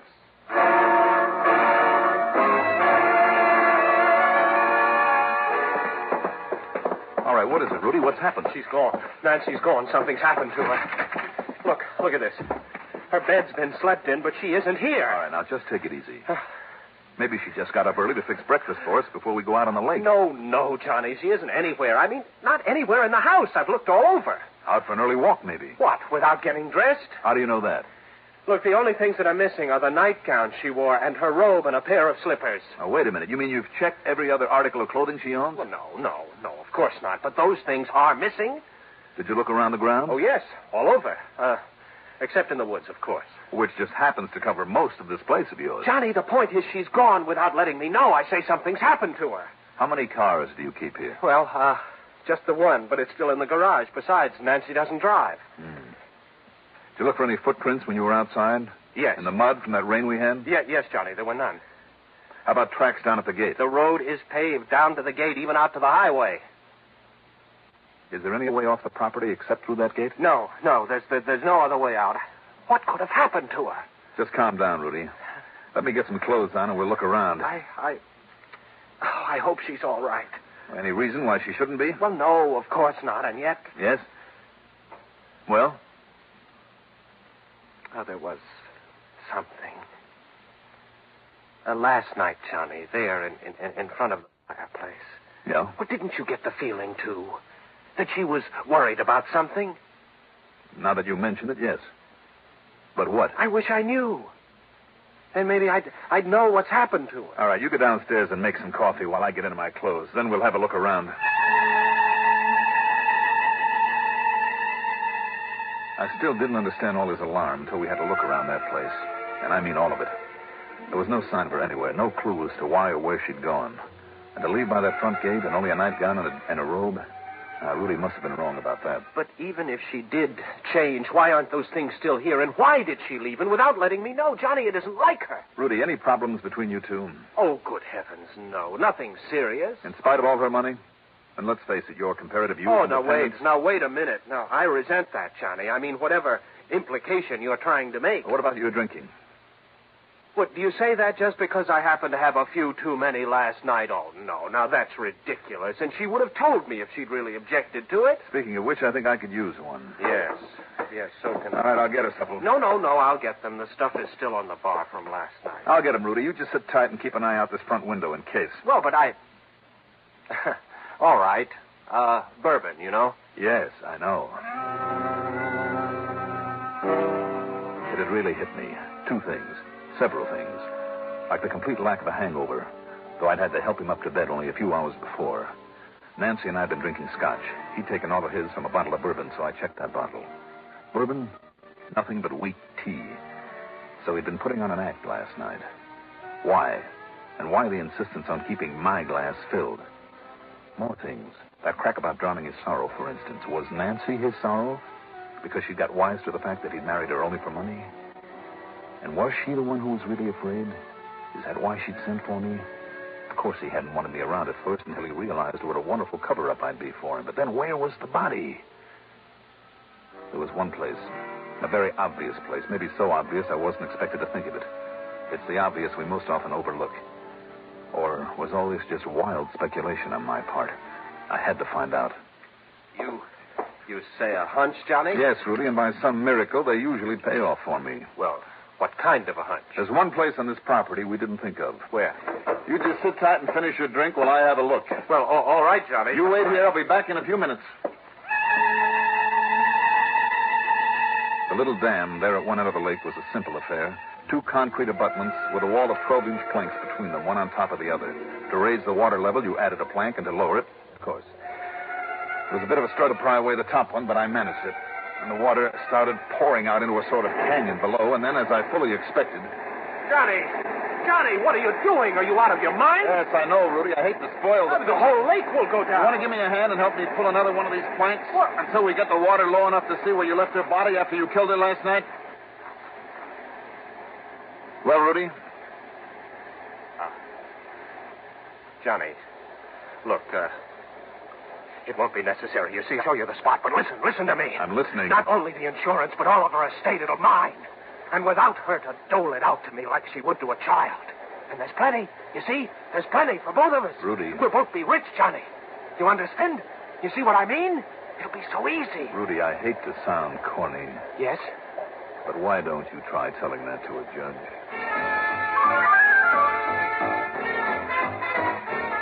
Any comments? Why bother? I hate this kind of case. But it does happen. Expense account total, including mileage on the rental car and the trip back to Hartford, $71.70. Yours truly, Johnny Dollar.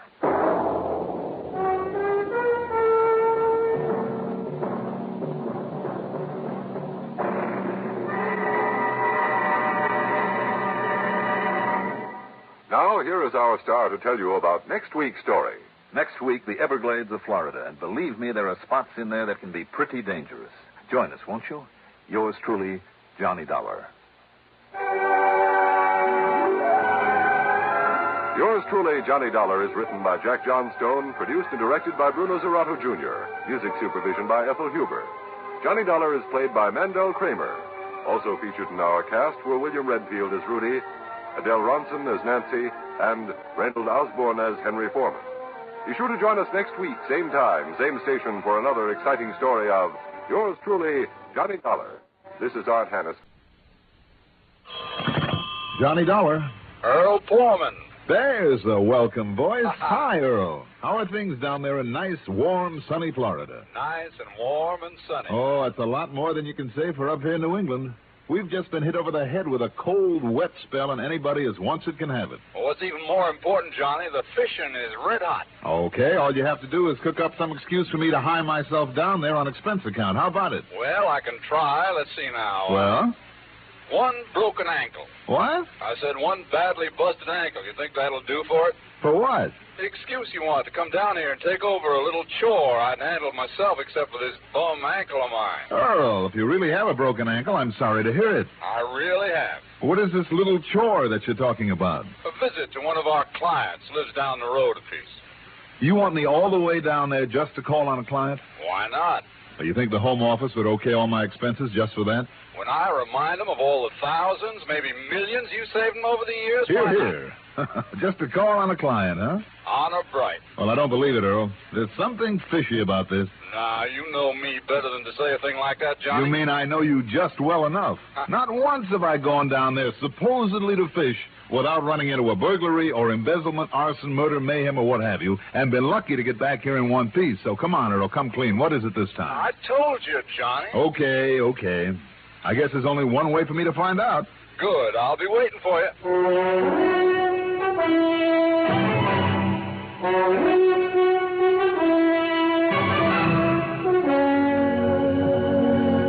The CBS Radio Network brings you Mandel Kramer in the exciting adventures of the man with the action-packed expense account, America's fabulous freelance insurance investigator, yours truly, Johnny Dollar.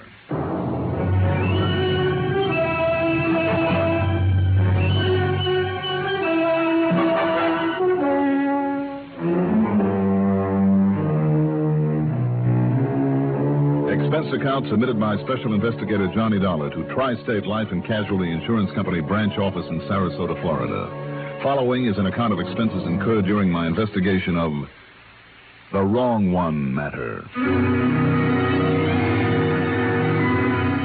Expense account item 1, $87.70 for a cab to Bradley Field, then plane fare to New York to Tampa to Sarasota. Item 2, $3 for a taxi to the office on Main Street that Earl Poorman shares with Don Boomhauer, a prominent realtor in those parts. Earl, the lower part of his right leg in a plaster cast and a crutch under his arm, hobbled around pretty uncomfortably. Sit down, huh? Are you kidding? That's all I've been doing now for nearly 2 weeks, ever since the doc put this blasted cast on my ankle. Earl, would you like me to autograph it like the kids do? No, thanks. Seriously, Johnny, this darn thing has been driving me nearly crazy. I don't doubt it, Earl. I'm awfully sorry. Sitting around the house doing nothing day after day, and Mike having to play nursemaid to me all the time. Why, do you know this is the first day I've even been down here at the office? How is Mike? Be sure to give her my love, huh? Well, give it to her yourself. You'll be staying with us, you know. Fine. Anyhow, I suddenly got the idea that if you'd come down here and run the boat, well, we could go out in the Gulf, tie into some whoppers, and maybe it'd take my mind off this thing for a change. You know something, Earl? That is the best idea you have had in years. Yeah, well, I didn't think you'd object too strenuously. That talk about a job for me to do while I'm here was just a bluff. Not a bit of it. Here, help me to sit down, will you? Sure. Just take it easy now, old man. Now, don't give me that, you... Oop. All right. I got it. I got the crutch here. I'll set it right here. There we are. Now, in the corner of the desk, that letter, you see it? This one? Yeah. Mailed only yesterday. You call this a letter? On a piece of wrapping paper. Read it, Johnny, if you can. Well, I can try. Dear, W-E-R, dear Mr. P-U-R-E, Pure Man? Never mind the spelling. It means poor man. I hope so. You know, anybody who thought of you as being pure would be out of his mind, Earl. Okay. So you made it funny. No, I was absolutely serious. Okay, just forget the bad spelling and translate the best you can. All right. Dear Mr. Poor Man, if your company don't want to pay off my insurance real quick, come see me real quick. Account of my pal, B-L-E-A-K, Bleak. Blake. Johnny Waldo Blake is beneficiary. Oh. On account of my pal Blake is away... What? Gatorin. And can't help me, so you better hurry. S-I-N... Signed, Mr. Emmett? Emmett Dennery, the client I mentioned over the phone. Ooh, I'll say this for your Mr. Emmett Dennery. He is no mental giant. Well, he is still a client. How much of a policy, Earl? $2,000 straight life. $2,000? That's a lot of money to some people. Well, I know it is, but is it enough to justify my expenses all the way from Hartford? Well, now you know the real reason why you're here. Ah, you are a good man. Who is the Earl? What's this letter mean? Johnny, Mr. Emmett Dennery is a client I've never even seen. All I know about him is what Pete Fisher told me. Fisher? Yeah, he held down this office before I took over. He died 2 or 3 years ago. Oh? Well, anyway, Emmett Dennery and his pal, Waldo Blake, are a couple of old crackers, live down in the swamps, down the Everglades. Mm-hmm. Apparently, they scrape out a living, trapping and killing animals and then selling the hides. Anyway, it looks like Emmett's pal is away somewhere, gatoring. That means after alligators. I thought it was illegal to kill alligators in this state. Well, sure it is. Anyhow, Emmett wants somebody to go to see him. Well, here you are, and we can justify your expense account to the company. And after you've paid your little visit to him, you and I can do some serious fishing. Okay? Earl, it sounds to me as though he's pretty scared of something. This part here. If your company don't want to pay off my insurance real quick. Only thing he needs to be scared of, Johnny, is a game warden. I'd bet on it. I wonder. Do you know where he lives? Well, here, I can show you on this map that Fisher had the foresight to pin on the policy. Here you are. You call this a map? Here. Sarasota. I'd never know it. And here's Fort Myers, so this has to be the main highway, the Tamiami Trail. Mm-hmm. And this, well, maybe it's only a wagon track right into the Everglades. And right here is where Emmett's supposed to live. Think you can find it? Well, I can try. Okay. Now, you take my car, drive me home, and then get on your way. And as soon as you get back here, if it's still daylight... Earl. Yeah? If I remember right, this Everglades country can be pretty dangerous in spots for somebody who doesn't know his way around. Oh, you make out all right. You did the time before, didn't you? Oh, sure. So, what do you got to worry about? You tell me.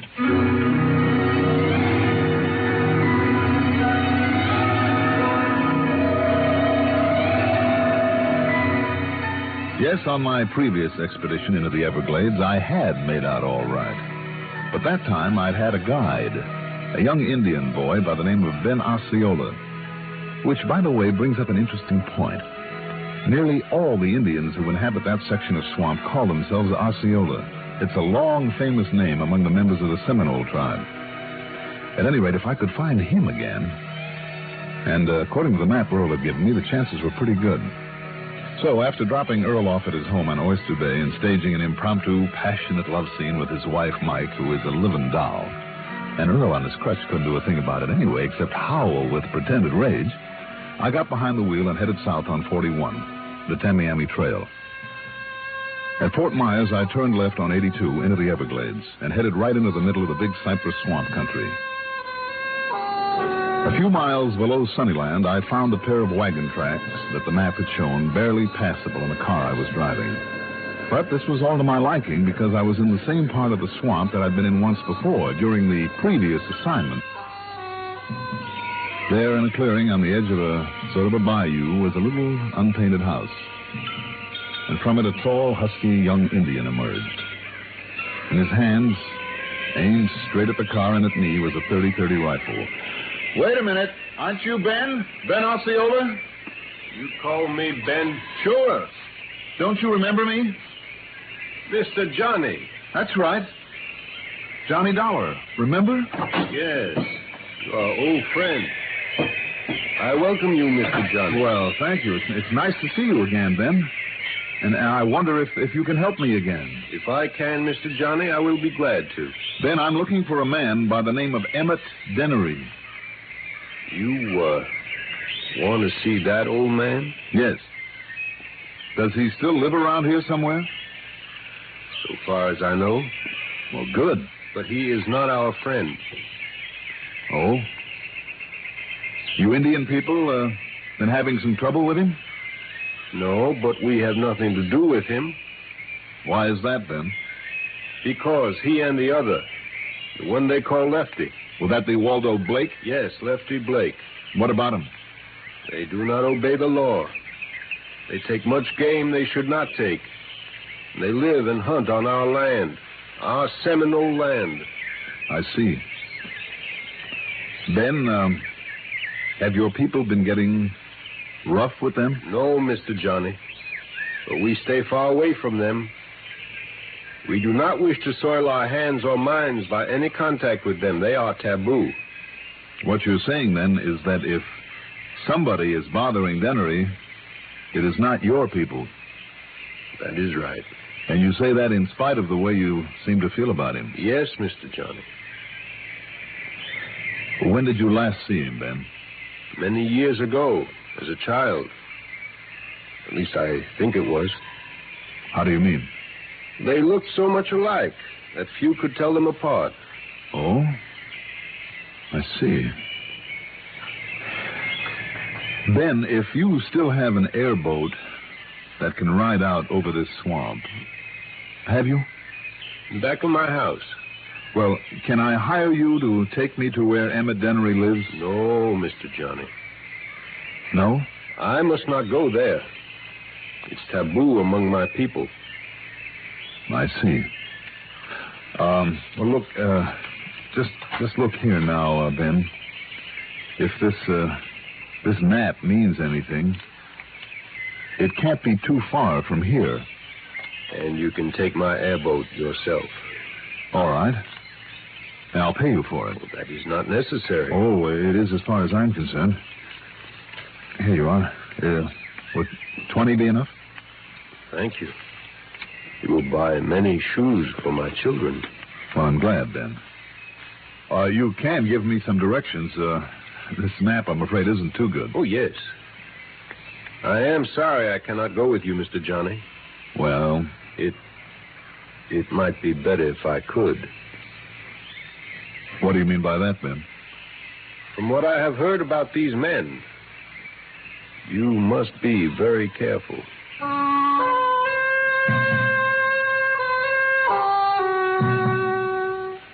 Ever ride one of those airboats? It's a flat-bottomed aluminum hull about 12 feet long, and the bow is squared off instead of coming to a point. Two precarious little seats are propped up high in the middle of it. And at the back is a motor with an airplane propeller. They're safe, all right, but tricky, if you know what I mean. Anyhow, I climbed aboard and took off.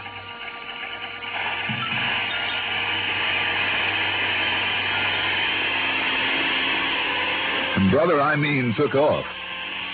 It's quite a ride, believe me. That half planing, half skipping over the shallow water. Perched up there on the spindly seat, I kept waiting for it to flip as I tore on out across the bayou, then wove my way through a network of narrow little rivers, over spots that in some places were nothing more than wet swamp grass.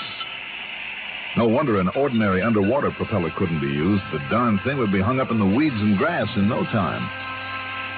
Every now and then I had to swerve quickly to avoid a half-submerged log. Or was it a huge alligator?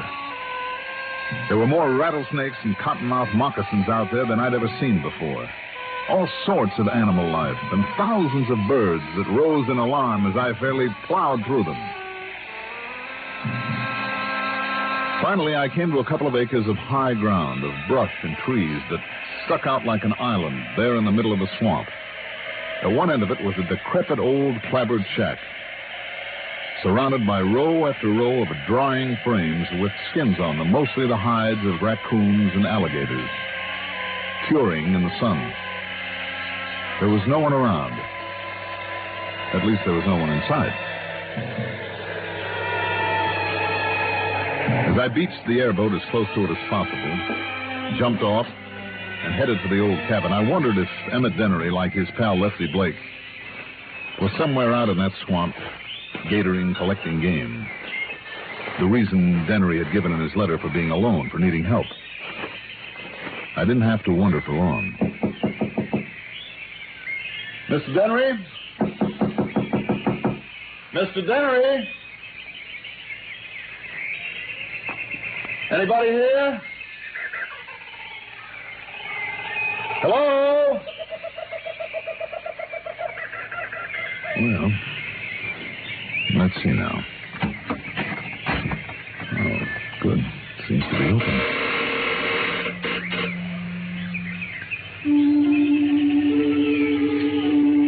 A dank, fetid odor met me as I pushed open the rickety door into the dark, windowless, one-room shack.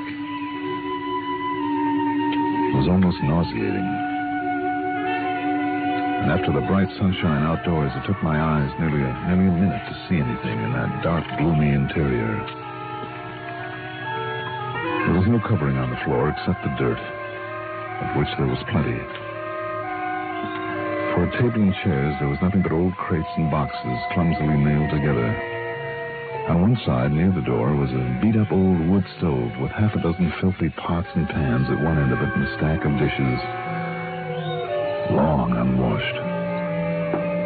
As I half stumbled over an old rusty bread box lying on the floor, a huge rat scurried out of it and ran out the door. I wondered what sort of slovenly so-called humans could possibly live in such miserable, reeking squalor. Then I noticed the ragged draperies hanging across the far end as a sort of divider for the room. I felt that even to touch them would be to contaminate myself, but nonetheless I pulled them aside. There, on a rude cot, dressed in tattered jeans, a dirty shirt, and a pair of high-top lace boots, lay the body of a man. I'm no expert at such things, but even a cursory examination told me that he'd been dead for several days. There was a torn, grimy coverlet on the floor, and I started to pick it up to lay it gently over him. Don't you move now, mister. What? Unless you want me to blow your head off. Whether you move or not, I think I'm doing it anyhow.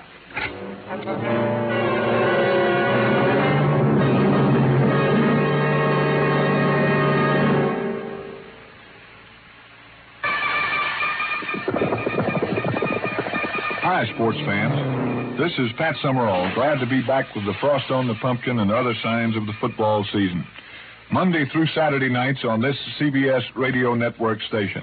Let's join forces for a sports time rundown on the grid scene and the other major sports. Don't forget now, every night but Sunday, this is your address for sports time, presenting all the latest in the world of sports. The name of the game, again, Sports Time, right here. When I heard the voice in back of me coming from the doorway of the old cabin, I half turned, reaching for my gun, but I found myself staring into the barrel of an ancient high-powered rifle with the hammer of it pulled into firing position. And in back of that gun, one of the most disreputable-looking characters I've ever seen. He was about 60, I'd say, maybe 5 feet 3 or 4, a wrinkled, weather-beaten face, scraggly, dirty gray beard. He was dressed in khaki pants and shirt so badly worn it was the wonder they held together on his wiry little frame, and in his eyes, peering out from under the remains of an old army hat, under long, bushy eyebrows, reminded me of the eyes of a snake. And there was a hint of madness in them. You got a gun. I've seen you reach for it. You just turn around now and keep your hands up real high. Sure. Why not? I take it now, that gun of yours. Like this. Well? Mm-hmm. Hey, is this a pretty one? I'm glad you like it. Now, you sit down right there on the floor. Beside this? Yes, sir, beside him. Kind of you the one that killed him, ain't you? No, that's where you're wrong, old-timer. Sit down. You see this gun? Sit down. I guess I have no choice, have I? You got no choice. Okay. On it. With both your hands, you keep them flat on the floor now. Go on. You're holding the gun. I know. Stay out in the swamp too long. All week I stay out in that swamp. I come back here to find my pal. Find you killed him. You killed Emmett Dunner. Now, wait a minute. Yeah, so now... No, now I said wait a minute. I kill now, you. You take a good look at that body and you'll see that he's been dead for days. 4 or 5 days at the least. You say that. Now shut up. So this is Emmett Dunnery, hmm? Yes, sir, my pal. You're Waldo Blake? I'm Waldo Blake. Well, then you're his beneficiary. I be his what? You mean to tell me you didn't know Emmett carried a lot of insurance? He never tell me that. All right, then you listen to me. Well, sure I listen. But Don't you move from here now. Look, I'm from the insurance company. Emmett Dennery's life was insured for $2,000. And if you're Lefty Blake, that money goes to you. $2,000? $2,000. But, I know you're really from the insurance. Would you like to see the money? Uh-huh. All right, then, here. Now, you be careful now. All right. All right. I still got this gun right on you. All right, here now. You just look through this wallet and see for yourself. You just drop it gentle on the floor. All right. Now, go ahead. Count the money. Yes, sir. Only look. You ain't got no 2,000 here. You ain't got... You old boy, you ain't got no gun no more. Let go me now. Now, stay there.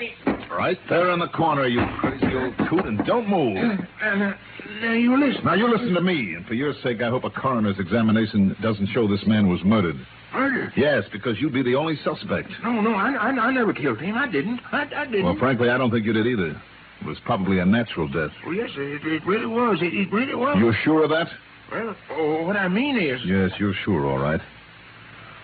That's what gave you the big idea, isn't it? You just couldn't miss a chance at that $2,000 insurance that you've been paying on all these years. Me? Yes, you. I knew there was something wrong the minute I saw this body because of that letter to the insurance office. Because it was only mailed yesterday, wasn't it? Well, how should I know? Stop bluffing now. It's a little late for that. That letter signed Emmett Dennery asking somebody to come out here was mailed only yesterday. But you know as well as I do, this man has been dead for 2-3 times that long. In other words, you wrote that letter in the hope we'd come out here and pay you off on the so-called death of Emmett. Now. Sure, with the two of you living out here alone, cut off from the rest of the world, nobody really ever sees you. You figured nobody'd know it was really Lefty Blake who had died. You can't prove it's Waldo? Can't I? Well, let's see now. For a starter, well, let's take the laces on his high-top boots. Huh? The way they're tied, the direction of the knot. You ever see a right-handed man who tied a left-handed bow knot like this one?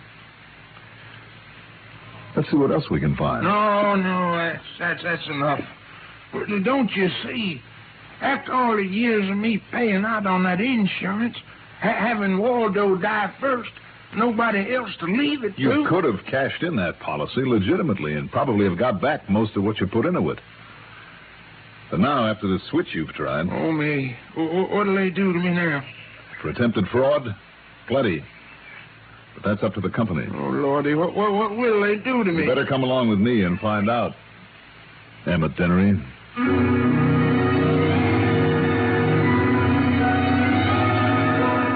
So there you are, Earl. Like I said to the old rascal, it's up to the company now. As for the total on my expense account, well, let's wait until I can total up the cost of all the fishing we're going to do. Okay? Yours truly, Johnny Dollar.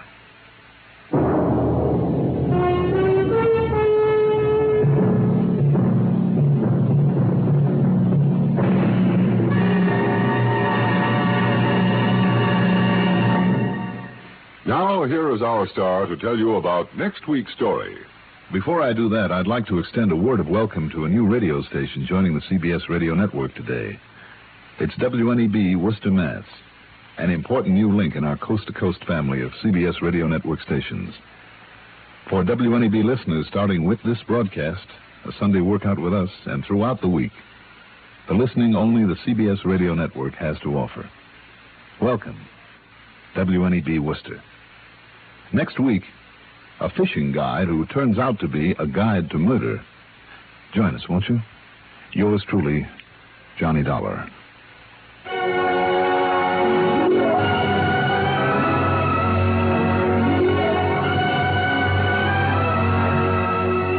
Yours truly, Johnny Dollar, is written by Jack Johnstone, produced by Bruno Zerato Jr., directed by Edward Oates, music supervision by Ethel Huber.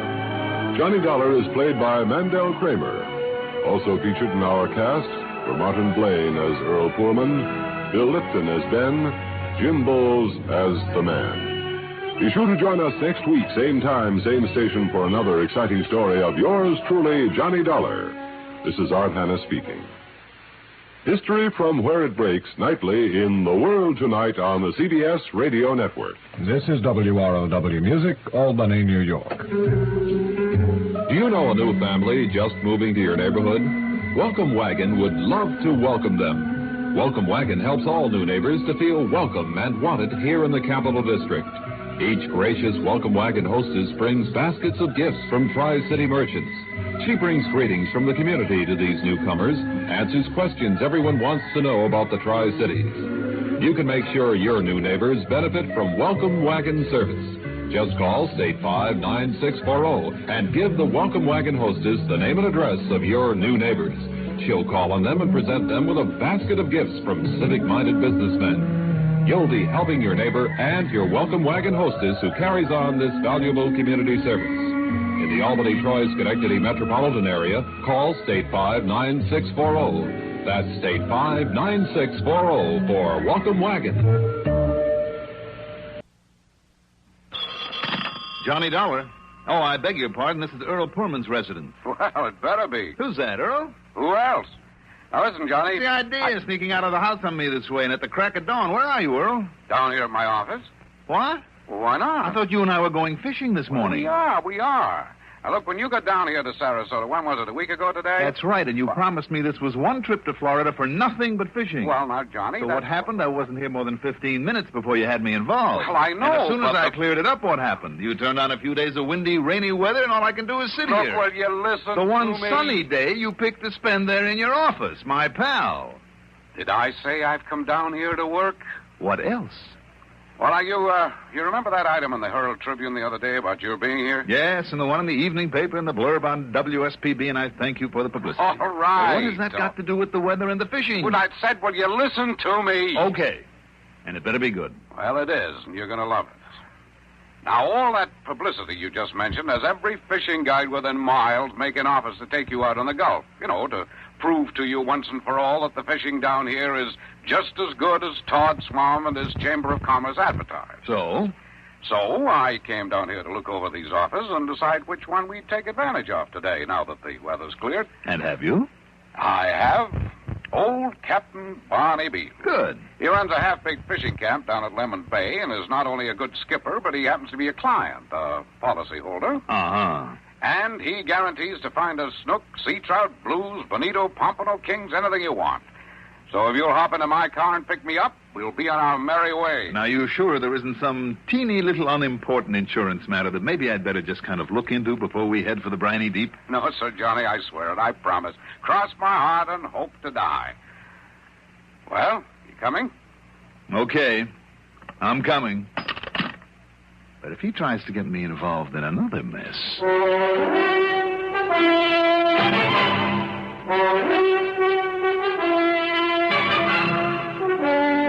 The CBS Radio Network brings you Mandel Kramer in the exciting adventures of the man with the action-packed expense account, America's fabulous freelance insurance investigator. Yours truly, Johnny Dollar.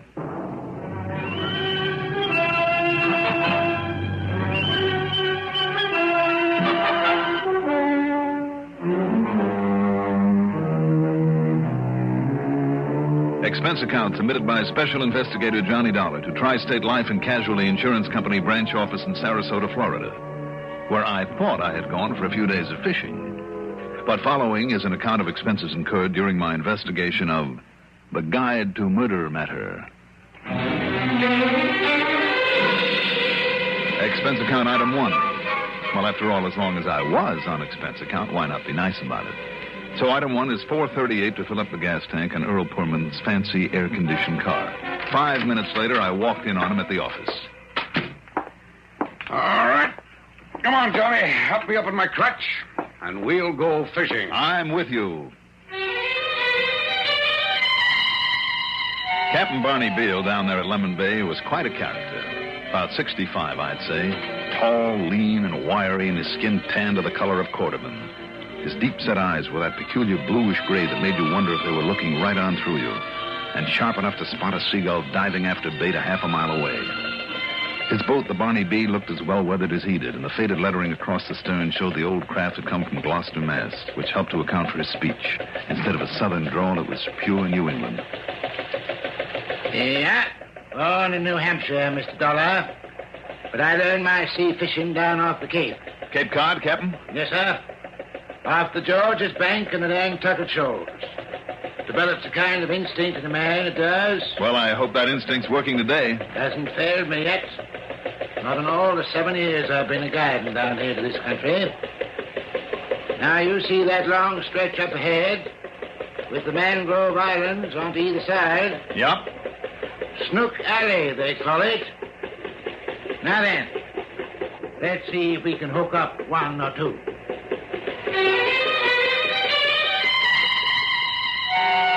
One or two, we took no less than 7 fighting snook out of that spot, and all of them over 10 pounds. Then out in the Gulf, there were pompano and jacks and kings and just about everything else you can think of. By mid-afternoon, I was completely and happily exhausted from hauling him in. Earl, meantime, had laid himself across a thwart and slept. So we went on back to the dock, selected a couple of nice pompano to take home, then trudged wearily over to where I'd parked Earl's car. That's a mighty pretty car you got there, Mr. Foreman. Yeah, well, a lot of good it's doing me these days with this busted ankle. Having to depend on Johnny here, the speed demon, to get me around. A lot more fancy than my old Maxwell it is. Did you say Maxwell? Yep. Drove it all the way down here from New Hampshire, I did. 1922 Maxwell. And it's still running? Yep. Had it up to Venice after groceries just a week ago, last Saturday. You'd like to see it? I sure would. Earl, would you mind waiting? No, go ahead, Johnny. Right over here in the garage, Mr. Dollar. 1922, huh? Yep, and the finest car I ever owned. Come to think of it, the only one. Real cheap to run, too. That's why I keep it. Now then, here we are. Here now. Well, sir, there's it. My, oh my, Mr. Dollar. Who is he? What's happened to him? The he that Captain Barney spoke of was slumped there in the front seat of the ancient Maxwell, his face against the wheel and turned in our direction. The face was gray, a mask of death.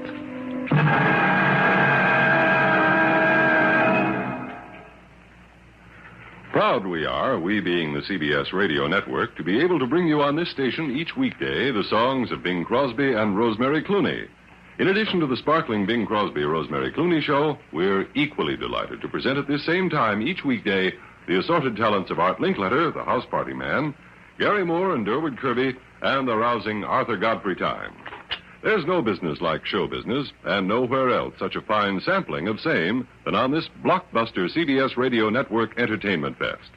The nicest thing about it is, should you miss any or all of these great stars on a Monday, you can catch right up with them the next day, or any weekday you're so minded. Remember, nowhere else can you enjoy each and every weekday the Bing Crosby-Rosemary Clooney Show, the conversational gifts of Gary Moore and his foil, Durwood Kirby, the kids, comedy, and cut-ups of Art Linkletter's house party, and the air of glee with gusto that's a specialty of Arthur Godfrey Time.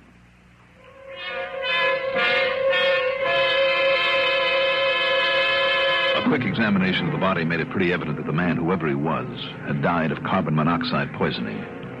What's more, the ignition switch of the old Maxwell was in the on position. The gasoline gauge said empty. More important, I could find no marks on the body that might have indicated a struggle of any kind. My, Mr. Dollar, this is a terrible thing. Terrible. Do you know who he is, Captain Barney? No, can't say I ever saw him before in my life. But he's certainly dead, isn't he? He's certainly dead. Handsome man, too. Can't be more than maybe 50, 55 years of age. Mm-hmm. Look at that beautiful head of hair. Oh, nice clothes, too. Yeah. You better not touch him. Oh, don't you worry about that. When did you say you last used this car of yours, Captain? Week ago, last Saturday. Did you fill the gas tank then, by any chance? Yep, filled it up to top. See, huh? Empty now. Yes. And the garage has been locked ever since? Ever since, Mr. Dollar. Nobody else but me has a key for it.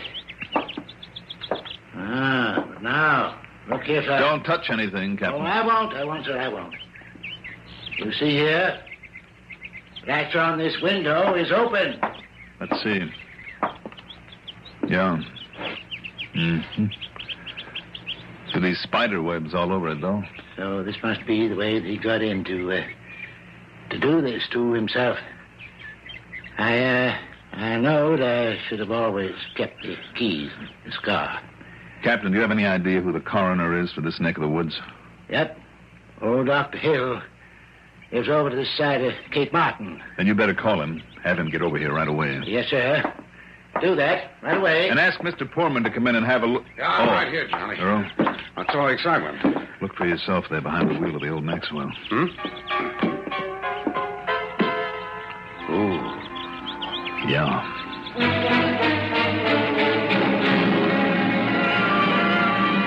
How long has it been dead? Well, sir, Mr. Dollar, I'd say about a day. I see. Or maybe 2. Oh? Or maybe even 3. Hmm. So for the sake of the record, I'll say it's been 2 days. Yes, sir. And the cause?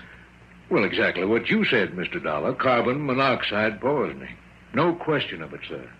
That's what it is. That's what I'll put on the certificate. Any idea about who he might be, Doctor? No, and I'll tell you this, sir. There's no patient of mine would ever commit suicide this way. You're sure it's suicide? Well, of course it is. You don't see any marks on the body to indicate otherwise, do you? No. Well, of course you don't. But I assume you'll do an autopsy anyway, won't you? Autopsy? No, sir. No need for it. No need for it at all. No.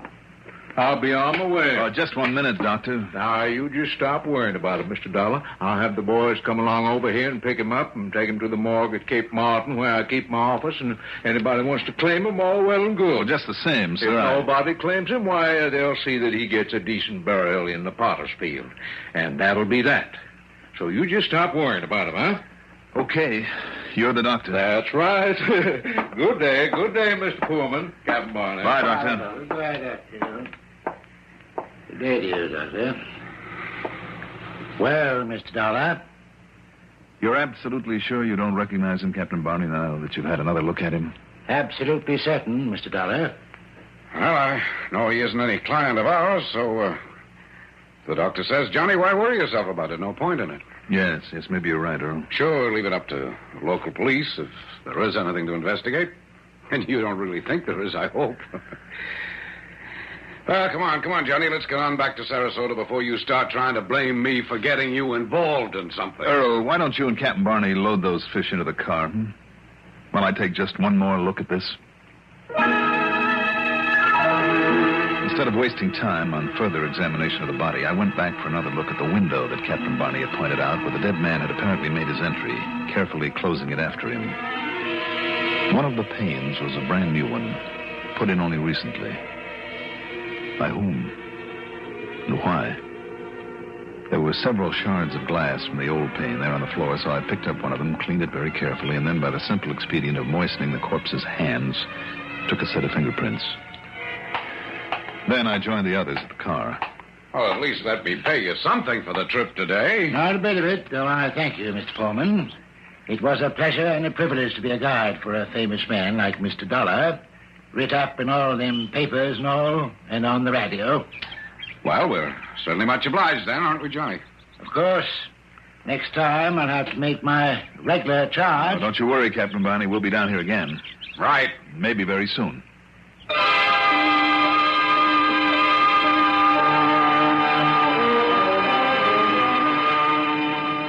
Well, it's a fine way to end a pleasant day. But I told you I'd get you some good fishing, Johnny. And if you meant that about coming down here again, I'm all for it. Of course, that means you'll have to stick around a bit longer than you may have planned, because tomorrow I thought we might take my boat out and maybe just... Johnny? You listening? Oh, of course, Earl. See Captain Barney again, you said. Oh, well, that's almost what I said. Look, what's bothering you anyway? You mean maybe the kind of casual way that he took the finding of that body in his own garage? Among other things. Hey, wait a minute. We better go back there again. We forgot to look and see if there was a wallet or any papers or anything to identify. No, the doctor and I both looked very carefully. There was nothing. Well, I suppose a suicide wouldn't want anybody to know who he was. That's wrong, Earl. Most suicides practically advertise their identities, and almost all of them leave a note of some kind. But if you're thinking in terms of murder, Johnny, are you? I'm not sure yet. But you said yourself there were no marks on the body or anything like that. I know. None that showed. If only that old Dr. Hill would make an autopsy after I find out who that body belongs to. Oh, now, look, Johnny, what's the point of it? And you're supposed to be down here on vacation, and you're supposed to... What? What's the matter? What the devil is that you have in your pocket? Oh, careful, Earl. It's a little piece of window glass I picked up on the floor of the garage. A little piece of what? Who knows? Maybe it'll give us the key to a murder.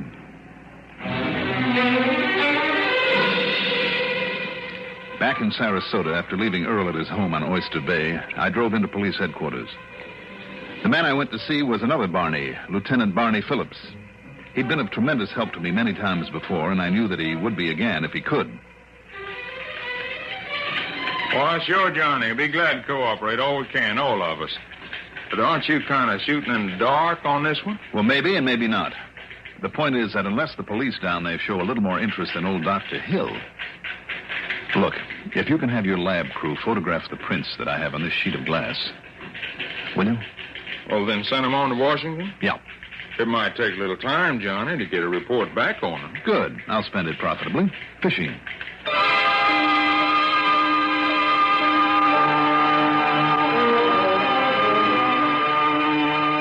It was 2 days later that Lieutenant Phillips called and asked me to drop in on him again. Yes, sir, your suicide had a record all right, Johnny. His name was Maury Spencer. Maury Spencer? Yes, sir. He used to operate up in New England along the coast, dealing mostly in fishing boats. I see. Haven't heard from him, or, well, that means he hasn't been caught in trouble, though, for a couple of years. You said dealing in fishing boats, Racket as old as the sea itself. He'd steal a boat, sneak it into a yard, repaint it, and disguise it pretty well, then pass it off on some sucker who thought he was getting a bargain. Mm-hmm. Must have been pretty active, too, because, well, he sure had enough aliases. Here, you look at this. Maury Spencer, alias Spencer Morrison, alias Rusty Spangler, alias Baldy Spangler, alias... Did you say Baldy? Oh, here, I completely forgot to show you this picture of him. This man, your suicide? What? Well, there is some resemblance here, but I'm not sure. See, a little bald spot on top of his head. I don't get it. Well, now, look, Johnny, if those prints were his, this has to be him. Of course. Plastic surgery. What? If he had the record you say he had, why not plastic surgery? Well, sure, an awful lot of crooks have done it, you know. Now, wait a minute, though. Here in the picture, this bald spot. That body had bushy hair all over his head. Well, I never heard of plastic surgery for that. Captain Barney even went so far as to mention it himself, that nice head of hair. Okay, Lieutenant. Thanks a lot. Well, where to now, Johnny? Maybe to prove that suicide was a murder.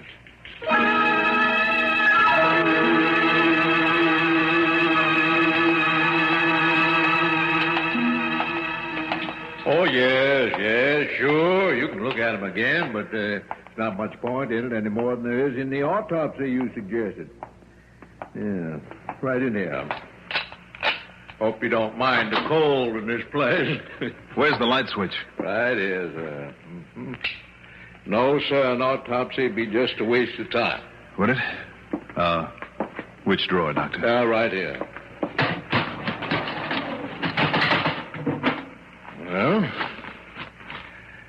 Well, let's see now. Hey, there's no point in you trying to pull the hair off his head. Isn't there? Well, look, Doctor. Oh, great day. This man had himself a top piece. That's right. A small toupee, just big enough to cover that little bald spot.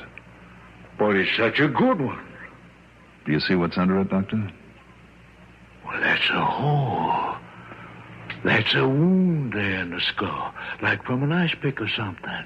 Or maybe from the point of a gaff.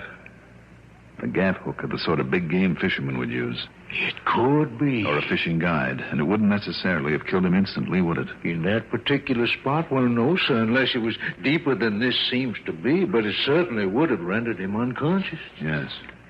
So that he could be propped up in that old car, the engine turned on, the garage closed up, and the actual death would be, as you said it was, due to carbon monoxide poisoning. Why, yes, sir.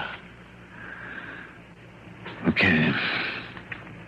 How would you like to round up a couple of the boys on your police force and have them follow us? Yes, sir. Us, Mr. Dollar? Well, Earl Poorman's with me, waiting outside in the car. But follow you to where, sir? Well, I thought we might take a little run down to Lemon Bay again to see Captain Barney.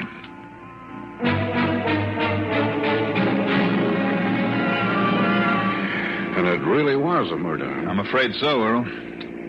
So help me, though, Johnny, I never can figure what makes you suspicious in some of these cases. Well, there are half a dozen things, Earl. Captain Barney himself, for instance. Oh, how do you mean? The old shack he lives in. Falling apart at the seams. Broken windows filled up with cardboard, and it probably hasn't been painted since he moved in. Yes? Even his old wreck of a boat, in spite of the fact he depends on it for a living, held together with baling wire. And his car, that old Maxwell. Do you see what I'm getting at, Earl? No, but go on. He doesn't spend a cent that he doesn't absolutely have to. Oh, no, I get the message. So he's not the type to be giving anything away, not even a fishing trip. Right. Unless he has a purpose. In this case, he wanted me around so there wouldn't be any suspicion of him, even when he led me to that corpse on the excuse of showing me the old car. And he's the one who brought up the subject of cars, remember? Yes, you're right, but even so, Johnny... Other things, too. In spite of the way that he neglects the house and the boat and the car, he was very careful to replace the broken glass in the window of the garage to seal it up. Why? To hold in the exhaust fumes after he turned on that engine. Well, that's enough for me.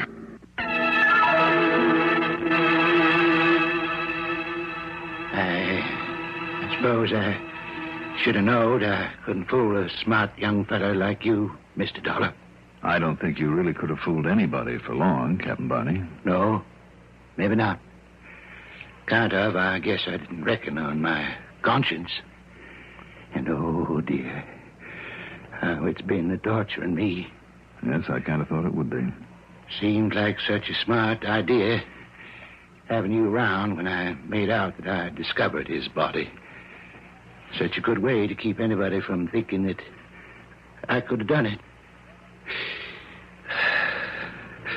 But I guess I just forgot that I would always know. Why did you kill him, Captain? Felt I had to, Mr. Dollar. When I thought of all the people he hurt, when I knowed him down east, that is, up to New England, all the fine old fishing men he rooked and cheated, and then sweet-talked his way out of it, time after time. Then, when he come down here, as bold and brazen as he ever was, when he showed the nerve to suggest that I help him in his filthy work. Well, don't you see, Mr. Dollar, somebody had to stop him. Somebody had to keep him from hurting all the nice, fine people that I've gotten to know hereabouts. Well, I guess I done the wrong thing, didn't I? Yes, Captain Barney, I'm afraid you did. Like everybody who tries to take the law into his own hands. The police will be here in a few minutes. Shall we go out and meet them? Yeah. Guess we'd better.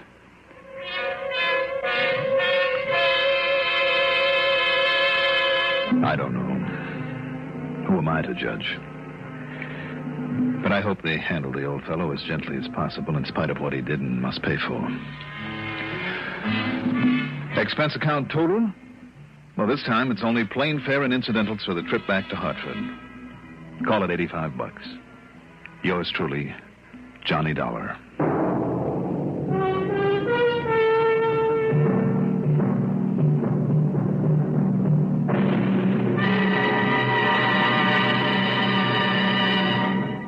Now, here is our star to tell you about next week's story. Next week, a city held at bay by a single man with a time bomb.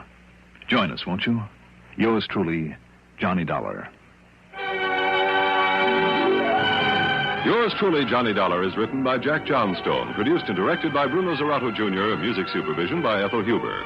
Johnny Dollar is played by Mandel Kramer. Also featured in our cast were Ivor Francis as Captain Bonnie Beale, Ian Martin as Earl Poorman, Lawson Zerby as Dr. Hill, and Jim Bowles as the police lieutenant. Be sure to join us next week, same time, same station, for another exciting story of yours truly, Johnny Dollar. Art Hanna speaking.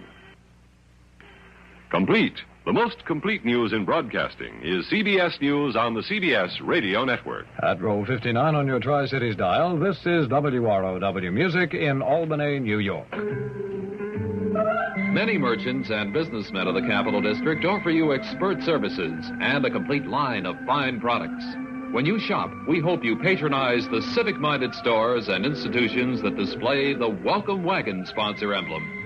That emblem identifies the prestige firms who are playing a vital part in the life of our community through their sponsorship of Welcome Wagon service. When the Welcome Wagon hostess pays a call, her basket contains a gift from each of these progressive firms, along with a warm greeting to the newcomers. In this way, the Welcome Wagon sponsors help to extend the welcome of the whole community to the family in its new home. If you have new neighbors, call State 59640 and give their name and address to Welcome Wagon. And if you have any question concerning Welcome Wagon service, remember that number, State 59640. It's the Welcome Wagon number.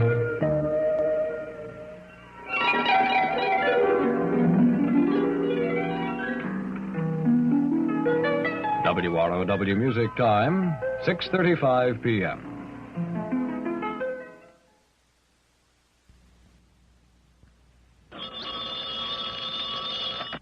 Johnny Dollar. Dollar, my name is Parnell. Hank Parnell. I live out here in Muddy Gap, Wyoming. Mr. Parnell. Yeah, just call me Hank. All right, Hank. And what did you say the name of your city is? City? Why, it's only a little town, Dollar. Muddy Gap, Wyoming. Muddy what? Well, just what it sounds like. Muddy Gap. Muddy Gap. I see. Yeah, due west of Casper, south of Powder River. It's not too far from where the Poison Spider Creek begins. You look it up on a map, and, well, here we are. All right, I'll look it up. But what seems to be your problem, Hank? Oh, Dollar, I'm the owner and editor and reporter and, well, just about everything else in Muddy Gap Weekly Tribune. Yes? I'm also the only agent for at least 50 miles around here for the Great Southwest Insurance Company. Oh, I see. Yes, sir. Now, I wonder if you could hightail yourself out here in one big fat hurry.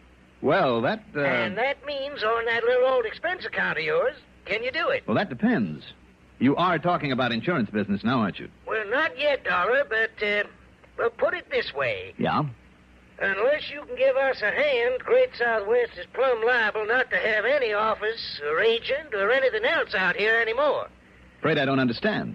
Well, then let's put it this way. Yes? What I want you out here for is to keep the town of Muddy Gap from getting itself blowed right clean off the map. Well, sir? Well, sir, I'll be out to see you.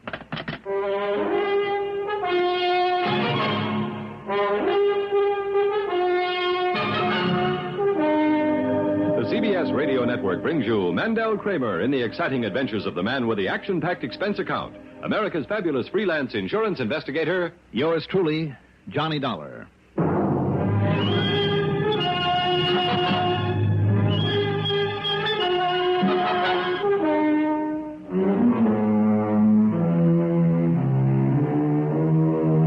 Expense account submitted by Special Investigator Johnny Dollar to the Greater Southwest Insurance Company branch office in the town with the unlikely name of Muddy Gap, Wyoming. Following is an account of expenses incurred during my investigation of the Mad Bomber matter.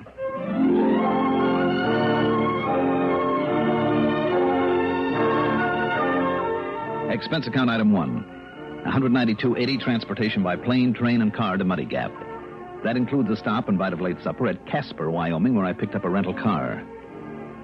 Muddy Gap is in the middle of thousands of acres of rangeland for beef cattle in what used to be Indian country, where the Sioux and Cheyenne carried out many a bloody raid against wagon trains plodding along the old Oregon Trail. There's oil in this country, too. Muddy Gap consisted of a railroad siding, one main shopping street, and a surprisingly neat residential section, all of it pretty much surrounded by a tank farm.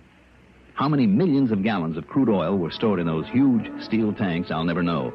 But it must have taken a mighty big pipeline to handle it. It was obvious that oil storage was the town's principal business. The combination insurance and newspaper office sat alone at the end of the street, and despite the late hour, Hank Parnell was there waiting for me. He was a long, lanky, not too bright character, dressed in jeans, an open shirt, cowboy boots, and the inevitable white Stetson. Instead of a horse tied up out front, he had a battered old touring car minus the top and covered with oily dust to get out and around and dig up news items for his paper, he said. Oh, and I guess I forgot to tell you, Dollar, I'm also mayor of this town, a sort of city clerk. And dog catcher as well, Hank? Well, now, you know something? If we had enough headed dogs around here to worry about, I'd probably be that, too. Oh, and I'm also sort of acting police chief while Rafe Tucker's down to see his relations down in Texas. Mm-hmm. So, you see, I got plenty of reason to be worried about this nice little town of ours. Worried about what, exactly? You notice all them big oil tanks all around out there? Oh, you sure got a lot of them. Yes, sir. You imagine what'd happen if one of them, just even one of them, was to maybe explode? Dollar, there'd be just one long, continuous boom, and Muddy Gap wouldn't be no more. And maybe nearly 300 nice, fine people either be dead or, at the very least, homeless. Well, do you think something like that might happen, Hank? Unless you can somehow stop it, Dollar. Or rather, I mean stop him. Who? Billy Benbow's his name. Born and brought up right here in Muddy Gap. Yeah? A real bad boy. Always in trouble. Been a little older, he'd spend most of his time in the jail. Mm-hmm. So when the last war came along, my father, he run this paper then. He got an idea for ridding us of Billy. Yeah, so we wrote a couple of editorials or two to sort of pass on that idea. First thing you know, the draft board kind of caught on. The first thing he knew, Billy Boy was in the Army. Well, I'd say that was a pretty smart idea, Hank. Yes, sir. Except that when Billy realized how he'd been kind of, well, railroaded into the service, he swore loud and long as to how he'd come back here someday and get even with this town. Well, I don't see why. What's wrong with the Army? Oh, not a thing, not a thing. Just the way he got put there that rankled him. I see. Anyhow, all the time he was on the other side, they had him working on explosives. He got to be a real expert. Every time he'd set off a charge, to blow up a railroad or a bridge or whatever, he'd say, now, that's for so-and-so. Ba-hoom. And this one's for so-and-so. Ba-hoom. And every time he'd name somebody here in this town, starting, of course, with the draft board. Became a real obsession with him. Oh, it was more than that. It was like a mania. Yeah, Billy Benham simply wouldn't forget. Now, surely, Hank, after all this time... Now, wait a minute, Dollar. All right, go ahead. Whether it was all the damage and destruction he was doing or whatever it was, I'm not sure. But, Dollar, there at the end of the war, well, maybe it was shell shock or battle fatigue or whatever they want to call it, Billy went completely off base. Oh, that's too bad. Yeah. The first thing he did when he set foot back in this country, back there on the East Coast, was to start blowing things up. So, of course, he ended up in one of them state hospitals back there and never recovered. No, never got over it. Well, if he's in the hospital, Hank... Well, he was. But then a while back, he escaped. You see what I mean? You think he'll be coming here to carry out his old threat? Well, Dollar, a couple of days ago, I got a phone call right here in this office. Yes? All the voice said to me was, I haven't forgotten. And he hung up. The voice of Billy Benbow? Well, who else? Who else could it have been? I wonder. Well, I don't. It was Billy, all right. It had to be. And what he meant was, in his twisted way, Billy meant he's coming back here to get even. Well, now, Hank... Well, who knows? Maybe Billy's right here in town right now, hiding out somewheres, just waiting for a chance to blow us all to kingdom come. And don't you forget for 1 minute, Dollar, he was an expert with them explosives. But, Hank, if it was this Benbow, why would he make a point of warning you? Well, Dollar, man with a mind like that, I don't... Well, you may be right. Tell me, have you mentioned this in your paper? Have you notified the townspeople? What, and got them all up into a panic? No, sir. But somehow, Dollar, we gotta stop him. All right. Now, listen, yeah? I take it you haven't much of a police force here? Well, we never needed much of a force in a peaceful little town like this. Well, how about the county or state police or whoever's available? Oh, sure. What? Oh, they'd be glad to help, yeah? Come right over here and help us all they can. when and if Billy tries something. Well, by then it might be too late. Yes, sir. Because every day now, once a day, along about this time, this phone of mine has rung. And when I answered, there wasn't nobody there. So it's Billy, wherever he is, just adding up to that warning he gave me. Possibly. So, well, you got any ideas, Dollar?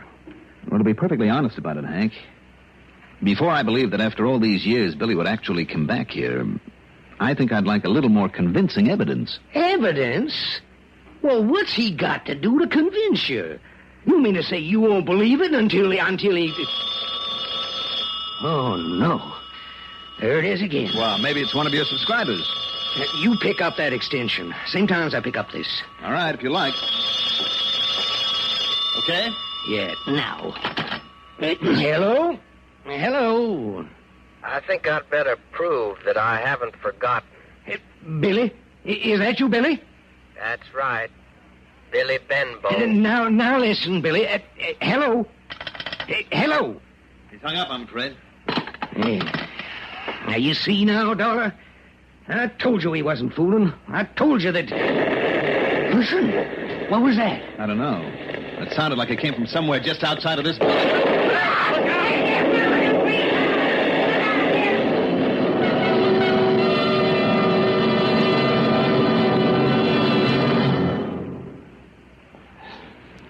Remember how much racket automobiles used to make?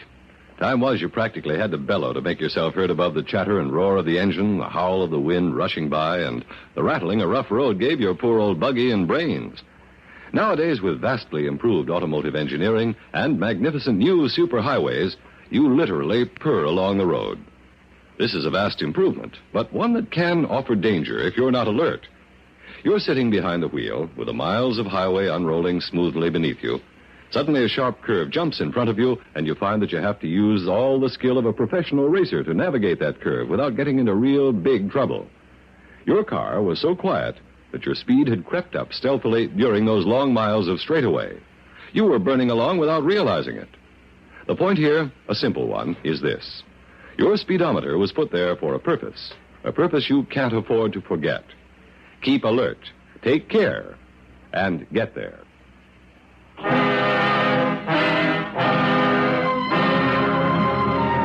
The next thing I remember was crawling out from under Hank's desk. Hank himself had tried to make a dash for the press room, but was forced back by the blast and ended up beside me. As for the press room, it was a shambles. Oh, my. Why here, Dollar? Why it here? Why'd he pick to blow up my press this way? Hank, didn't you say it was your father's idea? That way of getting him out of town? Yeah, you're right. And he spread the word by putting the stuff in the paper. All right, then maybe this is all he wants to do, put your paper out of business. Yeah, maybe so, Dollar. I hope so. But he's still got to be caught and locked up again. Yes, but where do we start looking for him? Well, he was here to set off this here bomb, wasn't he? Only seconds after you talked to him on the phone? Oh, yeah, you're right. If he was somewheres on the telephone, there's no other buildings nearby. How could he be around here, too? Wait a minute. Look. Looks like this is the answer right here. Why, that's a clockwork. That's right. A little timing device. That means, Hank, that he could have been 100 miles away. What is it, Hank? What's happened around here? Sounds like a big explosion. Yeah, that's... Oh, looks like one, too. Yep, it was all right, Pete. What happened? Hey, smells to me like dynamite in here. Dynamite? What's the matter with your smeller, boy? What? It was just that big can of benzene I had for cleaning up the tap I used on the paper. It was, huh? Yeah, that's what it was. I had the dang thing up a little too close to the heater, and it blew up, that's all. Boy, sure funny it didn't start a fire then, Hank. What do you mean, funny? We were lucky, that's all. I guess you were. I'll tell you this, though, Hank. Just don't bother right now. It was only the can of benzene. No, I mean about you saying there wouldn't ever be any excitement around here when I took on this job. Oh, yeah. It looks like I was wrong. What is your job, Pete? Oh, I'm sorry. I should introduce you to. This is Pete Branson. Huh? Oh, yeah. Him and Tony Batten are the rest of the police force here in Muddy Gap. Mm-hmm. Yeah, glad to meet you. What'd you say your name is? Johnny Dollar. But now listen, you hear the hoax out there? Yeah, Tony's out there, too. Well, you and him just keep that mob out of here, will you? Tell them everything's okay. It was just that... Just that can of benzene, like I said. Sure, Hank. Now, go on now. You and Tony keep that mob out of here. Okay. It's okay, folks. Just had a little accident back there in the print shop. Everything's under control. But just to make sure, Hank don't want anybody hanging around. Pete Now, Branson? come on, Tony. Let's get him all away from here. Come on. What happened to him, Hank? What, you mean his face? The way it's all cut up that way? Yeah. Well, it tells me he once got drugged behind a horse. You know, foot caught in a stirrup. Oh, I see. So the one thing he won't ever do anymore is get himself on top of a horse. Me, I don't blame him. Hank, that excuse that you gave for the explosion. Oh, you think I should have told him the truth and let him spread the word and get the whole town into a panic? Well, if we were sure there won't be any more of them, that Billy's satisfied his yen for revenge by putting your paper out of business, okay, but if your fellow townspeople are still in danger... And didn't you mention the draft board? Who are they? Oh, they're all long gone, daughter, except for old Grandpa Whedon. Oh, Lord. Well?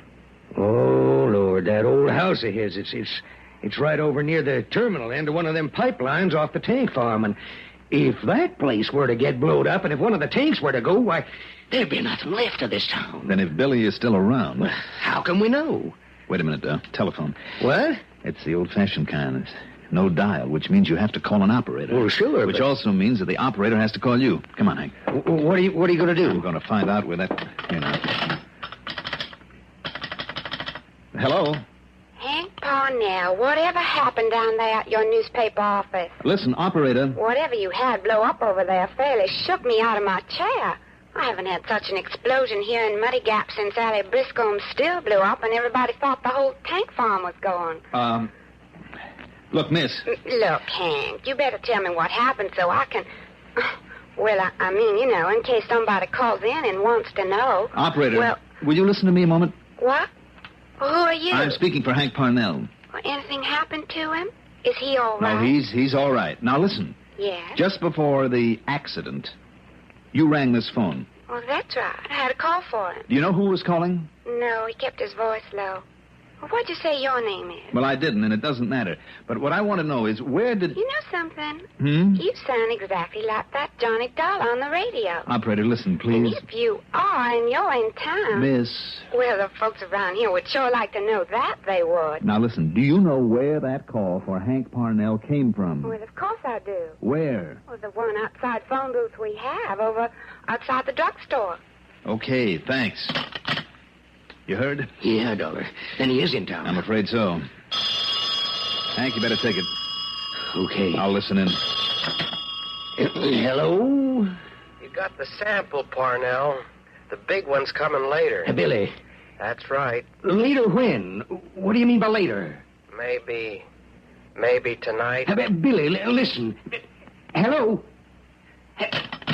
Dollar, we gotta get the people out of this town. 300 of them before he can strike again? I don't know, but we gotta try. It's too late, and you know it. Well, then what can we do? Dollar? It's a long chance, Hank. I know it is. What? But I'm betting that he's been around this town a long time, maybe for weeks. Now, doesn't that mean anything to you? Well, I don't get it. All right, listen. Now, this crazy hunch of mine may be all wrong, but if you'll let me handle this my own way... Will you, Hank? In spite of the fact that it may mean jeopardizing all the people in town.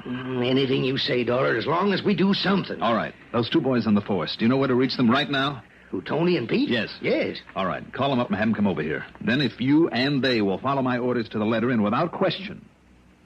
Well? We'll do anything. Okay. Get them over here.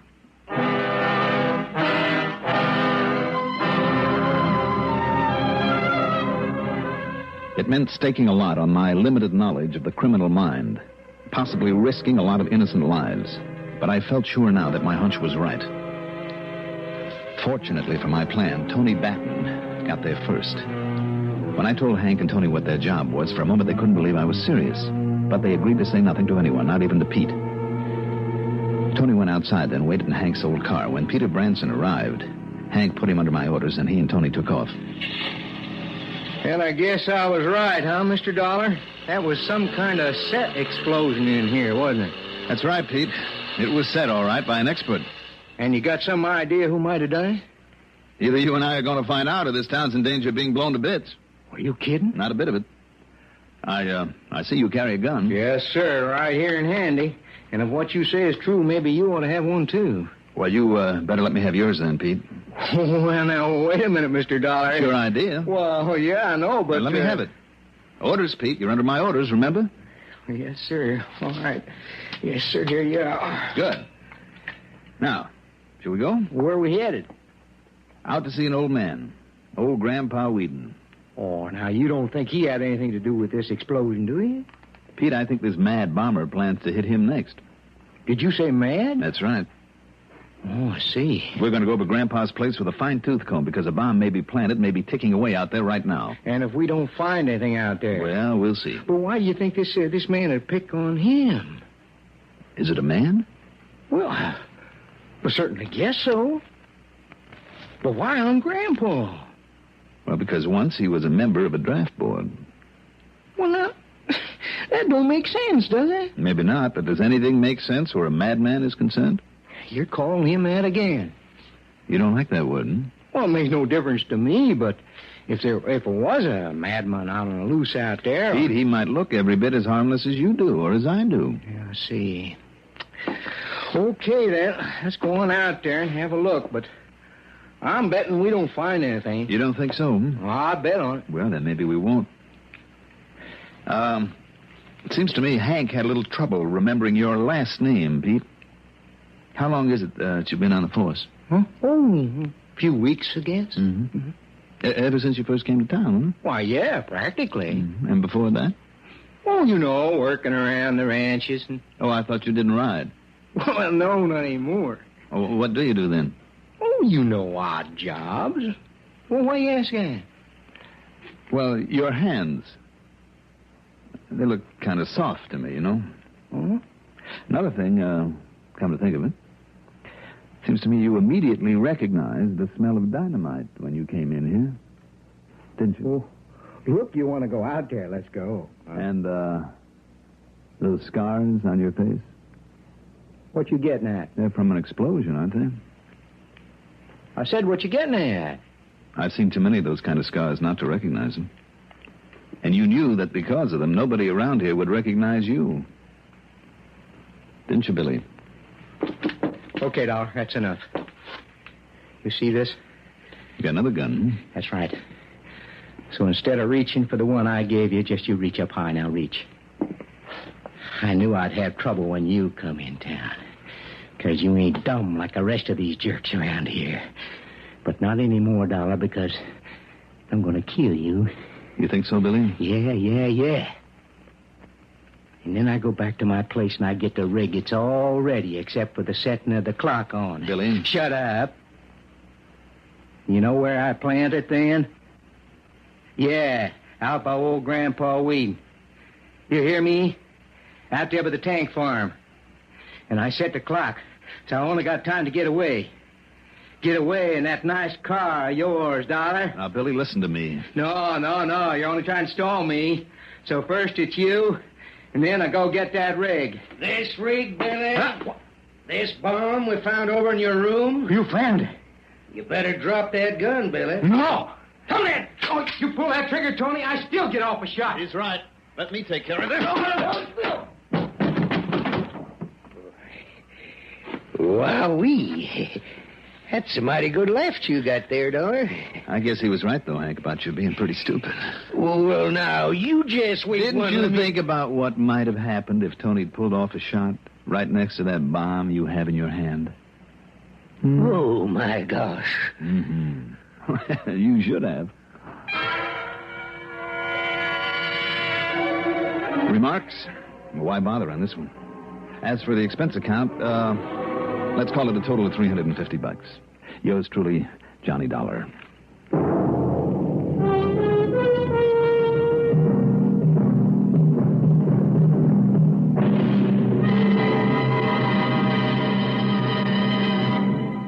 Now, here is our star to tell you about next week's story. Next week, a beautiful girl, a handful of coins, and a mysterious disappearance.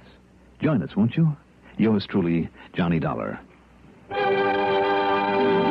Yours truly, Johnny Dollar, is written by Jack Johnstone, produced and directed by Bruno Zerato Jr., music supervision by Ethel Huber. Johnny Dollar is played by Mandel Kramer. Also featured in our cast were Court Benson as Hank Parnell, Lawson Zerbe as Pete Branson, Cliff Carpenter as Billy Benbow, and Barbara Cassar as the operator. Be sure to join us next week, same time, same station, for another exciting story of yours truly, Johnny Dollar. Art Hanna speaking. The #1 network for news, expanded CBS News on the CBS Radio Network. This is WROW Music in Albany, New York. A newcomer in town can feel mighty lonesome. Welcome Wagon hostesses make these newcomers feel wanted when they make their cordial Welcome Wagon visits. Their baskets contain useful gifts from civic-minded businessmen, invitations to participate in varied social and volunteer activities of the many civic agencies in the community. In addition, every Welcome Wagon call recipient in the greater Albany or Schenectady areas, as well as Delmar, Latham, or Scotia, is invited to attend the local Welcome Wagon Club. This is an organization of newcomers all anxious to make friends. Various Welcome Wagon clubs vary from 30 to 150 members who meet monthly. Their interests include bowling, golf, cards, handcraft, and dancing. You can help to make your new neighbor feel at home. Call State 59640 today and make your neighbor eligible for the many opportunities in a Welcome Wagon Club. Remember, State 59640. WROW Music Time now, 25 minutes before 7 p.m.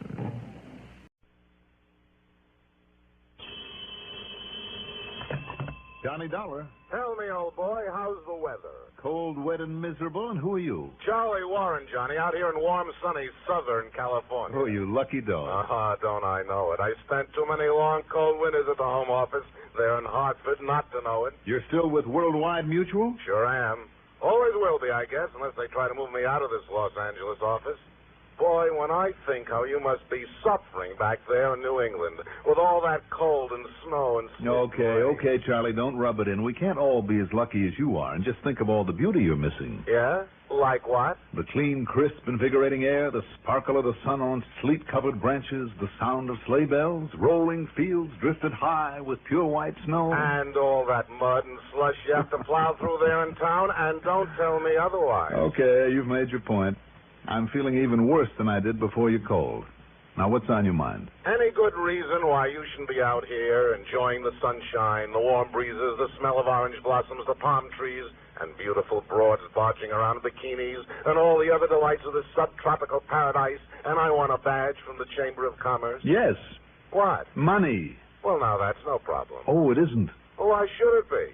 When the company's going to pay the freight. Provided, of course, you keep that crazy expense account within reasonable bounds, but just once in your life. Oh, Charlie, you touched me to the quick. Have I ever done otherwise? Oh, no. I mean, except for an occasional nickel or dime here and there. Or an occasional C-note now and then. Well, after all, Charlie. Well, seriously, Johnny, I need you. I need your help. Are you free to fly out here? I don't know why not. Okay, now, according to my watch, it's a little after 4 p.m. And according to the clocks here in the wilds of Connecticut, it's a little after 7. Huh? Oh, yeah, that's right. Now, look, suppose I take a prop job that'll give me time for a little sleep along the way, and I'll see you first thing in the morning. Okay? I'll meet you at the airport. Okay.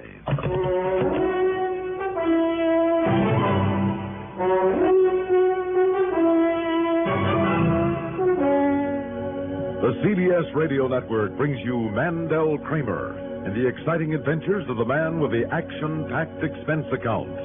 America's fabulous freelance insurance investigator, yours truly, Johnny Dollar.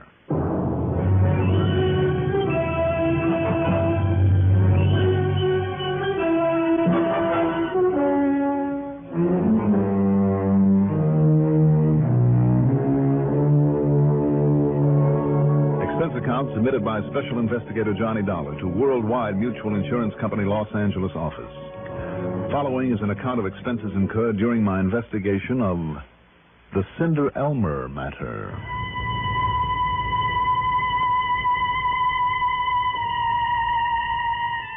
Expense account item 1, $176.40, taxi to Bradley Field and a plane ticket. It was close to midnight by the time I could get a flight out of Hartford. I don't know why so many people have to travel this time of the year. And it was nearly 3 by the time my plane in New York took off and headed west. All my plans to sleep along the way went to pot. Not only because of the several stops we had to make, but because of the cute little brunette who occupied the seat next to mine. a real charmer on her way to L.A. for a winter vacation, and did I have any ideas for how she might enjoy herself out there on the coast? Did I have ideas? But after we landed, then she introduced me to the blonde giant who met her there at the airport and took her in tow. Well, who am I to argue with a man who plays right tackle for the L.A. Rams football team? Anyhow, I was sadly lacking in sleep when Charlie Warren finally found me at the luggage stand, picked up my bags, and led me out to a car parked at the curb. Oh, here you are, Johnny. I'll just toss these bags in the back. Hey. Here, Johnny, here's the keys. To a nice, quiet room with a soft bed in it. Are you kidding? To this car. Oh, Charlie, why don't you drive? Well, this is one of those rental jobs. Sure, my car's over there in the lot. Oh, and I had him throw in a set of chains. What, you mean skid chains? Yeah, up where you're going to need... In sunny Southern California? Excuse me. Let me get my glove compartment. Be my guest. You mind telling me just where I'm going and why? Now, here's where we are, see? L.A. International Airport, see it? I'd rather see a comfortable bed, Charlie. Now, you go north on Sepulveda Boulevard to Manchester. East to Harbor Freeway, turn north, then east on the San Bernardino Freeway. I do, Yeah. San Bernardino's maybe 65 miles or so. Then you turn north here up into the mountains, see? And there's Crestline. There you are. At least that's where you can get directions to Hillcrest Lodge. I can. Oh, boy, I wish I could go along with you. That's the most beautiful country up there this time of year. It really is. 75 or 80 degrees of hot smog down here. And up there at 5,000 feet altitude, it's all covered with snow. Beautiful. Oh, Charlie, you're a dirty dog. What? Over the phone, you give me the Chamber of Commerce pitch to get me away from an eastern winter, and when I get out here... Yeah, but this is different, Johnny. You'll love it. Skiing, tobogganing, magnificent view of all the peaks up there on the rim of the World Drive. It's right near Lake Arrowhead, you know. No, I didn't know, and what's more, I don't care. Unless I can get a little sleep, Charlie, I can... Sleep? Johnny, up there in that clean, clear, crisp, cold air on that high altitude, you'll sleep like you've never slept before. You mean like sometime tonight? Sure. If I'm lucky. What do you mean by that? Well, you still haven't told me what kind of a case I'm supposed to be working on. Oh, yeah, that's right. Yeah, that's right. Disappearance, Johnny. Name is Bartley Harmon. Bartley Harmon? Uh-huh. He and his wife, Nora. Real good-looking doll, by the way. And his business partner, a man by the name of Elmer Wrightson. Yeah? Well, like they always do this time of year, they all went up to Crestline, Hillcrest Lodge, for a few days. So? Nora phoned me just before I put in that call to you. Seems the poor little shrimp took off. Poor little shrimp? Yeah, her old man, Bartley. Oh. Both he and his partner, Elmer Wrightson, stand about 5'3", about 115 pounds, wringing wet. Look almost like twins. I see. Go on. Well, not that, Nora. Bartley's wife. She's a good 5'11", but Johnny boy, I mean good. She's built like an Olympic champion, blonde, beautiful, and wow. I'll take your word for it. Now, what happened to Bartley Harmon? Well, he took off for a tramp in the snow, and he suddenly and completely disappeared. Oh? Sheriff's Department put out an APB in the whole area, but nobody's seen hide nor hair of him. Go on. And, Johnny, that San Bernardino Sheriff's Department, well, they know their way around out in that country. If they haven't been able to find him, Bartley Harmon is really lost. And with the way it gets cold up in those mountains, well... Anyhow, sheriff's boys are expecting you. They'll cooperate. Just what is your stake in him, Charlie?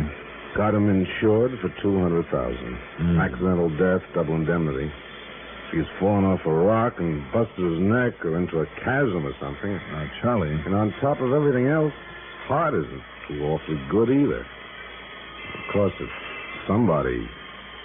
Well, you know what I mean. No, I'm not sure I do. Does Bartley Harmon have a lot of enemies? Not that I know of. For that matter, I don't think he has any real friends either. Tell me, who would benefit by his death? Well, of course, the business would all go to his partner, Elmer Wrightson. How do they get along? Only because they have to, I guess. Keep the business going. I see. And the insurance goes to his wife? All goes to Nora. And how do they get along? Well, she's a beautiful dame. He has a lot of money, and, well, she's a lot younger than he is, you know. No, I didn't know. Now, wait a minute, Johnny. Somebody did murder him. Well, you mean You think that maybe one of them? Charlie, I think I'd better get on up to Crestline.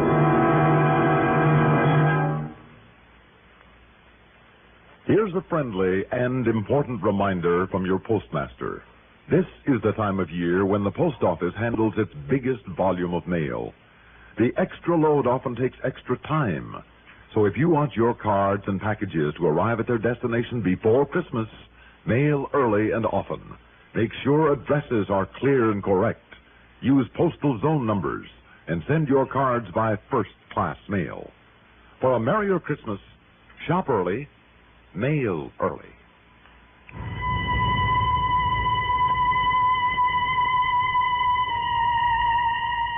That long, hot drive through the valley to San Bernardino, San Berdu as the natives call it, almost did me in. I really felt the lack of sleep. But then as I swung up into the mountains, and at the 4,000-foot level had to put on snow chains and turn up the windows, well, it really is beautiful country up there. Not only because of the white, clean snow, but the mountains, the magnificent big pines anchored to the sides of them, and the colorful, picturesque little cottages. At Hillcrest Lodge, I found that a young fellow from the sheriff's office, Roy Turner, was waiting for me. After helping me up to my room with my bags, he got right to the point. I can't say that I like this situation, Mr. Dollar. Not a bit. Why, Turner? Call me Roy. All right, call me Johnny. Well, Johnny, simply because of the people involved. Man falls in love with partner's wife and does away with said partner? Not a chance. At least there's no chance you'd give him any kind of a break. I'd bet on it. Why? Because Wrightson is the same kind of homely, pedantic, facts and figures little shrimp as her husband Bartley is. And there's no question but that she's had enough of him. Enough to want to get rid of him, Roy? Well, Harmon's worth a lot of money, I understand. A lot of insurance, too. Yeah, that's true. And she's a much younger, good-looking, athletic... Well, where do you see her? I'd like to. You will. And don't think for a minute she doesn't make the most of it, of what she has. Johnny, for the few days they spend up here every year, she brings along enough expensive clothes to sink a battleship. In addition to snow and ski and skating outfits, I mean. She has a whole trunk full of shoes alone. Anyhow, we're making sure that she sticks around. Wrightson, too, for that matter. Roy, if they're all on such lousy terms, why do they come up here together? Only because she likes it so much. So Bartley tags along to keep an eye on her. And Mr. Wrightson? To keep an eye on him, I guess. I take it you've combed the hills around here pretty well. As thoroughly as we know how. Mm-hmm. What about all those little cabins that I've seen around? Been through them all. Apparently, Harmon headed over toward Old Ironside. That's just north of here. Has a sharp face on it where the snow doesn't stick. And beyond it, well, in order to save time, we have a helicopter out there looking over that big valley. Roy? Yes, Johnny? You know, over the years, I've investigated an awful lot of disappearances. Yeah? And you would be surprised at how many people disappear deliberately, just to get away from things once and for all. But leave behind that beautiful wife he's so jealous of? And his share of a prosperous business? It is a possibility, though, isn't it? Well... Oh, that may be for me. I told the operator I'd be here. Hello? Yeah. Yeah.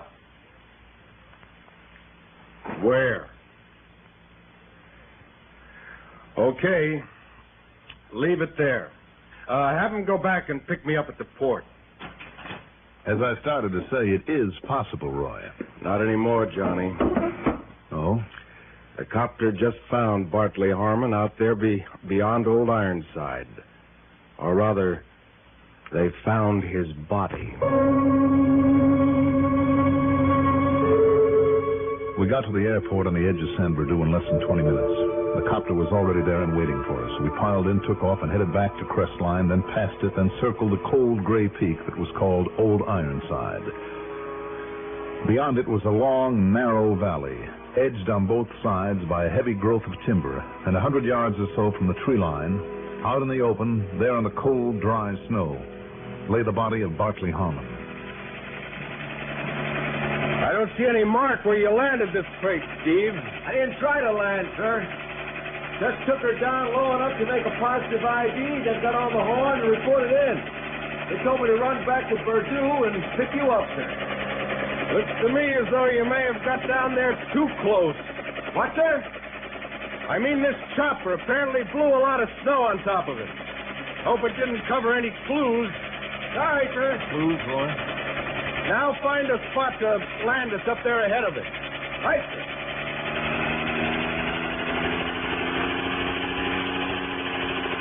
I can't help wondering what Harmon was doing way out here and alone. Oh, he and Wrightson believes that old legend about a cave full of gold out in this valley. Often came to look for it. You know, while his wife was busy skiing or skating or tobogganing. With his bad heart, Roy? Well, actually, it's only a mile or so from the lodge, so I guess he figured it wouldn't be too much for him. Looks like he figured wrong, though, doesn't it? Yeah. Kind of knocks my theories into a cocked hat, too. You've given up the idea of murder. Yep. Set us down here anywhere, Steve. Right, sir. And we shall see what we shall see.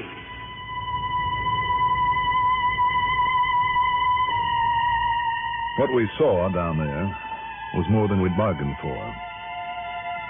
The body was that of Bartley Harmon, all right, and there wasn't a mark on it.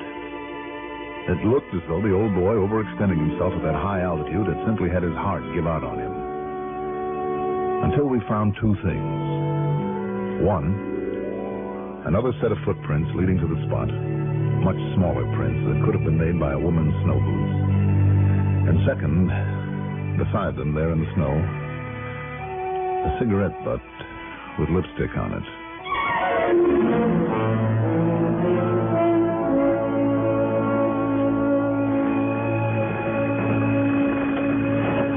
Looks to me, Johnny, like this settles it, in spite of her alibi. Nora Harmon. Alibi, Roy? That she was over in Arrowhead Village shopping when he took his little walk out here. Anybody try to check up on it? Yeah, but nothing really definite either way. Well, then that doesn't prove that she did this, Roy, that she or anybody else did anything. You mean because of no marks on the body? That's right. And, Roy, there's something about this whole setup that... I don't know. I don't know. Let's face it, Johnny. Why'd she say she was in Arrowhead when she was really out here with him? Well, was she? And who else had such a motive? Did Elmer Wrightson have an alibi, too? Asleep in his room all that afternoon? And no reason to doubt him. I wonder. But Johnny, the footprints. And more important, this cigarette butt with a lipstick. If a lab test shows it to be the same kind that she uses... Steve. Yes, sir? When you and Mr. Dollar haul the body into San Bernardino for the autopsy, have Doc Hanley analyze the lipstick on this cigarette, too. Have him do that first. While we take the body in? I want to follow those two sets of footprints back to the lodge. I'll meet you there, okay? What's the matter, John? Oh, nothing, Roy. It's just that... Well, if we've overlooked something out here... Yeah? Like what? No, forget it. Come on, Steve. Let's get the body aboard. Yes, sir.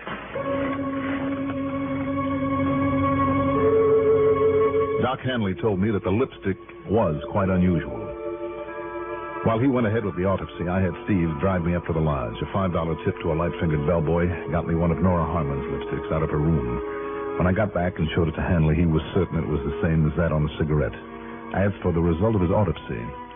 Beaten to death, Mr. Dollar. Without a single mark on him? There were several intestinal and mesentery perforations, blood in the peritoneal cavity. So? You saw no external bruises because death occurred so quickly, the blood stopped circulating immediately. And without circulation, there can be no hemorrhage into the tissues.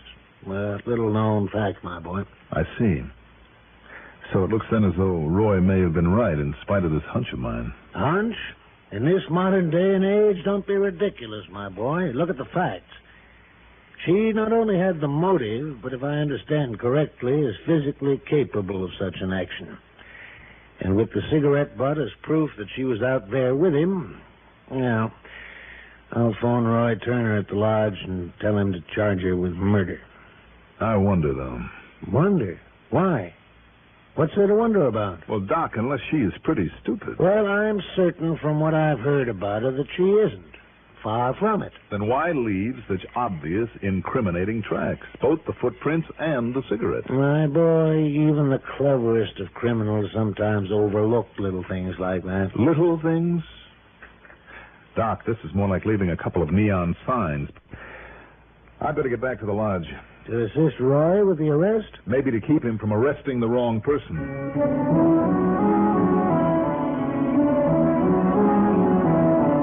As I walked into my room at the lodge, Roy was just hanging up the phone. Okay. Okay, Doc. Yeah, that's good enough for me. I'll bring her in right away. Roy, before you do that... Yeah, I know, Johnny. The doc told me what you said to him, and I agree with you. It was pretty foolish for her to leave such obvious signposts. Not at all like her. Okay, then. But following up those sets of tracks out there really clinched it. How do you mean? Oh, he went for his little walk in the snow alone, all right, but she followed him. And every time he stopped to rest, she also stopped, but a couple of 100 yards behind him and well hidden by the trees. And more important, Johnny... Yeah? Every time she stopped, she lit up and smoked one of those cigarettes. And they are the same brand she uses. I've checked on it.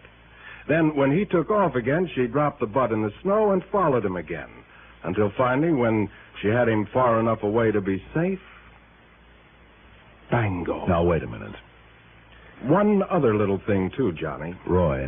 While you were down there in San Bernardino, I compared those footprints with a pair of Nora's shoes. Same type and size. Wait a minute, will you? Well? Roy, it has finally got through this thick skull of mine. The butt, the cigarette butt we found by the body, before you picked it up. Yeah, what about it, Johnny? Listen, did you find some more out there? Several, just further proof. Did you leave any of them laying around out there? Well, sure. One or two are all I need for evidence. All right, come on. We're going out there and look at them. What? Yes. Unless you can visualize exactly what that first one looked like lying there beside the body. Well, I don't know. Because I can. And, Roy, before you do anything foolish like arresting Nora Harmon, you better have a look at some of those others. Now, come on. The first place she stopped is just ahead. Good. Glad it hasn't snowed for a while. But I still think this is a kind of silly waste of time, Johnny. And I tell you that both of us ought to be shot for not having been more observant. You still haven't told me what this miraculous inspiration is that... Oh, here we are. And you see? That butt lying there with that same lipstick on it. Here, I'll take it along. No, don't touch it. Huh? Just take a good look at it, Roy. Don't you see? It wasn't crushed out. It was simply dropped there on top of the snow. Well, sure, so what? Then what put it out? Well, the snow. What else? Did it? What do you mean? If that cigarette was still burning when it was dropped here on the snow, don't you see, Roy? Don't you see? It would have melted some of the snow while it was going out. Wait a minute, Johnny. You're right. Of course I am. All those butts you found were smoked and put out somewhere else. No doubt by Nora Harmon because of the lipstick. Then somebody else carefully picked them up and saved them. And for only one reason, Roy, to plant them out here beside these footprints. Wrightson? Right. Elmer Wrightson, the only other person with a motive. But the footprints from her shoes. Didn't you say that she's a big girl? And that Elmer is a little shrimp? Yeah. And if he wears a snow boot like hers, we've got him. But if he doesn't, Johnny? Didn't you also say that she has a whole trunk full with her? Yeah. Well, wouldn't she have at least a couple of pairs of snow boots? Sure, I've seen them myself. Any reason, then, why he couldn't have borrowed a pair of hers and then put them back? Yeah, but if he didn't, Johnny... Well, let's try it, Roy. Let's try the Cinderella bit on him, Only it'll be, Cinder Elmer. We'll make him put on a pair of her snow boots, and if they fit... Well, are you game to try it? Nothing to lose, Johnny. Let's go. Her snow boots fit him all right. And little old Cinder Elmer Oh, the dumb jerk should have known better. He should have made us come up with some really concrete evidence. But luckily for us, Elmer just broke down and confessed to the whole bit. So, once again, it's up to the courts. Expense account total, including the trip home, $377.80. Yours truly, Johnny Dollar.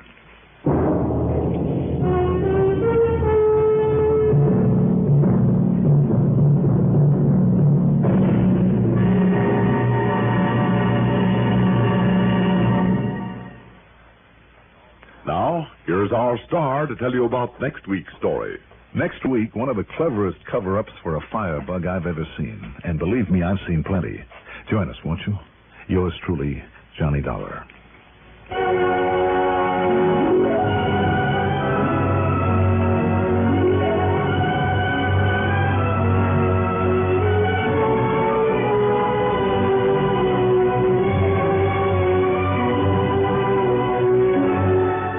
Yours truly, Johnny Dollar, is written by Jack Johnstone, produced and directed by Bruno Zerato Jr., music supervision by Ethel Huber.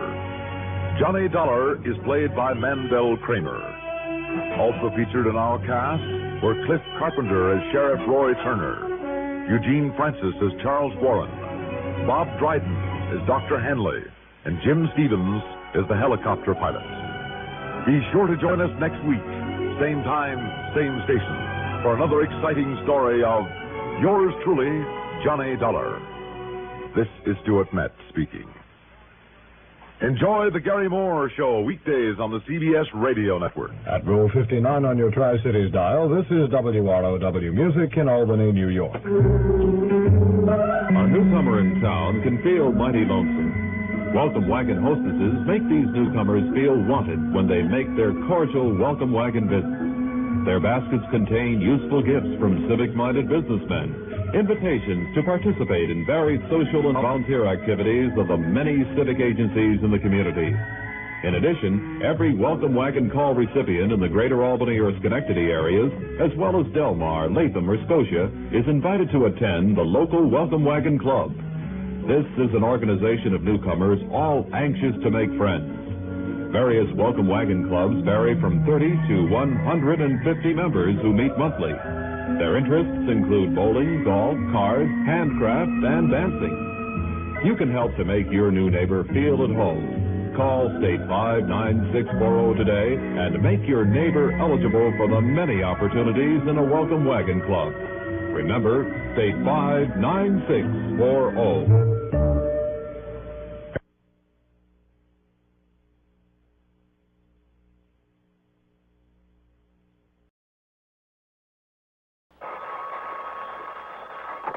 Johnny Dollar. Bert Helfer. Johnny, Merry Christmas to you. Well, hi, Bert. Same to you. Thanks. Only what are you doing in your office on a Friday afternoon so close to the big holiday instead of out shopping?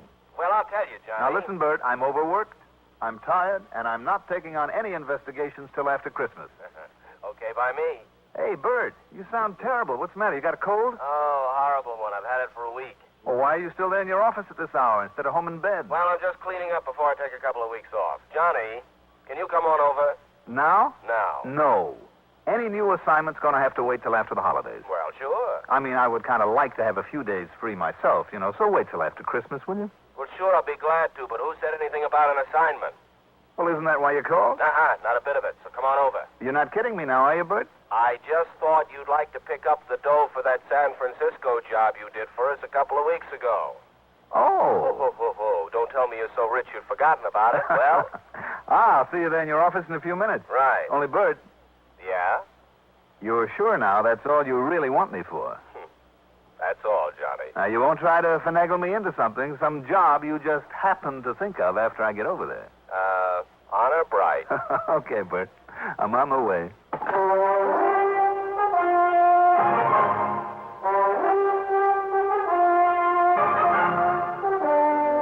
The CBS Radio Network brings you Mandel Kramer in the exciting adventures of the man with the action-packed expense account, America's fabulous freelance insurance investigator, Yours truly, Johnny Dollar.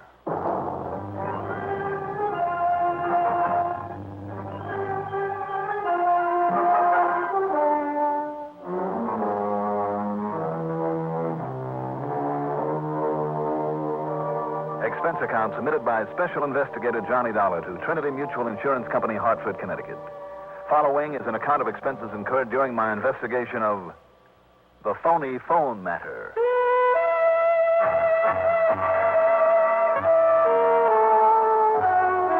Expense account item 1. After checking out with my call service, $1.20 for a cab over to Bert Helfer's office high in the tower of the Manley building overlooking most of the city. Lo and behold, there wasn't a soul in the place except Bert himself.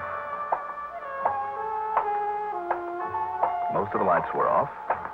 The rows and rows of typewriters and calculating machines were covered and quiet. The filing cabinets neatly cleared and closed. Even the telephone switchboard off in one corner was untended, although I noticed one patch cord plugged in, the tiny light above it burning. It was Bert's line in use. Yeah. I'll take care of it just as soon as I get back here in the office again. Yeah, that'll be on Tuesday, January 2nd. Good. Thank you, and a Merry Christmas to you, too. All right, Johnny, sit down. Well, I'll say this for you, Bert. You are certainly the loyal company servant. Well, I just want to be absolutely sure everything's taken care of so they won't be calling me down there in Miami Beach to lay down my water skis and come back here before my vacation's over. Oh, I can't say I blame you. And here you are, baby. Here is the money for that San Francisco job. You want to count it? How come in cash? Don't you still have some Christmas shopping to do? Don't we all? And the banks will be closed by the time you get out of here, so... Well, I just tore up the check and pulled this out of petty cash. Well, good for you. And hooray for petty cash. I must say, though, there's nothing petty about the way you can run up an expense account. Oh, Bert. Only trouble is, with all this dough in hand, I'll probably go out and spend a lot more than I ought to. Oh, sure, on all that flock of gals you keep on the string. Jealous, Mr. Married Man? Sure I am. Only I'm not really. Don't you kid yourself, baby. One of these days you'll put on the halter, too. Fat chance. Now, here, if you'll just sign this receipt. There you are. Good. Oh, and here. I almost forgot. While you were on your way over, your telephone answering service called with this message. Oh? Yeah. Call Exmont 35770 immediately, urgent. Who is Exmont 35770? You don't know? No. Well, I'm afraid I do. Who? It's the home of a character by the name of Harvey L. Hallett. Harvey L. Oh, wait a minute. Any relation to the people who took over that little plant that I passed on the way over here? Hallett Industries? He is Hallett Industries. Oh? Yeah. Look. You can see the place out of this window. You see it over there? So? You know, I hate to admit it. One of the boys in the office sold him a lot of insurance when he took over that place about 6 months ago. Well, what's the matter with that? Oh, we've had a big headache with that account on the inventory insurance. How do you mean? Well, apparently they make a lot of electronic stuff over there, and a lot of it's kind of secret, I guess, you know, kept under lock and key. And a lot of it's been reported stolen. 6 burglaries in the last 6 months, according to Mr. Harvey L. Hallett. And we've had to pay off through the nose. Why do you say according to Mr. Hallett that way? Because I wouldn't trust that character as far as you can throw this building. In other words, if I could, I'd just cancel out his policy, you know? I think a lot of those losses he reported were phonies. If I'd had any sense, I would have called you in on them. Well, so long, Bertie. As a matter of fact, I wish you would look into it for us after I get back. After? Okay, but not now. All right, that's all right by me. I wonder why he's called me. Well, I'm afraid it was my fault. Why? How do you mean? Well, I'd kind of let your name slip out somewhere along the line, and yesterday Hallett called me, said he'd been thinking it over, asked me for your number, and, well, I gave it to him. I'm sorry, Johnny, I shouldn't have, especially since I want you to investigate him. So as for calling him back, if you don't want to, don't. If what you say about him is true, though, maybe I will. After the holidays. No. Right now. Oh, why? Bert, you know, it's an old trick. And a corny one, but a lot of people still think it's pretty clever. Trick? The cover-up. You know, a man kills somebody or he blows his safe or he tries an embezzlement, whatever. He's the one who calls in the cops. Or even tells them that he thinks it might happen. So that nobody will suspect him. Of course. I never thought of that. So, if what you say is true, if he is the kind of guy you seem to think he is, if he's back of his own burglaries on which he has collected a lot of nice insurance money... Oh, I'd bet on it. And if he's planning another such caper... Sure he is. Johnny... I think you've got something there. On the other hand, though, Bert, if he's clean, if he really does want to help... Oh, that I doubt. Let me have the phone. Look, why don't you wait till after the holidays? Nope. Okay, it's on your own head then. This is home telephone number, did you say? Yeah, the factory is a Weatherby number. Weatherby something.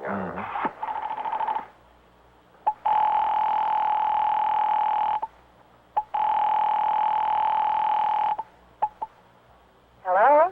Mr. Hallett, please. This is Mary Hallett, Mrs. Hallett. Is Mr. Hallett there?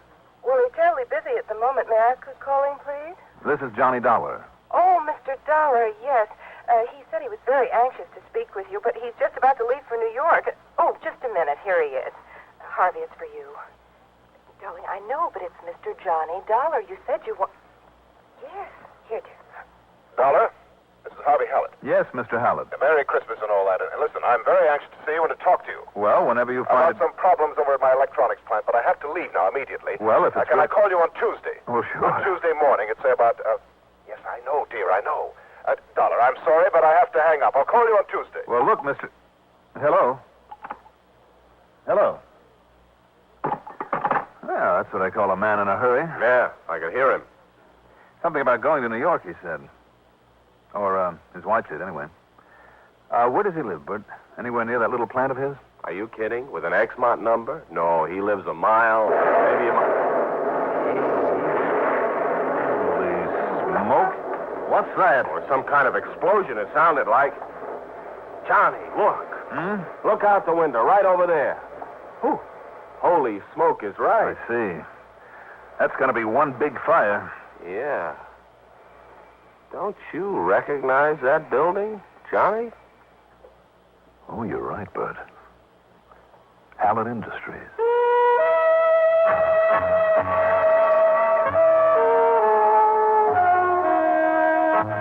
Item 2, $1 for a taxi over to the scene of the fire.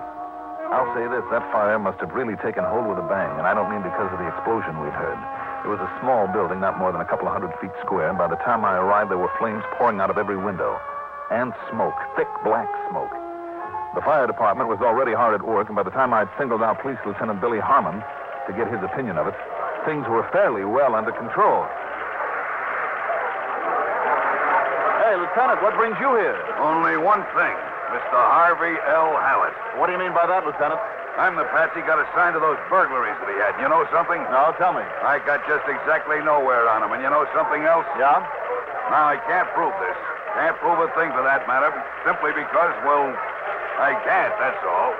But I also can't get over the feeling the reason I couldn't get anywhere was because our friend Mr. Hallett didn't want me to. Didn't want you to? You mean no cooperation? Just the opposite. Too much cooperation. Oh? So much, I couldn't make a move without finding him underfoot. Making like he was doing everything he could to help. I see. But actually, all he was doing was getting in the way. He'd suggest so many possibilities and demand I follow him up. I didn't have time or opportunity to follow up those I'd thought of. Not properly, that is. Smoke. The old misdirection bit, if you know what I mean, Johnny. Johnny, I don't trust that guy. Seems to me I've heard somebody else give out with that same opinion. When I got the word this place was going up, well, you know what I think, Johnny? Arson? I'd bet on it. And if it is, you can be sure the boys in the torch squad will spot it. They're in there working on it already.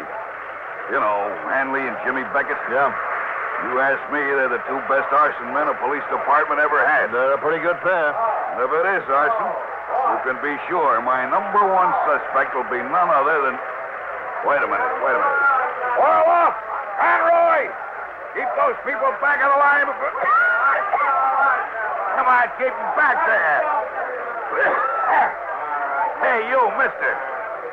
What do you think you're doing this... Oh, you. Lieutenant Harmon. How did this happen? I heard the explosion all the way over at my home. Now, you claim you were at home, Mr. Hallett? Yes, of course I was at home.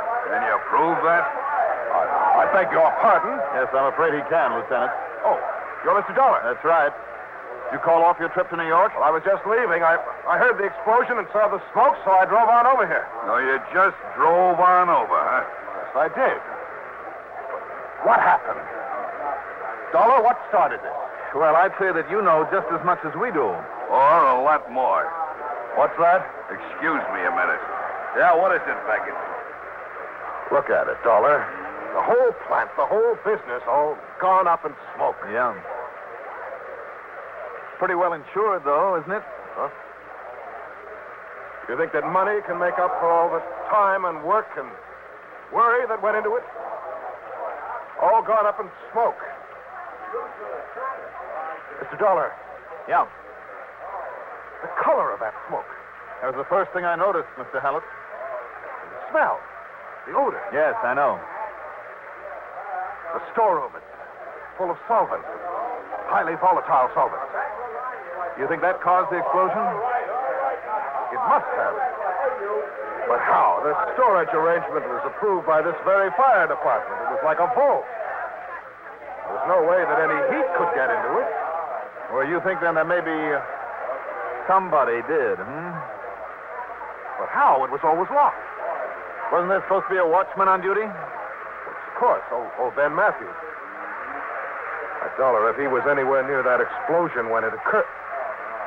Oh, no. In other words, if it was arson by somebody the watchman may have seen. Arson? I said if.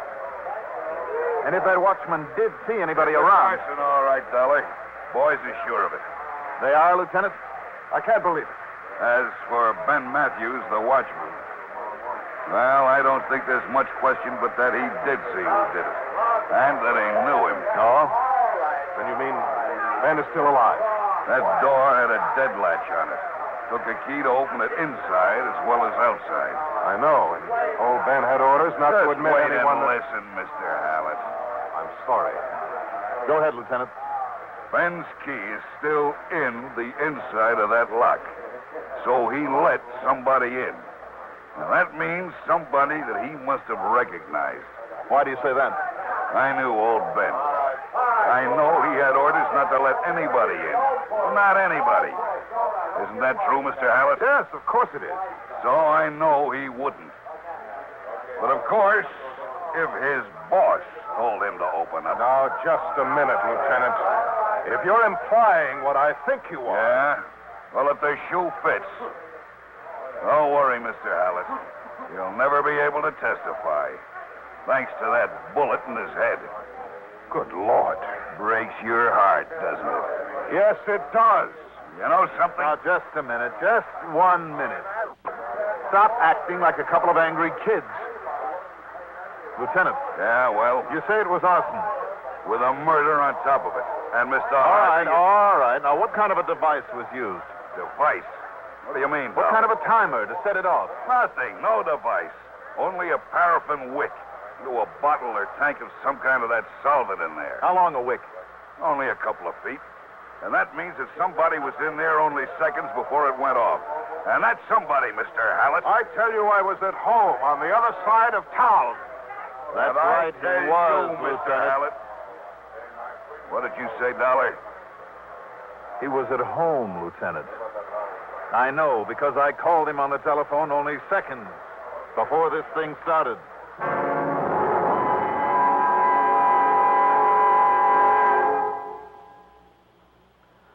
This period between Thanksgiving and Christmas is a happy one as we busy ourselves with rounds of shopping and parties. But for hundreds of thousands of families abroad, it's like any other time of the year, a time of hunger. So why not share your holiday joy with one or more of the less fortunate families? Send them care food packages. They cost only $1 apiece and contain enough food to supplement family rations for a whole month. So send your dollars to CARE, New York, 16, New York.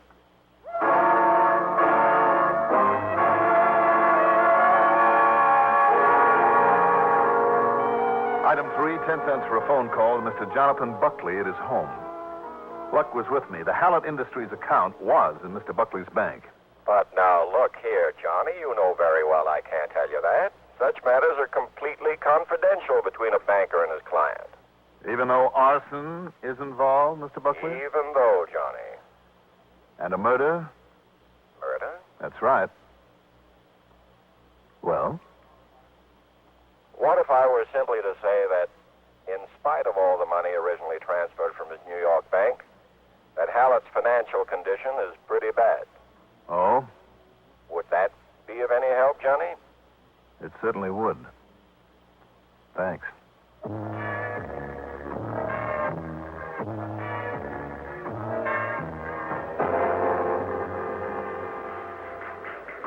Another thing, Dollar. Yes, Lieutenant. After those so-called burglaries, I checked over every one of Hallett's 8 employees myself. There isn't a cleaner bunch of people anywhere in town. Well, even so. I'm sure of it. What's more, I've known every one of them personally for years. Even went to school with a couple of them. So you see what I'm getting at? Hallett. Hallett is the only one we don't really know about. Where'd he come from, Lieutenant? Who knows? You think he'd tell us? The truth, that is? Oh, wait a minute. Mr. Buckley of the bank here. What's he got to do with it? Funds transferred, he said, from... Hey, you want to trip me to a call to New York?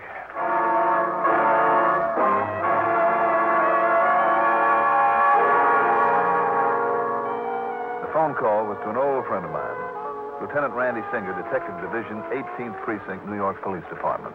One of the best of his kind I've ever known. Okay, Johnny, let's have it. What sort of a jam do you expect me to get you out of this time?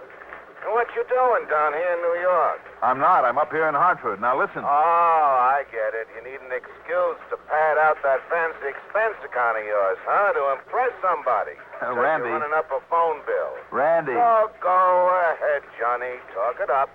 I'll make like I'm listening. Everybody will be happy. How are you, anyhow? Randy, will you listen to me? Yeah? Does the name Harvey L. Hallett mean anything to you? Harrison Peterson. What? You heard me. Oh, come on. Make sense, will you? You think we don't keep track of the crooks we've had to deal with even after they've been chased out of our fair city? Of course we do. Randy. And poor Paraffin Peterson, well, we couldn't get a thing on him, by the way. Randy, the man I'm interested in is Harvey L. Hallett. But we did make it pretty rough on him. We dubbed him Paraffin Pete because of his one and only method of starting a fire. And that's the name he took on after we showed him the way out of town. He and that doll of his, Mary. Only Ma would be a better word. The name, Randy? What? Oh, the one you said. Harvey L. Hallett? Yep. Used to be known in these parts as Paul Peterson. Paraffin Peterson. Okay, Randy. Thank you. You hear it, Lieutenant? Sure did, Dollar. Looks like you were right. He's our man. Yeah. But you yourself are his alibi. I mean, if you were really talking to him on the phone the same time as that fire was set... Well, now, suddenly, I'm not so sure. Hallett Electronics, Well, maybe his product line includes something like... Come on, Lieutenant, we better get going. Yeah, where? Let's hope he hasn't got home from his fire yet.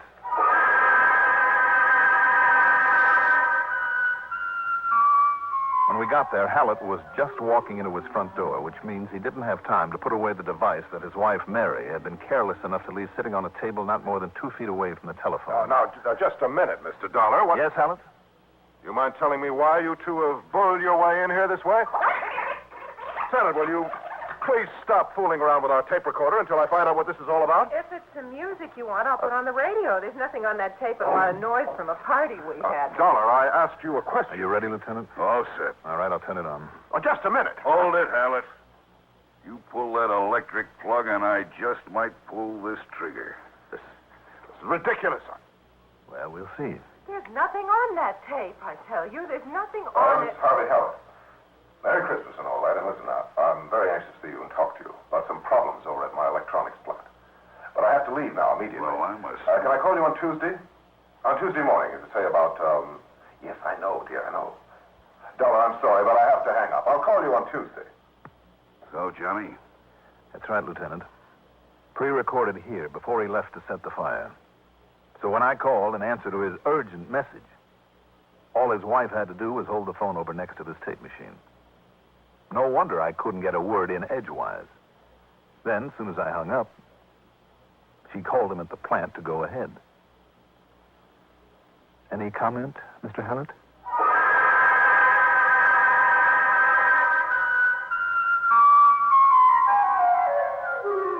Expense account total? Forget it. I'd rather take this time to wish you, all of you, wherever you are, a very Merry Christmas. And that's from the heart. Yours truly, Johnny Dollar.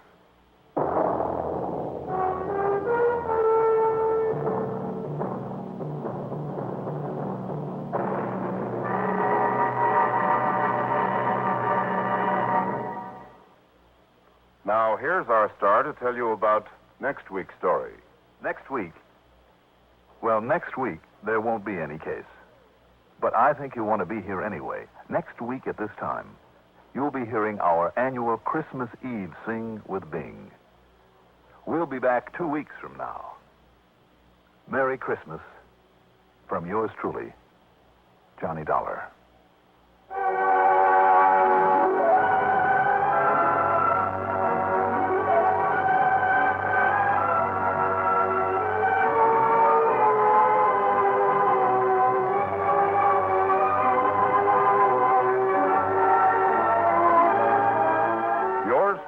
Johnny Dollar is written by Jack Johnstone, produced and directed by Bruno Zerato Jr., music supervision by Ethel Huber.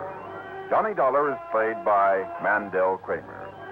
Also featured in our cast were Jackson Beck as Lieutenant Billy Harmon, Michael Caine as Harvey Hellett, William Redfield as Bert Helfer, Terry Keene as Mrs. Hellett, Eugene Francis as Lieutenant Randy Singer, and David Kern as Jonathan Buckley. Remember, no story next week, but yours truly, Johnny Dollar, returns 2 weeks from now with his next exciting story. At this time next week, by all means, plan to join Bing Crosby, Kathy Crosby, Edgar Bergen, Charlie McCarthy, Mortimer Snurd, the Norman Luboff Choir, and Paul Weston's Orchestra with the 7th annual Christmas Eve Sing with Bing. This is Pat Cannell speaking.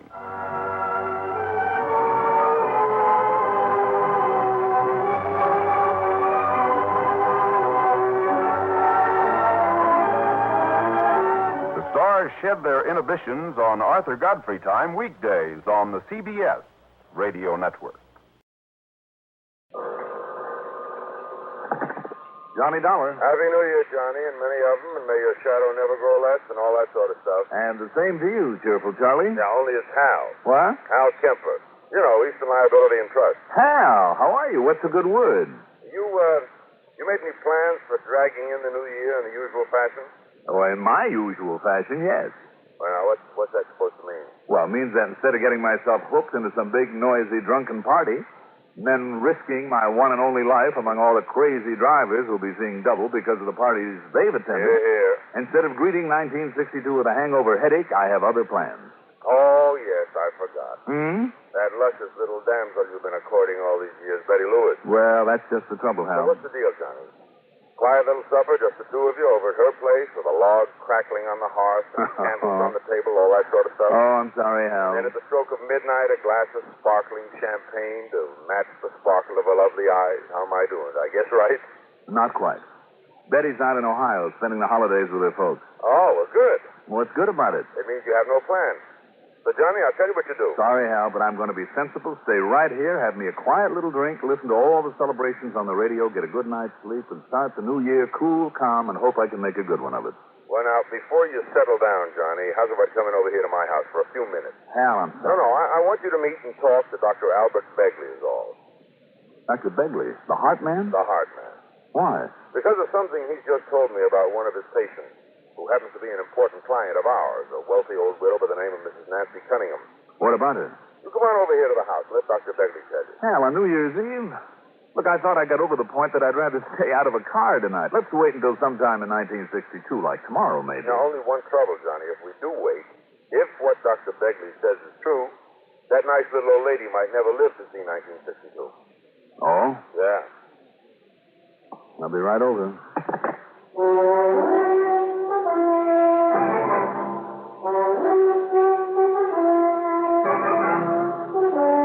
The CBS Radio Network brings you Mandel Kramer in the exciting adventures of the man with the action-packed expense account.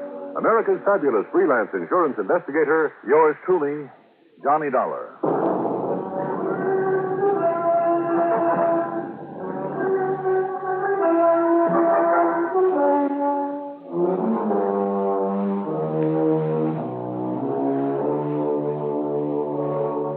expense account submitted by Special Investigator Johnny Dollar to Eastern Liability and Trust Insurance Company, Home Office, Hartford, Connecticut.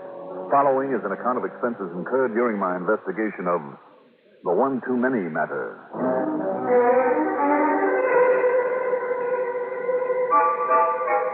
Expense account item 1, $480 for a tank full of gas from my car. Then, for 2 solid miles, I had to duck and dodge a flock of the darn fool drivers who'd already started to celebrate, and far too many of them might end up on a slab in the morgue. When I got to Hal Kemper's house, I could see that he and his pretty wife Doris were planning the quiet kind of evening that I'd have been able to have had with Betty Lewis if she'd stayed in town. Hal immediately swung me into the den where Dr. Albert Begley was waiting. He was a short, stocky, gray-haired, clear-eyed man of about 60, I'd say, with that rare combination of gentleness, kindliness, and quiet efficiency that makes for a good family doctor. Glad to know you, Mr. Dollar. Dr. Begley? And I'm particularly glad that Kemper here was able to get hold of you on short notice. Well, what I'm glad about is that Johnny had no plans for tonight, so there's nothing to keep him from going right on over there. Yeah. Now, just wait 1 minute. Go on over where? Have I walked myself into some kind of a trap that you two innocent-looking connivers have set for me? Yes, I think that's just about it. But believe me, quite necessary. Well, Happy New Year to me. I hope it will be. Now, I believe Hal mentioned Mrs. Nancy Cunningham, too. That's right, Doctor, he did. Well, after Mr. Cunningham died, leaving her fairly well provided for, by the way. So I understand. Well, considering her heart condition, she did what I think was a very sensible thing. Moved into a little one-story, 3-bedroom home that she can care for all by herself without any danger of overdoing it. Mm-hmm. It's over on the western edge of town, just north of Homestead Avenue. Now, here I've written down the address for you. Doctor, you said a heart condition. Just how serious? Mr. Dollar, yesterday I would have told you that Nancy Cunningham would live on for, 5, 6, 7, perhaps as many as 10 more happy years. But now, after what I learned from her this afternoon, well, I suggest that you go on over to see her right away. Well, may I ask why, sir? Well, because of 2 people who will arrive there sometime tonight. Presumably just to give her a little company during this holiday season. Oh? And who are they? Her only living relatives, 2 nephews, Donald Kingman and Walter Baird. They're the last of the line, Mr. Dollar, and therefore Mrs. Cunningham's heirs to both her estate and, I understand, a considerable amount of insurance. Considerable is right, Johnny. Now, I've telephoned Mrs. Cunningham that you're on your way, and she'll put you up there just as long as necessary. Well, how long is that supposed to be? As long as those 2 nephews are with her. After that, we'll see. Well, now, Dr. Begley, just 1 minute. Yes, sir. Do you mind telling me just why you've taken it for granted that I'll go along with this? Not at all. You see, I am firmly convinced that one of those young men is going there for only one purpose. And what's that? To murder Mrs. Cunningham. Doctor? You really believe that one of her own nephews is going to see her just to murder Mrs. Cunningham? Mr. Dollar, I'm certain. And before it's too late, Johnny. What do you mean by that, Hal? I mean, she called me just a few days ago. She told me that she's done all she wants to for them. She's going to change her policy to name some charity as principal beneficiary. What charity? Well, it's just the trouble. I don't know. Probably some clinic or hospital or something. Anyhow, she said she'd talk it over with me sometime next week, but not before. So, meantime, the boys are still in. Well, the mere fact that they're going to spend New Year's Eve with her. Before she can change her policy, Mr. Dollar. Before they can be cut out of it, don't you see? The only time they ever went to see her before was when they needed money. But now, all of a sudden, they're being good-hearted Joes. Keep her company. Help her welcome in the new year, huh? Well, I don't believe it. I agree with the doc here that one of those guys is going to get her out of the way, while they can still benefit by it. You say one of them. And you said that too, Doctor. Well, which one, Walter Baird or Donald Kingman? Well, that's just it. Even though they've certainly never looked or act like the sort who could do such a thing, there's still the evidence, Mr. Dollar. What evidence? Well, during Donald's last visit, while he was away from the house, a couple of gunshots crashed through the window, narrowly missing her. Oh? The police were able to trace those shots to Donald? No, it was Donald who called the police, made them investigate. And if that wasn't done just to take suspicion off himself. Now, just wait a minute, Hal. What did the police find out, Doctor? Nothing. They decided those shots were strays, fired by some careless youngster over in the woods. And they let it go at that. I see. Well, it could have happened that way. You know. Yes, I know. But I also know that when he was just a little tyke, Donald was quite a rifle shot. Another thing. Yes? Dollar. That evening when he left, it was bitter cold, so the heat was on in the house. It was on low. She'd planned to leave it on overnight. But it suddenly went off completely. Well, now, Dr. Begley, Well, if I hadn't happened to drop by and discovered where a small cotter pin had jammed in the regulating mechanism, where it could have been placed by a human hand, Mr. Dollar, you remember that. Why, do you know that she could have frozen to death that night? Doctor, you know as well as I do that neither of those things can be called real evidence of an intent to kill her. I don't believe it. Mr. Dollar, I believe that one of those boys, possibly both of them, are planning to kill her. And now that she's planning to change her insurance, they haven't much time. Do they know that? Well, they must. But you're not sure. Does it make any difference? Don't you see, Mr. Dollar? They don't get her insurance until she's dead. That's the point, Johnny. And unless she dies before she can change the beneficiary. Well, don't you see, there can be only one reason why they give up the sort of big party or dance those boys would usually go to on a night like this and spend their New Year's Eve with her. Or am I just acting like a suspicious old fool? I don't think so. You, Johnny? I don't know, Hal. Tell me, where do Walter Baird and Donald Kingman live? Up in Springfield. Together? No, just a couple of apartments up there. Neither of them is married. Mm-hmm. How old are they, by the way? Oh, middle 20s. Don is assistant manager in a supermarket, and Walter has a job in a bank, I think. Yeah. Doctor, did Mrs. Cunningham tell you what time she's expecting them? Sometime this evening, she said. In other words, Johnny, you better get on your horse. Okay. I'll go on over and see her.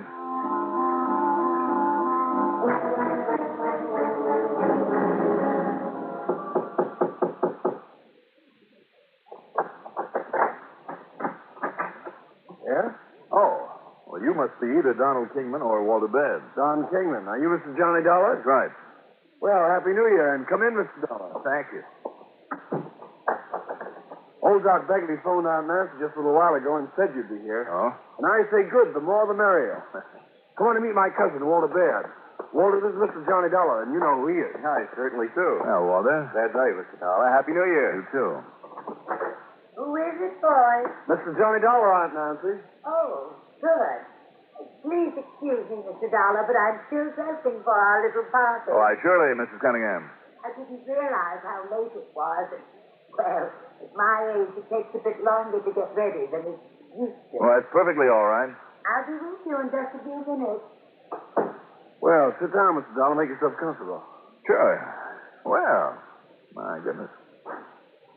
Looks like you're planning a real evening of it.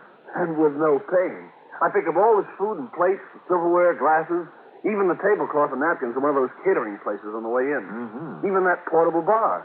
See it over there in the corner? Mm-hmm. Tomorrow morning, they send a man around to pick it all up, and we won't even have to wash the dishes. Good work, John. Pour the gentleman a drink, Walt. Sure, don't know why not. And while you're at it, pour me one, too, and one for yourself. The glasses are all set out. Better said than done. What'll it be, Mr. Dollar? Oh, scotch and soda will be fine, but a light one, huh? Right you are. Should have picked up a white over here. Oh, I wonder why Aunt Nancy never told us that she knows you, Mr. Dollar. Hmm? She's been keeping things from us. Oh, has she? Well, it's about the only thing she has kept from us, I'll say that. Well, what do you mean, Walter? I'll tell you what he means, and I mean it, too. It finally got through these thick skulls of ours that it's high time we started making up for all that Aunt Nancy's done for us over the years. Oh? Yes, sir. My folks died when I was only a kid, and then later Walter's parents were killed in a smash-up. Well, if it hadn't been for Aunt Nancy, I don't know what we would have done.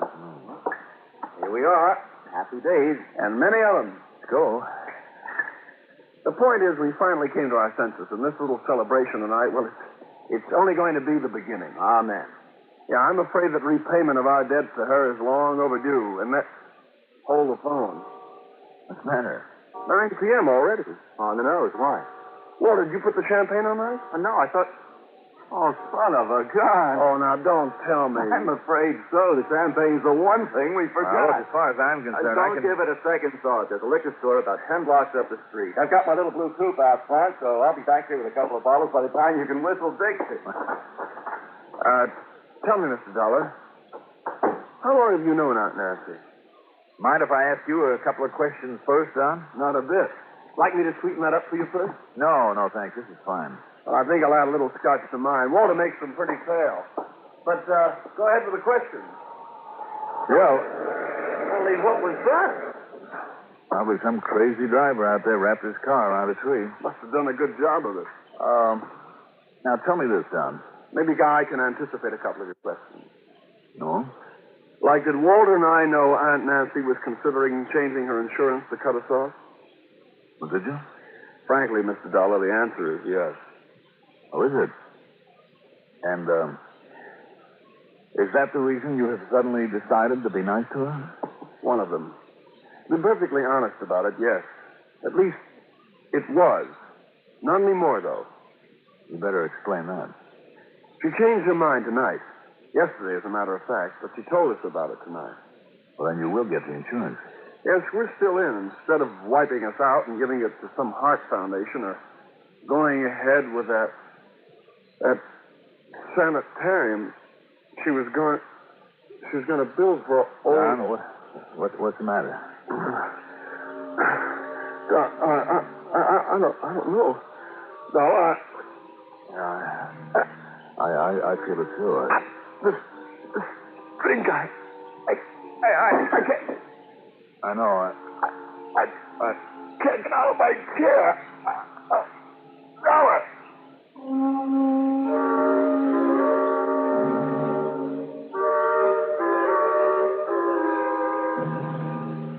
All of a sudden, the world turned completely black.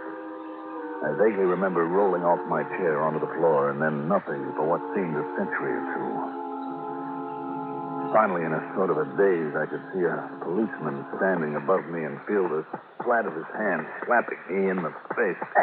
Hey, all right. All right, come on, Dollar. Wake up. Wait a minute. Rogan. That's right. Bill Rogan. Only it's Sergeant Rogan to you. Huh? Yeah. Another snort of his brandy. Now, what do you know about this, Dollar? About what? This other guy stretched out here the same as you are. Who is he? Oh, that's Don Kingman. Yeah? What about that body in there in the bedroom? Body in the bedroom? That's right. Old Mrs. Cunningham. Dead, with a bullet in it.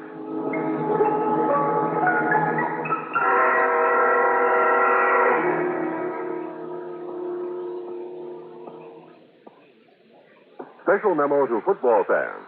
Tomorrow's thrilling Cotton Bowl game between the Mississippi Rebels and the Texas Longhorns will be a CBS Radio Network special on most of these stations. They say the man to stop tomorrow is the galloping halfback of the University of Texas, Jimmy Saxton. But the word's around that Mississippi has a pretty strong team, too. So be on hand for the exclusive radio coverage of the Cotton Bowl game in Dallas, Texas, tomorrow at your electronic 50-yard line.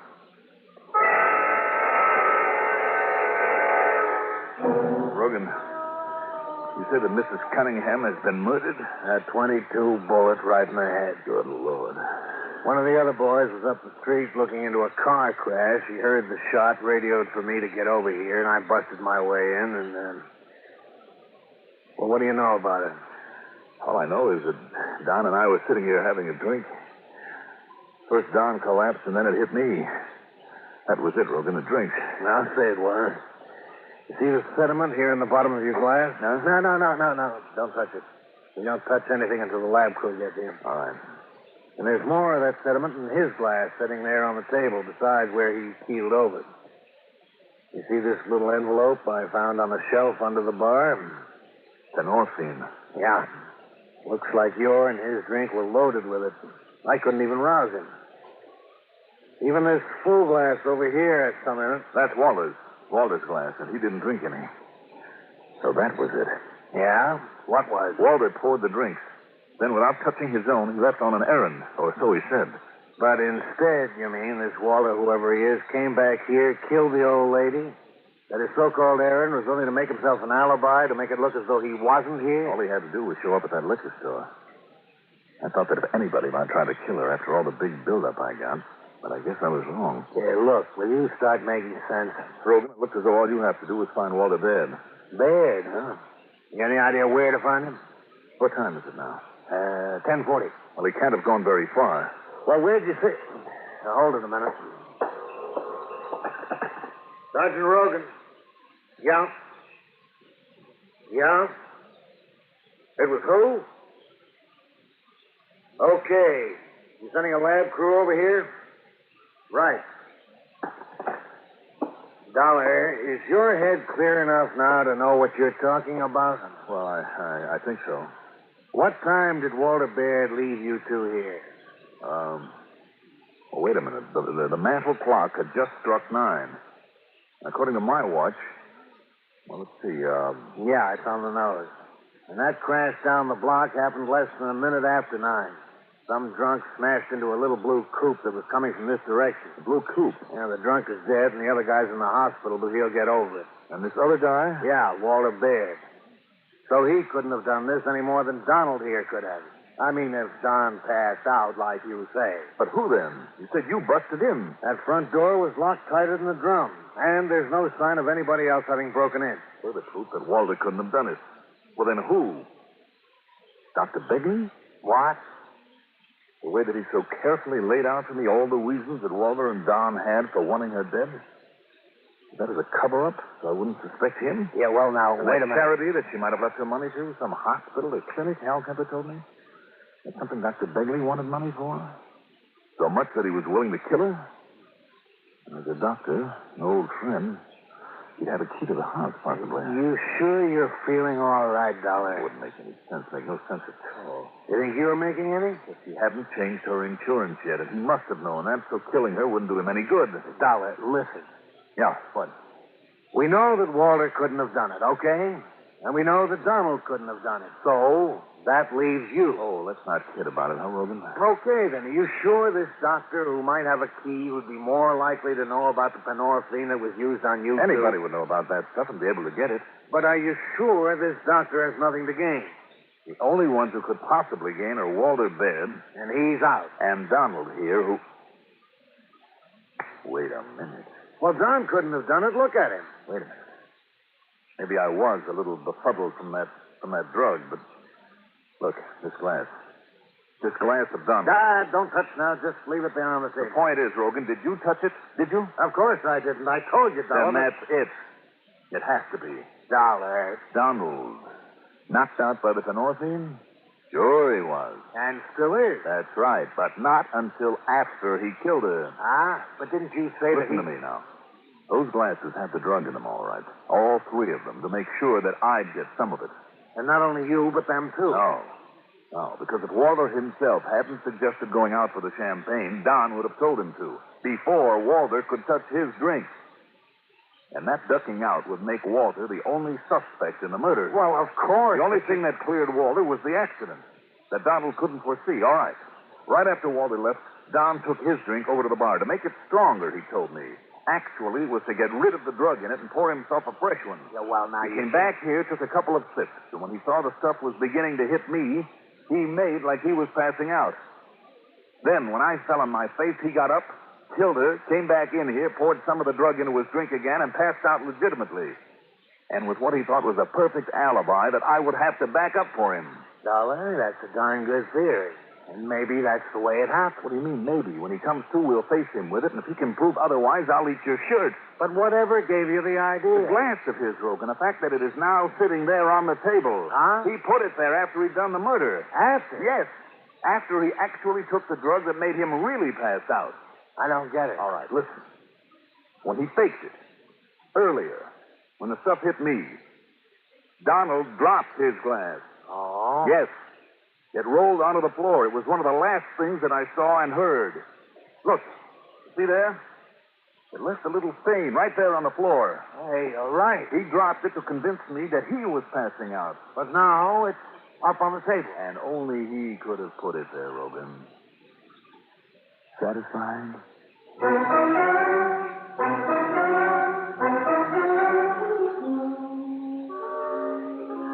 When he came to, and we told him how he'd worked it, how he'd made the mistake of setting the glass back on the table, told him we'd made a paraffin test of his hand to prove our point. Well, Don not only confessed, he showed us where he'd hidden the gun. Expense account total, $4.80 for that tank full of gas. Yours truly, Johnny Dollar.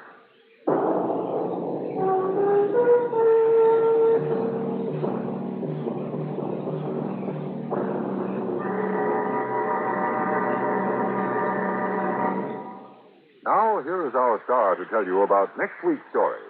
Next week, I'll be back with another case for you. But for now, I would like to wish all of you the very best of New Year.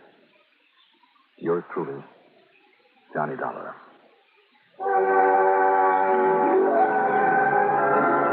Yours truly, Johnny Dollar, is written by Jack Johnstone, produced and directed by Bruno Zerato Jr., music supervision by Ethel Huber. Johnny Dollar is played by Mandel Kramer. Also featured in our cast were Lawson Zerby as Dr. Begley, Alan Manson as Donald Kingman, Nat Poland as Hal Kemper, Robert Dryden as Sergeant Rogan, Doug Parkhurst as Walter Baird, and Ethel Everett as Nancy Cunningham. Be sure to join us next week, same time, same station, for another exciting story of yours truly, Johnny Dollar. This is Art Hammond. Johnny Dollar. This is Harvey Weller at Tri-Eastern Indemnity Associates here in New York. I think I know what you're calling about, Mr. Weller. You do? Little matter of $100,000 in diamonds that disappeared from McDilby's jewelry outfit down your way. Yes. Just got the word over the radio. Well, tell me, are you free to work on it? Have you thought of what my commission on that stuff will be if I manage to recover it for you? No, I hadn't, but now let me see. All right, you figure it out while I grab a plane.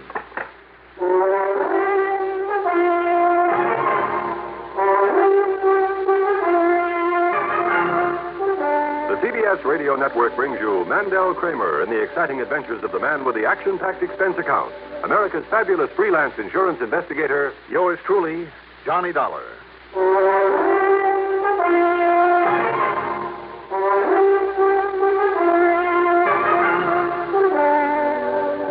Expense account submitted by Special Investigator Johnny Dollar to Tri-Eastern Indemnity Associates, New York City office. Following is an account of expenses incurred during my investigation of the hot chocolates matter. Expense account item 1, $16.45. Taxi to Bradley Field and a plane to New York's Idlewild. Item 2, $5.20 for a cab to McDilby's House of Jewels on Madison near 57th. A sign on the door said closed, so I walked in and joined a sad-faced mob of clerks and cops. Now, just a minute, mister. Didn't you see that sign? Johnny! Hi, Randy. I might have known the indomitable Lieutenant Randolph Singer would be in charge. Yeah, here I am. But how'd you find out about it so soon? It only happened 2-3 hours ago. Ah, never underestimate the power of radio, Randy. Now, what's the plot? Well, Johnny... Here it is, Lieutenant Singer. Huh? Oh, right, Mr. McDilby, thanks. And if we find anything else missing that is not on that list... Yeah, you be sure and let me know. I certainly shall. Here, meet Johnny Dollar. He's a special investigator. Mr. Dollar, I am very glad to see you, sir. How are you? Yeah, Johnny's a special investigator for the insurance. Yes. I know all about him. Lieutenant, Mr. Dollar, you can count on me as a great admirer of both you personally and the fine work that you do. Well, I thank you, Mr. McDilby. Now, perhaps we'll be able to get to the bottom of this. Now, if that's supposed to mean you didn't expect us to get to the bottom of it, McDilby... You heard the man, Randy. No, of course not, Lieutenant. But I am glad that Mr. Dollar is here to work with you. Oh, sure. He'll be a lot of help. If you don't get in my way. If I don't... Now, about how much do you figure the total loss, Mr. McDilby? Fush, I'm afraid it's close to $104,218 and 51 cents approximately. Approximately? Yeah, that's what it comes to on this list. Tell me, were there any witnesses to the robbery? Have you had any word on poor Mr. McDuggan, Lieutenant? Yeah, I checked with Bellevue Hospital just before Johnny got here. And? Well, they doubt very much if the old man will pull through. Terrible. My heart is filled with grief to hear that. Who is McDuggan, Randy? The old night watchman. Whoever did this job came in just before opening time, tore him up with a 38, and then just helped himself. Aye, to approximately 104,200. Yes, you told me. Aye. How did he get in, Randy? I mean, after all, if there was a night watchman on duty. Aye, and a good one. McDuggan was not only a personal friend, but an old and very, very faithful employee. Well, there was no sign of tools on the doors or windows, Johnny, and the burglar alarm was still on, so either he somehow got hold of a key or McDuggan let him in. Somebody that McDuggan knew, then. Possibility, all right. But now it looks like you'll never be able to tell us. Terrible. Now, who came in here and found out what had happened? You, Mr. McGilby? No, sir. It was Miss Tavish, my chief clerk, who always opens up the store. Would you like to have a word with her? Later, maybe. These people here, are they all your employees? Yes, sir. Only one that's missing is Daniel Fairling, cleaning boy. Oh? Oh, don't worry, Johnny. I've already ordered a rundown on all of them and put out an APB on young Fairling. Well, you're improving, Randy. Well, thanks, pal. Now, does anybody beside you know the combination of the safe, Mr. McGilby? No, sir. But the safe wasn't touched. Do you mean that you left over $100,000 worth of stuff lying around out here in the showroom? Ordinarily, no, sir. But we closed up so late last night after a special sale we were having. And with McDuggan on the job. McDuggan's in Bellevue, Right, but now listen, Johnny. I'll see you later.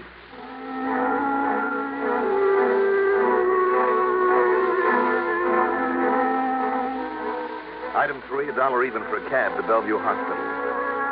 As I stepped off the elevator at the 4th floor and started toward the door of McDuggan's room, a familiar young policeman was trying to hail a pretty young nurse at the other end of the corridor who misunderstood his intentions and was pointedly ignoring him. Oh, no, listen, baby, I'm not trying to make a pass, honest. I'm busy, Buster. Look, I only want you should... Oh, Dollar. Listen, am I glad to see you? Hi, Rogan. What's the trouble? Listen, the doc just left and he says McDuggan's got himself conscious again. Oh? Yeah. Only for a little while, see, though. Still a couple of minutes, maybe. No big curtains for him. Just about gone. Have you notified Lieutenant Singer? Oh, no. He gave me orders to stay right here. When I tried to call that nurse, she thought, she thought that maybe, Sure. Look, Rogan, I'll tell you what we'll do. Yeah? You go down to the 1st floor to the main desk. There's a telephone there. I'll keep an eye on this room while you call the lieutenant and tell him to get over here. Yeah, good. Well, there ain't any phones on this floor? Well, stairway's over there at the far end of the corridor. You won't have to wait for an elevator. Yeah. Oh, okay, Dollar. Thanks a lot. Now, let's see.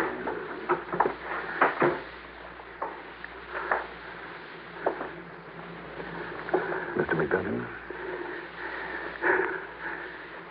Mr. McDuggan, can you hear me? Ask. Yes? Ask somebody something? Who? Ask Fairling. Fairling? Daniel Fairling. He did this to you? Ask Danny. Mr. McDuggan. Mr. McDuggan. Nurse, get a doctor in here quickly.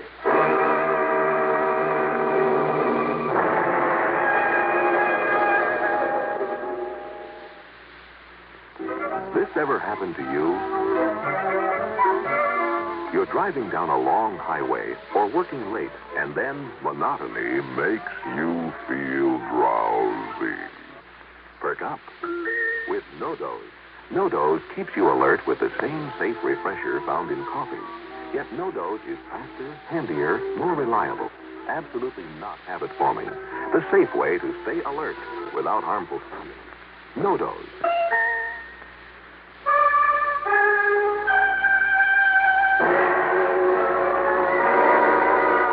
This time, I tore on down the stairs to get to one of the phone booths I'd noticed on my way in, but as I reached the 2nd floor landing...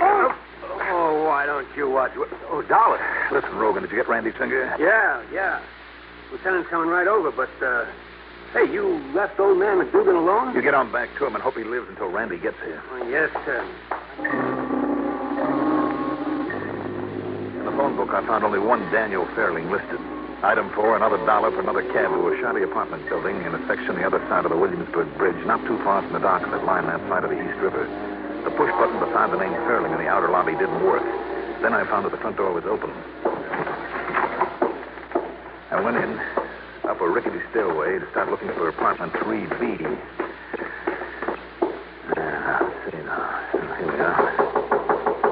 Danny. Danny, open up. Danny Fairling? Hey, what's the racket? What's all the noise? What's the matter with you? I'm looking for Mr. Daniel Fairling. Well, you won't find him here. What? Only his missus. He moved out. Oh, to where? Only it looks like they're going to patch things up again like they always do, and then he'll be back. What do you mean? Some fancy delivery boy was here a while ago, delivering a box of fancy chocolates to her. That's what I mean. So, if you ask me... You know where I can find him? Well, he works to one of them fancy jewelry stores up on Madison Avenue. But why didn't you ask her? Well, I did, but there's no answer. Well, I didn't see her go out, so knock some more. Well, I'll try, but I don't know if... What was that? What was it? Inside the apartment. Do you have a key? No, sir, and the landlady, she's out. What was I that? don't know. While I break in the door, get to a phone, will you, and call the police? You're going to break down the door? Yes, go on. Will you please? Yeah. Go on. Okay. Okay, let's go.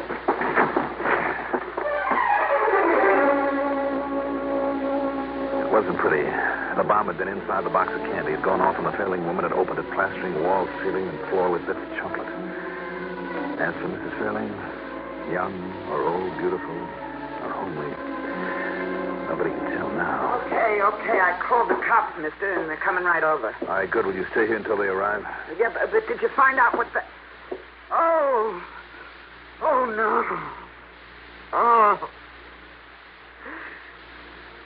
She was such a pretty one, too.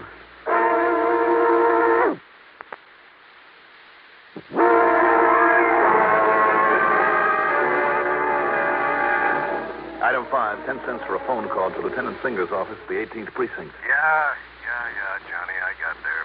But just in time to watch old McDuggan die, and without saying a word. So, what about you?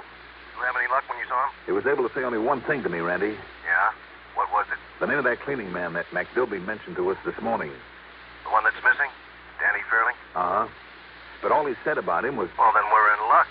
We're really in luck. Why do you say that? You hop in a cab and get on over here. Look, Randy. You'll see, Johnny, you'll see. Now, come on over here and as fast as you can. Item 6, $1.90 for a cab to the 18th Precinct headquarters. Well, I've always told you we don't waste any time around here, Johnny. First rundown we made was on that Fairling. Mm-hmm. When we found that Danny boy had a record. A record? Mm-hmm. As long as your arm. So, Natch, we put out the word on him. And you know when the boys downtown picked him up? When, Randy? About the same time you and I were talking there in McDilby's shop. Oh? Where'd they find him? Oh, some little room in a house way downtown. They didn't try his apartment? Well, sure, but his wife said he and she were on the outs and told them where to find him. And if they hadn't left, they might have saved her life. What? A box of candy blew up in her face, Randy, when she opened it. Oh. Don't worry about it, though. It's out of your bailiwick. Oh, now, just a minute, Johnny. Come on, I want to talk to this Danny. But listen, do the police in that precinct know about his wife? Yes, they know. There's nothing you can do about it from here. We'll see. Well, in here, Johnny. All right. Open up, Joe. Yes, sir. Well, here's our boy. You're talking about me, Fats, and I demand to know where you're holding me. What kind of grounds have you got? Fairling, I demand to know what you did with all those goodies you took from your boss's jewelry store, and the quicker you start talking, the better for you. That's a fact. Yeah? Now, who are you? My name is Johnny Dollar. Oh, Johnny Dollar, huh? The big insurance eye. Well, if you think I made that heist, you're just as dumb as the cops. I'd like to see them prove it. I'd like to see them prove anything on me. Now, when are you going to let me out of this stinking place? It'll take the best lawyer in town to get you out of here, Fairling. Now, don't you worry, Fred. Don't you worry about that. When the time comes, I'll have a lawyer. I'll have a lawyer that'll make a monkey out of you guys. Can't prove a thing on me. If you didn't pull the heist, Danny. Oh, now, Johnny. How come you didn't show up at the store this morning? Because I was late getting there. And when I saw the mob and heard what happened, well, do you think I was going to hang around and beg for a pinch? Me? With my record? Did McDilby know about your record when he hired you? You mean I should go around blabbing about it? Oh, you're real cute, Dollar. Danny. Now, look. I'm fed up to here with you guys. Why don't you leave me alone, huh? Or else let me out of here. Saying the bit about his wife on him, Johnny. No, don't you, Randy. What? What'd you guys say? Danny, if you didn't pull that job, do you have any idea about who might have? Sure, like maybe everybody who works in that joint. You know anything? No. Now, that's all now. You all through with me? There's a standard offer that I'm authorized to make. If you can and will furnish information that will lead to the arrest and conviction of the guilty party and recovery of the merchandise, the insurance company will give you the best legal assistance possible. Now, isn't that sweet of them? All right, Randy, let's go.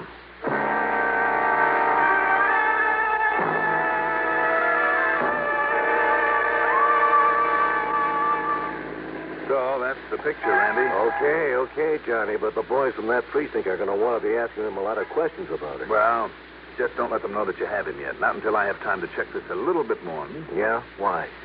Because if Danny is guilty of that robbery... And the murder. Of the robbery, maybe the shock of finding out about his wife will open him up if it's used at the right time. Which is when? Let me worry about that, Randy. Meantime, we'll be finding out if your boys have uncovered anything new back at the shop. Johnny. Yep. Are you holding back something on me? Like what? Like what maybe old man McDuggan said to you there at Bellevue? All he said was, ask Danny. Ask Danny Fairling. And to me, that says we're holding the right man. Well, I wouldn't bank on it, Randy. You have a better idea, Johnny? For both the robbery and the murder? Yes, I have an idea. And I don't like it.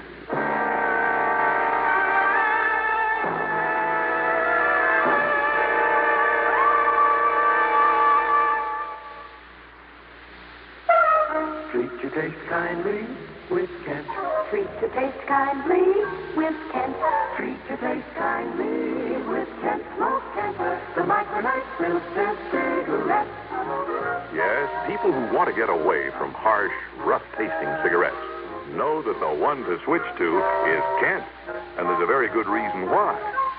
Kent, with the micronite filter, refines away harsh flavor, refines away rough taste for the mildest taste of all. Yes, that's your reward for smoking Kent, the cigarette that made the filter famous. So when you want to get away from harsh, rough-tasting cigarettes, remember, the finer the filter, the milder the taste. And you decide to treat your taste kindly with Kent. Treat your taste kindly with Kent. Smoke Kent, the micronite filter cigarette.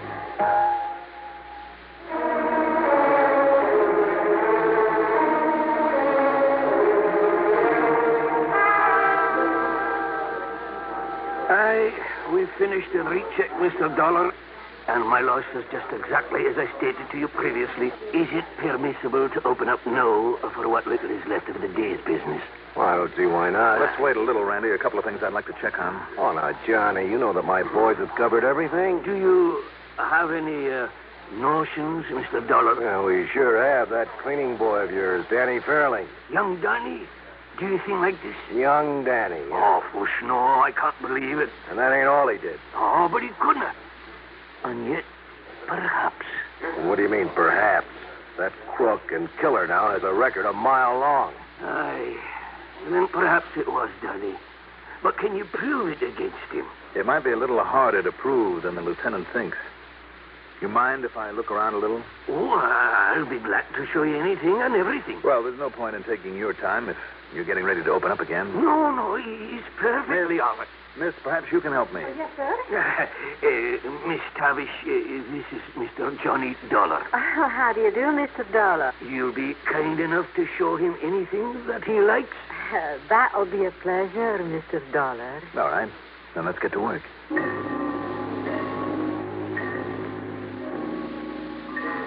I was sure that Randy's men had done a good job, but I had to follow through on this idea that was bugging me. And that meant looking for something.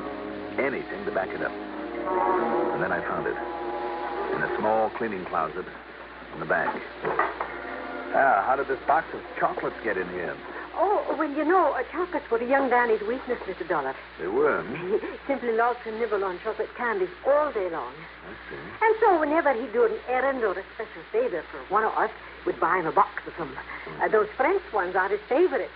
The sort he couldn't really afford. Any address on this box? Yeah. All right, Miss Tavish. Thank you very much. You're very welcome. You've been more help than you may realize. Well, find out anything, Johnny? Plenty. I'll see you later. Where are you going? To a candy shop over on Fifth Avenue. Candy shop? Mm-hmm. Then, with your permission, Randy, I want to see Danny Fairling again. Well, sure. Alone.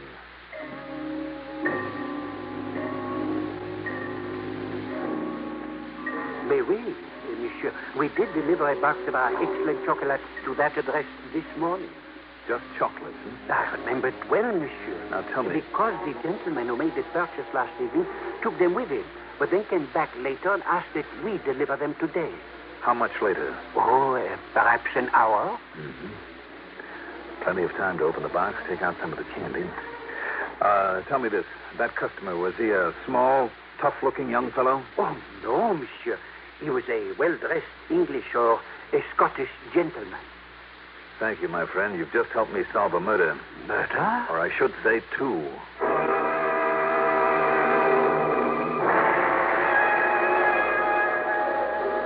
Okay, Danny. You can say you don't know all you like. But I'm convinced that McDilby himself killed McDuggan and pulled that robbery. Oh, you are, huh? Yes, I thought of that as a possibility the minute I learned the place hadn't been broken into, that it had to be somebody McDuggan knew and knew well and let in there. And just how are you going to prove that? I'm also sure that you were part of the plan. Ah, you're not. That instead of getting there late, you got to that shop early this morning. That you saw McDilby, saw what he did. And because you knew what he was up to, you were there to give yourself a handle for some blackmail if he didn't come through for you. Because he'd told you to stay away this morning, to stay at home. That would put you on the spot, Danny, wouldn't it? Because of your record, and immediately remove any suspicion from him. Am I right, Danny? All right. Don't say it, not yet. But that was the deal, wasn't it? Neither you nor anybody else have got a thing on me. I know. I know there's no direct evidence against you, Danny, any more than there is against McDilby. That's the reason he promised that if you play along with him, he'd not only give you a cut of the loot, but make sure that you had legal help that would keep you out of the pen. Isn't that what he promised you, Danny?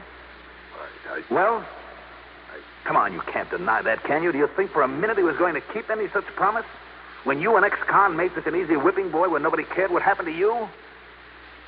No, Danny. McDilby had other plans for you so that you'd end up like McDuggan did on a slab.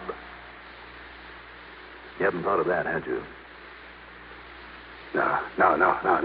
You're crazy, Charlie. You're crazy. Am I? Well, what about your wife, Danny? What do you mean about my wife, huh? What do you mean about her? What's a little family argument got to do with this? Maybe a lot. So what if maybe I did walk out on Pearl for a couple of days? It isn't the first time I did that, but I was going back to her, like I always do. Because I love her, you see. So what about her, huh? Now, why are you bringing her into this? You like chocolates, don't you, Danny? Yeah, sure, I do. So what? Especially the French kind. Okay, so what? And McDilby didn't know that you'd moved out on your wife.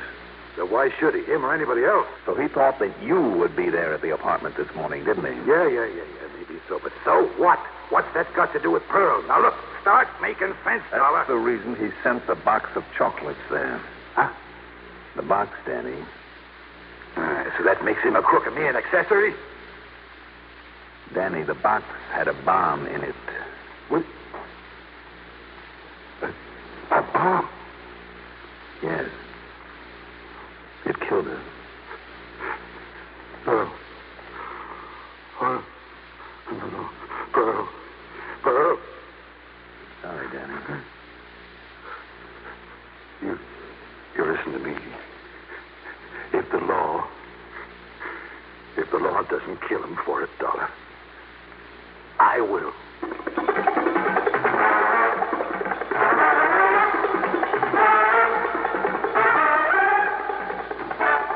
Don't worry, the law will take care of McGilby. And Danny, his term will be a short one because of his testimony.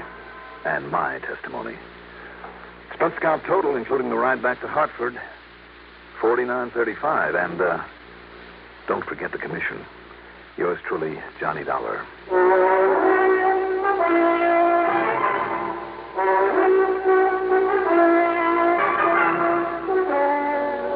Now, here's our star to tell you about next week's story. Next week, high adventure in the colorful, romantic gold rush country that can also be very deadly. Join us, won't you? Yours truly, Johnny Dollar. Do you like a car with plenty of pep? A car with reserve power for safe passing? Most good drivers do. But they don't like to pay extra for premium gasoline. Listen, in 3 out of 5 cars, regular priced Sinclair Dyno gasoline matches performance of premium gasolines, saves you up to 4 cents a gallon. Almost anywhere you see the Sinclair Dinosaur sign, you can save up to 4 cents a gallon with Dino. Drive with care and buy Sinclair Dino gasoline.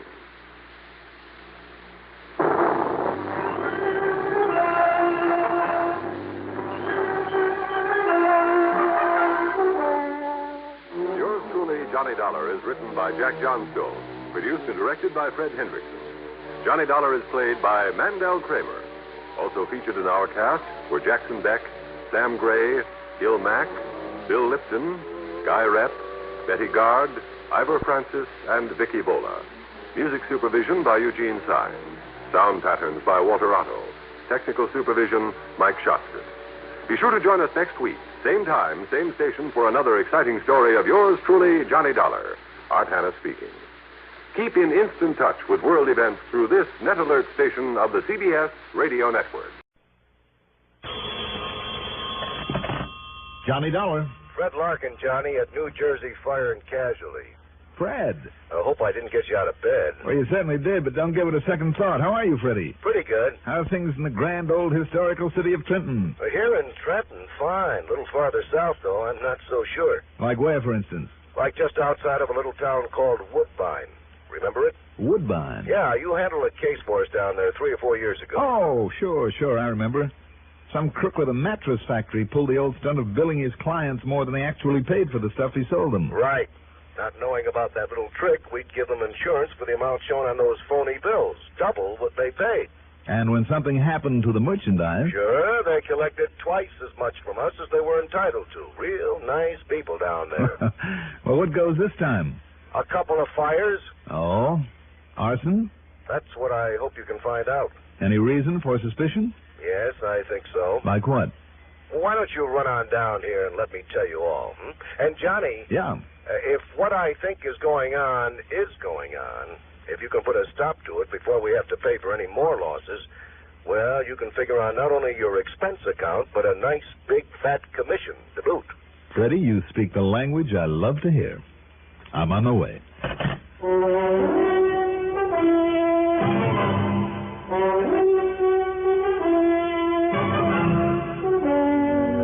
The CBS Radio Network brings you Mandel Kramer in the exciting adventures of the man with the action-packed expense account, America's fabulous freelance insurance investigator, yours truly, Johnny Dollar.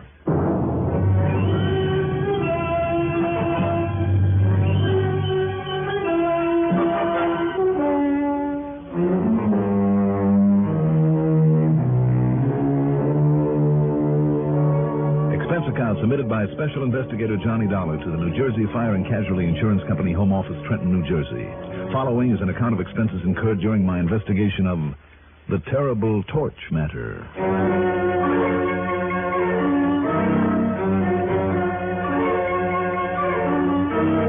Expense account item 1, $20.50, and that covers a taxi out to Bradley Field, then plane fare to Philadelphia, PA. Item 2 was $50 deposit on a rental car.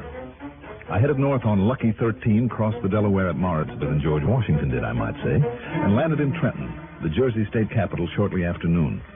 Since Fred Larkin's office is right there on State Street, I made like a starving Armenian. He took the cue and hauled me over to Hildebrecht's for lunch. What makes me believe it was arson and there'll be more of it? Well, I'll tell you, Johnny. You think there'll be more of it, Freddie? Unless you can throw a monkey wrench in the works.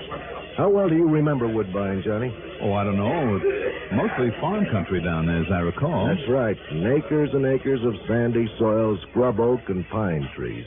But in the little town itself, there's a hat factory, a couple of dress factories, and the Golden Bedding Corporation, the plant you investigated before. And which one of them burned? No. The 2 fires that we've had to pay for so far. 2? 2. They occurred just outside of Woodbine, about halfway between Woodbine and Dennisville. Mm-hmm. Because those plants in town I mentioned seem to have done pretty well, some promoter came along, bought up a couple of 100 acres, and promoted a little industrial section big enough for nearly being a factory. I see. Well, it's sort of a funny place for that kind of thing, though, isn't it, Freddie? Well, that's just the point, Johnny. It's a lousy place for such an operation. Too far from any of the regular supply sources, a long way to ship their finished goods, All their fuel and power have to be imported, labor's hard to get, and so on. Yeah. In other words, the big pitch for those companies to get out of the high rent, high labor cost area didn't mean a thing. They've been slowly but surely going broke. And there's nothing like a good fire to pay off the bills, provided there's plenty of insurance. Right. And like I said, there have been 2 of them so far, and I'm afraid there are going to be more. Why, Freddie? Well, simply because an idea like that, when it pays off so nicely, and when it can be gotten away with, can be very catching. You have a point there. When you say gotten away with, does that mean the police were able to find no signs of arson? Right. But when you talk about the police, don't forget how small that town is. No. When was the last fire? About a week ago. A week? And you wait till now to call me? I know. But I only found out about the second one yesterday. Afraid that means a pretty cold trail. But I'll see what I can do. Good. Now, how many factories are there in that little complex? About a dozen, did you say? 11, Johnny. And here's the point. Yeah. 8 of them are owned by people who are one way or another related to each other. No wonder you're afraid the idea might spread. Right. All right, I'll tell you what I'm going to do. I'm going to call in some help. In the form of Smokey Sullivan. Smokey Sullivan? That's right. Smokey? Yep. That sounds like the name of somebody who'd commit arson. He's one of the best, Freddie. What? Smokey probably has set more successful fires than you and I ever heard of. He got away with it for years. Well, then I don't understand. Since doing time, he's gone legit and is of more help to me over the past 4 years than anybody else I can think of. Well, it's just the same, Johnny. But he knows more about firebugs, their methods, their eccentricities, the little trademarks that some of them leave behind than any man alive, believe me. That's why he's been of such use to me. Oh, okay, Johnny, if you say so. You know what his job is right this minute? What? He's a kind of consultant for an arson squad up in Boston. It's been made a matter of public knowledge. As a result, arson up there is pretty much a thing of the past. No kidding. No kidding. Well, in that case, of course. He's on the payroll, too? Well, whatever you say. Good. One more thing, Fred. Yes? Is there any kind of a bank there in Woodbine? I don't know. I imagine not, but there's a loan office that I guess kind of serves as a bank. I know that some of our checks have been cashed through it. Good. Not much more than a one-man operation, though, I understand. All the better. Is it? Why? Well, could be a mighty good source of information for me. Oh? Yeah. How? And for what kind of information? Let's just wait and see.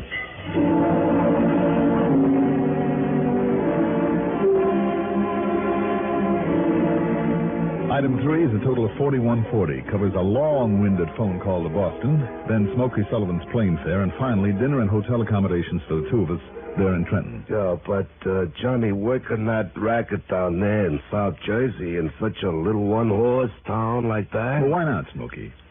Without a smart metropolitan police force to contend with, be a cinch for a good torch man. I mean, for him to get away with it.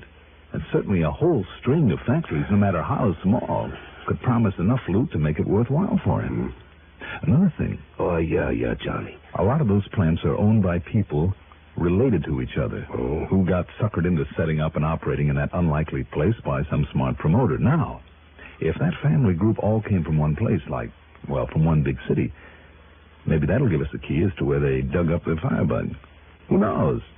Maybe that gang has used an arsonist before, or wherever they operated before. Maybe so, yeah. Smokey, the point is that if a couple of them have found out what they think is the answer to their financial troubles, the rest of them are liable to try it, right? Well, yeah, if it was arson, Johnny. That's what you've got to find out for me, okay? Yeah.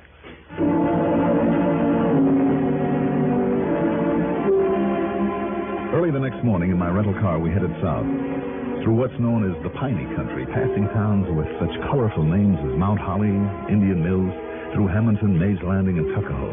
Finally, Woodbine. After signing in at a motel, I gave Smokey the car keys and told him he was on his own while I paid a visit to the loan office. Smokey understood and took off. As for the loan office, it was just what Fred had thought, a one-man operation. And as for the owner, Mr. Hanley M. Becker...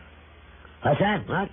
You want to know what, Mr. Dollar, did you say it is? Dollar? That's right. Johnny Dollar. Yeah. What's your business here? Well, I'm a special investigator, Mr. Becker, for the company that's insured a lot of people and property down here in this section. Investigator, huh? That's right. And I want to know the financial condition of every one of the 11 factories at that little industrial complex outside of town. Well, then, why come to me? Well, don't you function as a kind of a bank for some of these people? Well, of course I do, but what's the matter with you, young man? Don't you realize that anything like that is completely confidential? Is nobody's business but the banks and the companies? Why, what kind of a banker do you think I am, huh? I'm beginning to wonder. Well, you can keep right on wondering. Besides, there aren't 11 of them out there anymore. There's only 9. Thanks to a couple of fires. Yes, blast it. And if the insurance company doesn't pay off on those fires, no, don't you worry, boy. I'll collect on those loans somehow. Then you have loaned those factory owners quite a bit of money, hmm? Well, of course I have. Of course I tell you, it's none of your business. Well, I think it is. Well, you just tell that insurance company of yours to pay off on those losses, so I can get back my money on the two that burned down. Even if those fires were set? Yes, even if they were. What? What'd you say? How do you know? Well, I don't. Well, how do you know they were? What? What was that? What? I said I don't know. Not for sure, that is. But I intend to find out. Yeah. Because if they were, Mr. Becker, and if the owners can be tied into it, or you or anybody else concerned. Me? Believe me, there will be no payment of insurance. You can bank on that. Well, there's no insurance, then what'll happen? Well, that is to say, if they don't... well, what I mean is... And you're accusing me? No. Just calm down. Oh, yes, sure. Calm down. Well, but these things you're saying, now, Mr. Dollar... Let's take things one at a time, shall we? I said you've loaned them a lot of money. Haven't you? Well, yeah. Well, they had to pay off on the property when that promoter up north threatened to put them out of business. And what about the workers, the help? They had to build a lot of living accommodations for them, didn't they? Well, did they? From what I understand, Mr. Becker... Yes. You're right. There are no workers anymore. Well, that is, there's not enough workers to speak of. You mean they're out of business? Oh, yes, practically. Nothing much in use out there but the warehouses where they keep their goods. It's a lot of stuff they'll probably never use now. But if they don't pay off on their loans, well, I'll just have to take over and get what I can for those plants. The ones that are left, that is. Not if they're burned down first. Not? What'd you say? Huh? Use your head, Mr. Becker. If they're burned out the way the first two were, and if we find out that there was arson involved... You really do think that there might be other fires? Oh, but good heavens, Mr. Dollar, don't you see what that would mean? I mean, if they're arson, like you say, why, don't you realize that would ruin me? Possibility, isn't it? Oh, my. Oh, please, now, don't let it happen. It mustn't happen, Mr. Dollar. Listen, I'll tell you anything you want to know, anything you want to know. Just please, ask me. Well, Mr. Becker, for the moment, I think I've learned enough. Oh, but I haven't told you anything. Oh, you haven't, hmm?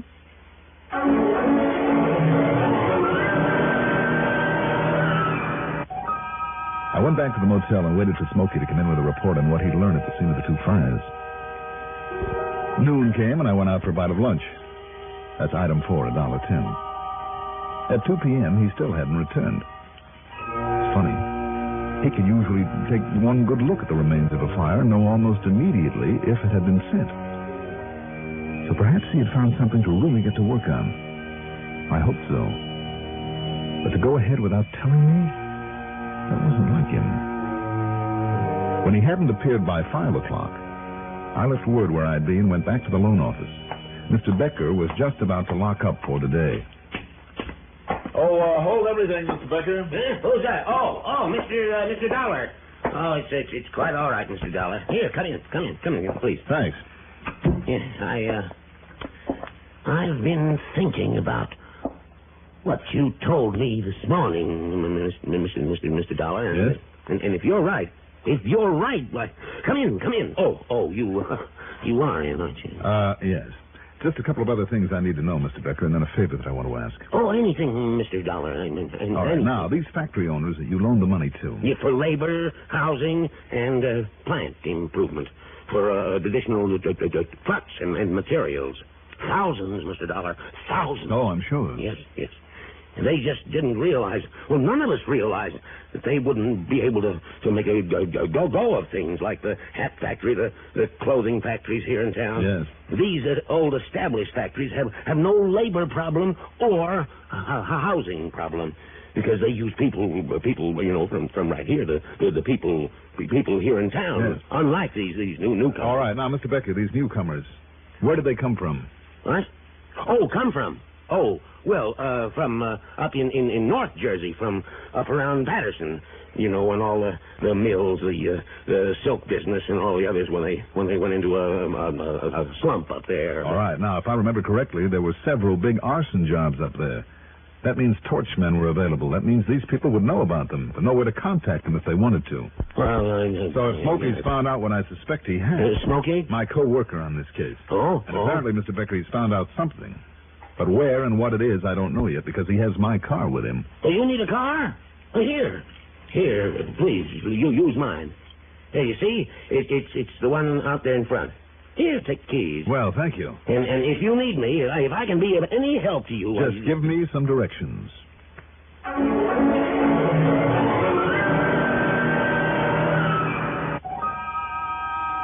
wondered. But no, it didn't make sense. He was no actor, and his worrying excitement looked genuine. Yet, of course, you can never be sure. Following directions, I headed south on 557, and after a couple of miles, cut over toward the old Dennisville Road. And there it was. The group of 9 factories, obviously not in operation, and a couple of storage buildings, warehouses, all with weeds growing up around them. The same applied to a group of cottages. Shacks would be a better word, scattered out among some pine trees nearby. And then I saw my rental car, not beside one of the burned-out buildings, but next to a big, windowless warehouse. There was no sign of Smokey Sullivan, but a metal side door on that storage building was open. Had he found another setup for a fire there inside of it? Well, there was one way to find out.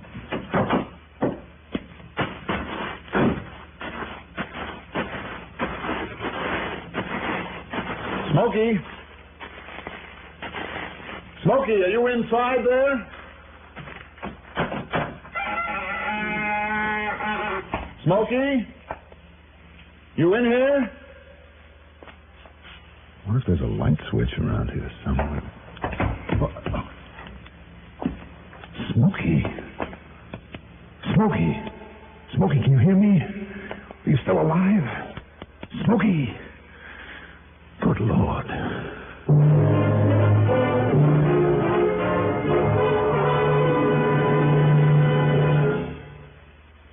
This year, the YMCA marks its 50th anniversary of its work with and for foreign students in this country. This is just one of the countless valuable services the Y performs in your community. Right now, during National YMCA Week, your local Y invites everyone, boys and girls, young men and women, and family groups of all races and creeds, to join in its activities. The Y also needs volunteer leaders. Get more out of life. Join and support your YMCA.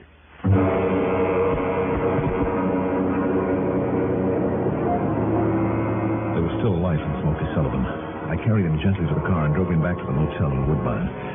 There, thanks to the ministrations of Dr. Rosenberg, a local medico, and well, I still can't believe it, but by the time the doctor left, half an hour later... Johnny, you think... Now, take it easy, Smokey. You were badly beaten. Well, do you think some stupid torchman like him could knock me off, huh? Smokey, will you lie back now and relax?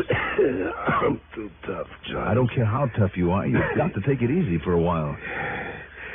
It was Pete. What? Pete Larison, Johnny. Larison? Yeah, from up in Patterson. Oh?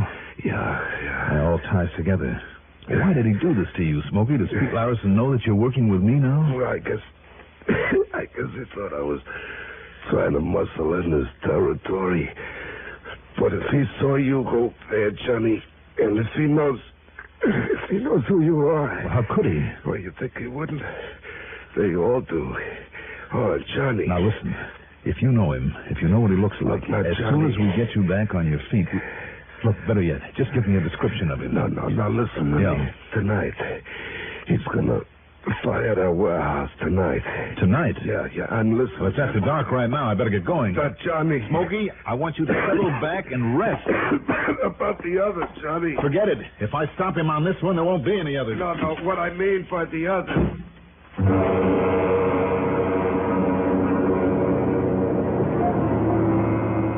When I got back to the warehouse and with a flashlight now, there wasn't a soul around the place.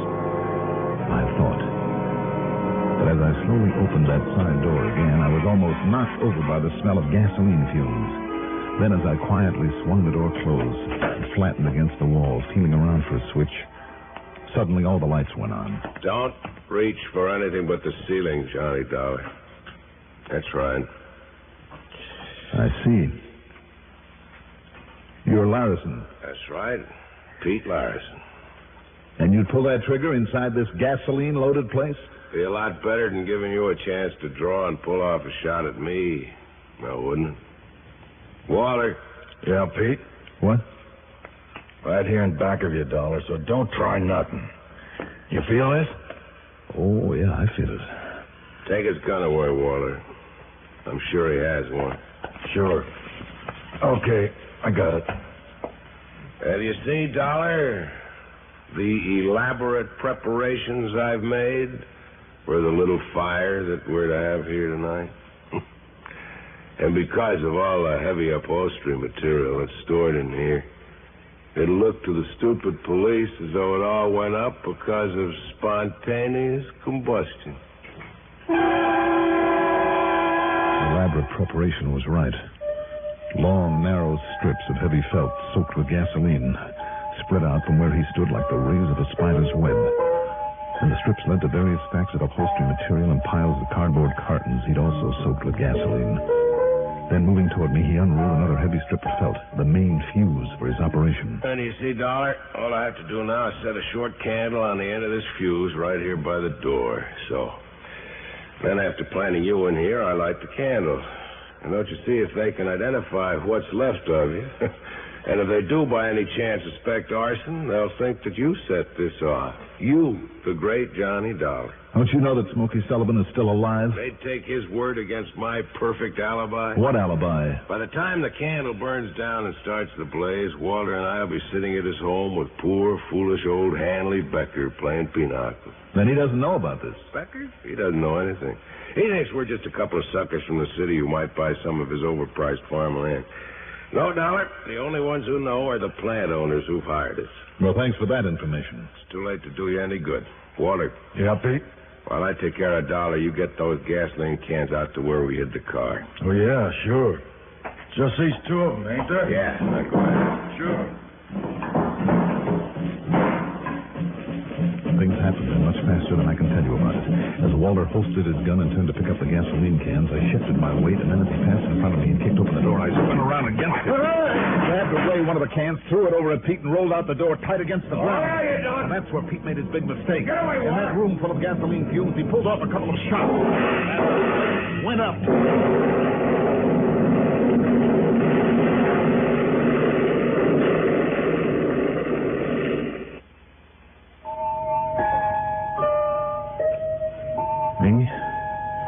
I guess I was lucky. The blast rolled me 100 yards or so across that sandy ground, and I came to only a couple of minutes later. Walter, who was blown against the side of my car, ended up with a concussion. As for Pete, well, I don't think I need to tell you. And that's it, Freddie. The company can prosecute the factory owners any way it sees fit. Expense account total, including a chunk for Smokey, damage to the rental car and the trip home. Call it $1,500 even. Yours truly, Johnny Dollar.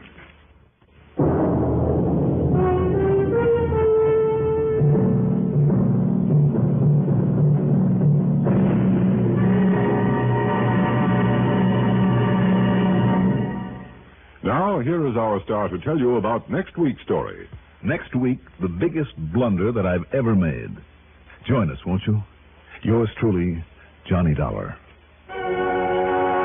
Yours truly, Johnny Dollar, is written by Jack Johnstone, produced and directed by Bruno Zerato Jr., music supervision by Ethel Huber. Johnny Dollar is played by Mandel Kramer. Also featured in our cast were Leon Janney as Hanley Becker, Sam Gray as Fred Larkin, Mason Adams as Pete Larison, Larry Haynes as Smokey Sullivan, and James Dimitri as Walter. Be sure to join us next week, same time, same station, for another exciting story of Yours truly, Johnny Dollar. This is Art Hanna speaking. Get the news firsthand and in full, the expanded CBS News on CBS Radio Network. Johnny Dollar. This is Mary, the operator at Worldwide Mutual Insurance Company, Mr. Dollar. Yes, Mary. I had a call for you, but now he seems to have picked up his other phone. Oh, Les Wallace, no doubt. Oh, excuse me. Worldwide Mutual, Good morning. Yes, he is. I'll ring Mary? for you. I'm sorry, not you, Mr. Dollar. That was another call that came in, and I'd left your line open. Oh, okay. Look, if Les Wallace wants to call me back a little later. Oh, here you are. I can ring now. Oh, hello? Hey, you're a bum. I beg your pardon. I said you're... wait a minute. Who is that? Are you Johnny Dollar? That's right. Good. Dollar, this is Jonathan Harmon of Worldwide Mutual. Mr. Harmon? That's right. You sound surprised. Yes, I am, Mr. Harmon. I was expecting a call from Les Wallace there in your office. Oh, I see. And that explains your reference to a big bum, did you say? I thought you two were the best of pals. Oh, we are, sir. But he was supposed to call me early this morning about going down to New York tonight to see a hockey game at the Garden to celebrate my birthday belatedly. Oh, I see. If, that is, he could get away from his wife for the evening. Well, I hope everything's all right there, don't you? What's that, sir? I mean about Walters and his wife. And she's such a charming little lady, too, isn't she? Yes, indeed, very. But he's not here, and what I called you about is... Oh, I'm sorry I interrupted you. No, I guess I interrupted you, Dollar, but what I called you about is this, and I think perhaps you'd better get out there right away. Yes, sir. About an hour ago, shortly after noon, a client of ours, Mr. William Willoughby, insured for some $70,000, was found dead in his apartment over at 19525 East Maple. Oh? What was the cause of death, Mr. Harmon? As the very unfunny police officer put it when he called, it was a case of lead poisoning. There's certainly nothing funny about that. So I think, Dollar, that perhaps you'd better get right on out there and see what's what. Right away, Mr. Harmon. And if Les Wallace can... Fine, Dollar. Goodbye. Hello? Mr. Harmon? I wonder what he meant about Les and his wife.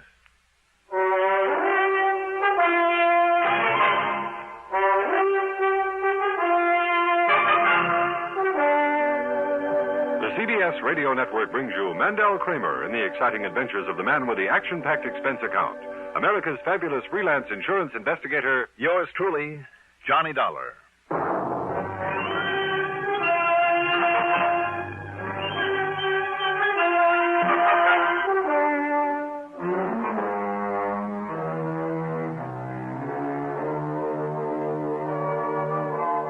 Expense account submitted by Special Investigator Johnny Dollar to the Worldwide Mutual Insurance Company, Home Office, Hartford, Connecticut.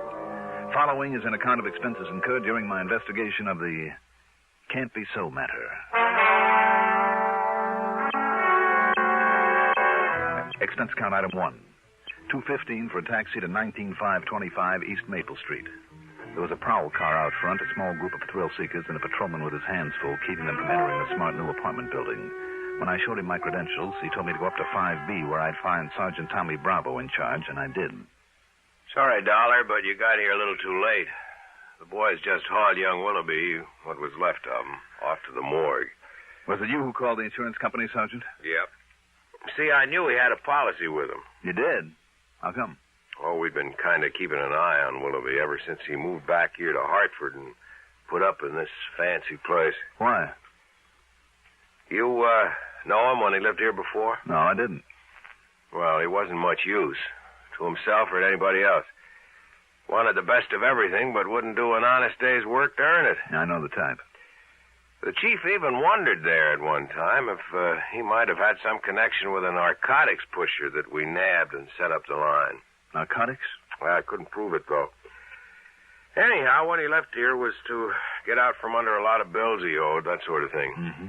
And so then when he came rolling back a couple months ago, apparently rolling in dough, well, it just made the chief kind of suspicious is all. So we kind of kept an eye on him. But he stayed clean so far as we could see. Just what happened here, Sergeant? No signs of a fight or anything like that? No. And the lab boys, before they left, wow, Dollar, they figure it was somebody he knew pretty well. How come? Because Willoughby himself must have let him in, for one thing. Him? Him, her, what's the difference? But it was probably a him. Was it? See those chalk marks on the coffee table? Mm-hmm. Lab crew made them, where a couple of drinks were sitting. Willoughby's next to that chair, and the other guy's next to this one. How'd they figure that?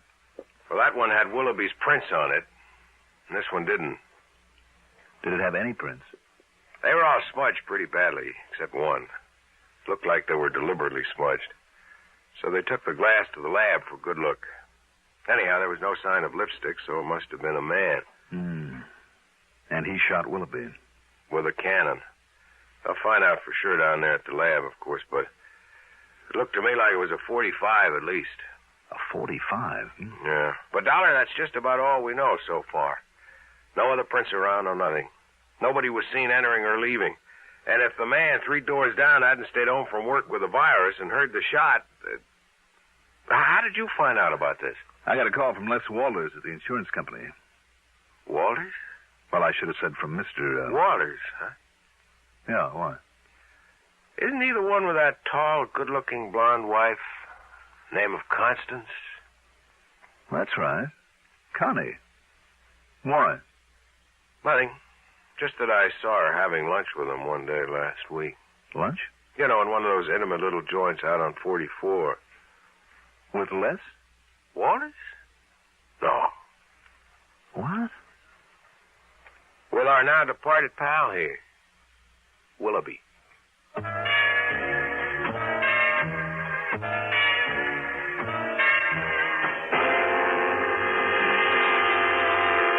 Then I remembered. Willoughby's name was familiar. I never met him, but he was the one who'd made such a play for Connie before she married Les. But Les do a thing like this? Impossible.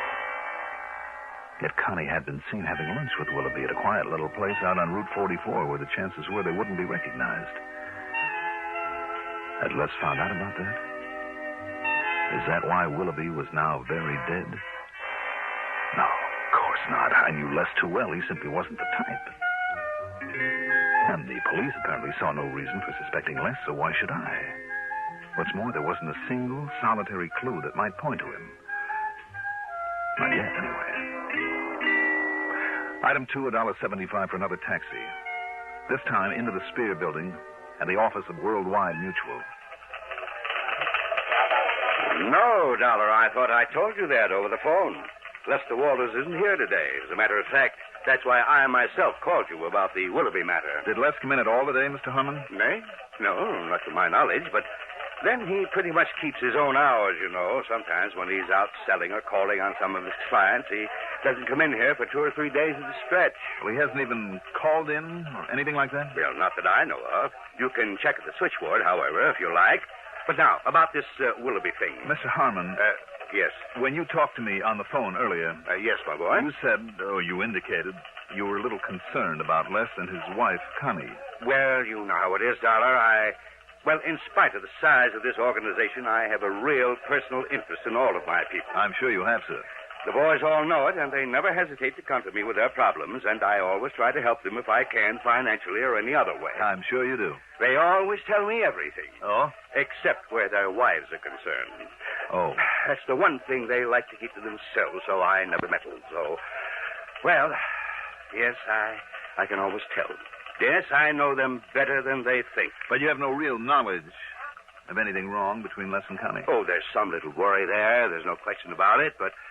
Now, about the... If you'll excuse me, Mr. Harmon, there are a couple of things that I have to do right away. Well, have you found out anything? I'm not sure.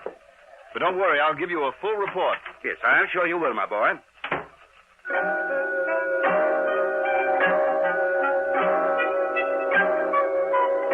I checked with Mary, the switchboard operator. No, she hadn't heard from Les Walters all day. But he usually checks with me, you know. I mean, when he doesn't come in this way. Excuse me. Good afternoon. I told her then where I'd be, and that if Mutual. Les did call in, she was to let me know immediately, and from where he called. I told her she was not to mention this to Les. The fact that I was looking for him, under any circumstances. Item 3, $1 even for a cab out to the little apartment that Les shared with his wife, Connie.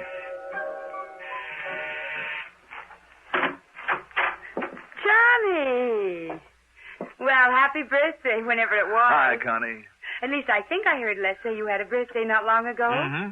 But what in the world are you doing in this part of town, this time of day? Well. Oh, come in, Johnny. I'll put on the percolator and we can have ourselves a coffee clutch. Well, sure, Connie, thanks.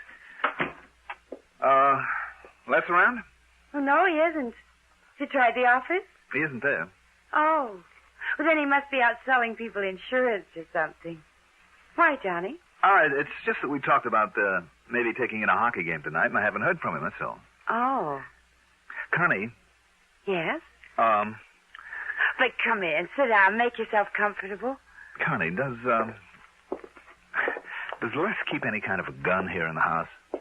Well, now that's a funny question, especially from you. You're the gun collector. Listen, Connie. Have you added any to that beautiful collection of yours lately? No. Oh. Connie, listen to me a minute. Incidentally, you know why he wanted to take you to the game or something, don't you? Why? Well, maybe you don't realize it, but he's been trying for months to find some way of thanking you for solving that embezzlement case that got the promotion for him. When was it? Last fall? Where is he, Connie? But you know something?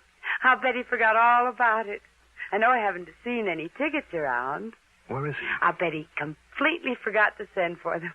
That's just like him, too. But he'll think up some excuse or something or something. Connie, where is Les? You say he isn't at the office?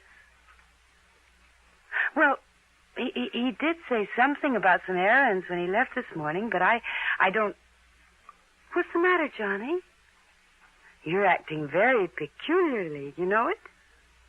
Maybe I better lay things right on the line, Connie. What? Do you know a Bill Willoughby? Oh. Well? Yes. Go on. Bill sort of had a crush on me, Johnny, before I married Les. And? That's all. Is it? Have you seen him since he moved back here to Hartford? Now, why should I want... Well, he called me a couple of times. Have you seen him, Connie? Johnny. Please tell me. Yes. Yes, I have. But these questions, Johnny... Tell me. Well, I don't see what... All right. One day last week, Thursday, I guess it was, I was way out on Albany Avenue. That's Route 44. Yes. A seamstress who lives out there did some work on a dress for me. On the way back, I stopped at a gas station and... Johnny, what's all this about? Just go on, Connie. Well, Bill Willoughby was also there getting some gas. He insisted on taking me to lunch in one of those little places way out there, and... Well, that's all. That's all? Oh, well, he talked some nonsense about still being in love with me and wanting to see me again, but... Have you seen him again? Well, I certainly have not. When he started talking like that, I just got up and left him there. After all, I never really cared for him, and... Johnny? Connie, did Les know that you had this date with Willoughby? But it wasn't a date. Not really. Not at all. Well, did Les know about it? Did you tell him? What difference did it possibly make? Well, Les can be pretty jealous, can't he? Les? Of course not. You say that as though you don't really mean it. Of course I do. Well, where is he, Connie? Where's he been all day? Johnny, how should I know? I think you do. Will you please tell me what this is all about? Will you please tell me why you're being so evasive? But oh, excuse me, that's the telephone. Hello? Why, yes, he is. It's for you, Johnny. Oh, thanks. Johnny Dollar. This is Mary at Worldwide Mutual. Oh, yes, Mary. I just found out, Mr. Dollar, there was a call from Mr. Lester Walters. Oh? Phoebe took it early this morning before I came on duty. Yes? He was checking in to see if there was any messages for him and to say that he wouldn't be in today. Or maybe even tomorrow. Or maybe the next day, the day after. Oh, and that call was collect. From where, do you know? Oh, yes, we always check. It was from Equity 30114. That's over in Waterbury, you know. I know. And it sounds familiar. Thank you, Mary.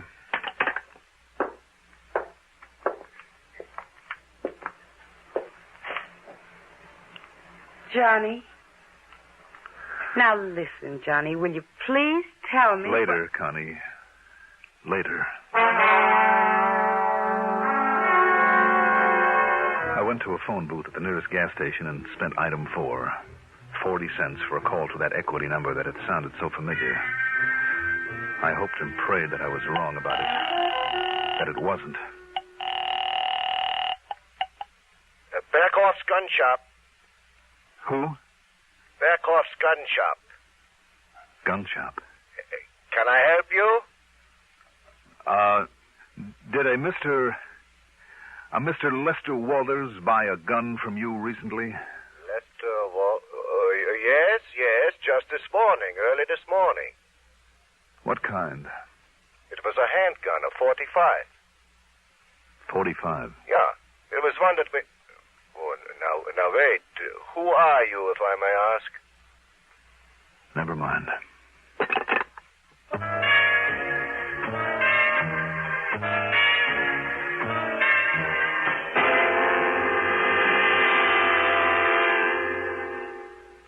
Not everyone is as lucky as yours truly, Johnny Dollar, who has an unlimited expense account. In many communities throughout the nation, though, high school youngsters are learning to conduct profitable businesses. They're learning by doing, running their own miniature business firms under the sponsorship and guidance of Junior Achievement Incorporated. To find out more about this unique project and how you may help it expand, write to Junior Achievement Incorporated, 500 Fifth Avenue, New York 36, New York.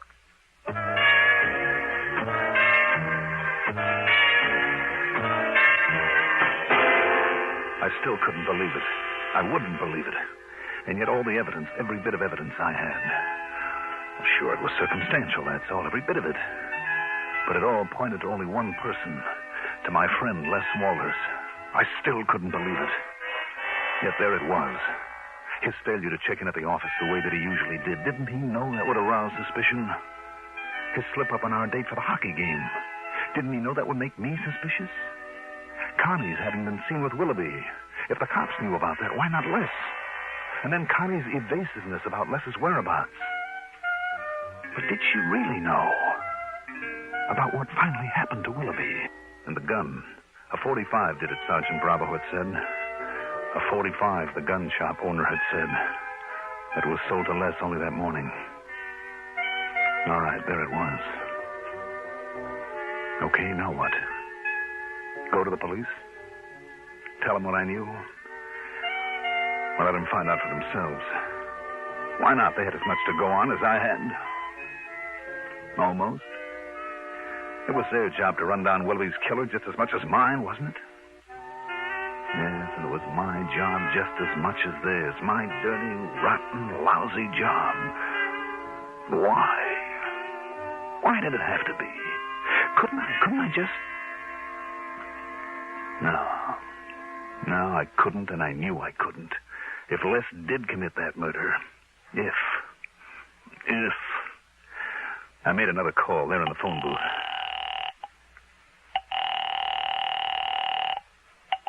Sergeant Bravo. Sergeant Johnny Dollar. Hey, Dollar, have I got news for you? Real progress. Oh? So much so, the lieutenant took it right out of my hands. And, Dollar, you'd never guess who's the guy they've got a lead on. Wouldn't I? Ought to be wrapped up real pronto. And like I promised, I'll call you just the second I've got anything real definite for you. Are you at your apartment? No, you can reach me at Les Walters' place. At Walters? That's right. Well, what do you know? Too much, Sergeant. Too much.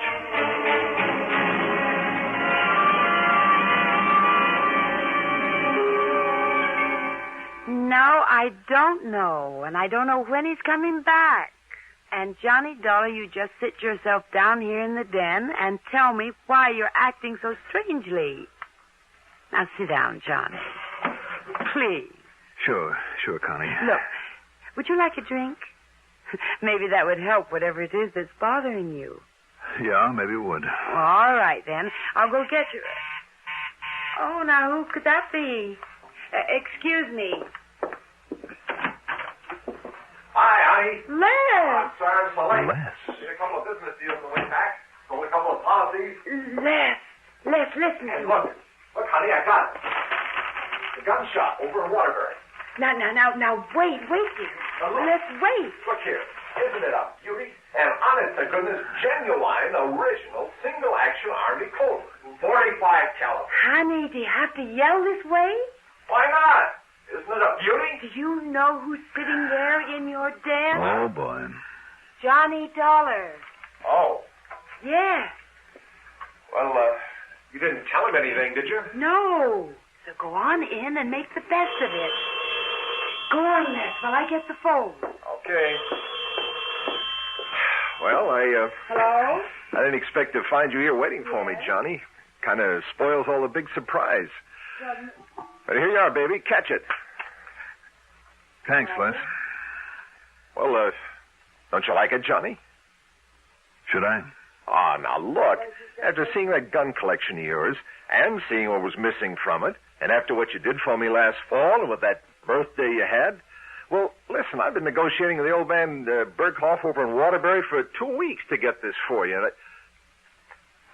What's the matter, Johnny? Johnny? Oh, yes, Connie. That phone call is for you. Sergeant Bravo, I think he said. Oh, thanks. Johnny? No, Johnny Dollar. Well, it's all wrapped up, Dollar. Well... Yeah? Yep. Prints on that glass led the lieutenant straight to him. Well, what was that? The killer, the one that knocked over Willoughby. It was Shorty Scarpone, one of his pals in the dope racket. Broke down and confessed the whole thing when the lieutenant busted in on him. And Dollar... Oh, brother. Oh. Johnny. Okay, now, what is bothering you? What's bothering you anyway? Me? Yes. Yes, you. Not a thing. Believe me, not a thing. Connie, where is that drink and we'll celebrate? Good. My birthday and a lot of things.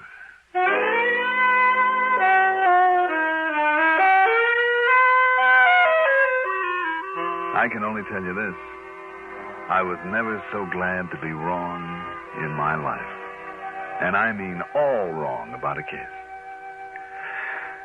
Expense account total? What expense account? Yours truly, Johnny Dollar.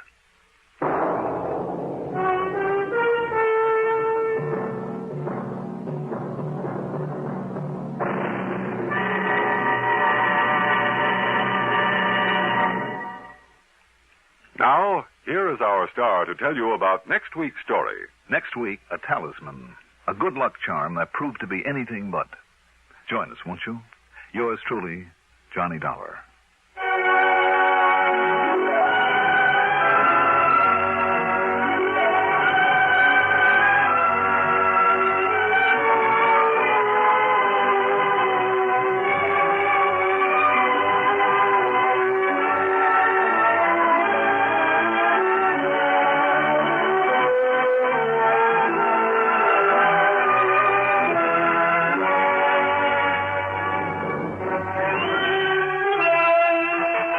Truly, Johnny Dollar is written by Jack Johnstone, produced and directed by Bruno Zerato Jr., music supervision by Ethel Huber. Johnny Dollar is played by Mandel Kramer. Also featured in our cast were Mason Adams as Sergeant Bravo, Margaret Draper as Connie Walters, Arthur Cole as Jonathan Harmon, Pat Hosley as the telephone operator, Casey Allen as Les Walters, and Sam Gray as Mr. Berghoff. Be sure to join us next week, same time, same station, for another exciting story of yours truly, Johnny Dollar, Art Hanna speaking. Durward Kirby's favorite program, The Gary Moore Show, on the CBS Radio Network. WROW Albany. Welcome wagon hostesses rate their work as the most fascinating public relations job in the whole world. In the United States and in neighboring Canada, too, you will find thousands of welcome wagon hostesses who do a vitally important job every day of the week. Right here in the Capital District, there are more than 20 welcome wagon hostesses, your neighbors and mine, each one a charming ambassador of goodwill. We'd like you to meet one right now. I'm Lenny Gannett. I welcome all the newcomers in the McGowanville-Gilliland area. I try to make new families feel at home. The basket of gifts I bring is just a small part of my welcome. I'd like to call on your new neighbor. All you do is tell me who she is. Call Welcome Wagon at State 59640. Give the hostess the name and address of the newcomer you know. She'll call on them with a basket full of gifts from civic-minded businessmen. Call State 59640 for Welcome Wagon.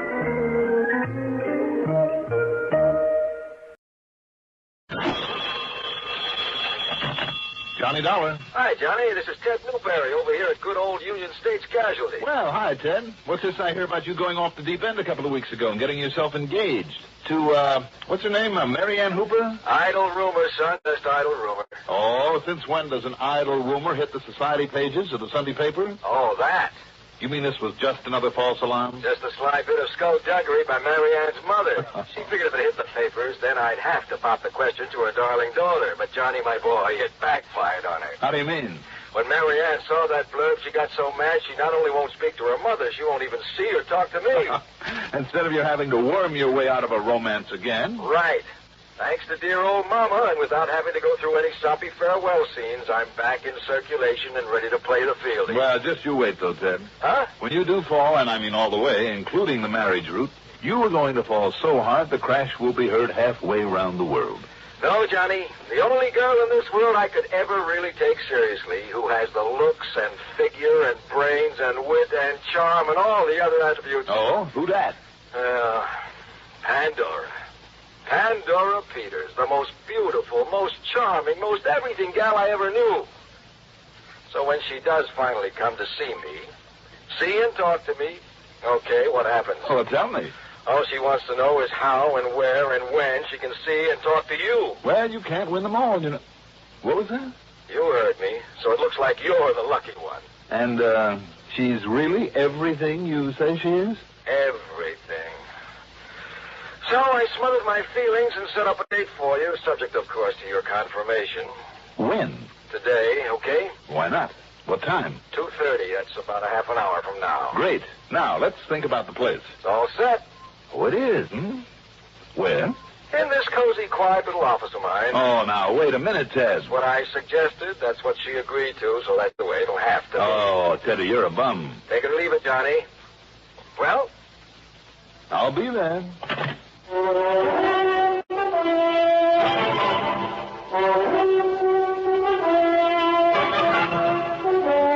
The CBS Radio Network brings you Mandel Kramer in the exciting adventures of the man with the action-packed expense account. America's fabulous freelance insurance investigator. Yours truly, Johnny Dollar.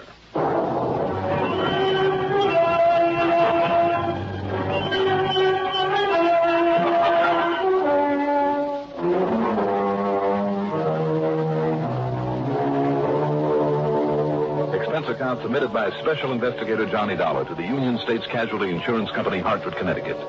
Following is an account of expenses incurred during my investigation of the Nugget of Truth matter.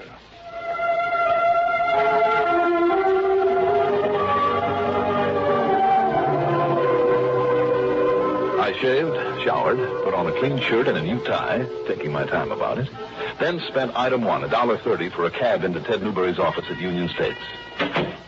Ah, here he is, the answer to a fair maiden's prayer. You look like a million, Johnny. Hiya, Ted. Sit down, huh? Sure. But I thought I said 2:30. You mean I'm late? Late? Let's see, it's only 2:18. Oh, you really made time. After that pitch you gave me, what did you expect? Ah, that Pandora. Well, where is she? Oh, but there's one thing I just plain forgot to tell you. Yes, Teddy. Like what? Johnny, she's married. Well, no reaction?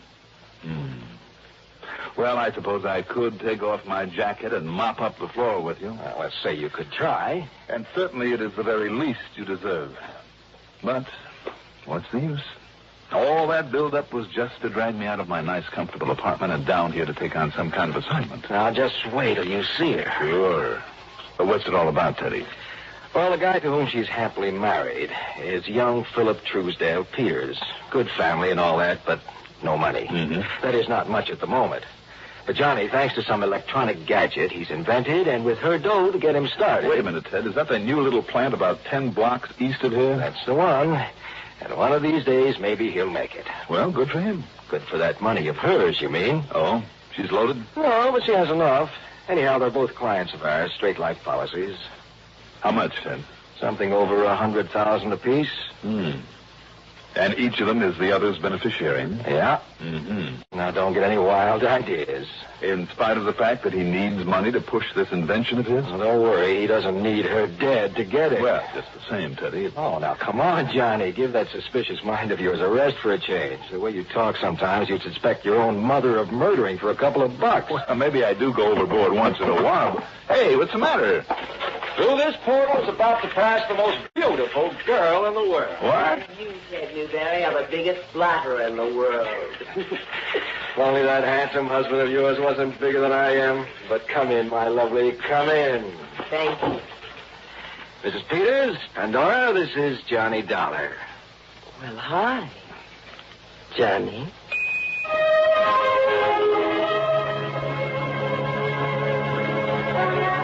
I'll say this.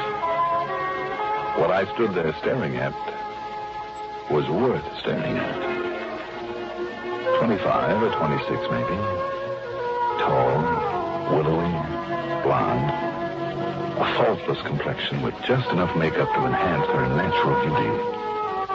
Eyes a kind of gray-green, with little smile wrinkles at the corners. A cute little tilt to her nose and soft, full lips.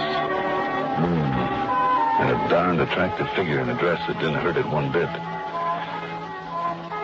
But there was something missing. Or maybe it was the other way around. Something there that shouldn't have been there. In her voice, in her eyes, I'm not sure. But there was a subtle coldness there that wasn't quite right. Not with all that beauty. The calm, calculating female that's invariably more deadly than the male? I wondered. I said hi, Johnny. Oh, I'm sorry. And did I lie to you, Johnny, about this gorgeous, glamorous creature? Oh, now, Teddy. What, so help me, how anybody like you could ever have any problems? Pandora, But I do have one. And I'm afraid it's a pretty serious one. That's why I wanted to see you, Johnny. What is it, Pandora? Johnny, somebody is threatening to murder me. Really? Here, Pan, you better sit down and tell us what this is all about. Yes, thank you. Oh, I'm sorry. That's all right. I am. Just the key to the Peters family car. Yeah. Thank you. Oh, wait a minute. What? Little charm on this keychain. How about that? Little golden skull. Very unique. Looks hand-carved. Well, it is, Johnny. From a single nugget that my grandfather found out in California back in the 1800s. Oh? It's my good luck talisman. Well, if you're being threatened, honey, you'd better hang on to it. Don't you worry, I will. But now, let me tell you. Yes, I think you'd better. Well, it started about 2 months ago. Little notes stuffed into the mailbox. We live out on Barclay Drive, you know. Better put that down, Johnny. It's 128 Barclay Drive. Oh, I'll remember it. Go on, Pandora. It was right after Phil got the final patent on his invention. Just what is that invention, by the way? Oh, it's some kind of an electronic battery, I guess you'd call it. Just a tiny little thing that might be used in rockets or something. I see. And Philip hopes to make a lot of money with it. You don't sound too enthusiastic about it. Well, I wasn't. At first, Johnny. It looked to me and my lawyer like just a waste of time and money for him to work on it. But when those notes started, well, I told Philip to go ahead with it. At least until the money ran out. So he put up that little factory building, and he's buying machinery and all sorts of things for it. The threatening notes made you change your mind. Yes, Why? because I'm just plain stubborn, I guess. What would they say? Well, the first one started out with a quotation, a kind of a religious thing. What was it? Do you remember? What profiteth it a man if he gain the whole world, but suffer the loss of his own soul? Uh-huh. And then it went on to say that for one person alone to profit from such a device was all wrong, was sinful. Unless you give it to the whole world, you'll be sorry. That sort of thing. That doesn't seem like such a dire threat, Pandora. And what's more, it was meant for your husband. Well, that's what we thought, Johnny. And Phil just laughed at it. He said it was the work of some crackpot. Just the same, Pan. He should have taken it to the police. Well, he did, Teddy. And their opinion? They agreed with Phil. Because of that word sinful, they said it was probably some religious fanatic, that such things happen all the time. But then more of them came. And they got more threatening. Threats against my life, Johnny. Your husband's life, you mean? Well, we still thought so. And the police gave Philip a sort of bodyguard for a while. But then yesterday, another one came in the mail. It was addressed to me, in my name. And it said... Yeah? It said that... Oh, here, Johnny, I made this copy of it. Well, let's see. Blind, foolish woman. It is you who are guilty. Because of your money in that device of the devil. It is you who must die. And very soon. Do you see, Johnny, why I'm worried now? Oh, darn well I'd be, you poor gal. Pandora. Yes. The police have the originals of the notes? Well, yes, but they say it's just the work of some fanatic who's trying to scare us. I don't think so now. Now I'm frightened. Now? What? You weren't frightened for your husband when you thought they were meant for him? Oh, well, no. Because, well, he just sort of passed them off. He laughed at them. The way the police did. But now, well, don't you see? Yeah, maybe I do. Now, what do you mean by that, Johnny? Or, maybe they're right. Maybe I am getting all upset over nothing. Maybe it's just some crackpot. But won't you find out, Johnny? Won't you make sure? Pandora. You bet he will. What are your plans for the rest of the day? Well, I can't just stay locked up in the house all the time. Of course not. At least not unless you've got some police protection out there. Yes, well... Where's Phil now? Over at the new plant. Huh? It's in operation already? No, but he goes down every day in case they deliver machinery and furniture and things. And what time does he get home? The bus always drops him off in front of the house about 5:15. And your plans meantime? Well, I have to do some shopping, then have a fitting here in town about 3:30. That'll take about an hour. Yeah. Then I'll drive out to that farmer's market on Spring Road, where I always buy the meat. I promised Phil a steak tonight. And then? Then it'll be time to go home and get dinner ready. At least that's what I planned. What should I do? Well, until I've had a talk with the police, I see no reason for you to change those plans. Now, listen, Johnny, she needs protection, so if there's anything I can do... Oh, no, it's all right, Teddy. With Johnny on our side now, I think everything will be all right. You don't feel that you need police protection? Well, do you? I mean, until you find out how serious these threats really are. Unless the police convince me otherwise. I'll be in touch, Pan. Good. Thank you. I feel better already, Johnny. You're a darling. And thank you, too, Teddy, dear. Bye. What a gal. I don't get it. Huh? What do you mean you don't get it? Teddy, there is something very fishy about this thing. Very fishy.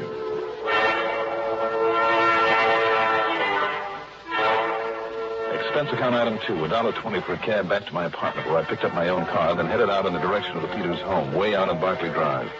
But after driving all of half a dozen blocks, the car suddenly conked out on me. By the time I got a tow from the auto club to a service station, then a repair job on my carburetor by the slowest mechanic I ever saw, it was after 5 o'clock. So instead, I drove to police headquarters and talked to Sergeant Bill Budd. Johnny, I've been on top of this thing from the very first of those notes to Peters, or to his wife. And the last one apparently was addressed to her. The last one, yeah. Well, if I were you, I'd put somebody on that gal 24 hours a day, Sergeant, until we find out where those notes are coming from. Now, you listen to me, Johnny. Go ahead. That's just what we did for him right in the beginning for nearly 2 months. Good men, too. Not even he had any idea they were on him, looking out for him. What happened? Nothing. Absolutely nothing. You figured the notes were just the work of some nut? That's what I told them. Meantime, we nearly broke our necks trying to find out where they were coming from. We bore down on every fanatic, every troublemaker in the town, and we know them all. Nothing. Then, suddenly, I got wise. How do you mean? You know very much about those two, the Peterses. Well, frankly, no. Well, in the first place, they aren't as lovey-dovey as they look. Oh? No, sir. And she has the money, Johnny. Some money, anyhow. Yes, so I understand. And I know it for a fact that she didn't want to sink a lot of it in that crazy invention of his. Crazy? Well, he couldn't get any of the big companies interested in it, I know that. But he was bound he'd go ahead with it. You know what I think? What, Sergeant? I think she started writing those notes in the hopes of scaring him out of it, out of spending her dough on it. You see, if he did scare and quit by himself, then he wouldn't blame her for his giving up on it. And, Johnny... Yeah? That would explain how those notes were getting to him, in spite of all our attempts to locate the source. See? Well, it's a possibility, I suppose. But what about the one addressed to her? She hoped that would be the clincher, that's all. Of course, your little theory might explain why she didn't jump at the chance to have a bodyguard. You suggested that to her? Yeah. But there is still another possibility, Sergeant. You mean that he's been writing them? Mm-hmm. So nobody suspect him if he knocked her off to collect all her nice insurance money. Right. In other words, until we can clear this thing up. Wait a minute, Johnny. Do you think I'm going to put tails on both of them, on their house, on that plant for 24 hours a day? Sergeant Bud. Mr. Peters. Sergeant, I knew it. I told you something like this would happen. And don't you see, after that last threatening letter, it was Pandora. It was she this killer was after. Now, wait a minute. Because it's been her money going into my invention, into the plant, and, this is terrible. Wait a minute. What do you want, Conroy? I'm sorry, Sergeant. I try to keep him from barging in this way. What's the matter with you? Aren't you going to do something about this terrible thing that's happened? Well, what terrible thing? You know what he's talking about, Conroy. Yes, sir, Sergeant. You see, I'm the one that found the body. The what, did you say? The body? Yes, don't you understand? Don't you understand? My wife, Pandora, she's been murdered.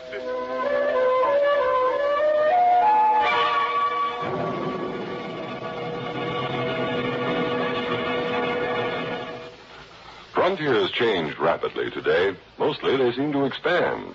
Lately, they show even promise of expanding right into outer space. CBS News is presently covering the effort to break into space, and when the time comes to report news out in space, CBS newsmen will be looking for space helmets with room for microphones. Through the facilities of the CBS radio network, expanded CBS News, brought into your home hourly, combines with this station's local reports to give you up-to-the-minute accounts of events that change the world. Listen to expanded CBS News every hour on the hour, weekdays, here.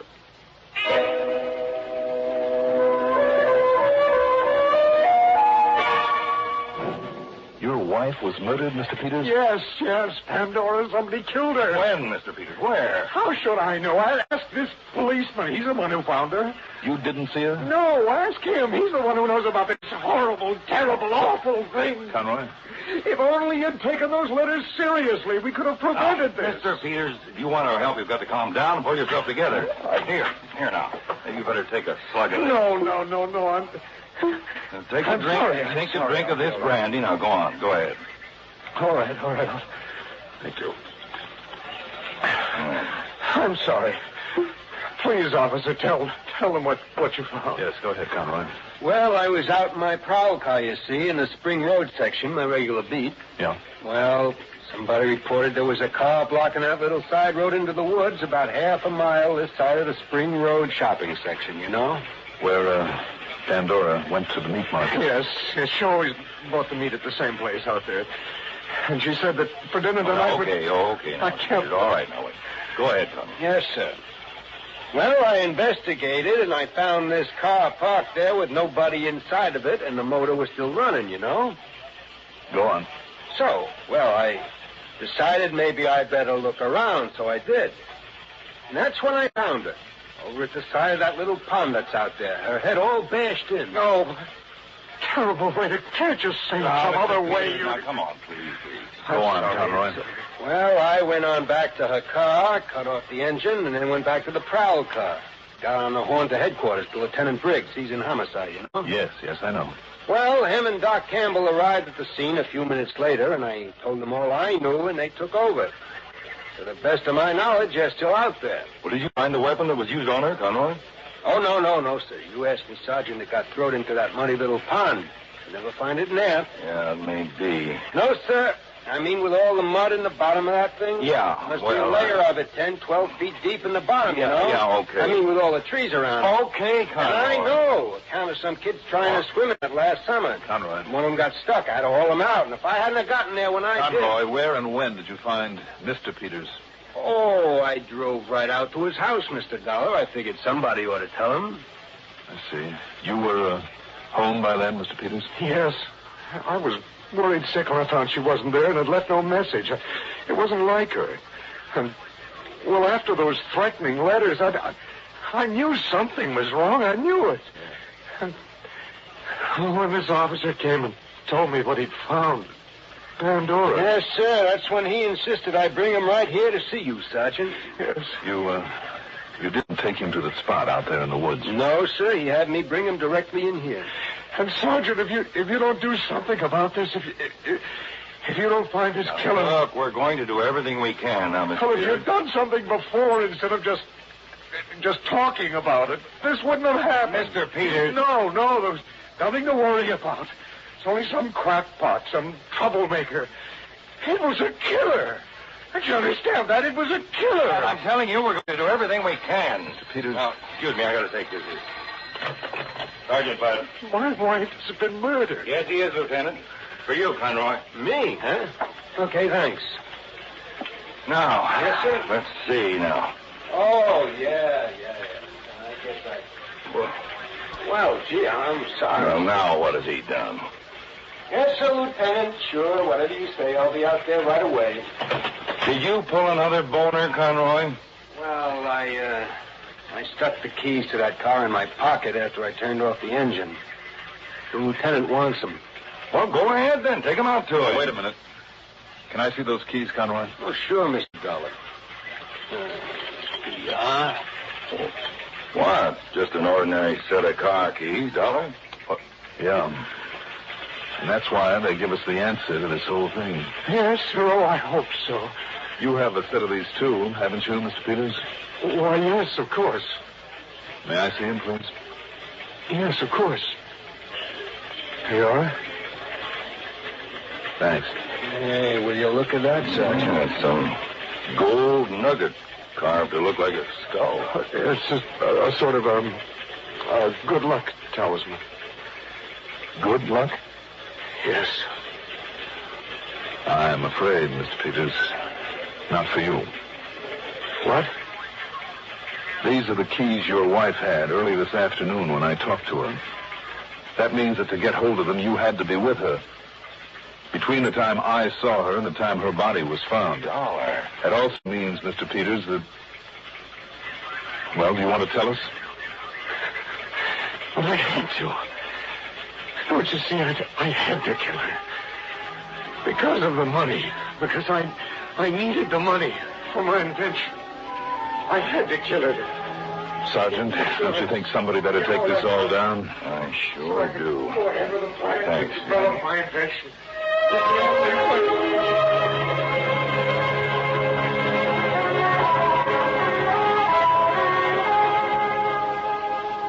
So, with that full confession complete with signature, there'll be no problem. He did it.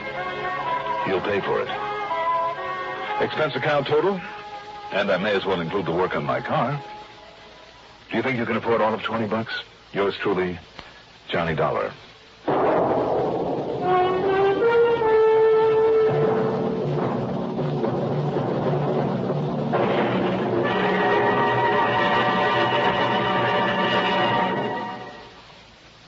Now, here is our star to tell you about next week's story. Next week, the most unlikely crook I've met in a long, long time. Join us, won't you? Yours truly, Johnny Dollar.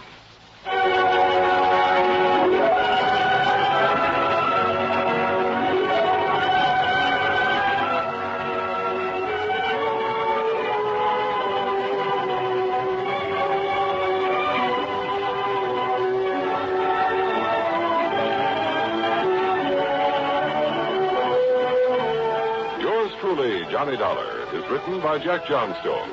Produced and directed by Bruno Zerato, Jr. Music supervision by Ethel Huber. Johnny Dollar is played by Mandel Kramer. Also featured in our cast were Rita Lloyd as Pandora Peters, Jim Stevens as Ted Newberry, Don McLaughlin as Sergeant Bud, Court Benson as Philip Peters, and Bill Lipton as Conroy. Be sure to join us next week, same time, same station, for another exciting story of yours truly, Johnny Dollar. This is Art Hanna speaking.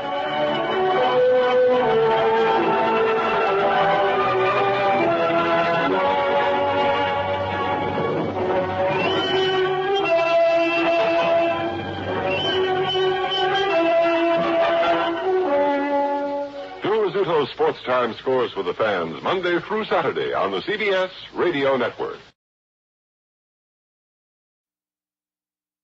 I'm afraid that we have a somewhat serious problem. Oh? Or rather, one of our branch offices has. Now, would it be possible for you to come out here and look into it? I don't see why not. What sort of a problem, Mr. Harkins? Well, you see, we've had a series of fires, Mr. Dollar, out in Simi Valley. That is north of here and just beyond the San Fernando Valley. Yes, and you think maybe some firebugs at work? Oh, I do, sir. I definitely do. But until it is proven, well, if you are free to come out and make an investigation for us, I hardly need tell you that we'll be glad to pay all your expenses. Plus my usual fee. Of course. You know what? Fee, did you say? That's right. Well, now, just... Now, don't worry about it, Mr. Harkins. We can decide on the amount of it after we see how much there is for me to do out there. No, but in order to justify a fee, Mr. Dollar... And just how much of my time it'll take. Now, hold on here, young man. Needless to say, if it turns out I'm able to save your company any actual money, I'll expect my usual commission. Now, look here, sir. Yes. Mr. Dollar... Yes? Well, Mr. Harkins? Very well. Very well. Good. I'll see you.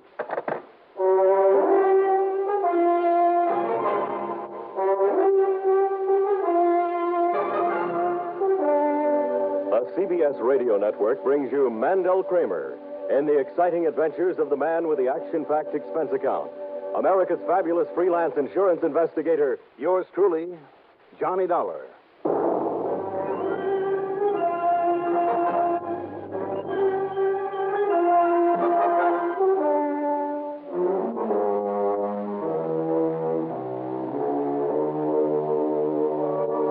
Expense account submitted by Special Investigator Johnny Dollar to the Greater Southwest Insurance Company, Home Office, Los Angeles, California.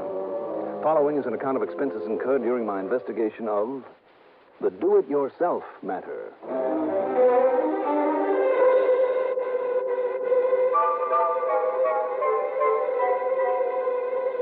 Expense account item 1, $6 for a cab out to the airport. Item 2, $204.25, plane fare to New York, and a jet heading west. That east to west time differential is a great thing. It meant that we pulled into the new Los Angeles International Airport shortly after noon Pacific time. Item 3, $6.80 for the long cab ride into the big new Lozier building just east of Beverly Hills on Wilshire Boulevard, where Royal J. Harkins keeps an eagle eye on the affairs of Greater Southwest Insurance. Now, let us get this understood right now, Mr. Dollar, insofar as any fee is concerned. Now, you just stop worrying, Mr. Harkins. Did I ever hit you with a bill too big on any of the other jobs I've done for you? Well, no. Not that I haven't tried. I beg your pardon. Now, tell me, what's this all about? About a fires, you said. Yes. Around the San Fernando Valley. Now, out beyond that, in what is known as the Simi Valley.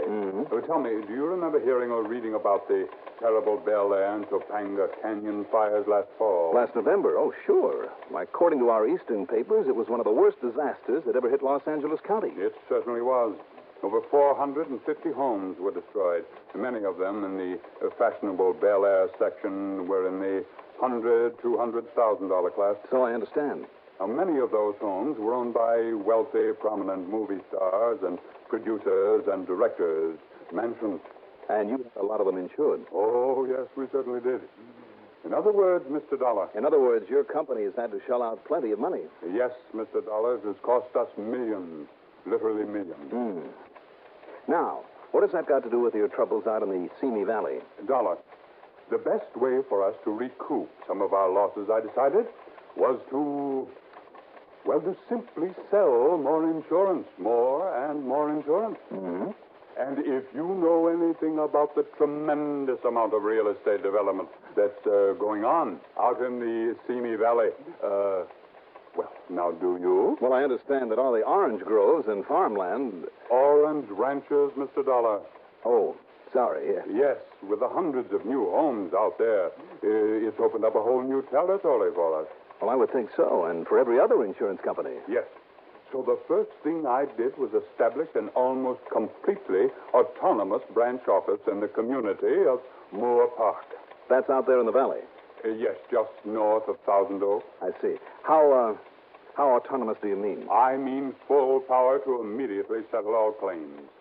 At least all except those that might be questionable for one reason or another. They, of course, are referred back here to the main office, to me. Well, isn't that rather unusual, Mr. Hopkins? Well, now, that's one of the best ways a relatively small company like ours can compete with the big ones by close personal service and the settling of all claims fairly and immediately. I guess you have a point there. No question of it. And, by the way, a young man simply walked in one day, took our course, passed with flying colors. His name is Harry Walterson and Dulles. He has sold as many policies in the past 3 months as I ever sold in 3 years. Well, real go-getter. Yes. Yes, he certainly is. Now, as a result, the premiums have been rolling in, but now, recently. Yes, let's get to those fires you mentioned. Oh, yes. When you figure 9 fires in less than 6 weeks, plus the personal property losses that went with them, ruinous. At least it gives your young friend Walterson a pretty terrific argument for selling more insurance out there. Yes, of course it does. And under my urging, he's fully capitalizing on it. Every time there's a fire, he's able to sell 10, 15, 20 new policies with no trouble at all. But the premiums on them don't begin to make up for those losses. Now, tell me, have the police found anything to indicate arson? Oh, we have reason to be mighty proud of our police and fire departments out here, Mr. Dollar. But they simply cannot keep up with this burgeoning population growth. There simply aren't enough of them, not enough men or facilities. And to answer your question directly, no, they haven't actually found any concrete evidence of arson. Nor has Walterson, although he suspected it once or twice. I see. And if you know that valley area, well, do you? Well, with its brush-covered hills and plains, canyons, covered with mesquite, sumac, manzanita, chaparral, all of it tinder dry because of our lack of rainfall. New homes, you said? Oh, yes. Are they homes that people are satisfied with after they've moved in and lived there for a while? Oh, you're thinking perhaps the homeowners themselves have set these fires? Well, it's just a possibility, and it has been done before, you know. But a whole series of them. Well, who else stands to gain? And don't forget this, sir. Yes. An idea like that, if it's gotten away with, can spread pretty quickly. You ask the tort squad in any big city. And if that's the case with these fires... Dollar, you've got to find out. And if it is, put a stop to them before they ruin us.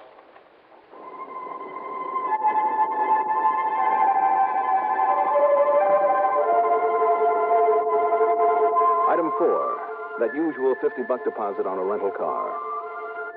I drove west on Wilshire Boulevard to Sepulveda, north over the Santa Monica Mountains to the valley, west on the Ventura Freeway to Thousand Oaks, and then north to the little town of Moore Park. The Greater Southwest Insurance Office was a spanking new little building of fieldstone and white stucco with picture windows all around.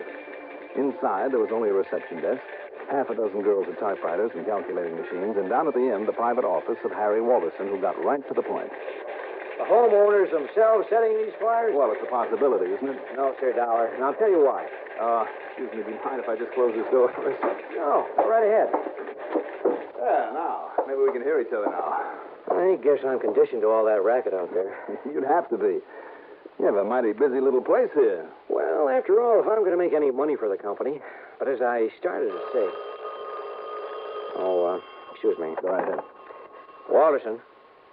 Oh, yes, Mr. Pretty. Yes, sir, your policy will be mailed out to you tonight. Well, I'm glad you did, too. Yes, sir. Yes, that last one scared me, too. But if you talk with Mrs. Hatcher, you know how fast we paid off on that. Uh-huh. Uh-huh. Yes, sir, just part of our regular service. Good boy. Okay, Mr. Pretty, and thank you. Now, let's see, Dollar. I was... Oops, here's another. Walterson. Burton? Oh, yes, of course, Mr. Burton. Well, fine. Yeah, I think you're very wise. And the increase in premium is only negligible. Of course. Take care of it right away, Mr. Burton, and I thank you. Sorry, Dollar. It's all right. Betty, add those 2 outbuildings to the Burton policy. And listen, just hold any calls for me for a while. Now, you said that you don't think that the folks themselves could have set any of those fires. Because those are all brand new homes, and they're nice ones. Mm-hmm. People, families that go to the trouble and expense of moving into a section like that, they want to stay. Yeah, I would suppose so. And listen, Dollar, no policy ever gives complete coverage. You know, because of the personal things, the stuff with sentimental value. Sure. Yet those things have gone up with the rest. And do you think the folks that endanger the lives of their kids? Yet there have been a couple of mighty narrow escapes. One cute little pair of twins that I myself saved. Mm. But most important of all, Dollar. Yeah. You don't know the people who got burned out. I do. Sure, there might have been one questionable character among them, like the one who had the first blaze. But the rest, no, sir. I'd stake my bottom dollar on it. What about that first one? Old man Orloff? Mm. Sure, he was a crackpot, Johnny. You mind if I call you Johnny? No, please. Be my guest. Sure, he hated having so many new people move in around him. But you know what I think started that one? What, Harry? A lot of dead grass and weeds and dried-out bushes. And over in the corner of the lot was a pile of broken bottles he'd thrown out. That might have acted like a magnifying lens, huh? Yes, sir. County firemen thought so, too. Orloff. But that wouldn't account for the rest of them, because they all started at night. So somebody, somehow, and yet I don't know. I don't know. Maybe I'm wrong about the arson angle. Tell me, has there been any particular pattern about these fires? Well, I don't know exactly what you mean by pattern, Johnny, but they've all had one thing in common. What's that? They've always started on a windy night. And this time of year, we have quite a few of them. Look out the window there. You see the dust beginning to kick up? Yeah, I do. Yeah, and every time I see it, I start getting worried again. No, I can't say I blame you, Harry. But hey, it's getting dark already. Any plans for dinner, Johnny? Well, I thought I'd better get back to Los Angeles and find myself a hotel for the night. Some real good places to eat out here in the valley. Say, why don't you and I just... No, wait. I better make sure it's okay for me to leave. Betty, any calls, any callbacks I ought to make before I... Huh? What else? Go on. Oh, you're kidding. Okay. Well? Sorry, Johnny, but it looks like 2 or 3 hours at this telephone for me. Can't let down the clients. Oh, the prospective clients. Right. All right. I'll see you in the morning then, Harry. Good.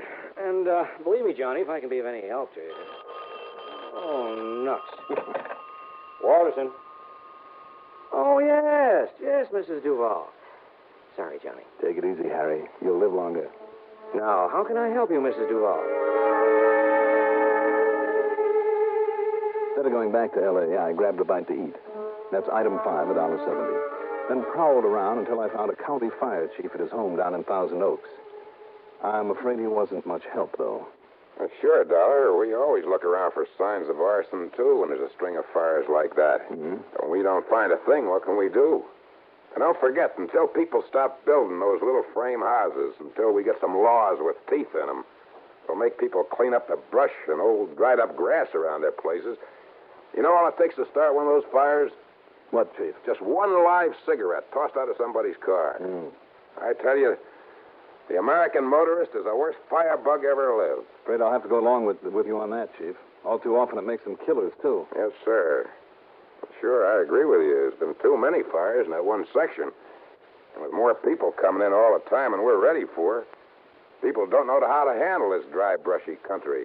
By the time we or any other department can get to some of those places, why, it's too late. Fire's done its work. There's nothing left to do but... Oh, excuse me. Go ahead. Chief Barter. Yeah? Yeah. Okay. Well, want to come along? What? Right on cue, Dollar. Another fire. Oh, where? Where else? Up in the Simi Valley. Let's go.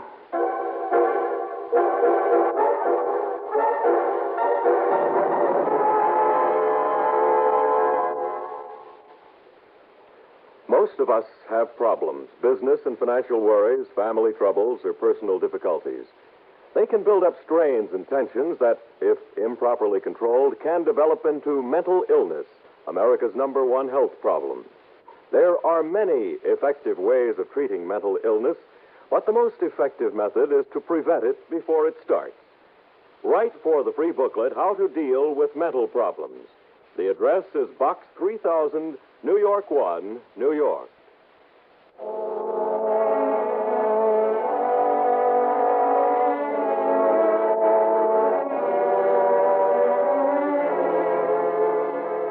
As the chief suspected, by the time we got out to this newest fire up in the Simi Valley, we were too late. Another of the nice, new little houses had burned to the ground. The firemen had been able to keep it from spreading to other nearby properties, but that was all. The chief and I both talked to the owner, but he wasn't able to give us the slightest clue as to how the fire had started. And after talking to him, I'd be willing to swear that he had nothing to do with it.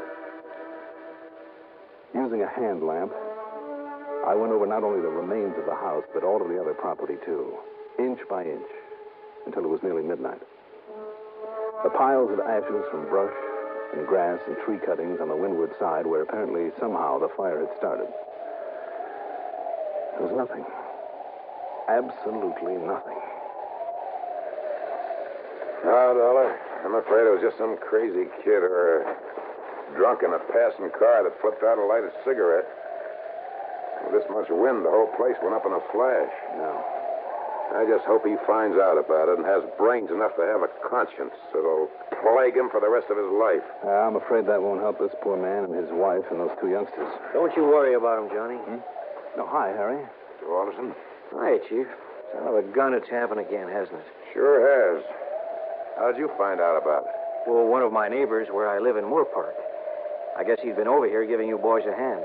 Oh? I just got back from Hollywood where I'd gone to see a show at Grauman's Chinese, and he stopped me at the front gate.